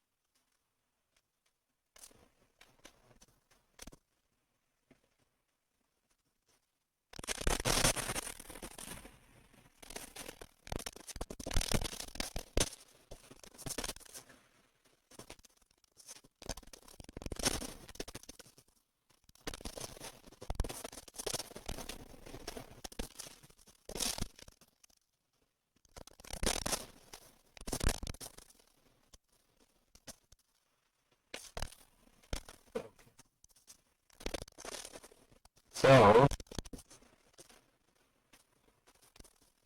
reversible wormholes and Einstein-Dirac Maxwell theory. We construct a specific example of the fact that reversible wormholes and Einstein-Dirac Maxwell theory explore space-time dimension without using informal magnetic matter. Restricting to a model of two mass fermions in a single square state, we show the examples of spherically symmetric, asymptotically flat configurations which are free of singularities, representing localized states. These solutions satisfy a generalized small relation unique connected with the extreme Weisler nodes from black holes. We also possess a finite mass m with a charge QE with E divided by n greater than 1. Exact wormhole solution with uncorrect massless fermions is also recorded. Nearly traversable wormholes. We point out that there are nearly traversable wormholes in some previously considered theories for physics span the standard model, namely the Randall Sundstrom model.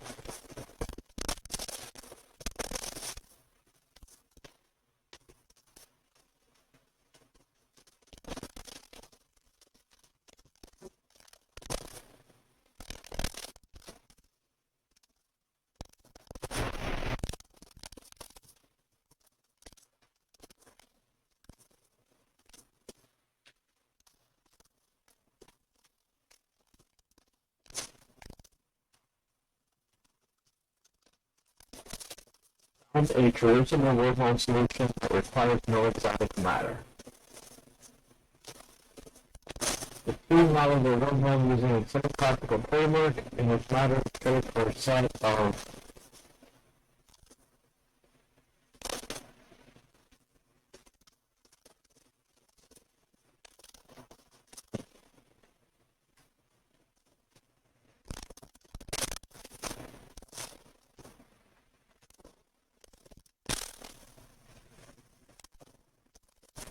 model the wormhole using semi-classical framework in which matter is treated as a set of genetic fermion spin-half particles with electrons and positons.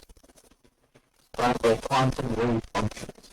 Matter interacts through classical electromagnetic fields which simplifies the equations. While varying parameters including the functions, charge and mass, how much rest of the wormhole exists when the ratio between the charge to the mass the wormhole exceeds the theoretical limit that applies to black holes. Researchers speculate that the solution can be followed in a more complete model where the fields correspond to matter interactions are possible. The wormholes and its colleagues of vision are microscopic. Wormhole schema has four wormholes with both clean samples to an coupled wave shift. This model assumes that wormholes form a five-dimensional space-time with some string theory of molecules. Researchers show that a human-friendly wormhole with accelerations less than 20 g could allow a cross-galaxy journey in less than a second. The duration will be applied to the person in the wormhole as an outside observer is measured as lasting thousands of years.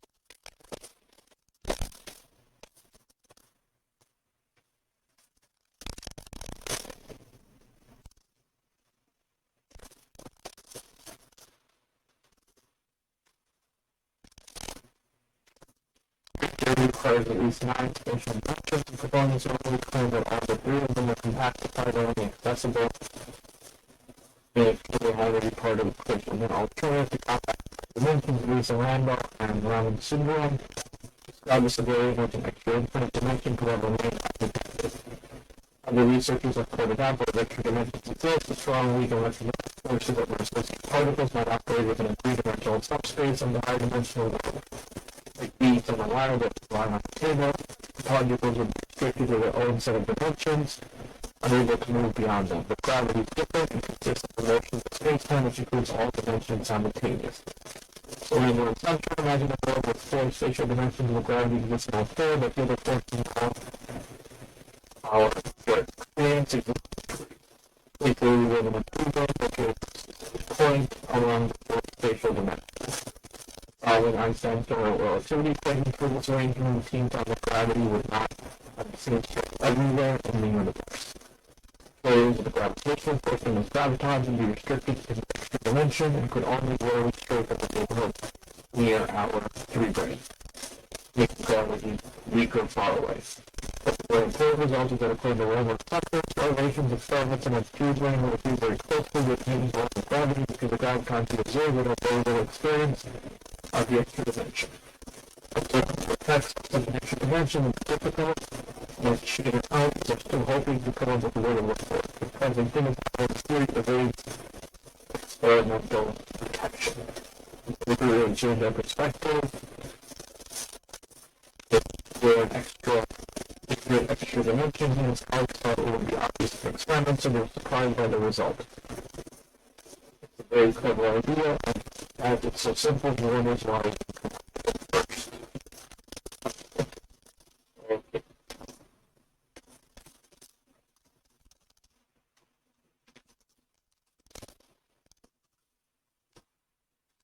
Mass hierarchy from a small dimension. We propose a new high-dimensional mechanism for solving the hierarchy problem. The weak scales are made from time scales with exponential hierarchy. However, this exponential is not from Gauss interactions, but from the background metric which is a slice of ABS5 and a considered space-time. It demonstrates simple explicit example of this mechanism with two free-branes, one of which contains the standard model fields.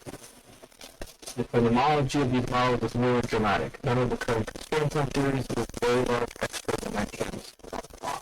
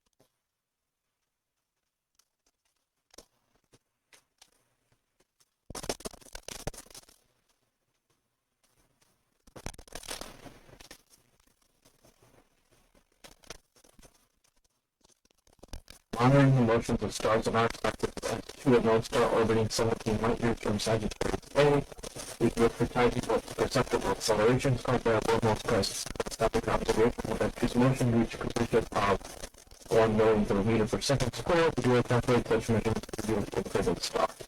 Now the flight of the sun pulling out as two from the wormhole's far side. If wormholes do exist, there is the question as to whether they link 2 points in their own universe or in 2 different parallel universes. The difference is academic because either scenarios should produce similar detectable effects.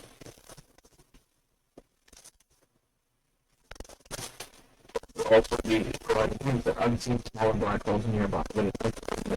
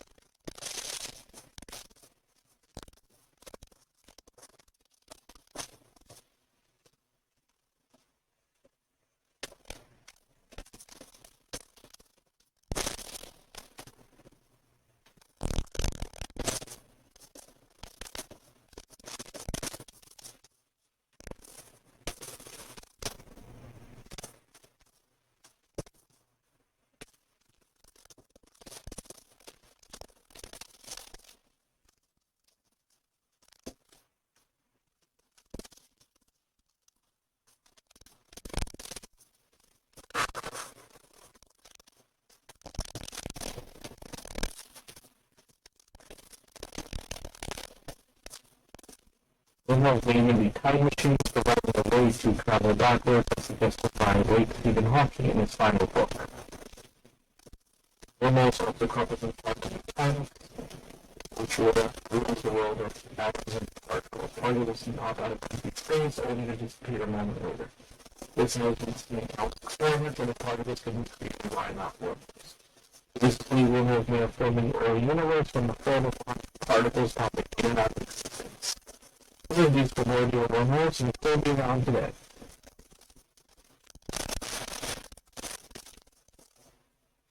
Recent experiments on quantum teleportation with disembodied transfer of quantum information from one location to another have turned out to work in a very similar way the two black holes connected to a wormhole. These experiments appear to solve the quantum information paradox, which suggests physical information to permanently disappear in a black hole. But they also reveal a deep connection between the notoriously incompatible quantum physics and gravity, wormholes being relevant to both, VR equals EPO, which will be instrumental in the construction of the theory of everything. The fact that wormholes play a role in spectral developments is unlikely to go unnoticed. We may not have seen them, but they could certainly be out there. They may even help us understand some of the deepest cosmic mysteries of whether our universe is the only one.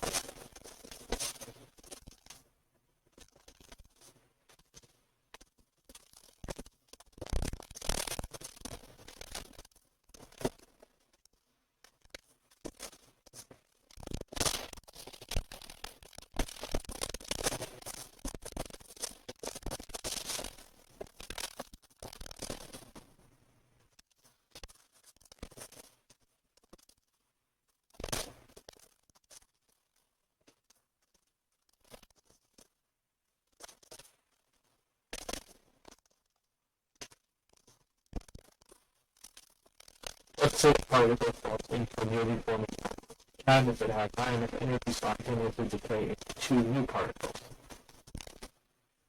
One of these particles can escape through the wormhole, while the other will reflect back through the opening due to the strange physics operating inside these tunnels. When a new particle enters the wormhole and collides with the reflected particle, the author of the paper found that this collision can reach arbitrarily high energies. This means that what we see on our end of the wormhole can be shallow high-energy radiation, an unstable burst of energy. Now that we know these kinds of particle showers are possible, for opening wormholes, we can look around the universe to see if anything fits the bill, and if we can travel through it.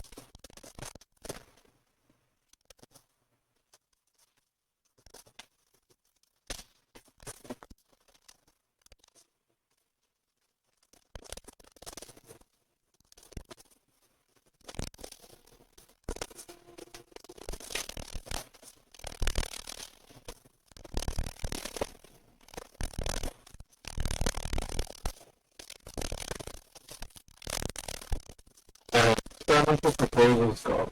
This one certainly doesn't lack ambition. First, take a black hole. Now, make a second black hole that is sparkling envelope with it. Which means that anything that happens to one of the black holes will seem to have an effect on the other, regardless of how far apart they are. So that sounds pretty weird, but a lot weirder. Feed some information into the first black hole encoded in a quantum particle. It falls beyond the event horizon, point beyond which not even light can escape. The information is rapidly smeared throughout the black hole, experiment seemingly beyond recall. But have patience. If you link the two black holes in the right way, after a short wave, the quantum information will pop out of the second one, fully refocused in readable form. To get there, it will travel through a shortcut in space-time that links the two objects, a wormhole. That at least is what physicists have predicted. Now, a group by Cynthia Nirvana of the California Institute of Technology has suggested that we're actually perform this extraordinary experiment, and they are beginning to work with collaborators with the idea for the test.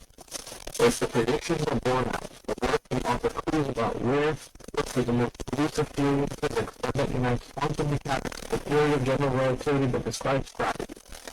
And for good measure, it would support the idea that space-time is not the fundamental backdrop against which the universe plays out, but is itself woven from the interconnections between particles described by quantum entanglement.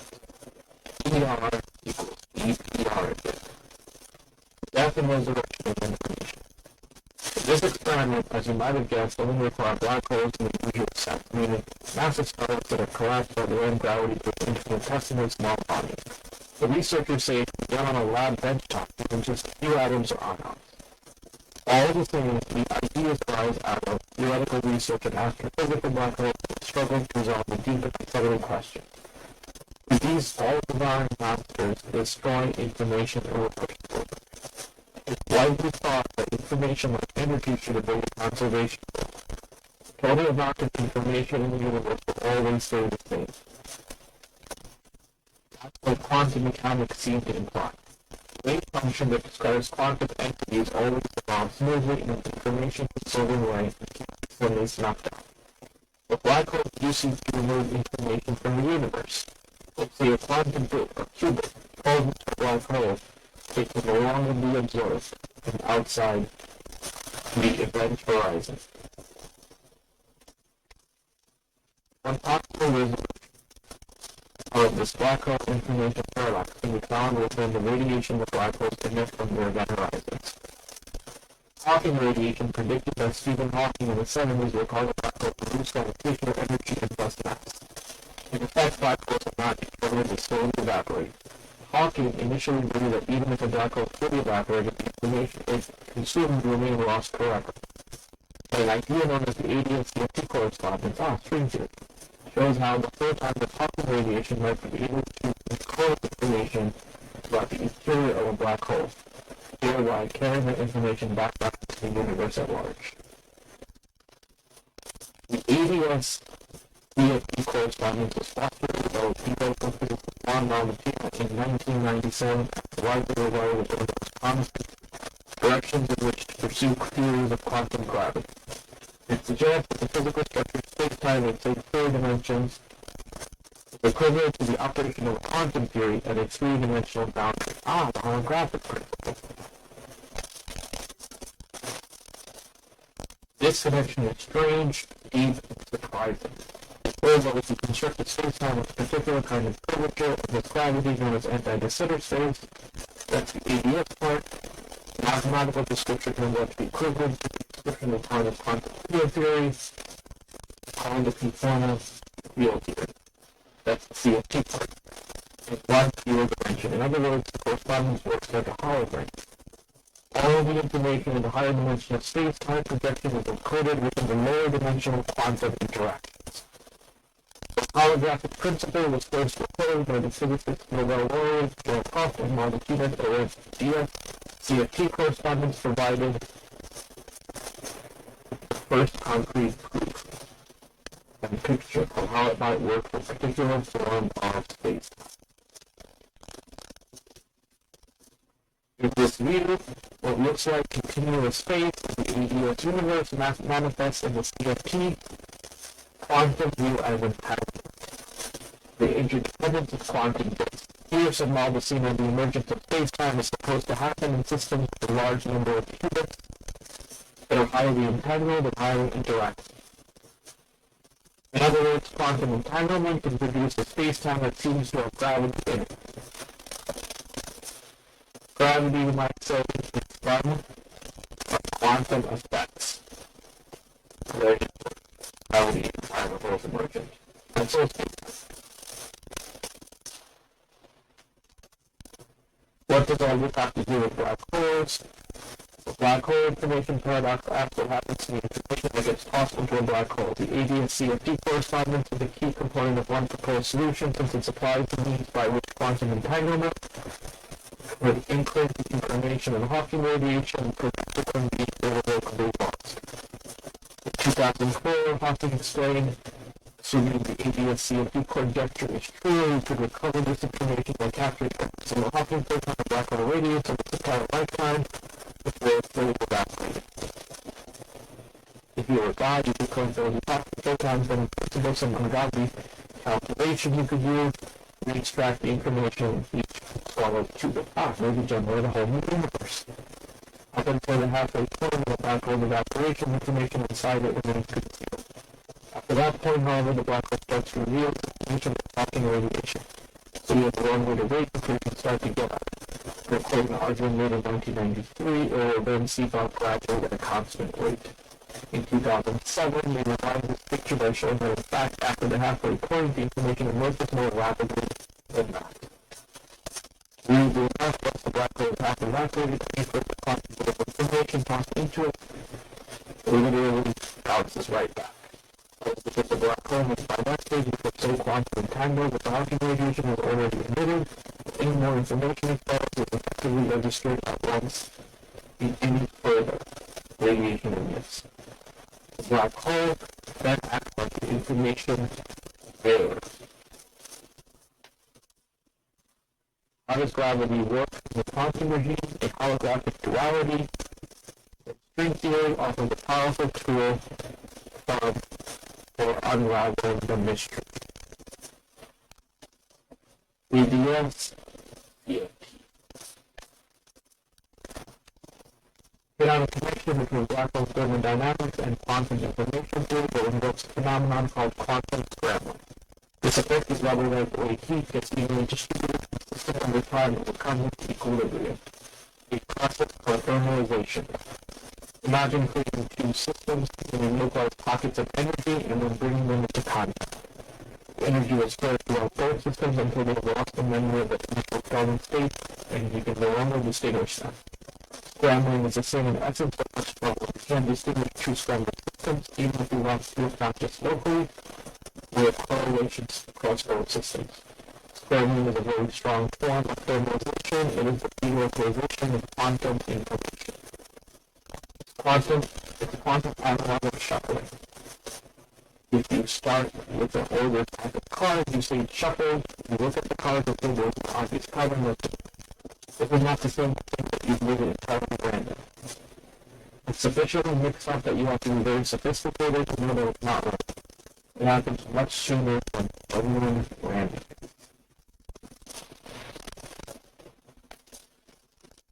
Almost any main-body quantum system is eventually going to scramble. The black holes are special just in the rate at which the pack of cards gets shuffled. Depending on the technique you use to spread the grade of the system depends on the details of how the particles in that system interact. These details are described mathematically by a function called Hamiltonian. And if you know the Hamiltonian from the black holes means to scramble quantum information at the fastest rate possible. And that's what leads to the conclusion. Black holes have more fast quantum scrambling circuits, so once they are sufficiently entangled with their own Hawking radiation, information entered them shows up very quickly in that radiation. All of a sudden, you have to read up the black hole, and with Hawking radiation are entangling better they are until they're half evaporated before they happen. If there is a faster alternative for getting up information, entangle that black hole maximally with something else, like another black hole.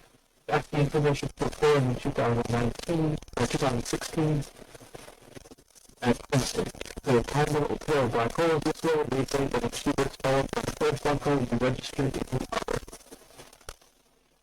Showed that adding further couplings between the black holes, you can make the transfer of quantum information between them formally identical to a process called quantum teleportation.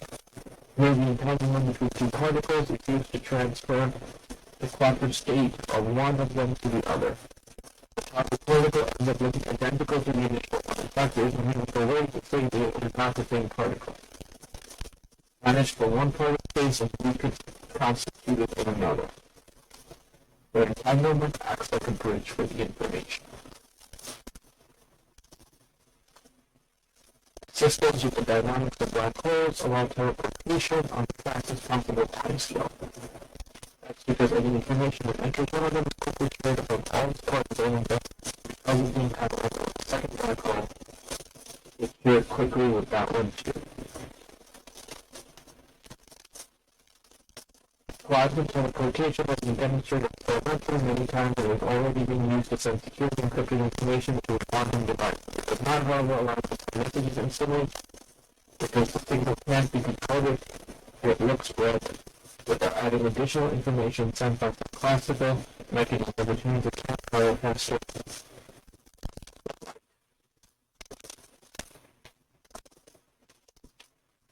The scheme requires addition means beyond intact couplers in a black hole. The rule of coupling is to send the essential classic data, which entanglement teleports the signal from one black hole to another. For these our quantum information theorists review the process according to the IIIa correspondence the channel between the black holes created by the entanglement. Equivalent in description based on general relativity to a wormhole in space-time that connects them. In this way, qubits enter one black hole and travel down the wormhole to the other. Notice that wormholes, while created by general relativity, have been thought to be non-traversable. You couldn't actually set anything down them, but it showed how quantum information theory teleportation could be used with an IIIa to make a wormhole that was traversable.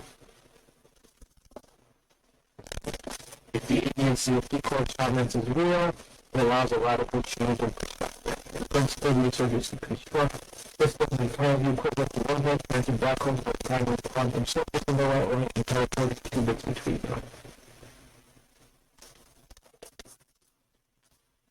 We've come up with a practical proposal for how to do that. What you need to make is a group of quantum particles act like a black hole. In this context, they say, is to assign their interactions to a Hamiltonian that makes them very rapid scramblers. On this scrambling was in fact only demonstrated unambiguously for the first time last year, adding to an experimental proposal,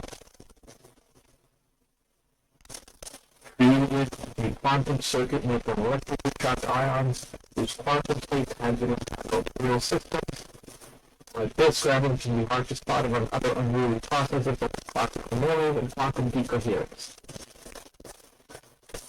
Like scramble, decoherence arises from the interaction, confluence, and entanglement of particles. But in this case, we have particles in the environment surrounding the quantum systems themselves. When decoherence precedes, the information leaks into the environment and essentially lost for good. Decoherence is impossible to avoid entirely, which makes it above both quantum computers. Any quantum calculation has to be completed before decoherence randomizes the information. Usually decoherence has effect on traveling, so it has been very hard to see the latter clearly. But we soon figured out how to distinguish the two with quantum teleportation algorithm, encoding a circuit made from 7 coupled ytterbium ions held in a row, each acting as a single qubit. The process of quantum computation effect teleported a single qubit from one end of the row to the other. To measure the rate of scrambling, the researchers compared the teleportation process and the algorithm of all forward, and then in reverse. As to put what happened backward. Without scrambling, the two processes remain correlated. But if scrambling distorts the information initially encoded qubits among the others, the outcomes of the forward and backward computation became both correlated. The system has changed its initial state, and so the teleportation can be precisely reversed. If they're correlated, not much is happening. But if they're scrambling, correlation goes to zero. That's what we call a star compressed. While the colleagues not suggest the quantum circuits very much proposed, these can be used to construct a simple analog of the situation wishing for a traversable one that could teleport a qubit. In this version, one application with two black holes is made of just qubits, all of which are acting entangled with one another. Their protocol introduces a further interaction between the two groups of qubits which act as the additional channel needed by Guile with colleagues to improve the teleportation process. Intuition tells us that a handful of ions in a electromagnetic trap is nothing like a collapsed star and has no light to escape. But here's the mind-bending thing: if the ADS-DFT correspondence is right, then these experiments would be more a laboratory analog of black holes. These two types of systems would be entirely equivalent. The coupled ions are precisely what in an ADS space or a tiny black hole would look like. If the illustration of how Martinez conjecture told us something real about the way the universe is constituted, our intuitions about what things are would be shattered. Described as work with a quantum circuit, Monroe recognized that it was more or less precisely the kind of circuit that people used to demonstrate quantum scrambling. Although Monroe had been aware of using ideas of using quantum entanglement because of quantum information for black holes, he said to this team had chosen their circuit to illustrate quantum scrambling without really thinking about the connection to gravity. If the circuit was also simple, the colleagues could indeed be built, it should be rather straightforward to look for the effect they predict. And what we done absolutely doesn't know.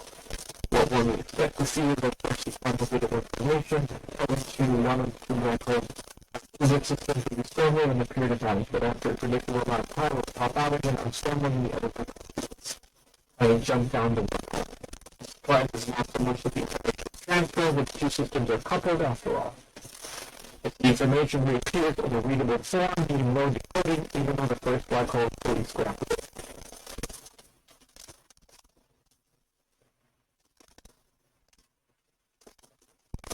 At this stage, experiments using quantum circuits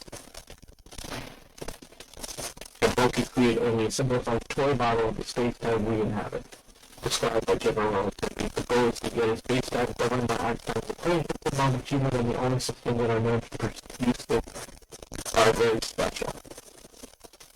Probably hard to make in the lab, but you have the goal of these authors is to create a system complex enough to have some features of gravity, though not all, but simple enough to actually be done.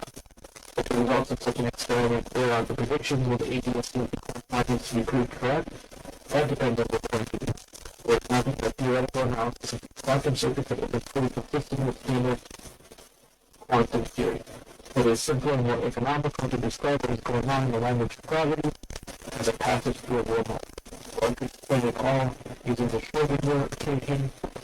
There is a much simpler explanation that invokes black holes. Then as the goal of physics, to look for such a common describe a meaningful reality for a description, you could take what describe superconductivity, another quantum phenomenon purely in terms of electron wave function. So it's much simpler to use a quasi-particle picture to consider so-called superpairs or entangled electrons. We don't question the reality of these quasi-particles, and so why should we deny the reality of pseudo ones? For this reason, from observation patterns, we might learn something that has nothing to do with that, namely black holes. A more ambitious version experiment using many pseudo systems could reveal interesting properties of space-time itself. Experiments can be done where we can possibly create more and more complex mechanical systems that detect more aspects of the emergence of space-time for quantum systems. For experiment of this type, we even provide an experimental code of the mathematical string theory. As for the process of such an experiment, somebody is talking to their experimenters by adapting quantum scrambled circuits into revealing technically far-out ideas. All their concerns that get too much. The conversations themselves are something of a possible. We have theoretical physics from quantum gravity talking to experimental atomic physicists. Historically, they have been about as far apart as any two groups in the physics department. So this is amazing, and it's great.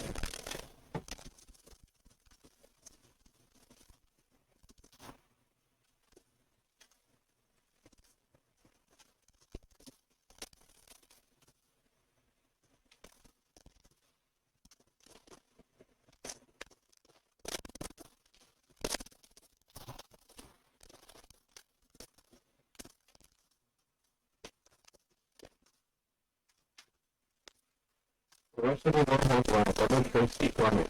After carrying out interaction with closing two boundaries in the internal BTZ black hole, we find the quantum matter stress tensor with negative average null energies, gravitational back-reaction renders Einstein-Rosen-Rich traversable. Such a traversable wormhole is an interesting interpretation in the context of ER equals EPR, which we suggest might be related to quantum teleportation. However, it cannot be used to violate causality. We also discussed the implications for energy and holographic entropy in the dual CFT description. Quantum gravity and lab teleportation by size and traversing the wormhole. With a long-term goal of studying models of quantum gravity in the lab, we propose holographic teleportation protocols that can be readily executed in tabletop experiments. These protocols exhibit similarities that see the recent traversing wormhole constructions are born to. Information will split that the one half of an entangled system will follow will be coupled between the two halves and scrambled to the other half. We introduce the concept of teleportation by size to capture how the physics of operational space naturally leads to information transmission. In addition to the signal to a semi-collapsible holographic wormhole, corresponds to another special property of the operator size distribution we call size widening. For near-general systems, which we have not clean emergent geometry, we argue that perfect size widening is a generalization for traversible wormhole phenomena. In addition, within a single and continuous function at high temperatures with large times of general periodic systems, even though it does not correspond to a signal going through a geometric wormhole. So either to interference effects involving macroscopically different emergent geometries. Finally, we outline implementations suitable with current technology into experimental platforms, like both atomized, trapped, and plasma.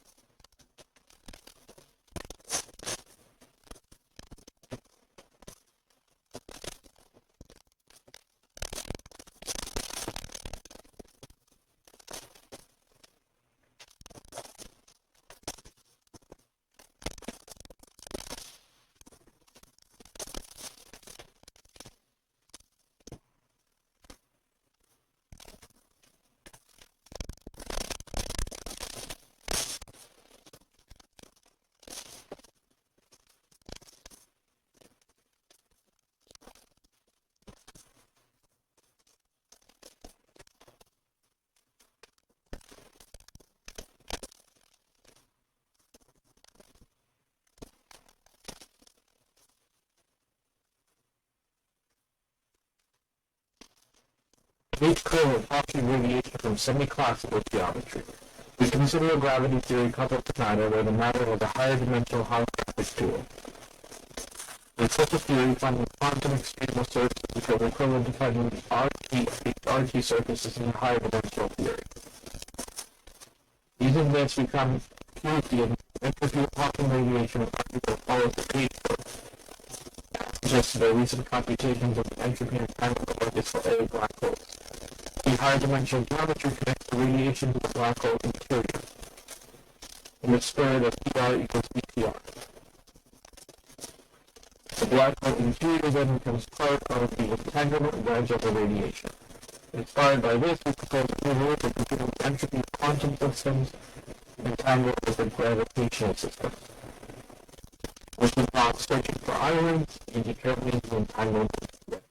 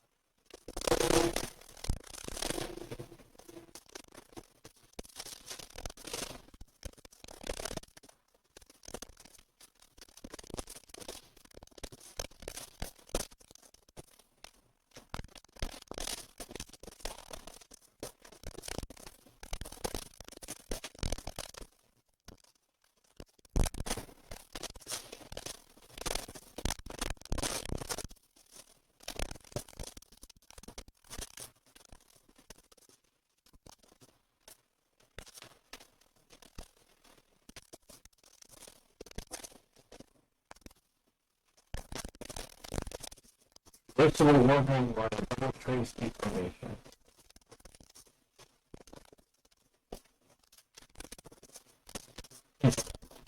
Okay, I will continue this later because this is good. This will be the next one. This is de facto part 47. I will continue it a little bit because it's very intriguing.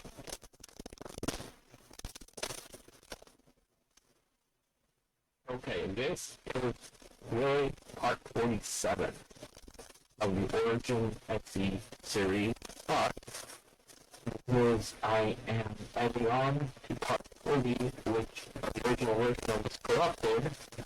I saved this. It's labeled as 40C. So we were talking about holographic theory and quantum entanglement, which there have some new breakthrough discoveries. Currently, I'm reading with paper aspects of holographic entanglement.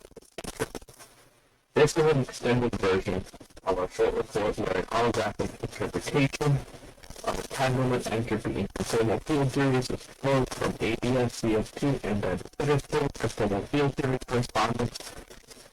In addition to a concise review of relevant recent progress on entanglement entropy and details noted in the earlier letter, this paper includes the following new results. Give a more direct derivation of our claim which relates the entanglement entropy with the minimal area surface in the ADS3 CFP2 case, as well as some further discussions on higher dimensional cases. Also, the relation between the entanglement entropy and central charges, and for the conformal field theory is examined. We check that the logarithmic part of the 4D entanglement entropy computed in the CFT side agrees with the ADS5 result, at least for a specific condition. Finally, we estimate the entanglement entropy of math theories in generic dimensions by making these proposals. Okay, now let's get to the articles. Notice the about neutron wormholes allow information to the black holes. Physicists theorize that a new traversal behind the wormhole could resolve the Docking paradox and rescue information that falls into black holes.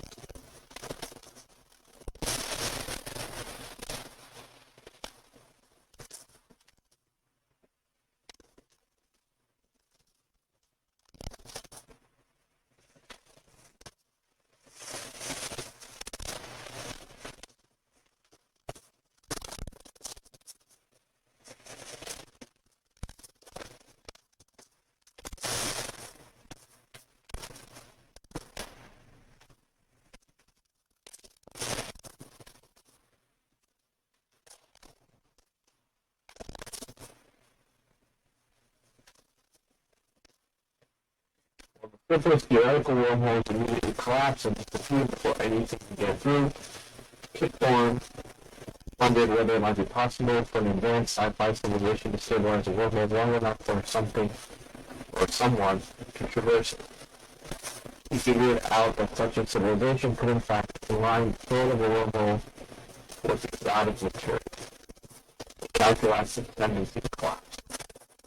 The material will possess negative energy, which will direct radiation and will repulse space-time apart from itself.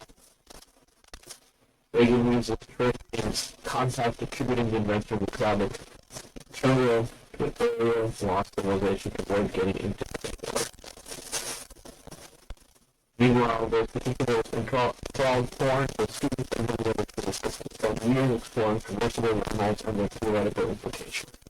They discovered that these wormholes can fill with time machines and multiple time travel paradoxes, which were evidence that galactic material is forbidden in nature. Maybe not. Now, decades later, a new species of traversable wormholes emerged through the galactic material with their potential for helping physicists resolve the fractal paradox about black holes.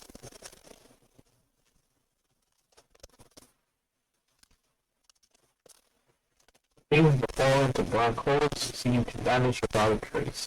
This polarization of information breaks the rules of quantum mechanics and it so puzzles experts in recent years. Some argue that black holes in theory don't really exist, but space and time strangely end at the horizon. Where your findings started last year, paper.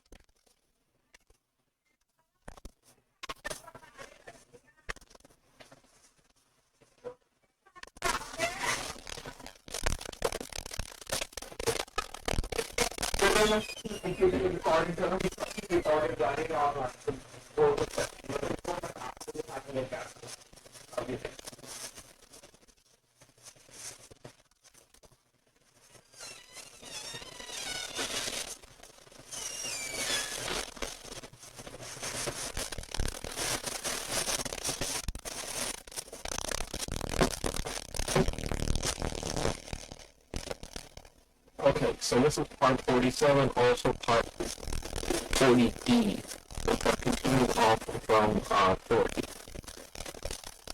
So, consider either way. This may or may not be the last version of this series. I'm not sure because there's a lot more that I need to go through. Anyway, the first paper I'm going to read from is talking about holographic theory and time notice combined. This is an extended version of the short report where holographic interpretations of time number entropy and conformal field theory was proposed from ABS and are considered conformal field theory correspondence. In addition to a concise review of relevant recent progress on the time limit entropy and details omitted in the earlier letter, this paper includes the following several new results. A more direct derivation of our code which relates the entanglement entropy with the minimal area surfaces in the ABS3 CFD2 case, as well as some further discussion from higher dimensional cases. Also, relation between the entanglement entropy and central plugins and theory conformal field theory is examined. We expect that the logarithmic part of the 4D entanglement entropy computed in the CFT side agrees with the ADS5 result, at least under a specific condition. Finally, estimate the entanglement entropy of massive theories in generic dimensions by making use of our proposal. Okay, let's get back to that first article where I was reading about traversable wormholes, which have just been discovered while information to escape black holes. Physicists theorize that a new kind of traversable wormhole could resolve a Malcolm paradox and rescue information that falls into black holes.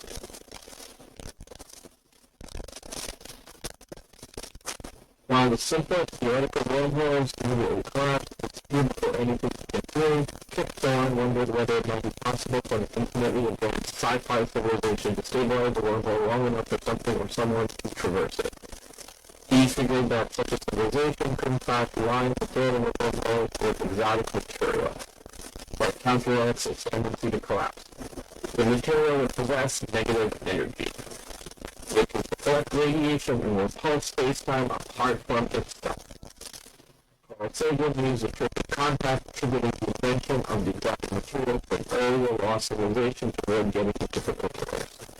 Meanwhile, those particulars enthralled Kip Thorne, his students, and many other physicists who spent years exploring traversable wormholes and their theoretical implications. They discovered that these wormholes can serve as time machines invoking time travel paradox, evidence that exotic material is forbidden in nature, but maybe not, as referenced from an earlier article. Now, decades later, a new species of traversable wormholes emerged, free of exotic material and full of potential for helping physicists resolve a baffling paradox about black holes. Paradox is a very problem that plagued the early draft of Contact. There's left Thorne to contemplate traversable wormholes in the first place. Things that fall into black holes seem to vanish without a trace. The total erasure of information breaks the rules of quantum mechanics, and it so puzzles experts that believe that years from the logic black hole theories don't even exist. That space and time strangely in at overlaps. Earlier findings started last year's paper that reported the first traversable wormhole that doesn't require the insertion of exotic materials to facilitate it. They have found that the repulsive negative energy derivative approach can be generated from the outside by a special quantum connection between the pair of black holes that form the wormhole's two mouths. When the black holes are connected in the right way, something tossed into one will shimmy along the wormhole and, following certain events in the outside universe, exit the second. Remarkably, it was noticed that their scenario is mathematically equivalent to a process called quantum teleportation, which is key to quantum cryptography and can be demonstrated in laboratory experiments.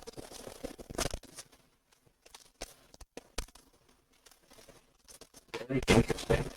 I would say groundbreaking.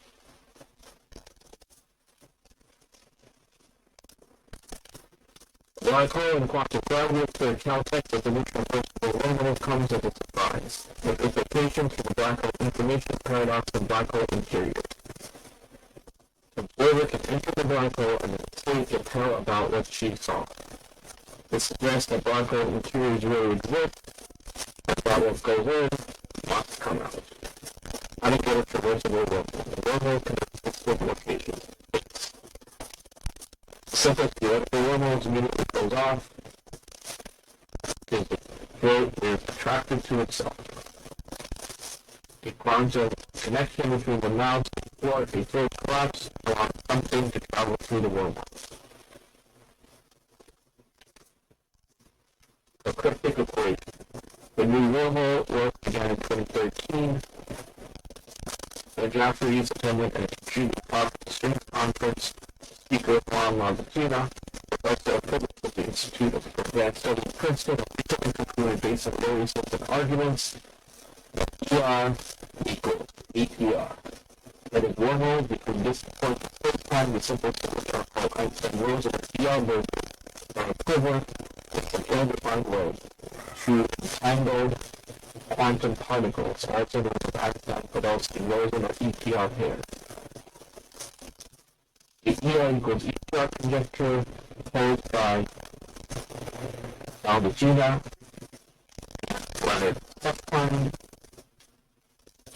Stanford, was a test of the modern incarnation of the infamous black hole information paradox of tiny space-time geometry governed by general relativity, for the instantaneous quantum connections between particles that Einstein called spooky action at a distance.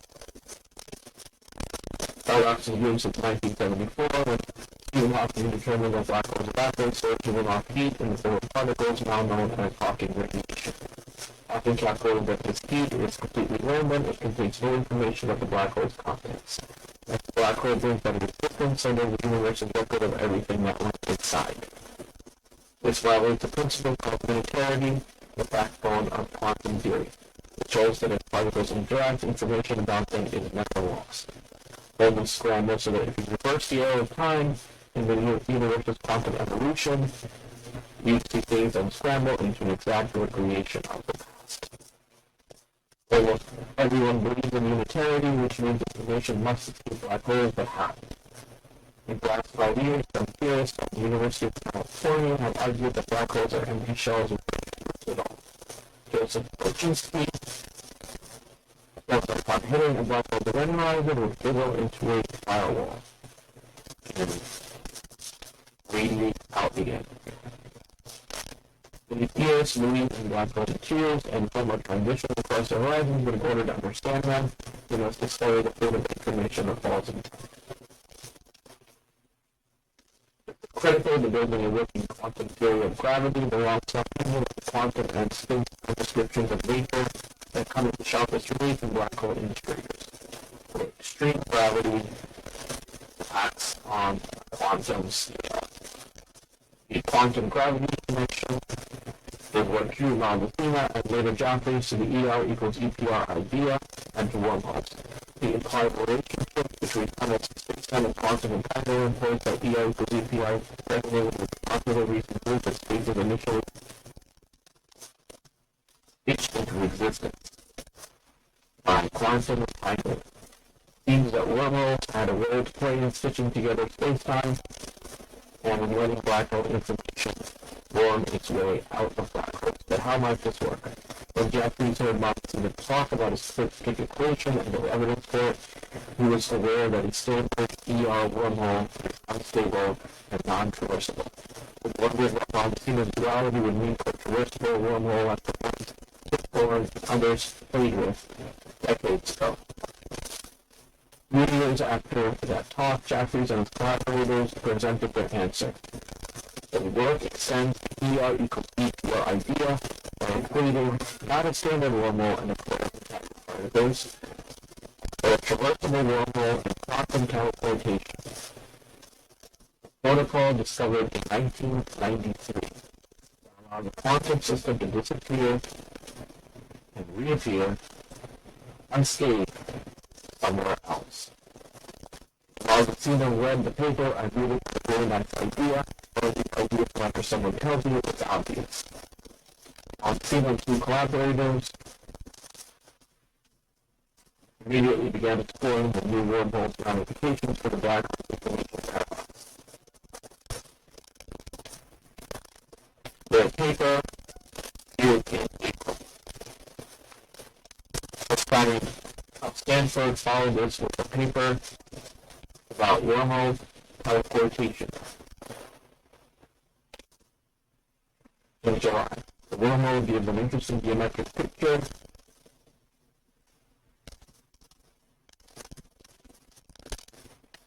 of how teleportation happens in Baldacci's life. The map which actually goes through the wormhole.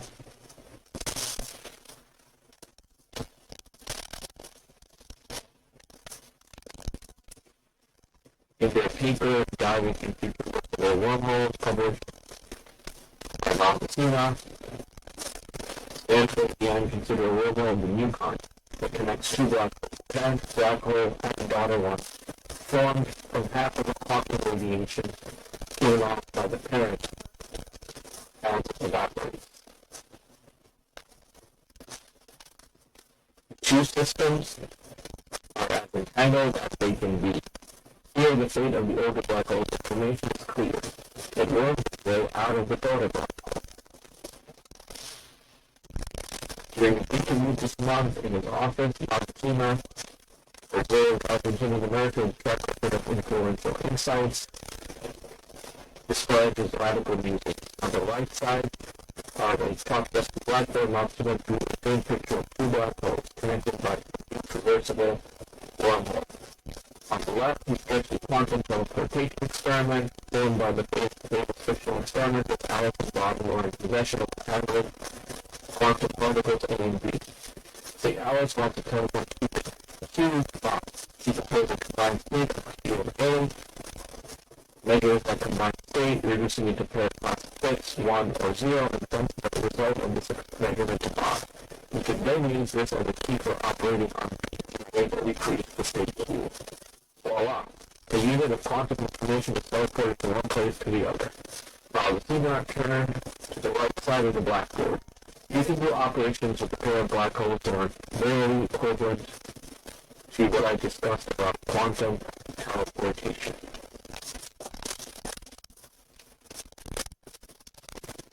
And that picture, this message really goes through the world.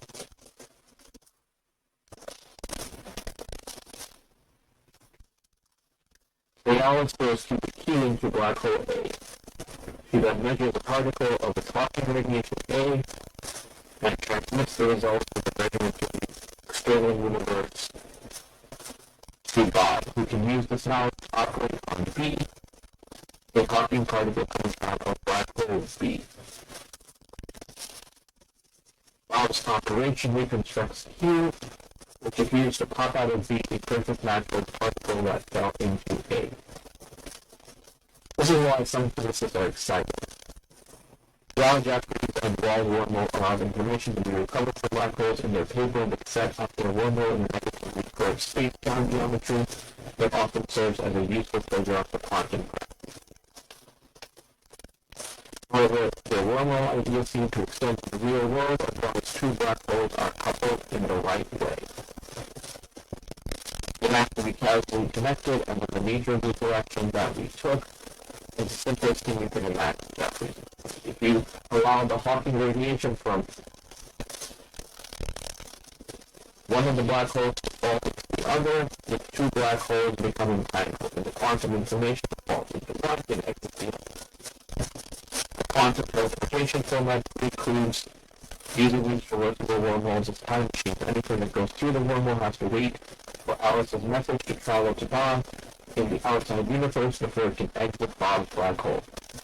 The wormhole doesn't offer any superhuman boost that could be exploited for time travel. It seems traversable wormholes might be permitted in nature as long as they offer no speed advantage. Traversable wormholes are like building a basketball. Where you can only get one if you are rich enough to need it. The naive optimist.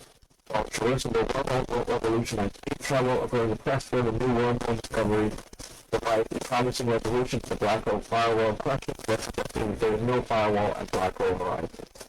The discovery rescues what we call black hole complementarity, which means the interior black holes are not really two different systems, but rather two very different complementary ways of looking at the same system. If complementarity holds, that we widely assume they will passing across the black hole horizon from one to the other. Contacts IIIa wouldn't notice anything strange. It seems more likely if in a certain condition, she could even slide all the way through a Gao-Jeffries wall wormhole. The wormhole also safeguards unitarity. The principle information is never lost, at least from the time of black hole study. Whether it falls into one black hole, eventually exits the other, as Hawking radiation, Preston said. Which can be thought of in some way as a very thermal copy of the black hole interior. Looking at the findings to their logical conclusion, Preston thinks it ought to be possible for infinitely advanced civilization to influence the interior of one of these black holes by manipulating its radiation. This sounds crazy in an email, but it might make sense if the radiation which is entangled with the black hole EPR as being connected to the black hole interior by wormholes. Yeah. Then tickling the radiation can send a message which can be read from inside the black hole. Oh. And we still have a ways to go before we can flesh out this picture in more detail.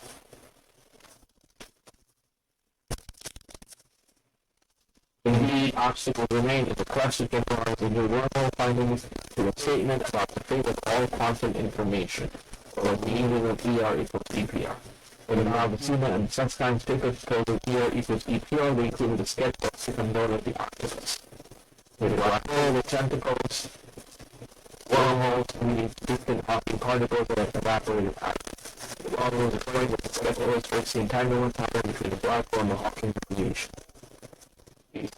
I remember the weird geometry of a black hole.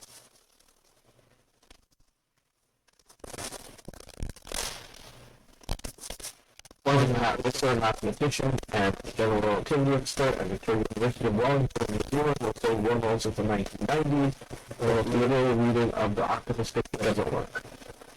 The ellipse of wormholes formed from single Hawking particles is so thin that cubics could never fit through. The ellipse of a wormhole is transparent only to wave packets. The size smaller than the float radius. The wave packets will simply bounce off any small wormhole float without crossing to the other side.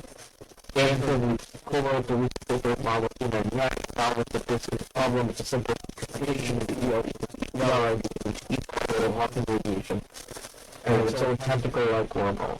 However, a more speculative interpretation of EPR that he and others have in mind does not suffer from this failure. The idea is that in order to recover the information from the Hawking radiation using the traversable wormhole, one has to gather the Hawking radiation together and act on it in a complicated way. The complicated collective measurement reveals information about the particles that fell in. Here ends the effect instead of creating large traversable wormholes out of the small and unhelpful optical tentacles. The information will then propagate through this large wormhole. Msi and that simply put, the theory of quantum gravity might have a new generalized notion in geometry for which ER equals EPR. Using quantum gravity should obey this principle, he said. You view it as the guide disappeared.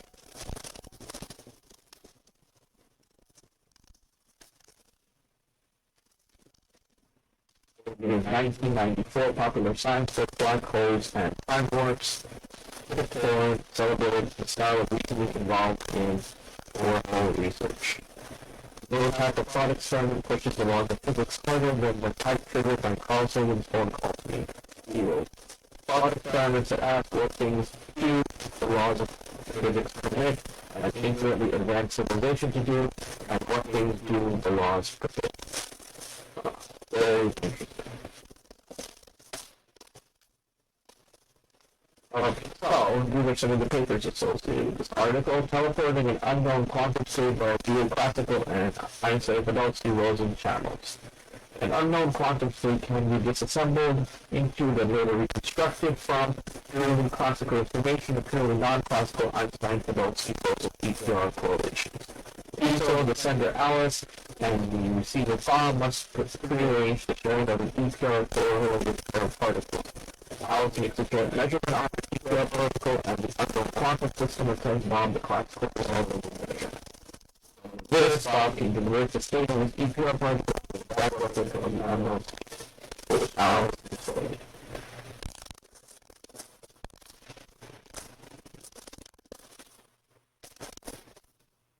Teleportation through the wormhole. Leonard Susskind. ER equals EPR allows us to think of quantum teleportation as communication of quantum information. Space-time wormholes connected in time systems. This combination for teleportation renders the wormhole traversable so that quantum system entering one end of the ERB will, after a suitable time, appear at the other end. Teleportation requires the transfer of classical information outside the horizon. The bit string carries no information about the teleported system. The teleported system passes through the ERB, leaving no trace outside the horizon. In general, the teleported system will retain memory of what it encounters in the world. This phenomenon could be observable in a laboratory for quantum computers. Very interesting. Okay, so now we are talking about quantum pairs and how they stitch space.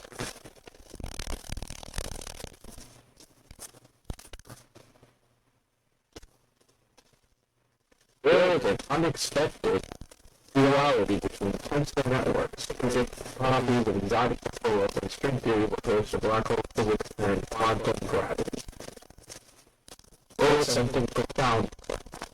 Tensors crop up all over physics. They're simply mathematical objects that represent multiple numbers at the same time. And the vector velocity is a simple tensor, with adapting value for both speed and direction of motion. More complicated tensors come together into networks and used to simplify calculations that are complex systems made of many different interacting parts, including the intricate interactions of the vast number of subatomic particles that make up matter.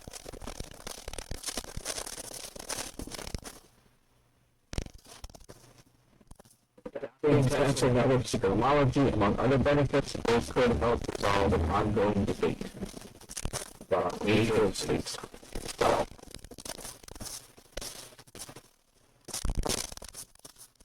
It is a connection to quantum entanglement, Einstein's projection of distance and space-time geometry at the small scale. Wheeler first described the latter as a doubly complex extension. The geometry of scales complicated a flat scale, the shortest possible distance, but it looks less and less like space-time. It's not really geometry anymore, it's something else.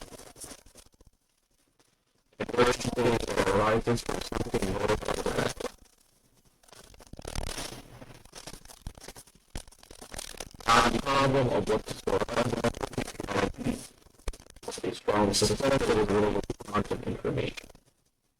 Without what information being encoded, we mean that we can split a system into parts and there is some correlation on the part where we learn something about one part or observing another part. This is the essence of entanglement. This is how I used to answer questions on tests, so I wrote down the answer. I would use one question, get information from it, answer another question. So I guess those questions were also entangled. It worked very well.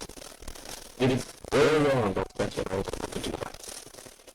It is common to speak of fabric of space-time, a metaphor that evokes the concept of weaving individual threads together to form a smooth, continuous form. That thread is fundamentally quantum. Entanglement is the fabric of space-time. It's the thread that binds the systems together that makes the collective properties different from individual properties. See the interesting collective media where you need to understand how that entanglement is distributed. Tensor networks provide a mathematical tool capable of doing that. Space-time arises out of a series of interlinked nodes in a complex network. With individual morsels of quantum information fitted together like Legos. Entanglement is the glue that holds the network together. If we want to understand space-time, we must think geometrically about entanglement. But that is how the information is encoded between the immense number of interacting nodes in the system. Anybody is one network.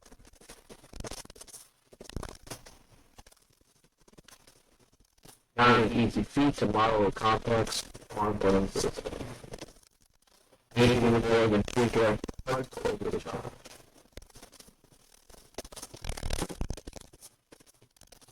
For example, Earth, Moon, and Sun. Three-body problem. Turns a relatively straightforward problem with an exact solution to the one that is inherently chaotic, but a long-term prediction require powerful computers to simulate an approximation of the system's evolution. The objects in the system will difficult the calculation and not everyone will be feasible for the world. Or nearly so, at least in class. Now imagine a quantum system with many billions of atoms, all of which interact with each other according to complicated quantum equations. That scale of difficulty distributes in the system, so a brute force approach to calculations doesn't apply. Consider a lump of gold. It is comprised of many billions of atoms, all of which interact with one another. of those interactions and most of those properties of goals of the code predictable connectivity. Atoms are tiny little quantum mechanical things, and you can add them together in new and wonderful things. This is still the real quantum mechanics of life. Physicists need to precisely calculate the wave function that will prevail, which describes the state of the system. That wave function is a many-node hydra of exponential complexity. Even if your lump of gold has just 100 atoms each, with a constant spin, but I think we can have a gravity number of possible particles, 2 to the 100th power, or a million trillion trillion.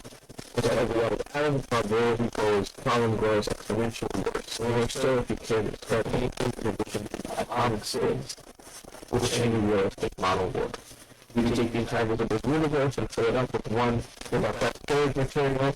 The best particle when you combine can only store the state of about 100 states. So this information is good, but it's not all physical.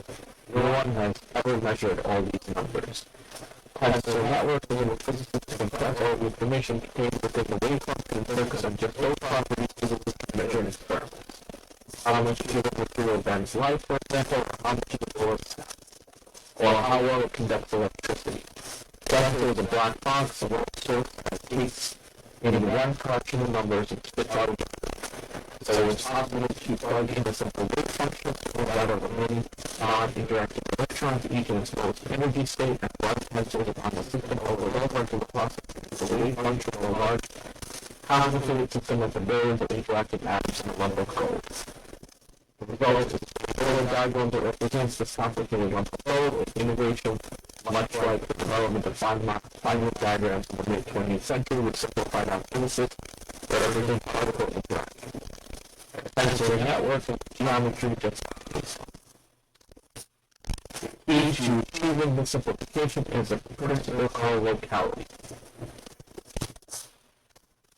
Any electron only interacts with its nearest neighboring electrons. And each of many electrons with its neighbors produces a series of nodes in the network. These nodes are the tensors or entanglement links them together. All those interconnected nodes make up the network. But its calculation does become easy to visualize. Sometimes it even reduces the much of the challenging problem.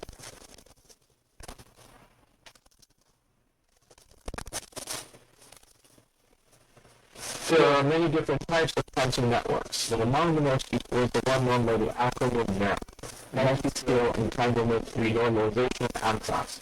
Here's how it works in a one-dimensional line of electrons. With 8 individual electrons, they are related A to H, fundamental units of quantum information. It's an entanglement which is nearest to the A entangled with B, C entangled with D, entangled with F, and G entangled with H. This produces a higher level in the network. Now entangle A, B with C, D, and E, F, and G, H. When we get to the next level in the network, finally, A, B, C, D, entangled with E, F, G, H, form the highest layer. In a way, we could say that one uses entanglement to build up to many body wave functions.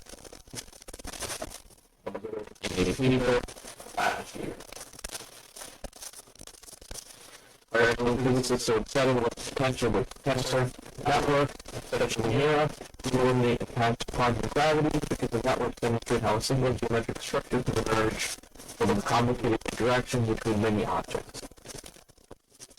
It is many uses of this emergent geometry that show how it can explain the mechanism by which a smooth, continuous spacetime can emerge from the discrete bits of quantum information. Hence, matter physicists inadvertently found an emergent extra dimension where they develop tensor networks. The technique yields a two-dimensional system out of one dimension. Meanwhile, gravity fields which attract in a dimension going from 3 to 2 for the development of what's known as the holographic principle. It all joins together, the need in the middle. So the two concepts might connect for a more sophisticated understanding of space-time. In the 1970s, a physicist named Bekenstein showed that the information about black holes material is encoded in a two-dimensional curve to the boundary, rather than the three-dimensional volume, the bulk. Years later, Leonard Susskind and Gerald T. Huck extended this notion to the entire universe, meaning that I can manipulate hologram. our three-dimensional universe and all its code emerges from a two-dimensional source code. In 1997, Ron Wamachina found a concrete example of philosophy in action, demonstrated that a toy model describing a flat space without gravity is equivalent to a description of a saddle-shaped space with gravity. Connection is what physicists call a duality. This is the IIIa correspondence. While for Armstrong in Springfield at the University of British Columbia, Vancouver, tracking the holographic concept to a two-dimensional computer chip, contains the code for creating a three-dimensional virtual world of a video game. We live within that 3D game space. In one sense, our space is illusory and fundamental image projected into thin air. But as man, Armstrong emphasizing there is still an actual physical thing in your computer that stores all the information. The idea of gaining broad acceptance among theoretical physicists that could still grapple with problems of precisely how a lower dimension would store information about the geometry of space. And Armstrong imagines entanglement creating space-time gravity. On the outside of the figure, the individual particles dots become tangled with each other. And the pairs then become entangled with other pairs. And when more particles become entangled, the three-dimensional structure of space-time emerges.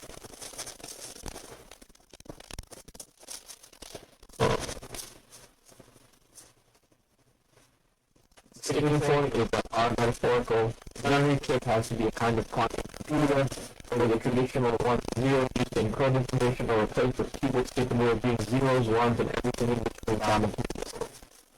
Those qubits must be connected via entanglement. Whereby instead of one qubit, there is determined that state of its neighbor.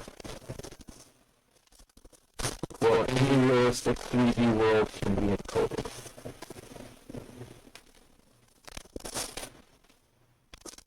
Similarly, entanglement seems to be fundamental to the existence of space. This is the conclusion reached by a pair of postdocs in 2006,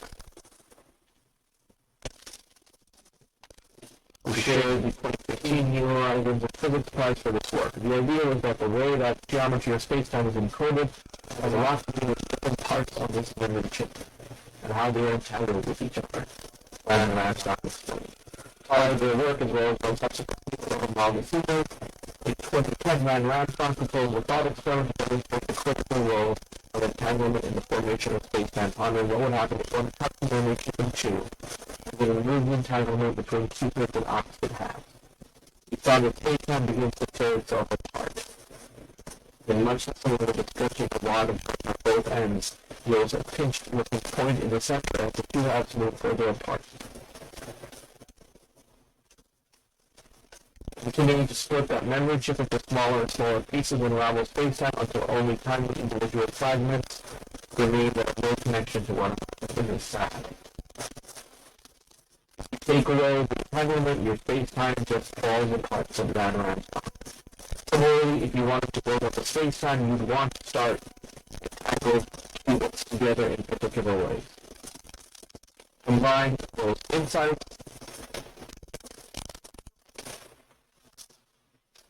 Swindel's work connecting the entangled structure of space-time and the holographic principle to tensor networks. Another crucial piece of the puzzle snaps into place. Curved space-time emerges quite naturally from entanglement in tensor networks via holography.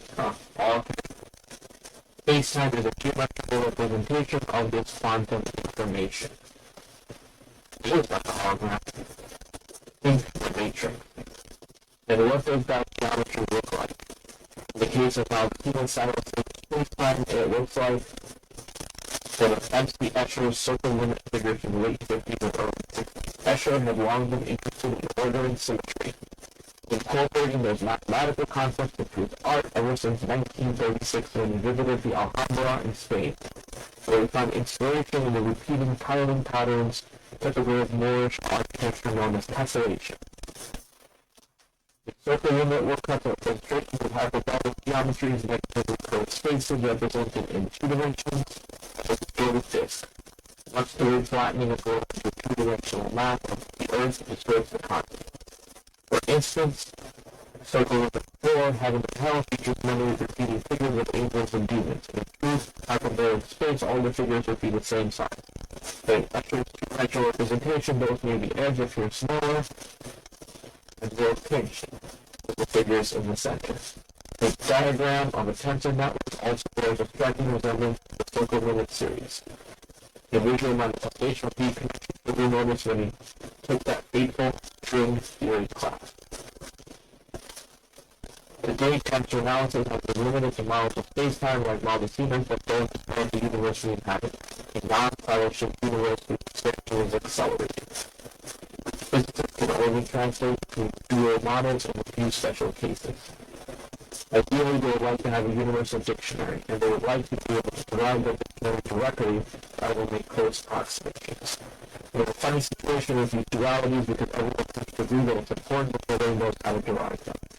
Maybe the tensor network approach will make it possible to report them. I think it would be a sign of progress if we could say even with just a point out, aha, here is the derivation of the dictionary. That would be a strong hint that we are on to something. Over the past year, Single and Ransdorf have collaborated to move their respective work in this area beyond the static picture of space-time to explore how space-time changes over time and how it occurs in response to these changes. Thus far, they have managed to derive Einstein's equation, specifically the equivalence principle, evidence of dynamics of space-time as well as geometry emerge from Untitled Qubits. It is a promising start. Will the space-time sound like a completely philosophical question mark for us?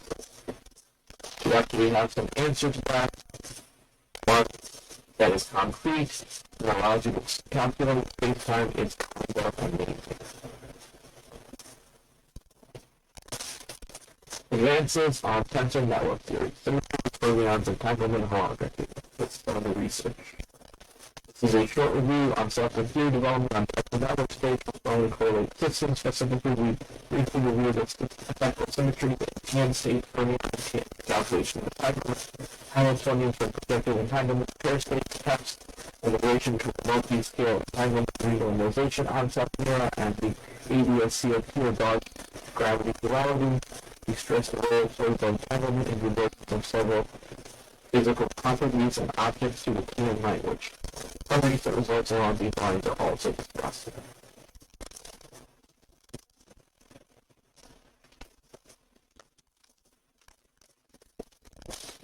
Universality of gravity from entanglement. The entanglement first law in conformal field theories relates to the entanglement entropy of ball-shaped regions will integrate over the same region involving the expectation value of the CFT stress energy tensor for infinitesimal perturbations to CFT vacuum state. In recent work, this was exploited at the order n. In the context of large n holographic CFT should there any geometry, zero to a perturbed CFT state must satisfy Einstein's equations. Linearized about pure medium anti-Witzer space.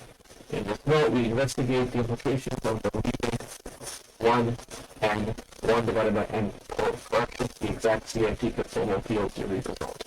We show that these corrections give rise to the source term for the gravitational equation for some classical bulk states. The expectation value of the bulk stress energy tensor appears as a source in the linearized equation. In particular, the CFT first law leads to Newton's law of gravitation and the fact that all sources of stress energy source the gravitational field in our derivation. This universality of gravity comes directly from the universality of entanglement, the fact that all degrees of freedom in a subsystem contribute to entanglement entropy.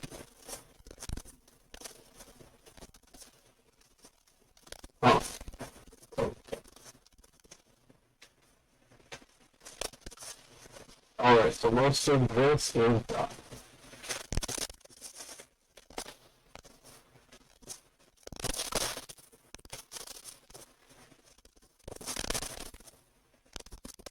Now, we're going to move on to space-time, quantum error correcting code. Same code needed for errors of quantum computers may also cure the average of space-time intrinsic robustness.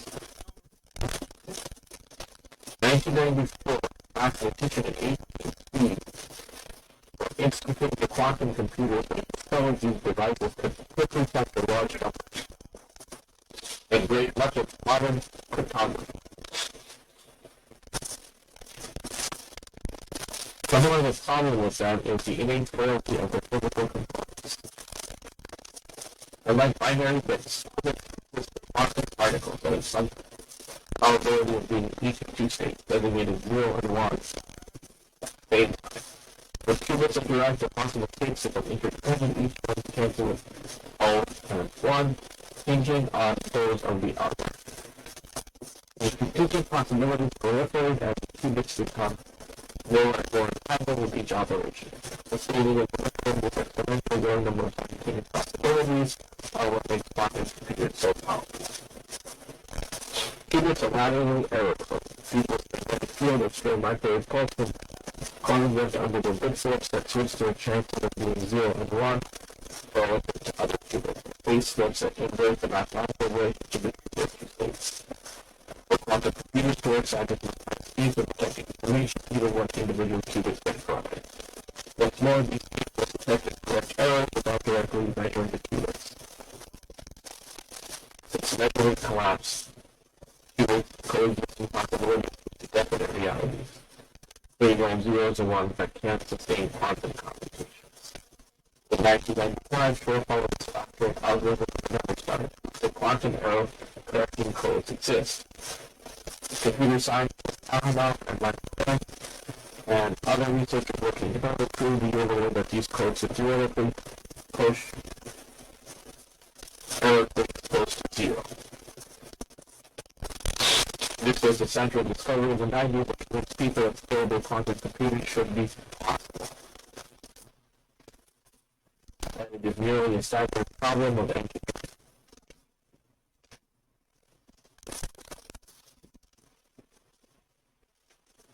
Now, even as small quantum computers are materializing in labs around the world, useful ones that will outclass ordinary computers remain years or decades away.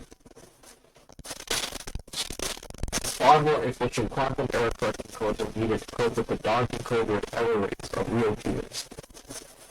The efforts to design better code was one of the major thrusts of the field, along with improving hardware. The dogged pursuit of these codes in the past quarter century, funding happened in 2014 when tools found evidence of the connection between quantum error and the field of space-time gravity. Therefore, relativity gravity is defined as the fact that space-time bending around massive objects. The ball constant mirror travels along a straight line, through space-time which itself bends back towards the Earth. The powerful Einstein theory answers that the gravity must have a deeper quantum approach from which the semblance of space-time fabric somehow approaches. By the year 2014, 3 young quantum gravity researchers came to the astonishing realization. They were working in theoretical playground of choice. A toy universe called anti-dissipative space that looks like a hologram. The bending fabric of space-time is materially close to the projection that emerges from entangled quantum particles living on its outside boundary. The calculations of this hologram space-time works just like a quantum error correction code. A conjectured joke of high-energy physics, space-time itself is a code. Just like the Matrix. An anti-considered universe at ADS. Research revealed a rate of activity in the quantum gravity community and new quantum error correcting codes have been discovered that capture more properties of space-time. Quantum error correction explains how space-time achieves its intrinsic robustness despite being woven out of fragile quantum stuff. We're not walking on eggshells to make sure we don't make the geometry fall apart. I think this correct connection with quantum error correction is the deepest explanation we have for why that's the case. The language of quantum error correction is also starting to enable researchers to probe the mysteries of black holes, spherical regions in which space-time curves deeply inward towards the center that not even light can escape. Everything traces back to black holes. These start after the places where gravity reaches exceeded that Einstein's general relativity theory fails. There are some indications, but we understand understand which code space-time implements that might help us in understanding the black hole theory. As a bonus, researchers hope that space-time might also facilitate the scalable quantum computing, including longer vision for sure and others. Space-time is a lot smarter than us, the kind of quantum error correcting code which is implemented in these constructions. It's a very efficient code.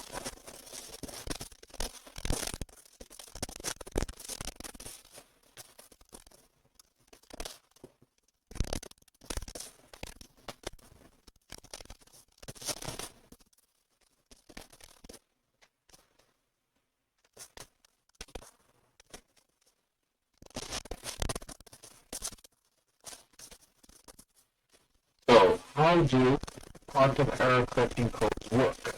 The trick is to protect information in jittery qubits, store it not in individual qubits but in patterns of entanglement among many. As a simple example, consider a 3-qubit code. It uses 3 physical qubits to protect a single logical qubit of information against bit force. The code isn't really useful for quantum error detection because it can protect against phase force, but it's nonetheless instructive.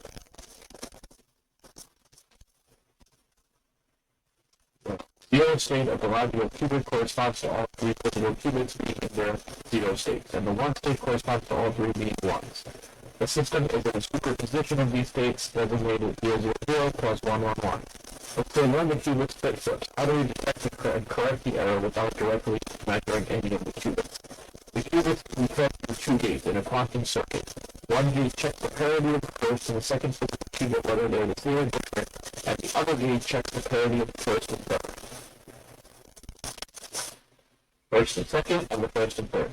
But there's no error. Either the qubits are in the state 000 plus 111, the parity measuring gates for both the first and second and the first and third qubits are always the same. However, the first qubit actually split flips producing the state 100 plus 011. The gate detects the difference in both of the pairs.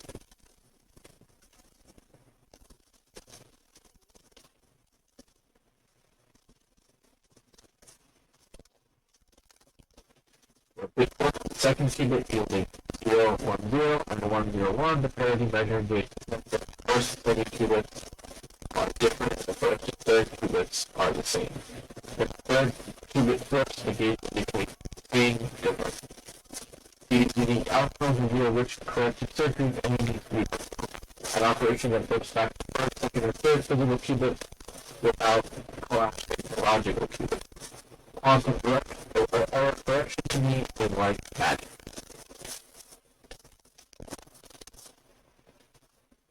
These qubits, the basic building block of quantum computers, can exist in multiple states simultaneously but are susceptible to errors. Quantum error correction codes can detect and correct these errors without collapsing the superposition of states needed for quantum computations.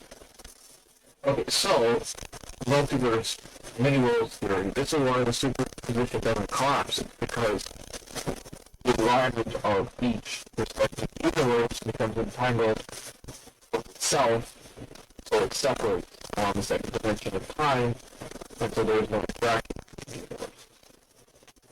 That's why it doesn't collapse. You can still travel from one to the other, but there is no causal connection between each universe.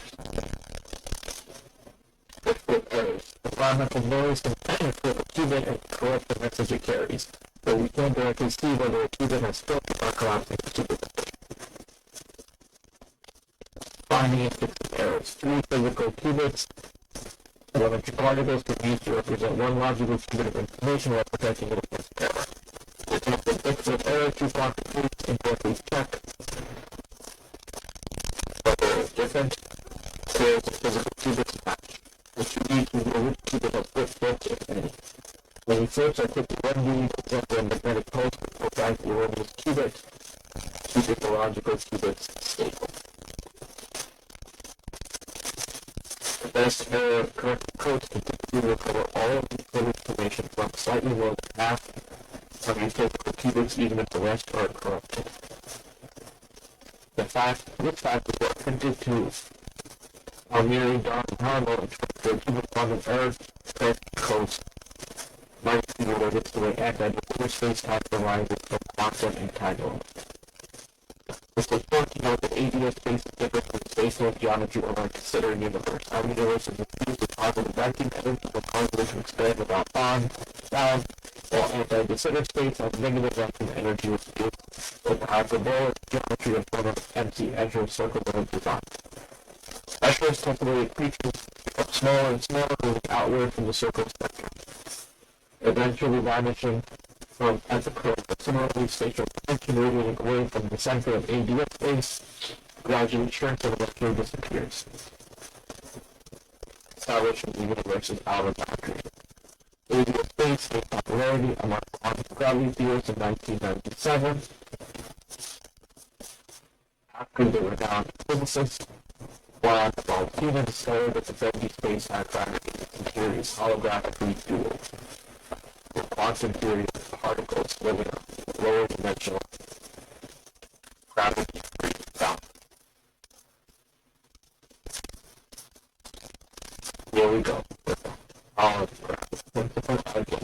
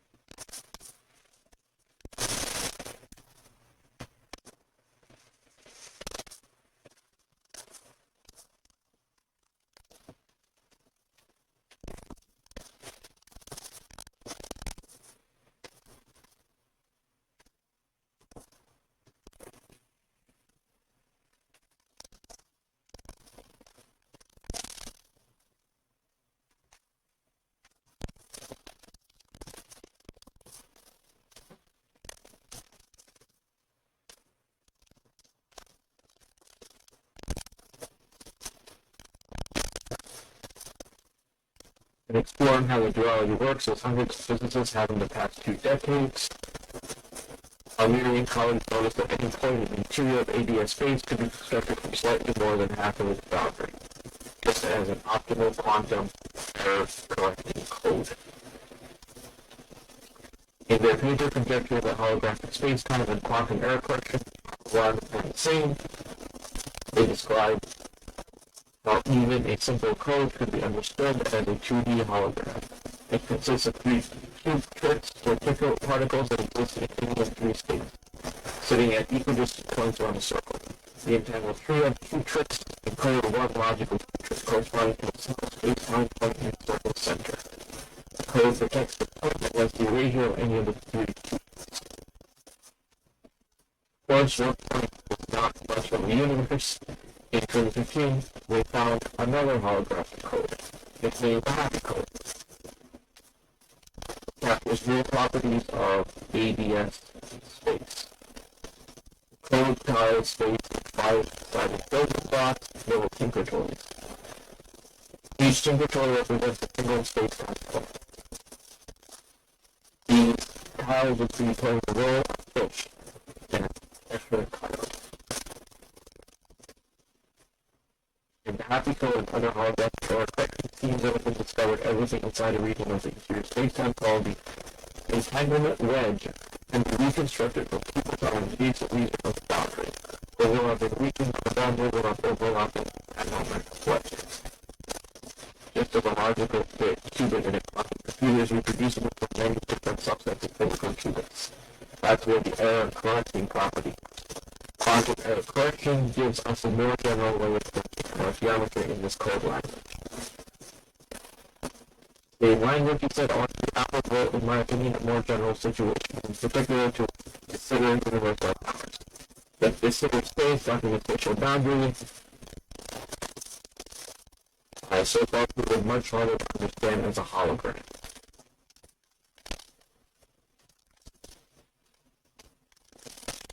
For now, researchers are sticking with ADS space, which shows many key properties of the considered world, but even simpler to study.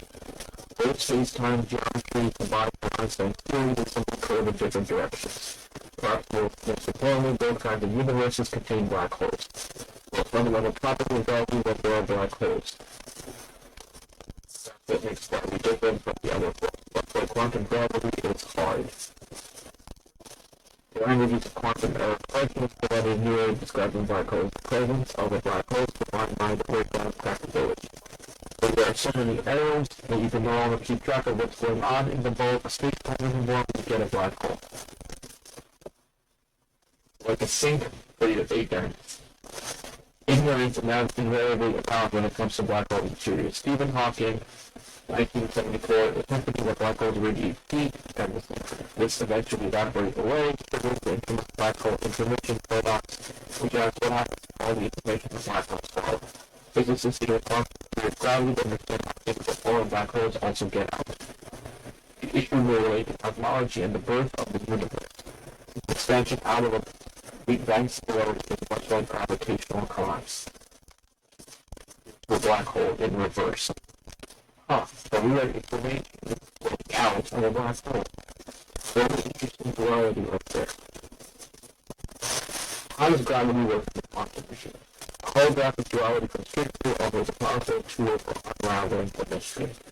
ABS theory simplifies the information question. The boundary of an ABS universe is holographically reveals everything in it, black holes and all.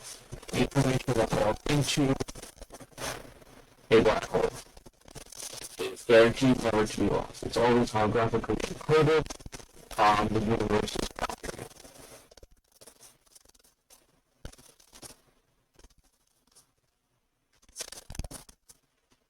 Words to suggest that to reconstruct information about a black hole situation even from the boundary, you need to access a type of qubit throughout roughly 3/4 of the boundary. Slightly more than half is not sufficient anymore. That is, if the need for 3/4 seems to say something important about quantum gravity, but why that fraction comes up, still an open question. That has something to do with the ratio of surface area to volume. 3/4. It's the inverse of 4/3, which is the formula for the surface area of a sphere. 4/3 are 2. So if that's 4/3, the inverse of that is 3/4. So 3/4 seems like an important number. I'm going to have to know that for later.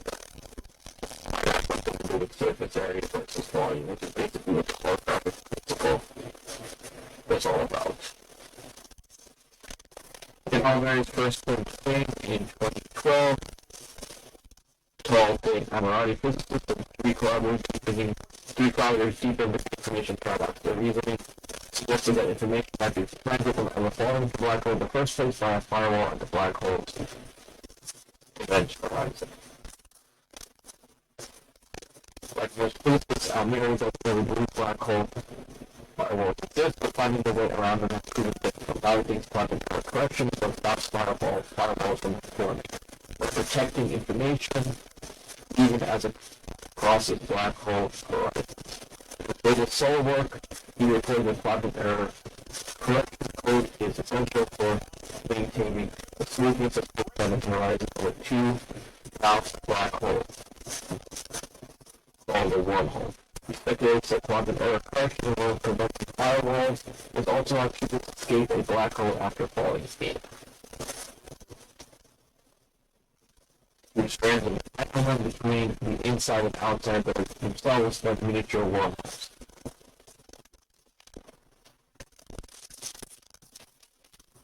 This would resolve Hawking's paradox.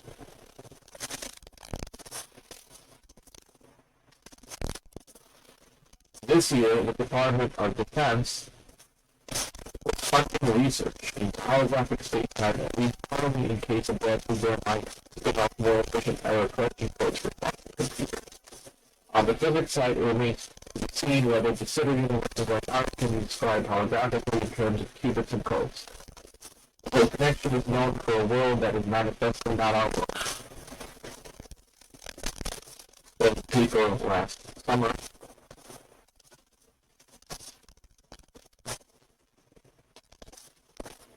took a step in the particular direction with attempt at a primitive holographic system. Researchers are still studying that particular proposal. Precedent is the language for quantum error connection codes will ultimately carry over to actual space-time.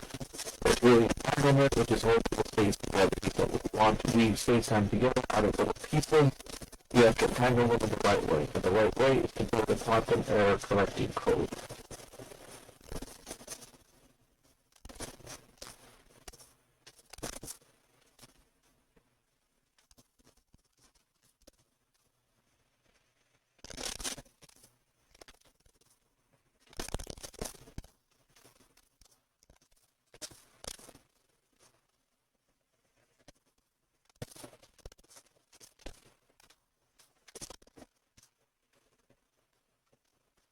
Holographic quantum error correction. Toy models for the bulk boundary correspondence. Each corresponding of the exactly solvable toy model with ADS with correspondence based on the novel construction of quantum error correction codes for the tensor network structure. Although this logic is special type of tensor with maximum entanglement along any bipartition, which gives rise to an isometry from the bulk target space to the boundary Hilbert space. The entire tensor network is encoded for a quantum error correction code. Like and dominant degrees of freedom will be identified on black for degrees of freedom respectively.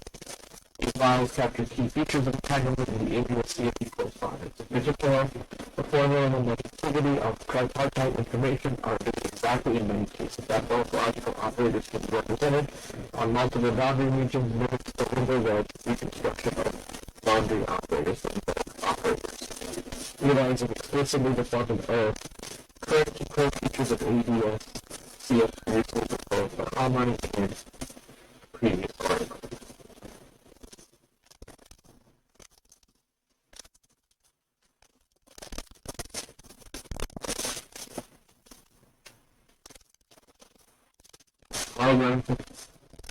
Quantum error correction and the projected black hole theory. The quantum error correction interpretation of ABS-CFP establishes a sense of validity to the bulk boundary dictionary. We show how this property can be utilized to construct a dictionary to operate with the horizons of pure black holes. To demonstrate this within the context of the C1K model, with pure black hole microstates obtained while projecting out a single cell of thermal field double active trade versions thereof. Assuming an array constructed code with duality between the eternal black hole and the thermal field double, the projection results in the rewiring of the dictionary so as to map the each operator to the remaining boundary in a determinable way. We find this dictionary to be sensible to the implemented projection rather than an instant previous state of construction for the black hole interior. We also comment on how the fluidity of the dictionary can be used to transfer information between two black holes into one wormhole, relating the idea of entanglement, the edge reconstruction, and the Haven-Preston decoding criteria.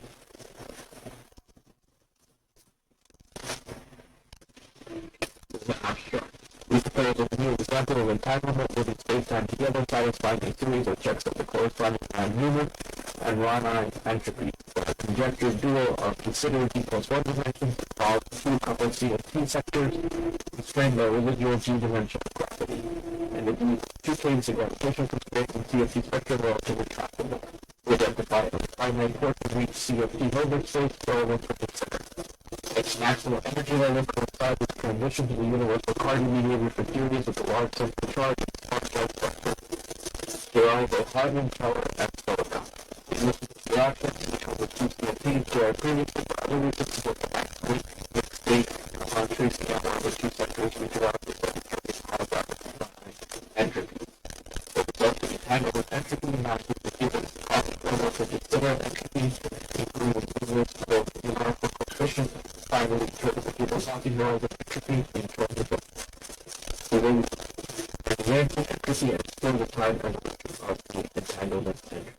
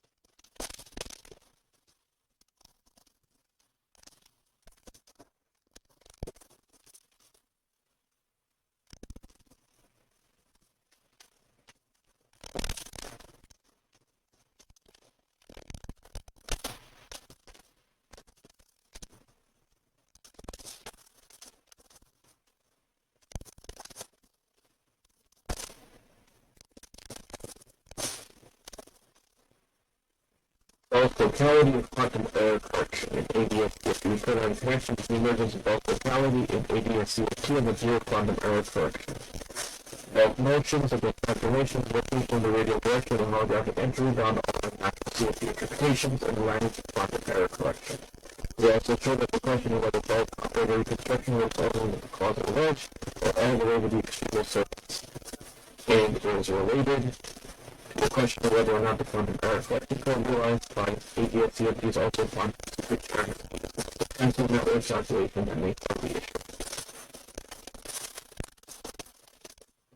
Interestingly, the version of quantum error correction is best suited for analysis of the somewhat constant operator algorithm quantum error correction of what you can have been crypts. However, both will be the precise formulation of the idea of subregion duality with ADS CFT and clarify formal subregion.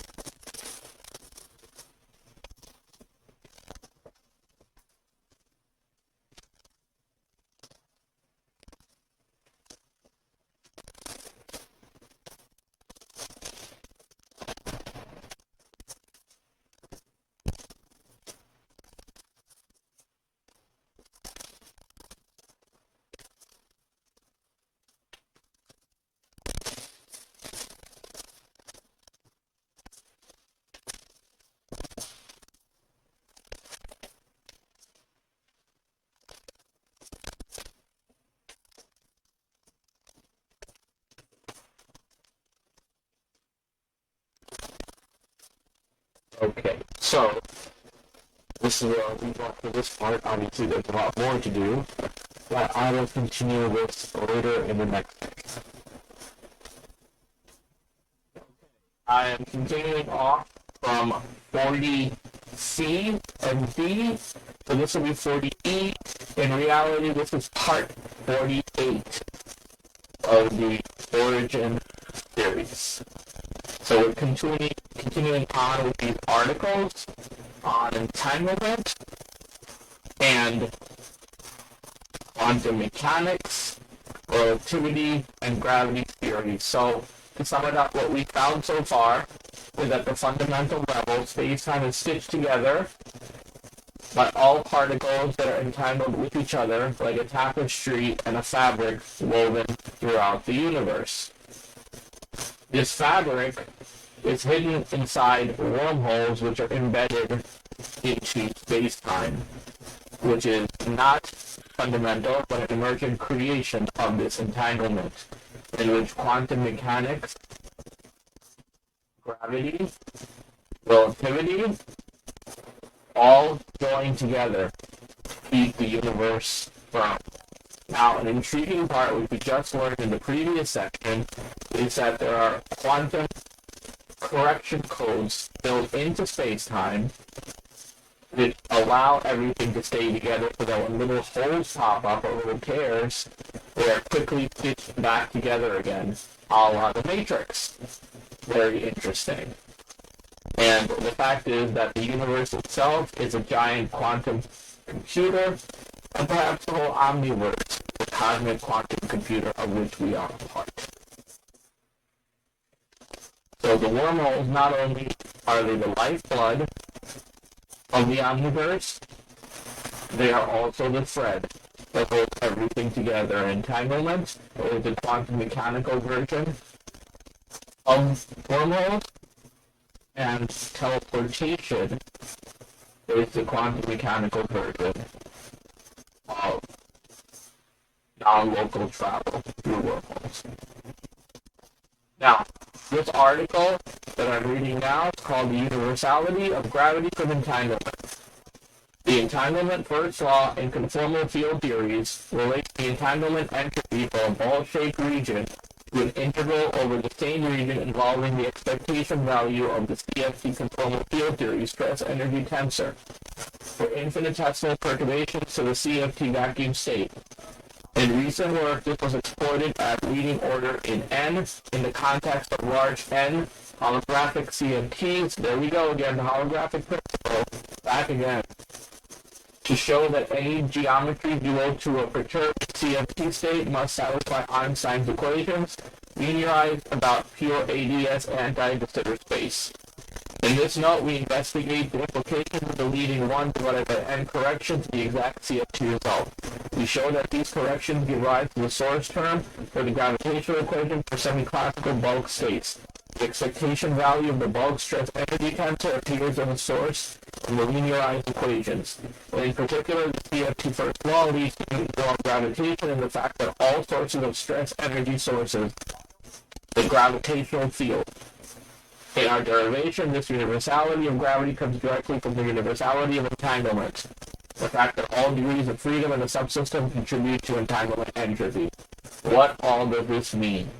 The fact is that one of the aspects of the matrix was that the entire code was written on a surface that was one dimension less than the dimension of the space that it was describing. So what you have is a situation where the entire code of the universe, perhaps the omniverse itself, is written on the boundary of the said omniverse. It's very similar to the holographic principle regarding black holes because we ourselves are inside a black hole, inside this universe. So on the boundary is written the entire code for everything that occurs inside, which is known as the bulk. So the three-dimensional boundary contains the entire code of the universe, out of which the three dimensions are constructed.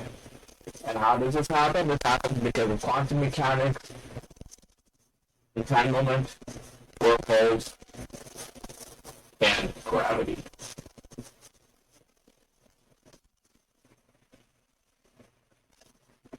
Okay, so let's get to the articles.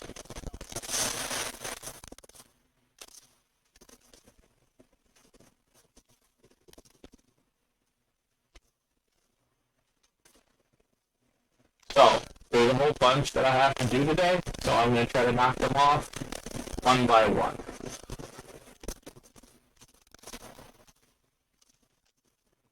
First, how holography could help solve quantum gravity. The latest campaign to reconcile Einstein's theory of gravity with quantum mechanics. Many physicists are studying how a higher dimensional space that includes gravity arises like a hologram from a lower dimensional particle theory. That would be quantum mechanics. ADS CFT, anti-de Sitter space conformal field theory.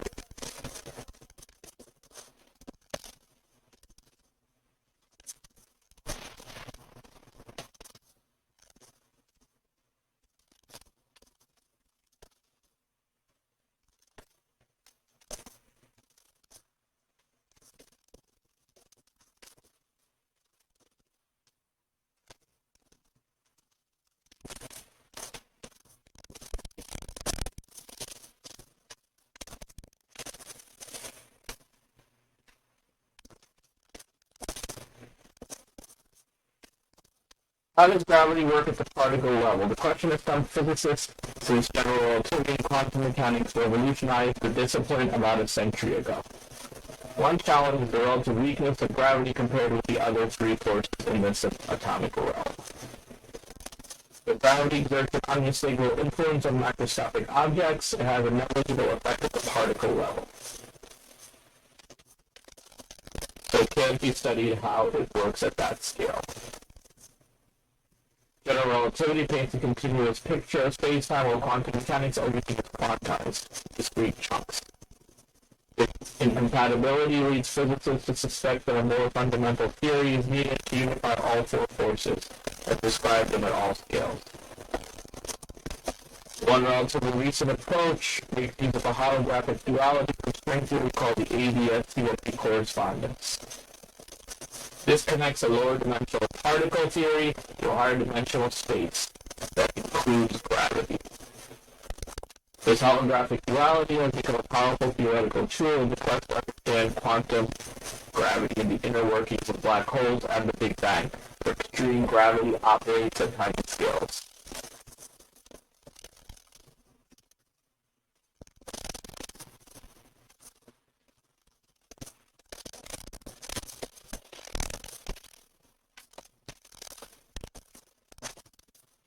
So now, we've also discovered a mysterious mathematical pattern that has been discovered in spheric settings. In the energy spectrum of heavy atomic nuclei, a function related to the distribution of prime numbers, independent bus system in Mexico, spectral measurements of the internet, Arctic ponds, human bones, and the color-sensitive clone cells in chicken eyes.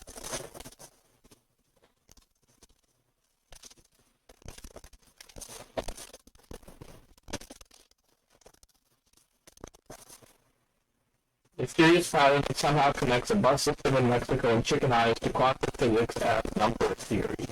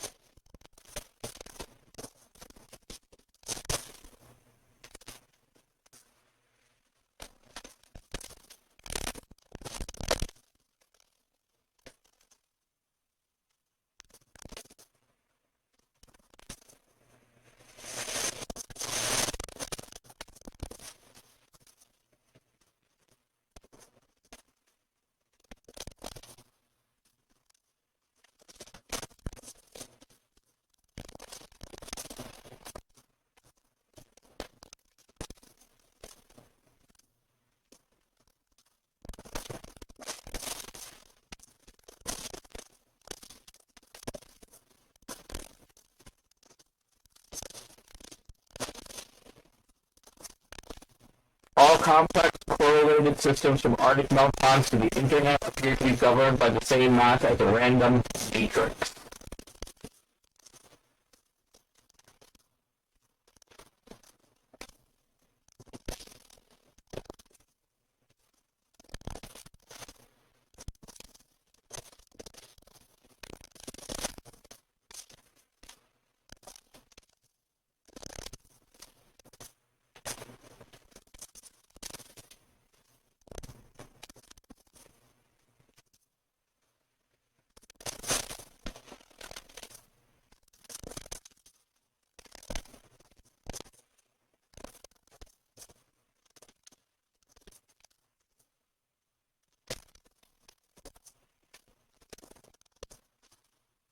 The red pattern exhibits a precise balance of randomness and regularity known as universality, which has been observed in the spectrum of many complex correlated systems. In this spectrum, a mathematical formula called the correlation function gives the exact probability of finding two lines spaced a given distance apart.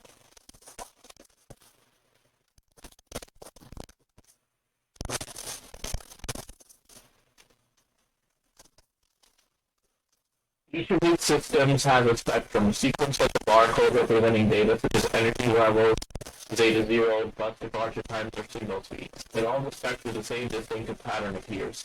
The data seems haphazardly distributed, yet neighboring lines repel one another, lending a degree of regularity to their spacing. This fine balance between chaos and order, which is defined by a precise formula, also appears in a purely mathematical setting. It defines the spacing between the eigenvalues or solutions of a vast matrix filled with random numbers.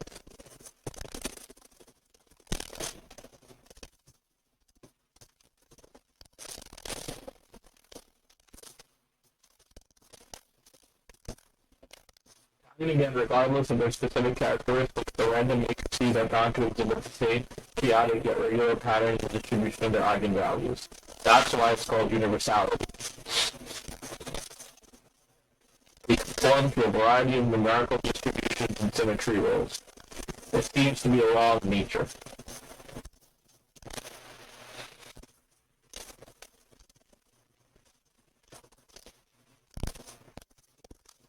Universality is thought to arise when a system is very complex, consisting of many parts that strongly interact with each other to generate a spectrum. The pattern emerges in the spectrum of random matrix, for example, because the matrix elements all enter into the calculation of that spectrum.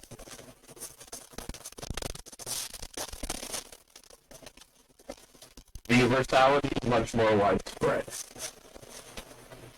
Random matrices are toy systems that are interesting as they can be rigorously studied, while also being rich enough to model real-world systems. The more complex the system, the more robust its universality should be. This is because we believe that universality is a typical behavior. In many simple systems, individual components can exert too great an influence on the outcome of the system taking the spectral pattern. With larger systems, no single component dominates. It's like if you have a room with a lot of people and you decide to do something, the personality of one person isn't that important. Whenever a system exhibits universality, the behavior acts as a signature certifying that the system is complex and correlated enough to be treated as a random matrix. This means that you can use a random matrix to model it. You can compute other parameters of the matrix model and use them to predict that the system may behave as the parameters you computed. This technique is enabling scientists to understand the structure and evolution of the internet. Certain properties of the vast computer network, such as the typical size of a cluster of computers, can be closely estimated and measurable properties of the corresponding random matrix. People are very interested